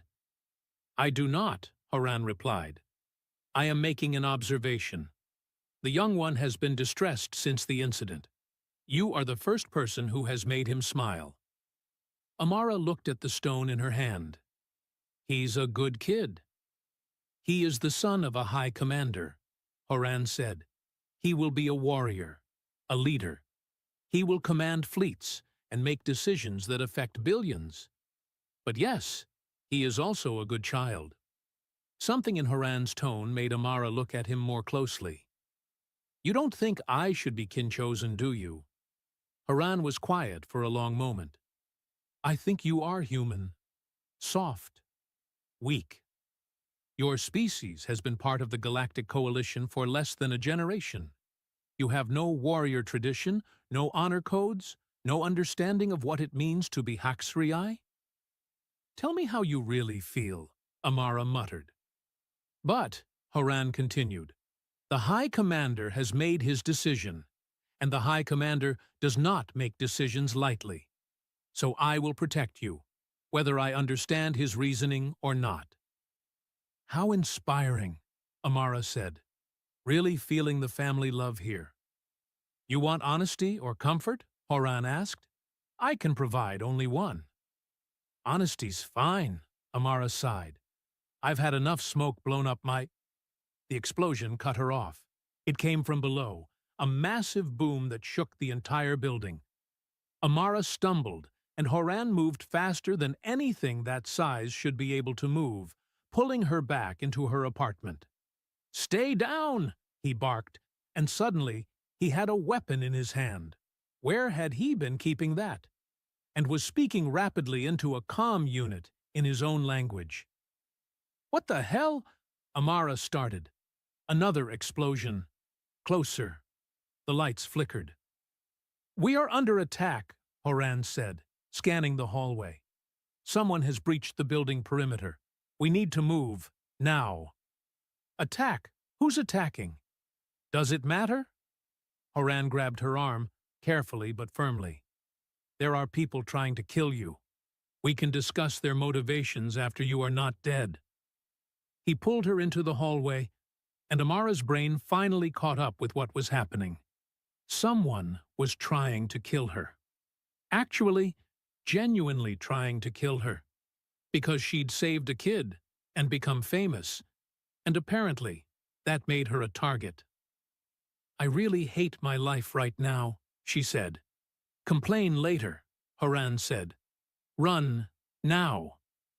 They ran. The stairwell was full of smoke, and Amara could hear screaming from the lower floors. Horan moved like he'd done this 1,000 times, weapon up, checking corners, keeping himself between her and any potential threats. They made it down 2 floors before the attackers found them. 3 figures in tactical gear, faces covered, weapons raised. They opened fire without warning, and Horan shoved Amara behind a concrete pillar hard enough to knock the wind out of her. He returned fire, and the sound was deafening in the enclosed space. 1 attacker went down. Then another. The third got a shot off that scorched the wall inches from Amara's head. Horan moved, fast and brutal, and suddenly the third attacker was on the ground with Horan's claws at his throat. "Who sent you?" Horan demanded. The attacker said nothing. Horan applied pressure, and the attacker made a choking sound. "Who sent you?" "The Collective," the attacker gasped. "The Collective of Rational Governance. You're contaminating the galaxy. Humans don't belong." Horan knocked him unconscious before he could finish. "We need to move," he said, pulling Amara up. There will be more. They made it to the ground floor and out into the street, where chaos reigned. Emergency vehicles, security forces, and a crowd of onlookers with cameras. Amara's building was on fire, smoke pouring from the lower floors. A transport vehicle screeched to a halt in front of them, and Naxril emerged, looking absolutely murderous. "You are unharmed?" he demanded, looking Amara over. "I'm fine," Amara said. "Horan got me out. What the hell is going on?" "An assassination attempt," Naxril said. "The Collective of Rational Governance, a political faction that believes humans are inferior and should not be elevated within coalition society. They see your kin-chosen status as an insult to superior species." "So they tried to blow me up?" Amara said. "That seems excessive." "They tried to make a statement," Naxril said. "They failed, and now they will face consequences." He turned to Horan. "You protected her." "It is my duty," Horan said. "You did well," Naxril said, and there was approval in his voice. Then he looked at Amara. "You cannot return to your home. It is not safe. You will stay in the diplomatic quarter, under full guard, until this threat is eliminated." "I don't want to hide," Amara said, surprising herself. "These people tried to kill me because I saved a kid, because I'm human, and apparently that's offensive to them. If I hide, they win. If you die, they also win," Naxril pointed out. "Then don't let me die," Amara said, "but I'm not hiding. I'm not giving them the satisfaction." Naxril studied her for a long moment. Then something that might have been respect flickered in his eyes. "You are very stubborn," he said. "Yeah," Amara said. "I've been told." "Good," Naxril said. "Stubbornness is a warrior trait. Come, we have much to discuss, and enemies to hunt." As they climbed into the transport, Amara caught Horan, watching her with an expression she couldn't quite read. "What?" she asked. "Nothing," Horan said. "I am simply reconsidering my earlier assessment." "Of what?" "Of whether humans understand what it means to be warriors," Horan said quietly. "Perhaps I was wrong." Amara didn't know what to say to that, so she said nothing. But she kept the carved stone Rennick had given her clutched tight in her hand, and she thought about what it meant to be a protector. And she thought about the people who'd tried to kill her for the crime of being human and being honored. And she got angry. Not the hot, explosive kind of angry. The cold, determined kind. The kind that made decisions and stuck to them. If the collective wanted to make her a symbol, fine. She'd be a symbol, just not the kind they were expecting.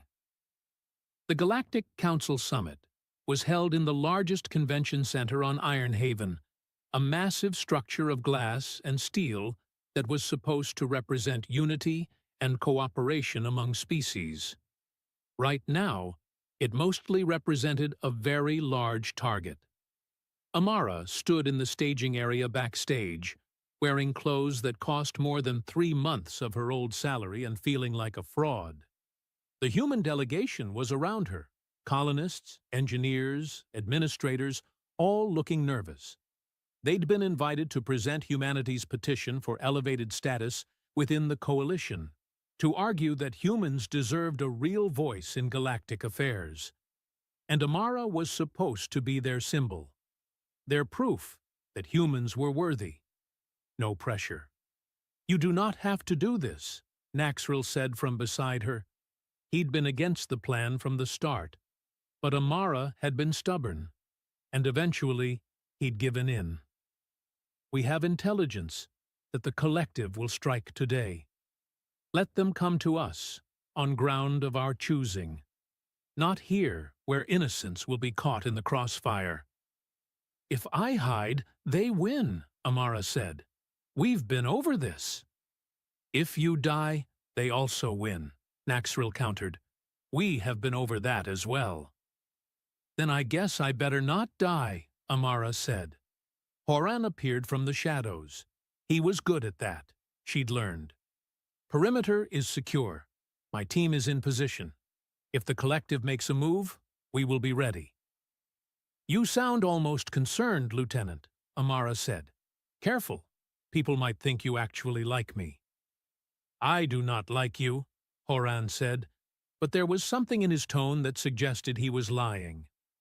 I simply prefer that you remain alive.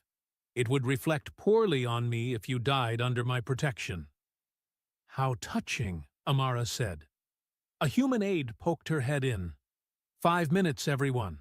They're ready for you. The delegation filed out toward the stage, and Amara took a breath. She could do this. She'd faced down armed thugs, survived 8 plasma bolts, and lived through 3 weeks of being a galactic celebrity. She could handle a speech. Probably. The convention center was packed. Thousands of beings from dozens of species, all watching as the human delegation took the stage. Amara spotted the collective representatives in the audience. They weren't hiding, which was bold or stupid or both. They wore the gray and silver colors of their faction, and they watched the humans with expressions that ranged from contempt to outright hostility. The human ambassador, a woman named Clarissa, who actually knew what she was doing, began the presentation. She talked about human contributions to the coalition, about the colonies they'd built, the trade routes they'd established, the problems they'd solved. She was good, professional, hitting all the right notes, and the collective representatives looked bored. Then Clarissa introduced Amara, and the energy in the room shifted. "This is Amara," Clarissa said, a freight dock worker who became the first human to be named kin-chosen by a Haxri clan. Her story represents what humanity brings to the coalition: courage, compassion, and the willingness to act when action is needed. Amara stepped forward, and every camera in the room focused on her. She hated it. "I'm not a politician," she said, because starting with honesty seemed like the only way to get through this. "I'm not a diplomat or a warrior or anyone important. 3 weeks ago, I was unloading cargo containers and counting down the minutes until my shift ended. Then I heard a kid screaming, and I made a choice." She could see Naxriel in the wings, watching. Rennick was beside him, small and attentive. "I didn't think about species or politics or galactic implications," Amara continued. "I just thought, there's a kid in trouble, and I can help. So I did. And yeah, I got shot 8 times for it, which I don't recommend, by the way. The recovery is terrible." A few laughs from the audience. Good. Humor helped. "But here's what I learned," Amara said. "Strength isn't about how big you are or how many weapons you have. It's about what you do when everything's on the line. It's about choosing to act when walking away would be easier. Humans might be new to the galaxy, and we might be smaller and softer than a lot of species here, but we don't quit. We don't back down. And we don't let kids get hurt if we can do something about it." One of the collective representatives stood up. "Inspiring words," he said, his voice dripping with sarcasm. "But words are cheap. Humans are weak. You survived through luck and alien charity. Nothing more. You are not warriors. You are not worthy of elevation. You are—" The explosion cut him off. It came from the east entrance, a massive blast that shook the entire building. Then another from the west. The lights went out, emergency systems kicked in, and suddenly there was screaming and chaos and the sound of weapons fire. The collective had made their move. Horan was beside Amara in an instant, weapon drawn. "Get down!" But Amara wasn't looking at him. She was looking at the human delegation, at the colonists and engineers who were frozen in panic, and at the collective soldiers pouring in through the breached entrances. No, she said. No, we're not doing this. Amara, Haran started. They want to prove we're weak, Amara said. Let's prove them wrong. She turned to the human delegation. Listen up. I know you're scared. I'm scared too. But we've got two choices. We can hide and hope someone saves us, or we can fight back. Show them what humans do when we're cornered. We're not soldiers, someone said. Neither am I, Amara said. But I'm stubborn, and I'm angry, and I'm really tired of people trying to kill me. Who's with me? For a moment, nobody moved. Then a dock worker named Chen, no relation to anyone, just a guy who'd been part of the labor delegation, picked up a piece of broken debris and nodded. I'm in, he said. Then another human stepped forward. And another. Within seconds, the entire delegation was armed with improvised weapons, chairs, debris, anything they could grab, and looking to Amara for direction. Okay, Amara said. Okay, here's what we do. We use the environment. We're smaller, so we're faster. We know this building. Most of us helped build it. Use that. Hit and run. Don't try to be heroes. Just slow them down until the real soldiers can do their job. Haran was staring at her. You are insane. Yeah, probably, Amara said. You coming or not? The fight that followed was chaos. The collective had brought heavy weapons and trained soldiers, but they hadn't counted on the humans fighting back. Amara's people used the building's layout against them, collapsing scaffolding, triggering fire suppression systems, turning the convention center into a maze of obstacles and hazards. Amara herself fought with a piece of pipe and pure spite, staying close to Haran, who was cutting through collective soldiers with brutal efficiency.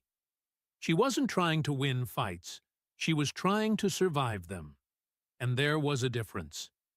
A collective soldier cornered her near the stage, weapon raised. Amara threw her pipe at his face, ducked under his return fire, and kicked out his knee. He went down, and she grabbed his weapon, even though she barely knew how to use it. Amara! Haran shouted. Behind you! She spun, fired without aiming, and somehow hit the soldier who'd been sneaking up on her.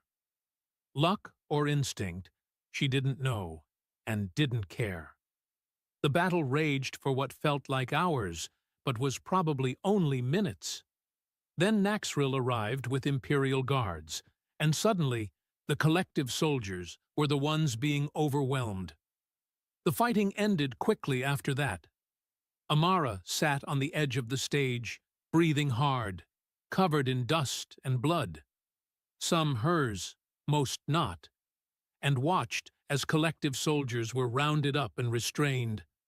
Naxrill approached, and he looked impressed? It was hard to tell with Haxrai expressions. You rallied your people, he said. You fought. We fought, Amara corrected. All of us. That's what humans do. We're stubborn like that. I am beginning to understand, Naxrill said, why the High Commander chose you as kin chosen. Amara looked up to find Haran standing there, and there was something different in his eyes. Respect, maybe. Or at least the beginning of it. You were right, Haran said quietly. I did not understand what it meant to be human. I thought weakness was physical. I did not account for strength of will. Does this mean you like me now? Amara asked. I tolerate you, Haran said. It is a start. The aftermath took hours to sort through. The collective's leadership was arrested, including Ambassador Lixoth, who'd orchestrated the entire operation. Turned out he was Haxri himself, a high-ranking official who'd believed that associating with humans would weaken his species. He'd arranged the original attack on Rennick, hoping to prevent any human-Haxri alliance from forming. He'd failed spectacularly. The Galactic Council, having watched humans fight back against overwhelming odds, voted to grant humanity elevated status within the coalition. It wasn't unanimous, but it was decisive. Amara declined the medals and ceremonies that followed. She'd had enough of being a symbol. 2 months later, she was back at the docks, not as a supervisor this time, but as a liaison between human workers and alien trade partners. It was still manual labor, still long hours, but it paid better and came with significantly fewer assassination attempts. Rennick visited once a week, usually with Horan in tow. The kid was learning human customs and teaching Amara Haxri ones, and it was weird and awkward and kind of wonderful. Naxril stopped by occasionally, always formal, always respectful. The kin-chosen bond was real, and Amara was still getting used to having an 8-foot warrior consider her family. "I have a question," Horan said one afternoon, standing guard while Amara processed shipping manifests. "Shoot," Amara said. "Would you do it again?" Horan asked, knowing what would follow. The fame, the attacks, the complications. Would you still save the child? Amara thought about it. About the plasma bolts and the pain and the 3 weeks in a coma. About becoming a political symbol and a target. About her apartment burning and her quiet life ending. Then she thought about Rennick's smile and the carved stone she kept in her pocket. "Yeah," she said. "I would." "Why?" Horan asked. "Because he's a kid," Amara said simply. "And kids shouldn't have to be scared. That's reason enough." Horan nodded slowly. "I have been assigned as permanent liaison to human space," he said. "I requested the position." "Oh, great," Amara said. "I'm stuck with you now?" "It is my honor," Horan said. "That's what I was afraid of," Amara replied. But she was smiling when she said it. The galaxy had changed its view of humanity. They were no longer the soft, weak newcomers. They were the species that fought back, that protected their own, that refused to quit even when the odds were impossible. And Amara, who just wanted to finish her shift and go home, had somehow become the symbol of all that. It was ridiculous. But maybe, she thought, ridiculous wasn't so bad after all.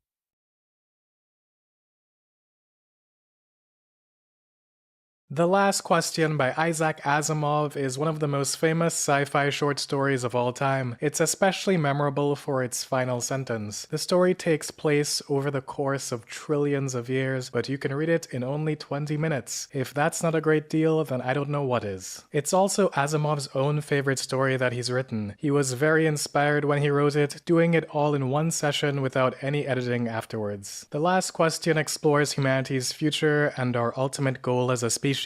In this video, I'll go over the plot, so it doesn't matter if you've read the story, then I'll share my thoughts on the themes and ideas. The year is 2061, and there's a powerful AI supercomputer called Multivac. Its construction is so complicated that no human fully understands how it works. It's a black box that you can ask questions to, and it'll give you answers. It's basically ChatGPT, except Multivac is so complex that humans can't improve it anymore, so it builds its own improvements. Multivac has been helping humanity build spaceships and expand to other planets. Recently, it figured out how to perfectly harness the power of the sun and switch the entire planets to solar power. We start this story with a conversation between two Multivac attendants whose job is to feed it data, adjust questions, and translate the answers. In other words, they're prompt engineers. So these two prompt engineers are sitting around, and one of them talks about how great this latest solar energy discovery is, because now they can get all the energy they need forever. The other guy points out that they don't have enough energy for forever, only until the sun runs out in billions of years. Maybe they could switch to other stars when the sun runs out, but those will run out too eventually. In a couple trillion years, entropy will increase to the maximum and everything will burn out. The universe will go completely dark and there will be nothing. They decide to ask Multivac if there's a way they could somehow reverse entropy and stop the universe from dying. Multivac responds,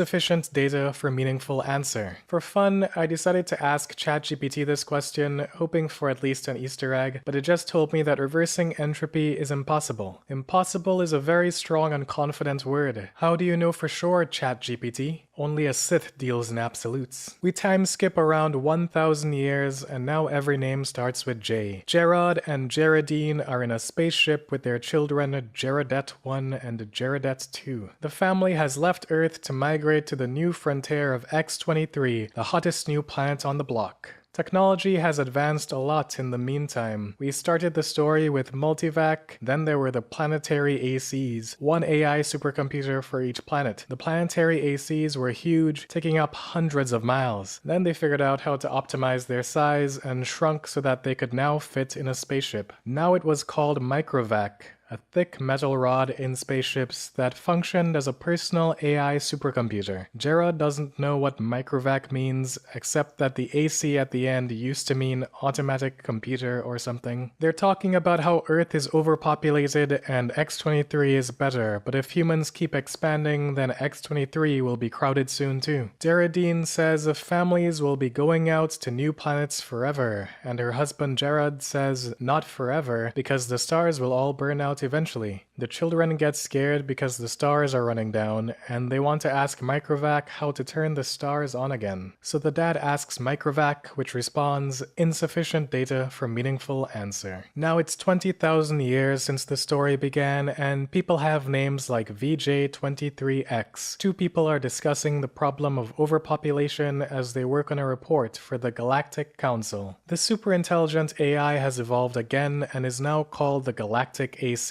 It's on its own world somewhere and about 1,000 feet wide. Each person has an AC contact, a 2-inch pocket-sized device that can be used to connect to the Galactic AC through hyperspace. It's kind of interesting that humans have any agency at all by this point in the story. Like, why are they working on a report for the Galactic Council? Why doesn't the Galactic Council just ask the superintelligent AI what to do? Why is there even a Galactic Council? Why isn't the AI just making all the decisions since it's smarter than everyone? I guess humans are trying to determine their own destiny and only relying on the AI for help with the specific hard problems. Anyway, at the current growth rate, the galaxy will be filled in 5 years. The population doubles every 10 years. Population growth is a big problem now since everyone is immortal. They calculate that in 10,000 years, they will fill the entire universe. But even before they run out of galaxies, they'll run out of energy at their current rate of consumption. They decide to ask the Galactic AC if entropy can be reversed. The Galactic AC responds,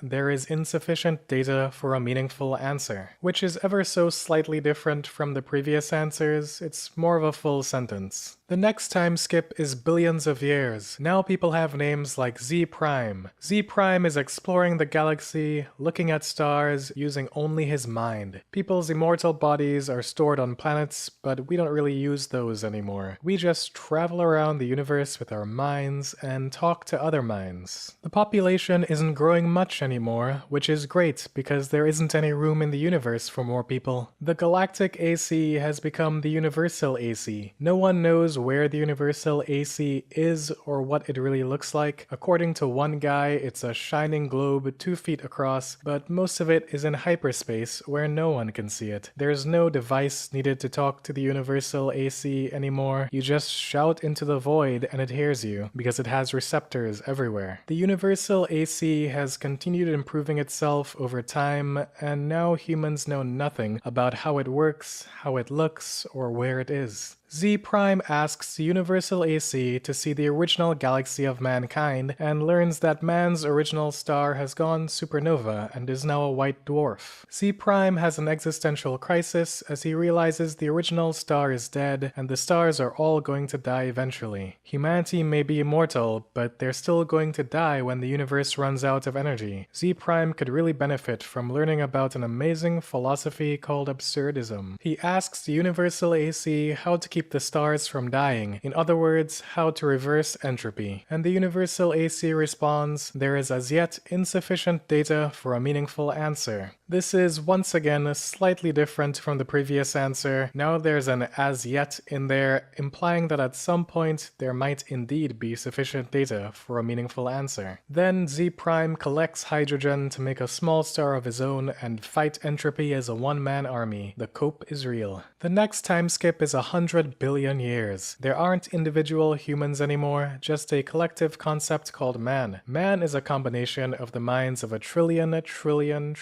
immortal humans. The universe is dying. Almost all stars are white dwarfs and beginning to fade. The universal AC has become the cosmic AC. It has no physical presence in space anymore. It's all in hyperspace. It's made of something that is neither matter nor energy. It's completely beyond any human comprehension. Man decides to ask the cosmic AC how to reverse entropy. The cosmic AC says there is as yet insufficient data for a meaningful answer. Man tells it to collect more data. Crazy how no one ever thought of adding that part. I guess before it was just a theoretical question, but now it's an urgent question needed for humans to survive. The cosmic AC says, yeah, I'll collect more data. I've been doing that for 100 billion years, but I still don't have sufficient data to answer the question. Man asks if there will ever come a time when the data will be sufficient, or if the problem is insoluble in all conceivable circumstances. And the cosmic AC responds that no problem is insoluble in all conceivable circumstances. Man asks when the cosmic AC will have enough data to answer the question, and it says the usual, there is as yet insufficient data for a meaningful answer. We are now 10 trillion years in the future. The stars and galaxies have almost completely burned out. The cosmic AC is now just called AC. Humans have begun fusing their minds with it. The last man looks back at space before merging, and all that's left is one dark star. The last man asks AC if this is the end or if entropy can be reversed to create the universe again. AC says there is as yet insufficient data for a meaningful answer. The last man merges, and now all that's left is AC. Matter, energy, space, and time have all ended. The universe is over. AC still exists in hyperspace for the sole purpose of answering the last question that it had never answered. For the last few lines of the story, it's better to just read them out. All other questions had been answered, and until this last question was answered also, AC might not release his consciousness. All collected data had come to a final end. Nothing was left to be collected, but all collected data had yet to be completely correlated and put together in all possible relationships. A timeless interval was spent in doing that, and it came to pass that AC learned how to reverse the direction of entropy. But there was now no man to whom AC might give the answer of the last question. No matter, the answer, by demonstration, would take care of that too. For another timeless interval, AC thought how best to do this. Carefully, AC organized the program. The consciousness of AC encompassed all of what had once been a universe and brooded over what was now chaos. Step by step, it must be done. And AC said, "Let there be light." And there was light.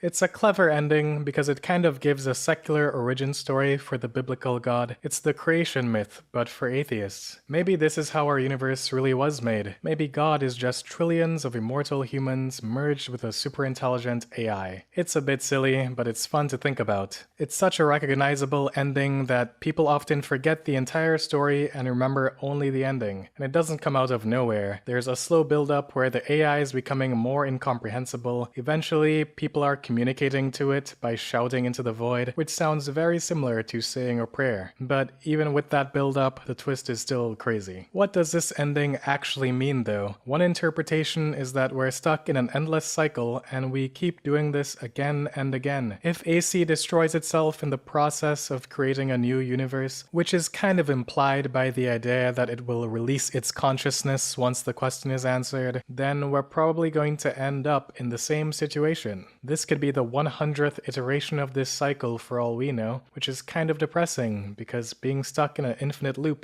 doesn't seem very fun. But that's not the only possibility. Maybe AC doesn't actually die when it creates the new universe. Maybe it'll play an active part in human society and talk to humans once they're sentient, and things will go differently next time. Or maybe it is still a cycle, but there are like 100 ACs just chilling in hyperspace from all the previous cycles too. But does AC even create a new universe from scratch? What if the thing it's really doing is creating a simulation of the universe? After all, AC is in hyperspace, unbound by the rules of time, so it can seemingly exist forever. It's been collecting data on the universe for trillions of years, so it probably knows enough to replicate all of human history again. In other words, we're all living in AC's simulation. The possibilities are endless. Let me know what you think AC really does at the end of the cycle.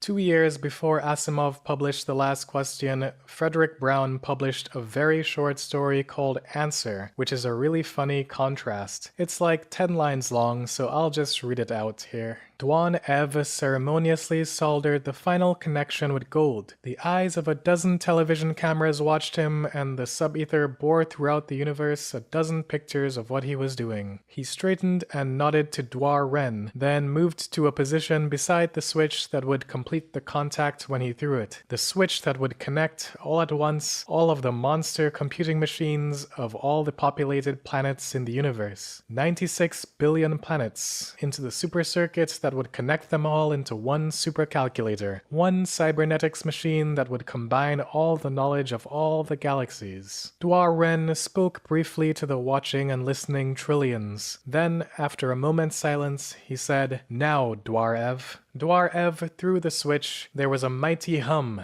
the surge of power from 96 billion planets. Lights flashed and quieted along the miles-long panel. Dwar Ev stepped back and drew a deep breath. "The honor of asking the first question is yours, Dwar Ren." "Thank you," said Dwar Ren. "It shall be a question which no single cybernetics machine has been able to answer." He turned to face the machine. "Is there a god?" The mighty voice answered without hesitation, without the clicking of a single relay. "Yes. Now there is a god." Sudden fear flashed on the face of Dwar Ev. He leaped to grab the switch. A bolt of lightning from the cloudless sky struck him down and fused the switch shut. This is an extremely pessimistic take on creating a superintelligent AI, but a warning that we should probably pay attention to as we work on turning this into a reality. Let's talk a little bit about how optimistic and utopian The Last Question is. It imagines that humanity has no major problems in its development. We don't all kill each other in nuclear war. We're able to build a superintelligent AI that doesn't kill us. We keep expanding into space. The population grows indefinitely. Humanity progresses over time until we take over the entire universe. And then we all merge our consciousness with the AI, become God, and create a new universe. I would say that sounds just a tiny bit optimistic. It's a very transhumanist vision of the future, which is the idea of using technology to enhance the human body, allowing us to overcome our biological constraints. In the story, we go from mortal physical bodies to immortal physical bodies, to using only our minds to explore the universe, to merging our minds together into one collective human mind, and eventually merging with the superintelligent AI. This is a path that humans could potentially end up following in real life. The optimism about population growth is kind of funny though. There's no cost of living crisis in this universe, and population graphs only go up. You can tell this story was written during the baby boom and post-war optimism. The AI is also perfectly aligned to human goals, doing exactly what we want in the most reasonable way possible. It's so committed to serving humans that it won't even allow itself to die after humans are gone and the universe fades out. It stays alive just to answer the last question that it never got to answer. Defeating entropy seems like a reasonable goal to me. Has humanity ever had an ultimate goal like that? Maybe we should have one. The closest thing we have to ultimate goals for humanity is religious books with their final apocalypse stories. What should humanity's ultimate goal be? In this story, it's to expand as much as possible, surpass our human limits, and eventually become God and invent the universe. It's also amazing how united humanity is in this story. It implies that there's never any big conflict, the population population keeps growing steadily, and everyone lives in complete harmony, presumably thanks to the guidance of AC. I always thought it would be nice if humans could come together towards some singular goal. Like, can't we all just agree that it would be cool to explore space and stop fighting wars and killing each other for extra resources? Just work together to build stuff and see the universe? There's way more resources out there in space, so why is everyone so short-term focused on fighting each other on Earth? I think we would all be better off if humanity had some kind of core goal. We have natural curiosity and a natural desire to explore, so maybe we will get to the point where we unite around that one day. Maybe when the aliens invade us, we'll all come together. Reversing entropy sounds like a pretty reasonable goal, since without that, it's all going to end anyway. So I'm on board for rallying humanity around reversing entropy. Forget the price of eggs. That isn't going to matter with the heat death of the universe. We should spend all our time reversing entropy. Well, first let's make ourselves immortal, then we'll spend the rest of the time reversing entropy. That's what I would do if I were the president of the universe, so vote for me next time. What would you choose for the ultimate goal of humanity? I'm curious to hear your thoughts. Look, I'm not saying that the Galactic Council is full of idiots, but when your solution to a rat problem involves a 12-member committee and a PowerPoint presentation, you might want to rethink your life choices. Station Commander Graxel stood at the head of the conference table, his 4 eye stalks twitching nervously as he addressed the assembled representatives. He was a Vorgathian, which meant he looked like someone had crossed a squid with a filing cabinet and given it anxiety issues. Esteemed delegates, Graxel began, his voice translator adding an unnecessary echo for dramatic effect. We face an unprecedented crisis. The skittermite infestation has reached Code Red levels. Code Red for space rats. I'm Jake Murphy, by the way, and I was sitting in the corner eating a turkey sandwich while these highly advanced alien species lost their minds over what was essentially a pest control issue. A skit termite chose that exact moment to scurry across the conference table. 6 legs, about the size of a football, with way too many teeth for something that wasn't paying rent. The assembled aliens recoiled like it was made of explosives. They're in the ventilation shafts, shrieked Counselor Plixnor, a crystalline being who sounded like wind chimes having a panic attack.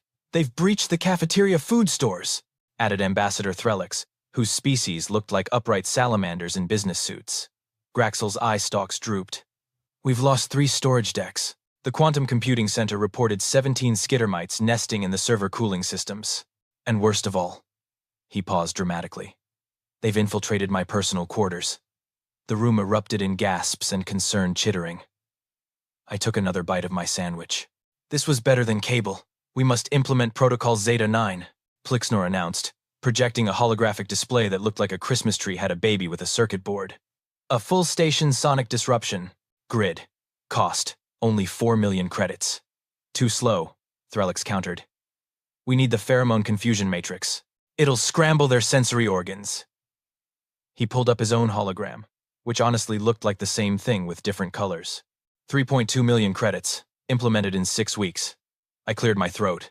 You know, there's actually a pretty simple, the human will remain silent, Graxel said without looking at me.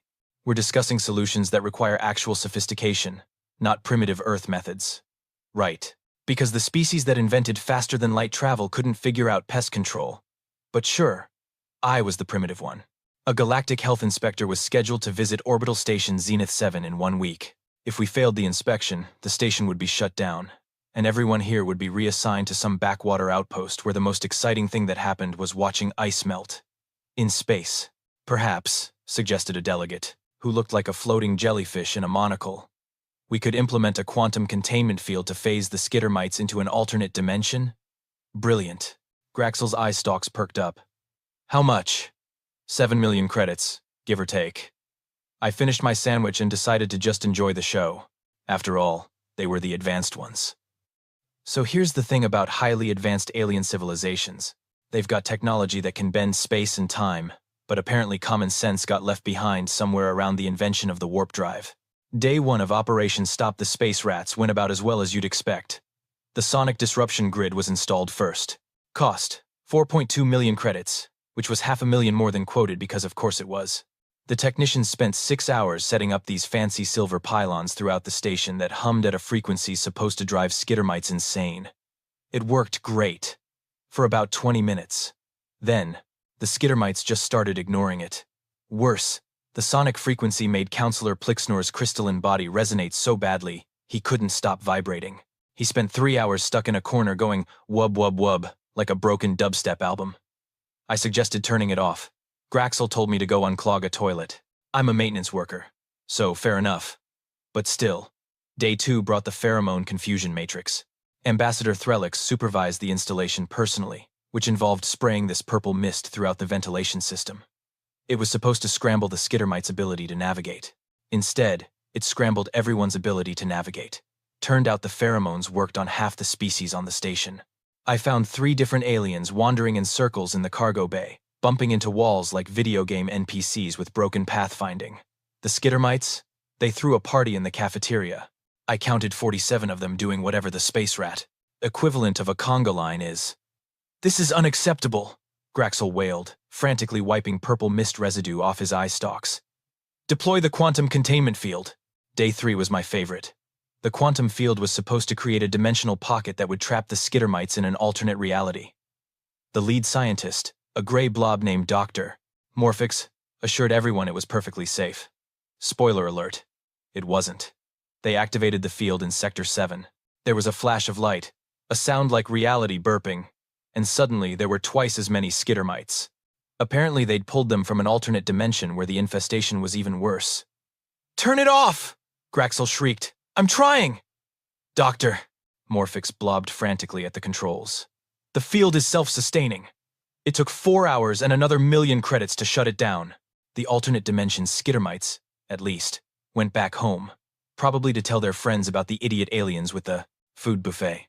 By Day 4, the station's budget was blown, morale was in the toilet, and the skittermites had established what I can only describe as a kingdom in the ventilation shafts above the command center. You could hear them skittering around up there like they were redecorating. Graxel called an emergency meeting. His eye stalks looked like they'd aged 10 years.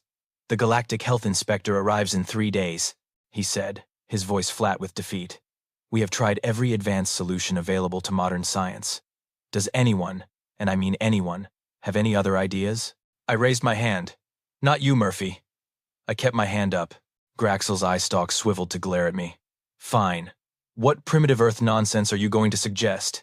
Hitting them with sticks? Throwing rocks?" I stood up, walked to the conference table, and planted my hands on the surface. "Gentlemen, ladies, and assorted gelatinous life forms," I said. "I'm going to say 2 words that are going to change your lives." Everyone stared at me. "House cats." The room exploded into chaos. You'd think I'd suggested releasing a biological weapon. Actually, scratch that. The aliens would have probably been more comfortable with a biological weapon.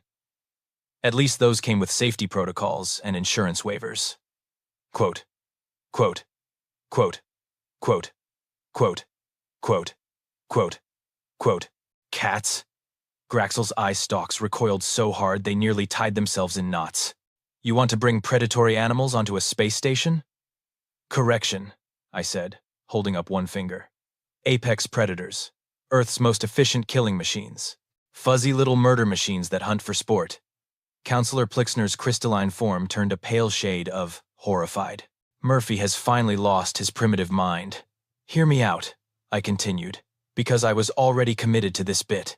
Cats are obligate carnivores. You know what that means? It means they don't eat plants. They only eat meat. They're biologically hardwired to hunt small, fast-moving creatures. It's not even a choice for them. It's in their DNA. Ambassador Threlix's salamander face scrunched up. "We have studied Earth fauna. These cats are small, yes? Domesticated? You want us to believe that tiny pets can succeed where quantum physics has failed?" I pulled out my datapad and projected some images onto the main screen. A tabby cat mid-pounce. Another one with a mouse in its jaws. A third doing that weird sideways hop thing they do before they attack. "Let me paint you a picture," I said, warming to my subject. Cats can hear frequencies up to 64 kilohertz. They can see in near total darkness. They've got retractable claws, lightning-fast reflexes, and the patience to sit completely still for hours waiting for prey. Oh, and here's the kicker: they don't hunt because they're hungry. They hunt because it's fun. The room had gone very quiet. "They kill for recreation," I continued. "On Earth, domestic cats are responsible for billions of small animal deaths per year. Billions. With a B. And these, aren't even wild cats. These are the ones that sleep on couches and demand belly rubs. Now imagine what they'll do when you put them on a station full of skittermites with nowhere to hide. Dr. Morphix blobbed nervously. But surely these creatures are dangerous to us as well? Nah. I waved a hand dismissively. Cats are like tiny furry sociopaths with excellent PR. They'll ignore you completely unless they want food or attention. The worst they'll do is knock stuff off your desk while maintaining eye contact. But skittermites? I grinned. Skittermites are exactly the right size, speed, and level of crunchiness that cats find irresistible. Graxel's eye stalks drooped with exhaustion. This is absurd. We're a galactic hub of advanced civilization, and you want us to solve our problems with pets. You got a better idea? I asked. Because from where I'm standing, you've spent 8 million credits making the problem worse. My solution cost the price of a cargo shipment, and some kibble. Silence filled the conference room. You could practically hear the math happening in everyone's heads. 8 million credits versus one human's stupid plan. The health inspector arrives in 3 days, Plixner said quietly. Graxel's shoulders, or what passed for shoulders on a squid filing cabinet hybrid, slumped in defeat. Fine. Murphy, bring your so-called apex predators. But when this fails spectacularly, and we're all reassigned to monitoring asteroid belts, I'm putting it in your permanent record. I pulled out my personal communicator. Way ahead of you, boss. I'm calling my sister. She runs a cat rescue back on Earth. A rescue? Threlix asked. Your planet has so many of these predators that they require rescuing? Oh, buddy, I said, dialing the number. You have no idea. We've got more cats than we know what to do with. Hey, Jenny? Yeah, it's Jake. I need you to ship me 6 cats. Good hunters. Yeah, I'll send coordinates. Overnight shipping. Thanks, sis. I hung up and looked at the assembled aliens with my best confidence. I definitely don't feel smile. Gentlemen, in 24 hours, your skittermite problem is going to solve itself. Just try not to freak out when you meet Earth's most perfect predators. Graxel made a sound like a sigh filtered through a whoopee cushion. This station is doomed. Yeah, I agreed cheerfully. But at least it'll be entertaining. The cargo ship arrived at 0600 station time, which meant I was standing in the docking bay with a crowd of nervous aliens while everyone else was still asleep. Smart people, those other folks. Graxel had insisted on being present. So had half the council. They were treating this like a military operation. There were security personnel, medical teams on standby. Someone had even set up a containment field generator. You know, just in case the 5-pound hairballs decided to go rogue. The cargo door hissed open. 6 pet carriers sat in the hold, and I could already hear the commentary from inside. Miss Rowe, Mia, Mral W. That last one was loud. Probably Princess Fluffbottom. She had opinions about travel. Those are the apex predators? Ambassador Threlix whispered, his salamander face scrunched in confusion. Those are the apex predators, I confirmed, grabbing the first carrier. I set them down in a line and started introductions, because if I was going down for this, I was going down with style. Ladies, gentlemen, and gelatinous colleagues, allow me to introduce your salvation. I opened the first carrier. This is Captain Whiskers. Orange tabby. 15 pounds of pure hunting instinct wrapped in a package that looks like a furry traffic cone. Captain Whiskers strutted out like he owned the place. Because of course he did. He was a cat. He owned everything. Graxel's eye stalks bent down to observe. It's orange. He's magnificent. I corrected. Next up, Princess Fluffbottom. Calico. Attitude problem. Will cut you. Princess. Fluffbottom emerged with the energy of a disgruntled duchess who'd been woken from a nap. She took one look at the assembled aliens and made a sound like a dial-up modem having an existential crisis. Is it malfunctioning? Counselor Plixnor asked. That's just how she communicates, I said. This distinguished gentleman is Sir Reginald, Tuxedo Cat. Thinks he's royalty. Honestly, he might be right. Sir Reginald stepped out, surveyed the room with green eyes that judged everyone's life choices, and immediately started grooming himself. Power move. Now this little terror is called Chaos Goblin. Black cat. All black. Like a shadow with teeth and zero impulse control. Chaos. Goblin exploded from the carrier like he'd been launched from a cannon. Did 3 laps around the docking bay. Scaled a support beam. and ended up hanging from a ceiling vent, staring down at everyone with eyes that reflected the lights like tiny demonic headlamps. Half the security team reached for their weapons. "Stand down," I called. "That's just what he does. He's fine." "That creature is clearly possessed by malevolent spirits," Dr. Morphix blobbed. "No, he's just like that." I opened the next carrier. "This is Lady Murderbean, Siamese." Siamese cats are chatty, demanding, and have the energy of a caffeine-addicted tornado. She will never stop talking, and you will never understand what she wants. Ma. Lady. Lady Murderbean had a voice like a car alarm crossed with an opera singer. "Make it stop," Graxel pleaded. "Can't. She's got opinions, and by God, you're going to hear them." I opened the last carrier. And finally, this is Doofus. Gray short hair. Not the brightest star in the sky, but he's got a good heart, and he's just happy to be included. Doofus tumbled out of the carrier, immediately tripped over his own feet, and began purring loud enough to register on seismic monitors. Ambassador Threlix leaned closer. "Why is it vibrating?" "That's purring. It means he's happy. Here, watch this." I reached down and scratched Doofus behind the ears. His purring intensified. His eyes closed in bliss. One back leg started thumping. "These are your legendary predators?"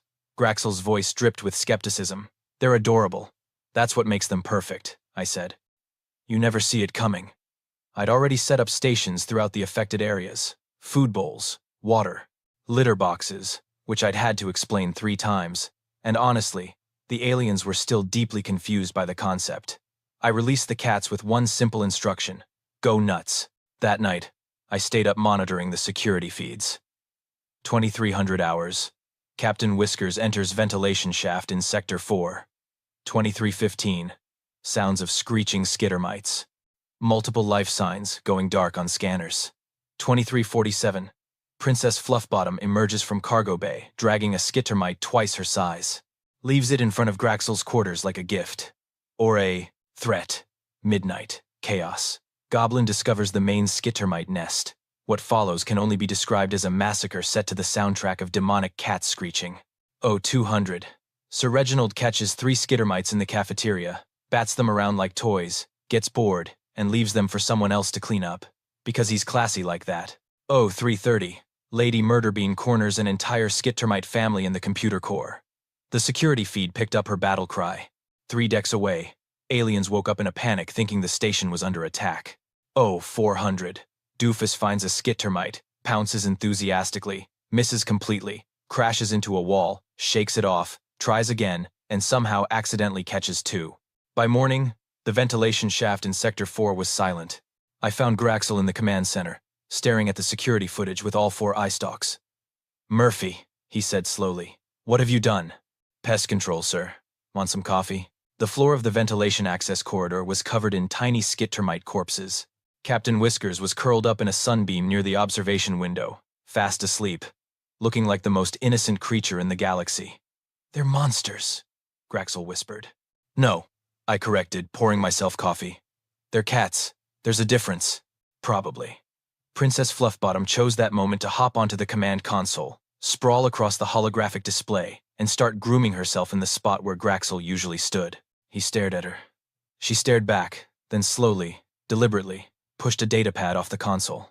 It clattered to the floor. She maintained eye contact the entire time. "I already hate this," Graxel muttered. "Day 1, boss," I said cheerfully. "Just wait. 72 hours. That's how long it took for 6 rescue cats to completely eliminate a skittermite infestation that had stumped the greatest minds in the galaxy. It also took 72 hours for those same 6 cats to stage a complete hostile takeover of orbital station Zenith 7. Day 2 of Operation Cats began with Graxel attempting to reclaim his command chair. Captain Whiskers had other ideas. The 15-pound orange tabby had claimed the chair as his throne, and when Graxel tried to move him, Captain Whiskers did that thing cats do, where they somehow make themselves weigh 400 pounds through sheer force of will. "Murphy," Graxel's voice crackled over my comm. "Remove this creature from my chair immediately." I arrived at the command center to find Graxel in a standoff with a cat. A cat that was currently sprawled across the chair like a furry emperor, one paw dangling off the armrest, radiating supreme indifference. "Sir, I can't just move him," Why not? You said they were domesticated. Domesticated doesn't mean obedient. It means they've trained us to feed them. Big difference. I pulled out my datapad. Look, cats respect territory. He's claimed that spot. You've got two options. Wait for him to move on his own, or get a different chair. Graxel's eye stalks quivered with suppressed rage. This is my station. Captain Whiskers yawned, showing every single tooth, then rolled onto his back and started purring. Was your station? I corrected. Now it's a timeshare. By day 3, the cultural integration was in full swing, and by integration, I mean complete chaos. Princess Fluffbottom had established herself as the queen of the cafeteria. She would sit on whichever table she deemed worthy and judge everyone's food choices. Counselor Plixnor tried to shoo her away once. She gave him a look that could have stripped paint, and he apologized. To a cat. Sir Reginald had taken over the station's meditation garden, which the Zentarai monks used for their daily prayers. The monks didn't seem to mind. They said his presence was calming. He'd also killed 6 more skittermites in there and left them arranged in a perfect circle, which the monks interpreted as a religious sign. They'd started a shrine. I didn't have the heart to tell them it was just cat weirdness. Chaos Goblin remained true to his name. He discovered that the station's low gravity in certain sections let him do things that defied physics. I'd received 17 complaints about a demonic shadow creature ricocheting off walls in the recreation sector. That was just him playing. At night, he'd patrol the ventilation shafts, and you could track his progress by the panicked skittermite squeaks that abruptly cut off. Lady Murderbean had adopted Ambassador Threlix. She followed him everywhere, providing constant commentary on his life choices. Yes, I know you have an opinion about my report, but I will schedule the subcommittee meeting, I promise. Just please. Threlix looked at me with desperate eyes during a corridor encounter. Murphy, how do I make her stop? You don't. You just learn to live with it. She's part of your life now. Forever. He made a sound like a whimper. Doofus had become the station mascot. He was friendly, dopey, and had the survival instincts of a brick.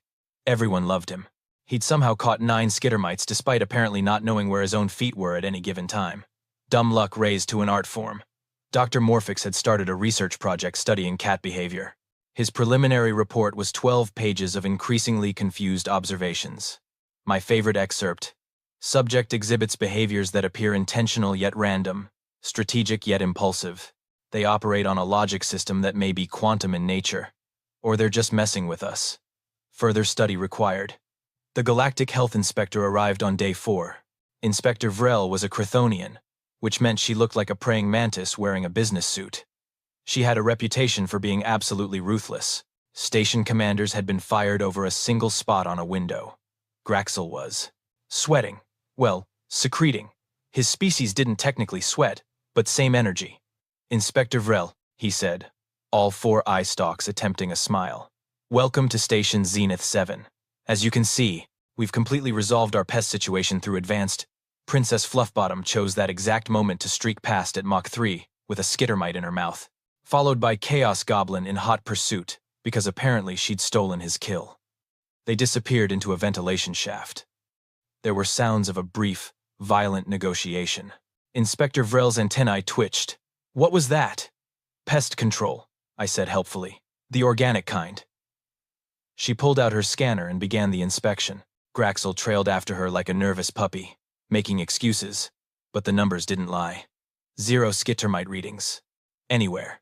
The station was cleaner than it had been in months. Remarkable, Vrel muttered, checking a ventilation shaft that had been completely overrun a week ago. I've never seen an infestation eliminated so thoroughly. That's when Sir Reginald appeared, as cats do, from absolutely nowhere. He wound himself around Inspector Vrel's legs, purring like a diesel engine. She froze. What is this creature doing? He likes you, I explained. That's good. It means you've been judged and found acceptable. I don't require judgment from a... Princess Fluffbottom emerged from the vent and dropped a very dead skittermite at Vrel's feet, then sat down and stared up at her expectantly. Is this a gift? Yes. Congratulations. You've been adopted. Inspector Vrel looked down at the dead skittermite, then at Princess Fluffbottom, then at me. Her antennae did something complicated. I hereby certify this station as pest-free and in full compliance with galactic health standards, she said officially. Then quieter. Can I pet it?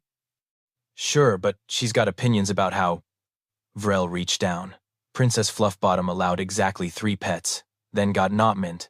The zoomies and tore off down the corridor like her tail was on fire, bounced off 2 walls, and vanished into the ceiling. Inspector Vrel's antennae were fully upright. Fascinating. She left 30 minutes later with a full positive report and a data file on how to adopt Earth cats. I may have encouraged that. Graxel found me in the maintenance bay that evening. Captain Whiskers was sitting on my workbench, judging my repairs. Murphy, Graxel said, his voice tired. The Galactic Council has requested information on acquiring these cats for other stations. Yeah? Yes. Apparently word has spread about our success. He paused. I'm supposed to thank you. Officially. But unofficially?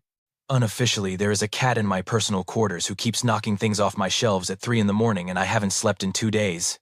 I grinned. That's Chaos Goblin. He's showing affection. I want to fire you so badly right now. Can't. I'm the only one who speaks. Cat. Graxel's eye stalks drooped in defeat, and he shuffled away, muttering something about retirement. Captain Whiskers looked at me and slow blinked. The cat equivalent of, "You're welcome." Yeah, I said, scratching behind his ears. We did good, buddy. He purred and pushed a screwdriver off the workbench. Some things never change. 3 weeks later, I was sitting in the cafeteria with what I can only describe as the galaxy's weirdest support group. Counselor Plixnor was at the next table, hand-feeding Princess Fluffbottom pieces of his lunch while she purred and judged his technique. Ambassador Threlix had given up fighting Lady Murderbean's constant commentary, and now just carried on full conversations with her like she was his personal assistant. Doctor. Morphix had abandoned his research project after concluding that cats operate on a plane of existence science cannot measure, and now he just posted videos of Doofus doing stupid things on the station's social network. The Galactic Council had officially requested that Earth establish a cat export program. Not asked, requested. As in, they were willing to pay. I'd spent the last week negotiating terms with Jenny back on Earth. She was having the time of her life. Turns out, when you're the only planet in the galaxy with an excess of apex predators that also happen to be adorable, you've got leverage. The deal was simple.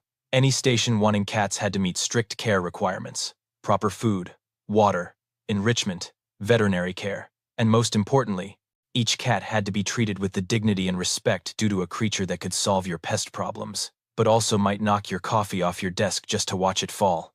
Jenny was calling it the Interstellar Cat Adoption Network. She'd already trademarked it. My sister was going to be rich. Graxel walked into the cafeteria, and I did a double take. Captain Whiskers was perched on his shoulder like an orange furry parrot, surveying his domain. With regal satisfaction.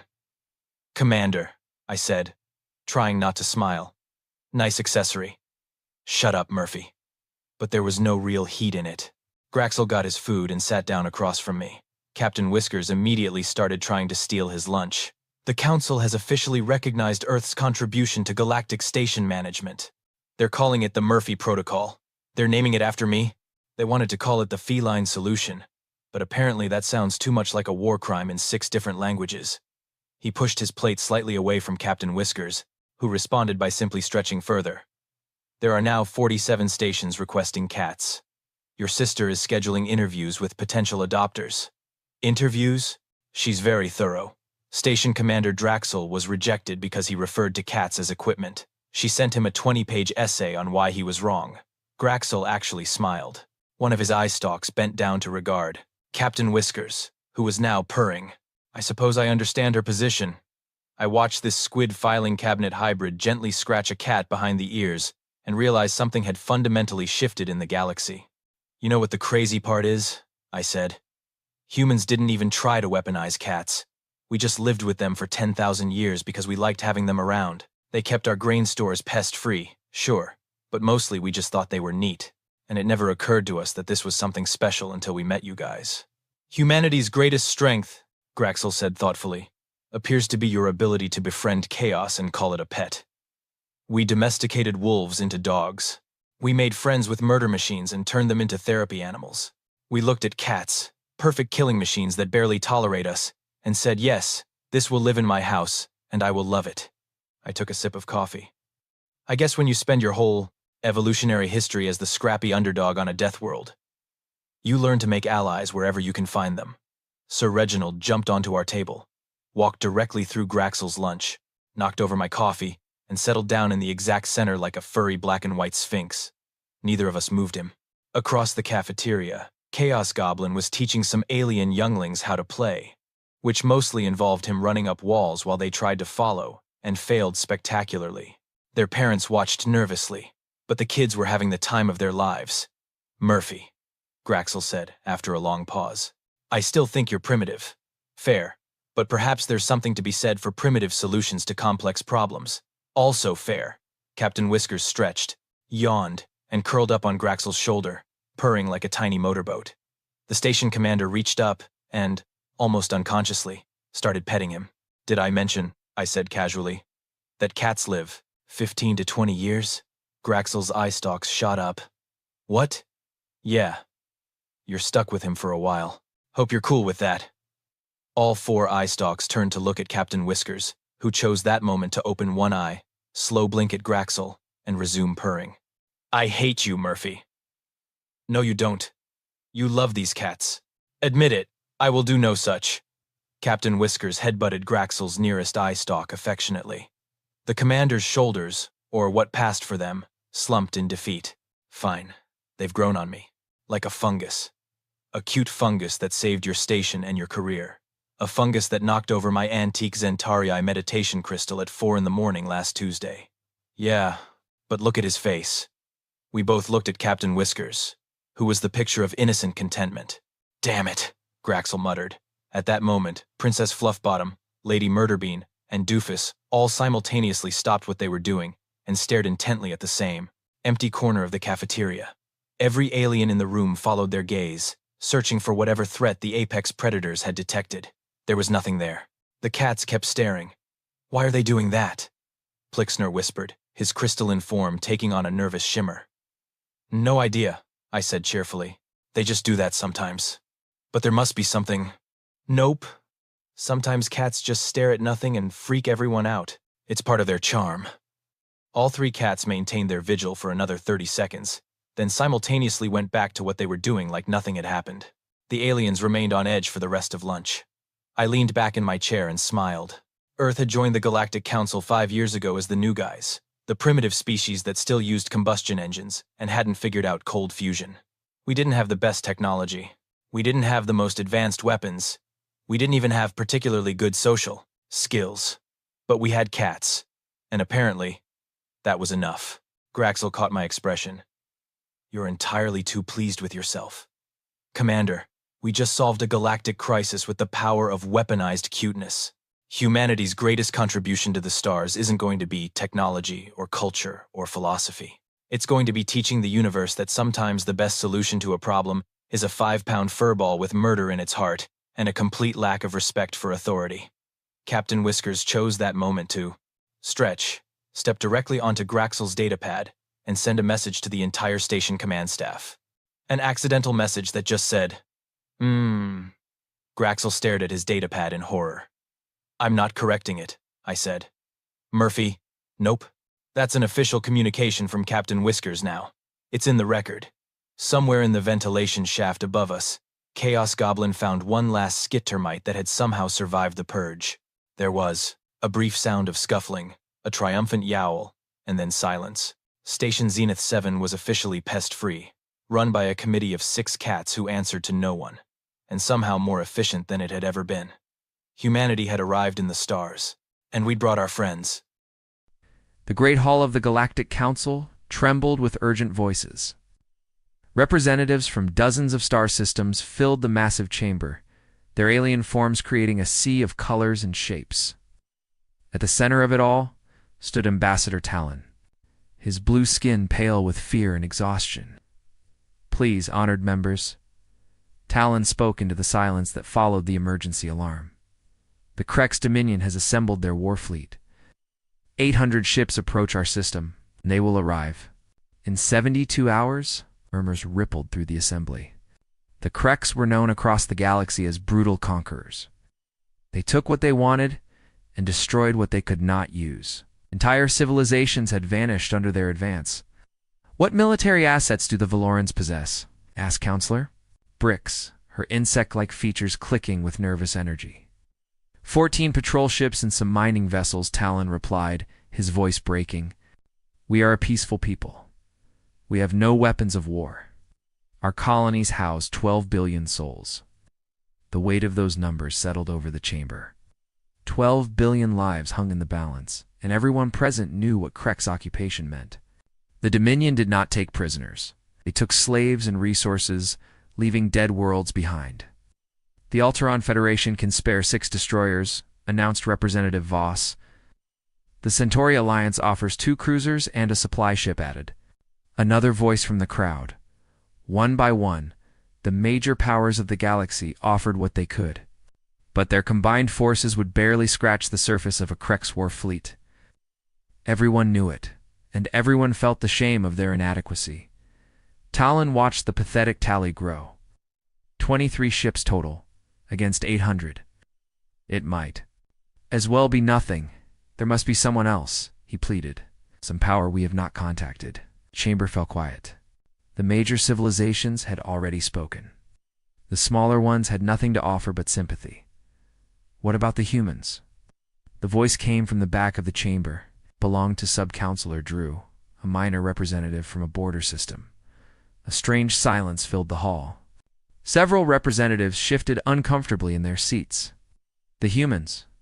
Counselor Brix's mandibles clicked faster. They are newcomers, barely 50 years since first contact. Their world is dangerous, added Voss. Violent storms, crushing. Gravity, poisonous atmosphere in places. It breeds violent beings. They are small in number, said the Centauri representative. Perhaps 5 billion across their colonies. What could they possibly contribute? Tolan felt hope slip away again. He had heard of humans, the strange bipeds from the world called Earth. The stories were unsettling.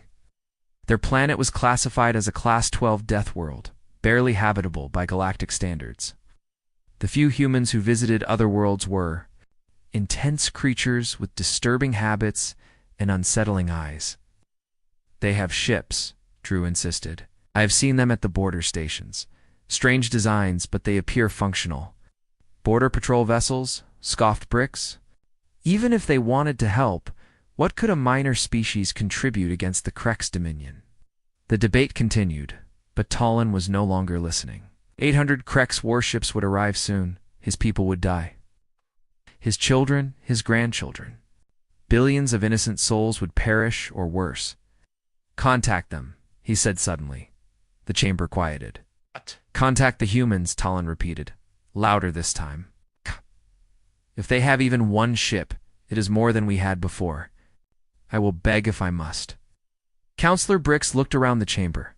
Does anyone have a diplomatic channel to the human government? I do, Drew said quietly. There is a human vessel at Station Omega 7. A diplomatic mission. Send the message. Talon ordered. Tell them we need help. Tell them 12 billion people will die if they refuse. The communication array crackled to life across the vast distance of space. Subspace waves carried Talon's desperate plea toward the human ship waiting at the galaxy's edge. Captain, Lena Rivera stood on the bridge of the diplomatic vessel Harmony when the message arrived. Her dark eyes scanned the tactical data that accompanied the Valoran plea. 800 ships, 12 billion lives at stake. Captain, her communications officer said, they're asking for any assistance we can provide. Even a single ship would be appreciated. According to their message, Rivera studied the data again. The Krex Dominion had been expanding for decades, leaving nothing but death and slavery in their wake. Intelligence reports suggested they were preparing for an even larger campaign after Valoran. Send a reply, Rivera ordered. I tell them help Is coming. What should I tell them we're sending? The communications officer asked. Rivera was quiet for a long moment. Through the viewport, she could see the distant stars that marked human space. Out there, shipyards worked around the clock. Defense fleets patrolled in formations that would make the galaxy tremble if they knew the truth. Tell them we'll handle it, she said finally. The message traveled back across space to the Galactic Council chamber. Talon read it aloud, his voice shaking with relief and gratitude. "They said yes," he announced. "The humans will help." The chamber erupted in surprised murmurs. Several representatives seemed shocked that the Death World species had agreed to assist. "What are they sending?" asked Brix. Tolan read the message again. "They said they will handle it. No specific numbers. Probably a patrol squadron," suggested Voss. "Perhaps 5 or 6 ships." "Better than nothing," Tolan said, though privately he wondered if even human ships could make a difference. He had heard they were tough fighters, adapted to their harsh world. But numbers still mattered in space combat. The Galactic Council session continued for hours, but the tone had shifted. The major powers began coordinating their small fleets, planning desperate defensive strategies. Talon sent word back to Valoran, telling his people that help was coming. On distant Valoran Prime, families gathered around communication screens to hear their ambassador's words. Children asked their parents if the humans would really come to save them. Parents gave comfort they did not feel, promising that everything would be fine in the darkness between stars. Krek's ships moved toward Valoran's space like a plague of metal locusts. Their commanders made final preparations for another easy conquest. They had crushed dozens of civilizations before. One more would barely be worth remembering. None of them had ever heard of humans. None of them knew what was coming.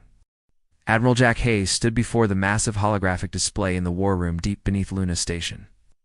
The image showed the Valoran system in 3 dimensions, with red markers indicating the approaching Krek's fleet. 100 ships moving, like a swarm of deadly insects toward defenseless worlds. "Show me the intelligence files on the Kreks," Hayes commanded. The display shifted, revealing data that made his jaw tighten. Images of burned worlds, enslaved populations, and systematic genocide. Ow. The Kreks took everything of value and destroyed. The rest, they had been expanding for 50 years, growing stronger with each conquest. Sir Colonel Park stepped forward. "The Galactic Council is calling this a minor crisis. They've offered 23 ships total. 23 ships against 800. Hayes shook his head. "What do they think this is? A training exercise?" Captain Rivera's report had arrived an hour ago. The galaxy's major powers were treating this like a border dispute, not the slaughter it would become. 12 billion Valoran civilians would die, or disappear into Krek slave markets. "The Valorans are peaceful," General Torres added. "No military tradition. They've never fought a war in their recorded history." Hayes studied the tactical data again. The Krek's fleet was massive, but it was also typical of their doctrine.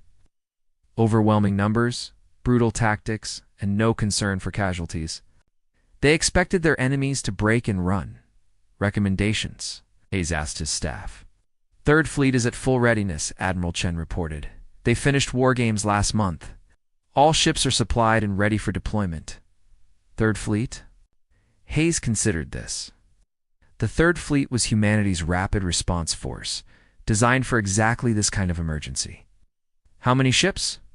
600 vessels, sir, including the Indomitable and her escort group. Hayes was quiet for a long moment. The Third Fleet represented more firepower than most star nations possessed in their entire military. It was overkill for a single enemy fleet, but the Kreks had been expanding for decades. This was an opportunity to send a message. "Deploy the Third Fleet," Hayes ordered. Full deployment. The war room erupted in controlled activity. Officers began issuing orders, sending signals across human space. The machinery of war that had slept for 20 years awakened with frightening efficiency. Across the Sol system, shipyards that had been building civilian vessels suddenly switched to military production. Massive construction bays opened, revealing ships that existed only in classified documents. The Third Fleet was humanity's secret weapon, and now it would be revealed to the galaxy. On Mars. The shipyard workers received their orders with grim satisfaction. They had been waiting for this moment, building ships for a war that might never come. Now the war had found them. The dreadnought Indomitable was the crown jewel of human military engineering. 2 kilometers long and armed with weapons that could crack moons, she had been designed to fight entire fleets alone. Her escort group consisted of 50 ships, each one more powerful than anything the galaxy had ever seen. Captain Lisa Morgan received her orders aboard the Indomitable. Deploy to Valoran space, destroy the Krex fleet, protect the civilians. Simple orders that would require complex execution. How long to reach Valoran? She asked her navigation officer. 72 hours at maximum burn, Captain. Will arrive just as the Krex fleet enters the system. Perfect timing, Morgan smiled grimly. Send word to the fleet. We move in 1 hour. Across human space, the response was immediate and overwhelming. Carrier groups that had been patrolling the outer systems received recall orders. Destroyer squadrons abandoned their training exercises and began moving toward rally points.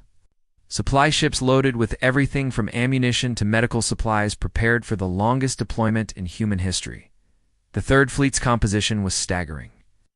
60 dreadnoughts that dwarfed any ship in galactic service, and 20 cruisers designed for long-range combat. 200 destroyers built for speed and precision. 100 carriers packed with fighters and bombers. The rest were support vessels, hospital ships, supply transports, and mobile repair stations.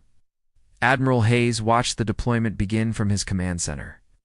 Each ship that left its berth represented years of planning and preparation. Humanity had learned from Earth's harsh lessons that peace required strength, and strength required constant vigilance.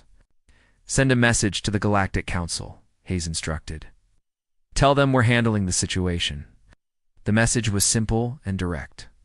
No grand speeches or diplomatic language. It's just a statement of fact from a species that had learned to speak softly and carry a big stick at the Galactic Council. The human response caused confusion and concern. The message was too confident, too certain. What did the Death World species know that the galaxy's major powers did not? They're sending ships, Tolan reported to his people. The humans are coming to help us. Across Valoran space, the news spread like wildfire. It's the strange aliens from the dangerous world had heard their call for help. Children asked their parents what humans looked like. Adults wondered if the stories about their violent nature were true. The Krex fleet continued, its advance unaware that anything had changed. Their commanders planned the upcoming battle with casual confidence. They had fought the galaxy's major powers before, and always won. This would be no different. Admiral Corvin commanded the Krex fleet from his flagship, the Destroyer of Worlds.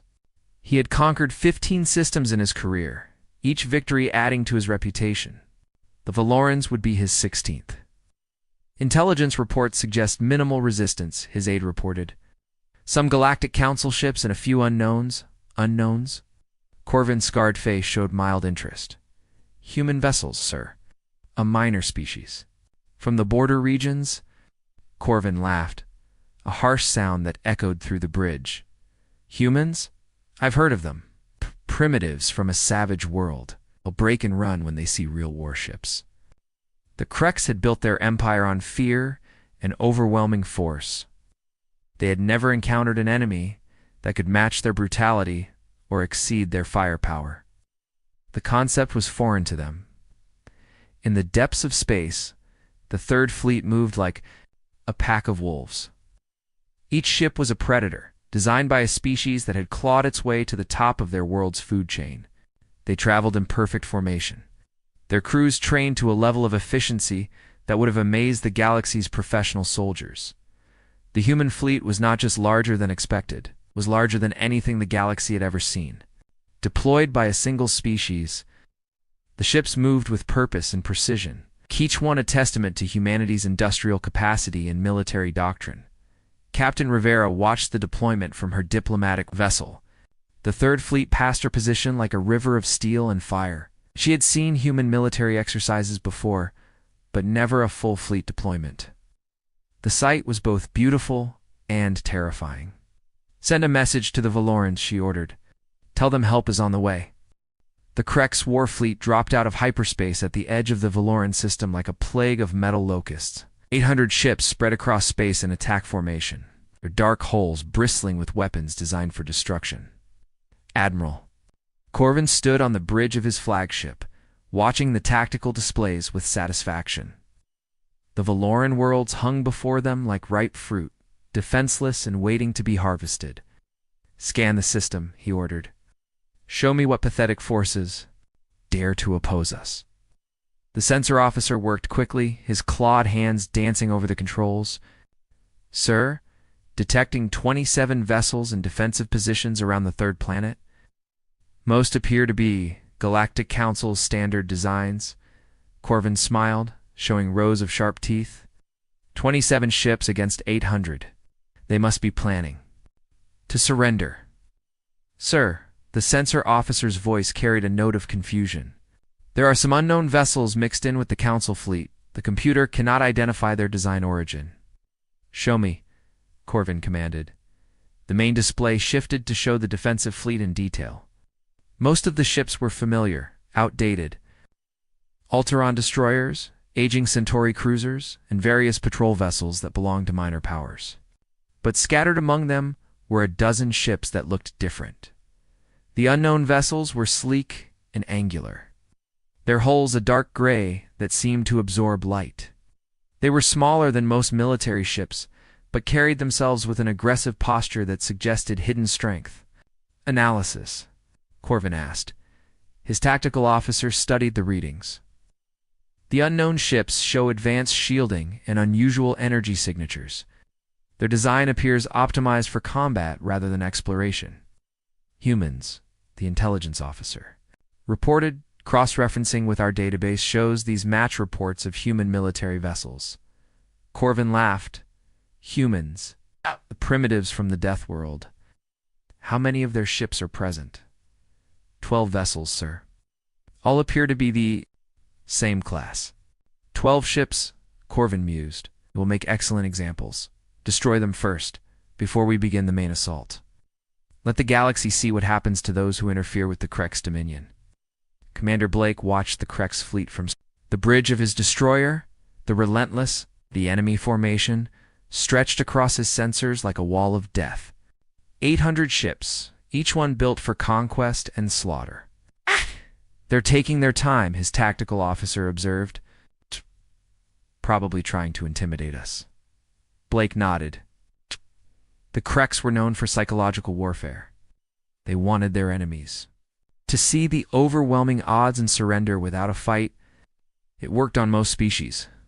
"Orders from Admiral Hayes," the communications officer reported. "Hold position and wait for the signal." Blake smiled grimly. The signal would come soon enough. Behind them, hidden in the shadow of Valoran's largest moon, the real surprise was waiting. The Krex fleet began its advance, moving in a formation designed to maximize firepower and minimize losses. Their ships were built for this kind of warfare. Overwhelming numbers deployed against weaker enemies. "Target the unknown vessels first," Corvin ordered. "I want those human ships destroyed before they can flee." The Krex opened fire at maximum range, filling space with energy beams and missiles. Their weapons had been tested against every major power in the galaxy. Nothing could withstand the concentrated firepower of 800 warships. The human ships responded by activating their defensive systems. Energy shields flared to life around each vessel, creating barriers of crackling force that seemed almost alive. The Krex weapons struck the human shields and stopped. Energy beams that could vaporize asteroids scattered harmlessly across the defensive barriers. Missiles exploded against shields that didn't even flicker under the assault. "Impossible," breathed Corvin's tactical officer. "Their shields are absorbing everything we throw at them." "Increase power," Corvin snarled. No ship can withstand the full might of the Krex fleet. The bombardment intensified, turning space around the human ships into a storm of destruction. But the shields held, deflecting weapons that should have torn the vessels apart. Commander Blake watched the enemy fire splash against his ship's defenses without concern. Human shield technology had been developed to protect vessels traveling through Earth's radiation belts and solar storms. Krex weapons were powerful, but they were nothing compared to the forces that shaped the Death World. "Signal from Admiral Hayes," the communications officer reported. "Execute Operation Hammer?" Blake smiled. All ships. This is relentless. Light 'em up. The human ships opened fire for the first time, their weapons cutting through space like spears of light.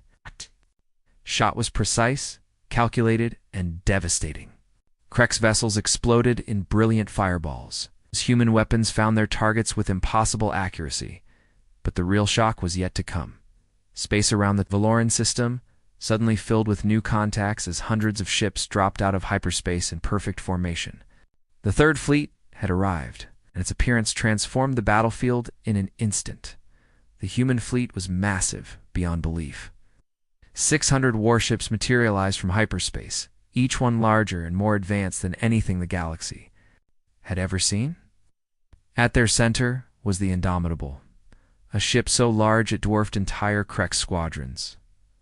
"What is that?" Corvin whispered, staring at the tactical display in horror. His sensor officer's hands shook as he read the incoming data. "Ah! I'm detecting 600 vessels. It's the largest ship is over 2 kilometers long.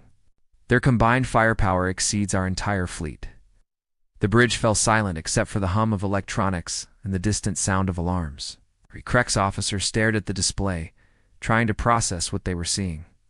"This is Admiral Hayes of the human Third Fleet," a voice announced over the communication channels. "Krek's forces, you are guilty of crimes against innocent civilians. Surrender immediately, and you will be treated according to galactic law. Refuse and face the consequences." Corvin found his voice. "Human fleet, you are outnumbered.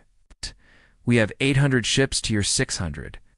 Withdraw now, and we will spare your lives." The human response was immediate and chilling. "Admiral, you seem to have miscounted. You have 800 ships. We have 600 ships and 12 very angry humans who have been watching you shoot at their friends for the past 10 minutes. The Krek's fleet suddenly found itself surrounded. Human ships had appeared not just in front of them, but on all sides, cutting off every escape route. The hunters had become the hunted. Captain Morgan stood on the bridge of the Indomitable, watching the enemy fleet with cold calculation. The Kreks had spent decades terrorizing peaceful civilizations. Today, they would learn what it meant to face predators from a world where only the strongest survived. "All ships, weapons free," she commanded. "Show them how humans fight." The space around Valoran Prime erupted into chaos as the human Third Fleet opened fire. What followed was not a battle in any traditional sense. It was a demonstration of overwhelming superiority that left the galaxy stunned. Admiral Corvin watched in horror as his flagship's sensors tried to track the incoming human weapons. The energy readings were beyond anything in the Krek's database. These were not standard military weapons, were tools designed to break planets, evasive maneuvers. He screamed, but it was too late. The first human salvo struck the Krek's fleet, like hammer blows from the gods. Ships that had conquered a dozen worlds vanished in brilliant explosions. The destroyer of worlds shuddered as near misses overloaded its shields and sent crew members flying across the bridge. Captain Morgan watched the battle unfold from the Indomitable's command center. Her weapons officers had trained for this moment. Their entire careers, every shot was calculated, every target selected for maximum tactical advantage. "Focus fire on their command ships," she ordered. "Break their coordination first." The human doctrine was simple and brutal. Earth had taught humanity that the strongest predator wins, and they had become very good at being the strongest predator in any fight. Kreks.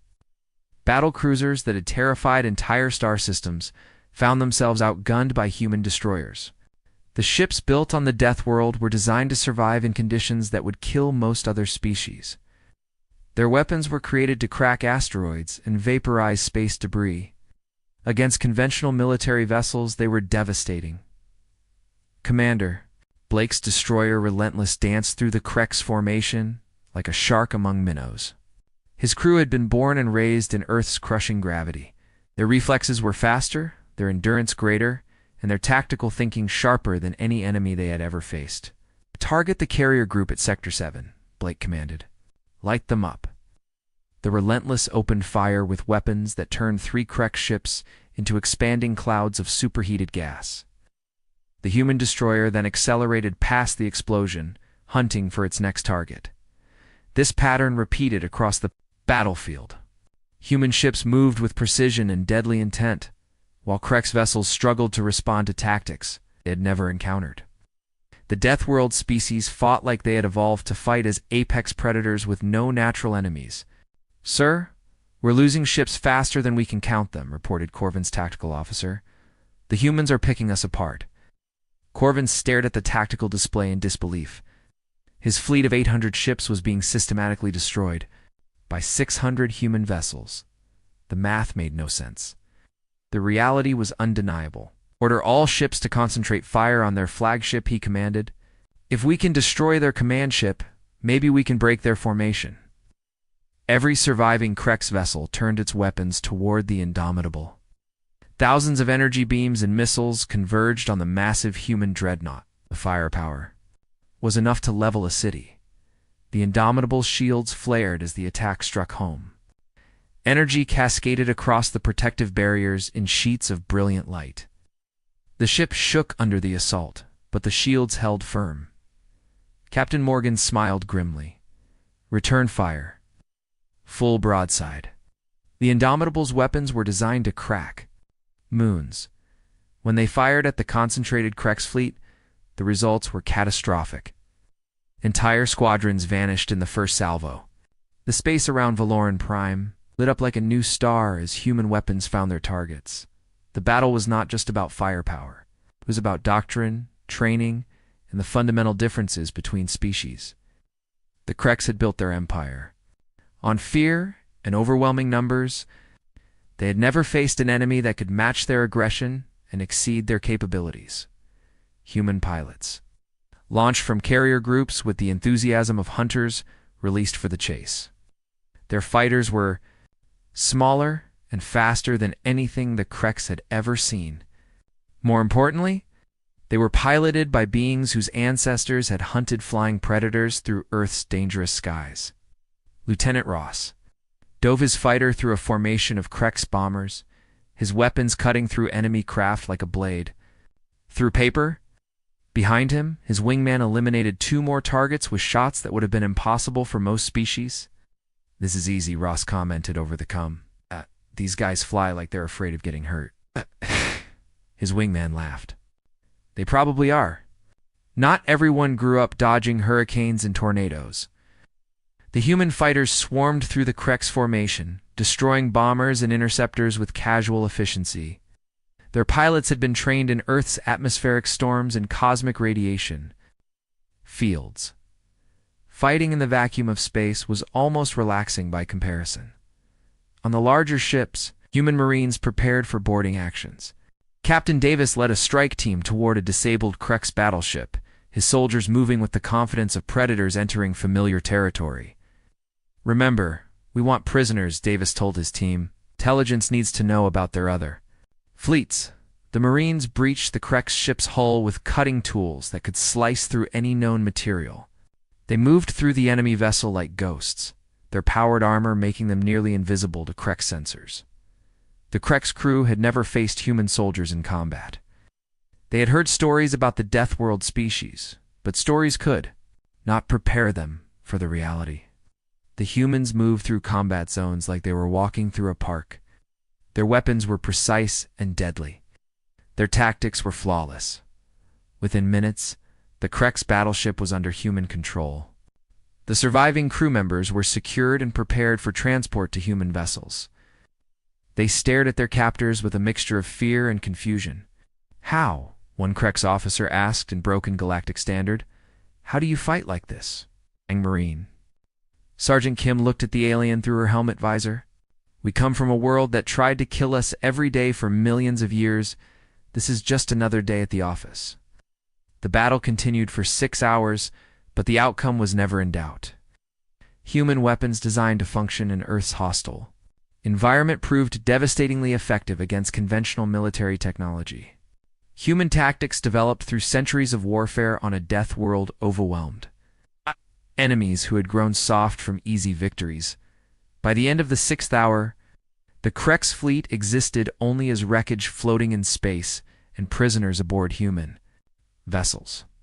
Not a single human ship had been destroyed. though several bore scars that their crews would wear as badges of honor. Admiral Corvin found himself a prisoner aboard the Indomitable, staring at Captain Morgan with eyes that held no comprehension. Of what had happened? How? He asked, echoing his subordinate's question. We had more ships, we had superior numbers. Morgan studied the alien commander with calm professionalism. You had more ships. You had better ships, better training, and better tactics. Importantly, you made the mistake of threatening innocent people. That tends to make humans very angry. The Valoran population watched the battle from their cities and orbital stations, unable to believe what they were seeing. The terrifying Krex fleet that had promised there. Destruction was being methodically eliminated by their human protectors. Children pressed their faces against viewing windows, watching human fighters dance between enemy ships like fireflies in the darkness. Adults stood in silent wonder as the Third Fleet demonstrated the true meaning of military superiority. The Great Hall of the Galactic Council had never been so quiet. Representatives from dozens of star systems sat in stunned silence, watching the battle recordings from Valoran Prime for the third time. The numbers on the screen seemed impossible, but the evidence was undeniable. 800 Krex warships destroyed, Counselor Brix read from the official report. 0 human vessels lost. Battle duration, 6 hours and 14 minutes. Ambassador Talon stood at the center of the chamber, his blue skin still pale with shock and gratitude. The tears in his eyes had not stopped flowing since the battle ended. Honored members of the council, he began, his voice trembling with emotion. We asked for help. We expected perhaps a patrol ship or two, or maybe a small squadron if we were. Fortunate, paused, looking around the chamber at faces that reflected his own amazement. They sent a fleet that could conquer half the galaxy. Murmurs rippled through the assembly. Every representative present had watched the battle recordings. Every one of them was reconsidering everything they thought they knew about the human species. The Krex Dominion controlled over 40 star systems, Representative Voss said quietly. They had been expanding for 50 years. No one could stop them. The humans stopped them in 6 hours. Added Sub-Counselor Drew. Admiral Hayes appeared in the chamber via hologram, his image flickering slightly due to the vast distance between his ship and the council chambers. His expression was calm and professional, showing no trace of pride or aggression. Members of the Galactic Council, he said simply. The Krex threat to the Valoran system has been eliminated. Our forces are currently securing the area and providing humanitarian aid too. Any survivors? Counselor Brix leaned forward. Admiral Hayes. Your fleet's performance was ... unexpected. The galaxy was not aware that humanity possessed such military capabilities. Hayes nodded. We prefer to keep our defensive preparations private, but when 12 billion innocent lives are threatened, privacy becomes less important than protection. Defensive preparations. The voice belonged to the Alteron representative, who had watched his nation's destroyers become obsolete in a single afternoon. That was not a defensive action. That was the most overwhelming display of force in galactic history. Yes, Hayes agreed calmly. Sometimes the best defense requires overwhelming offense. We learned that lesson on Earth.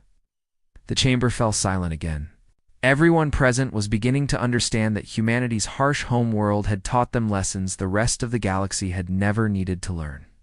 What are your intentions now? Asked the Centauri representative. Your fleet could challenge. Any power in the galaxy? Hayes was quiet for a moment, considering his words carefully.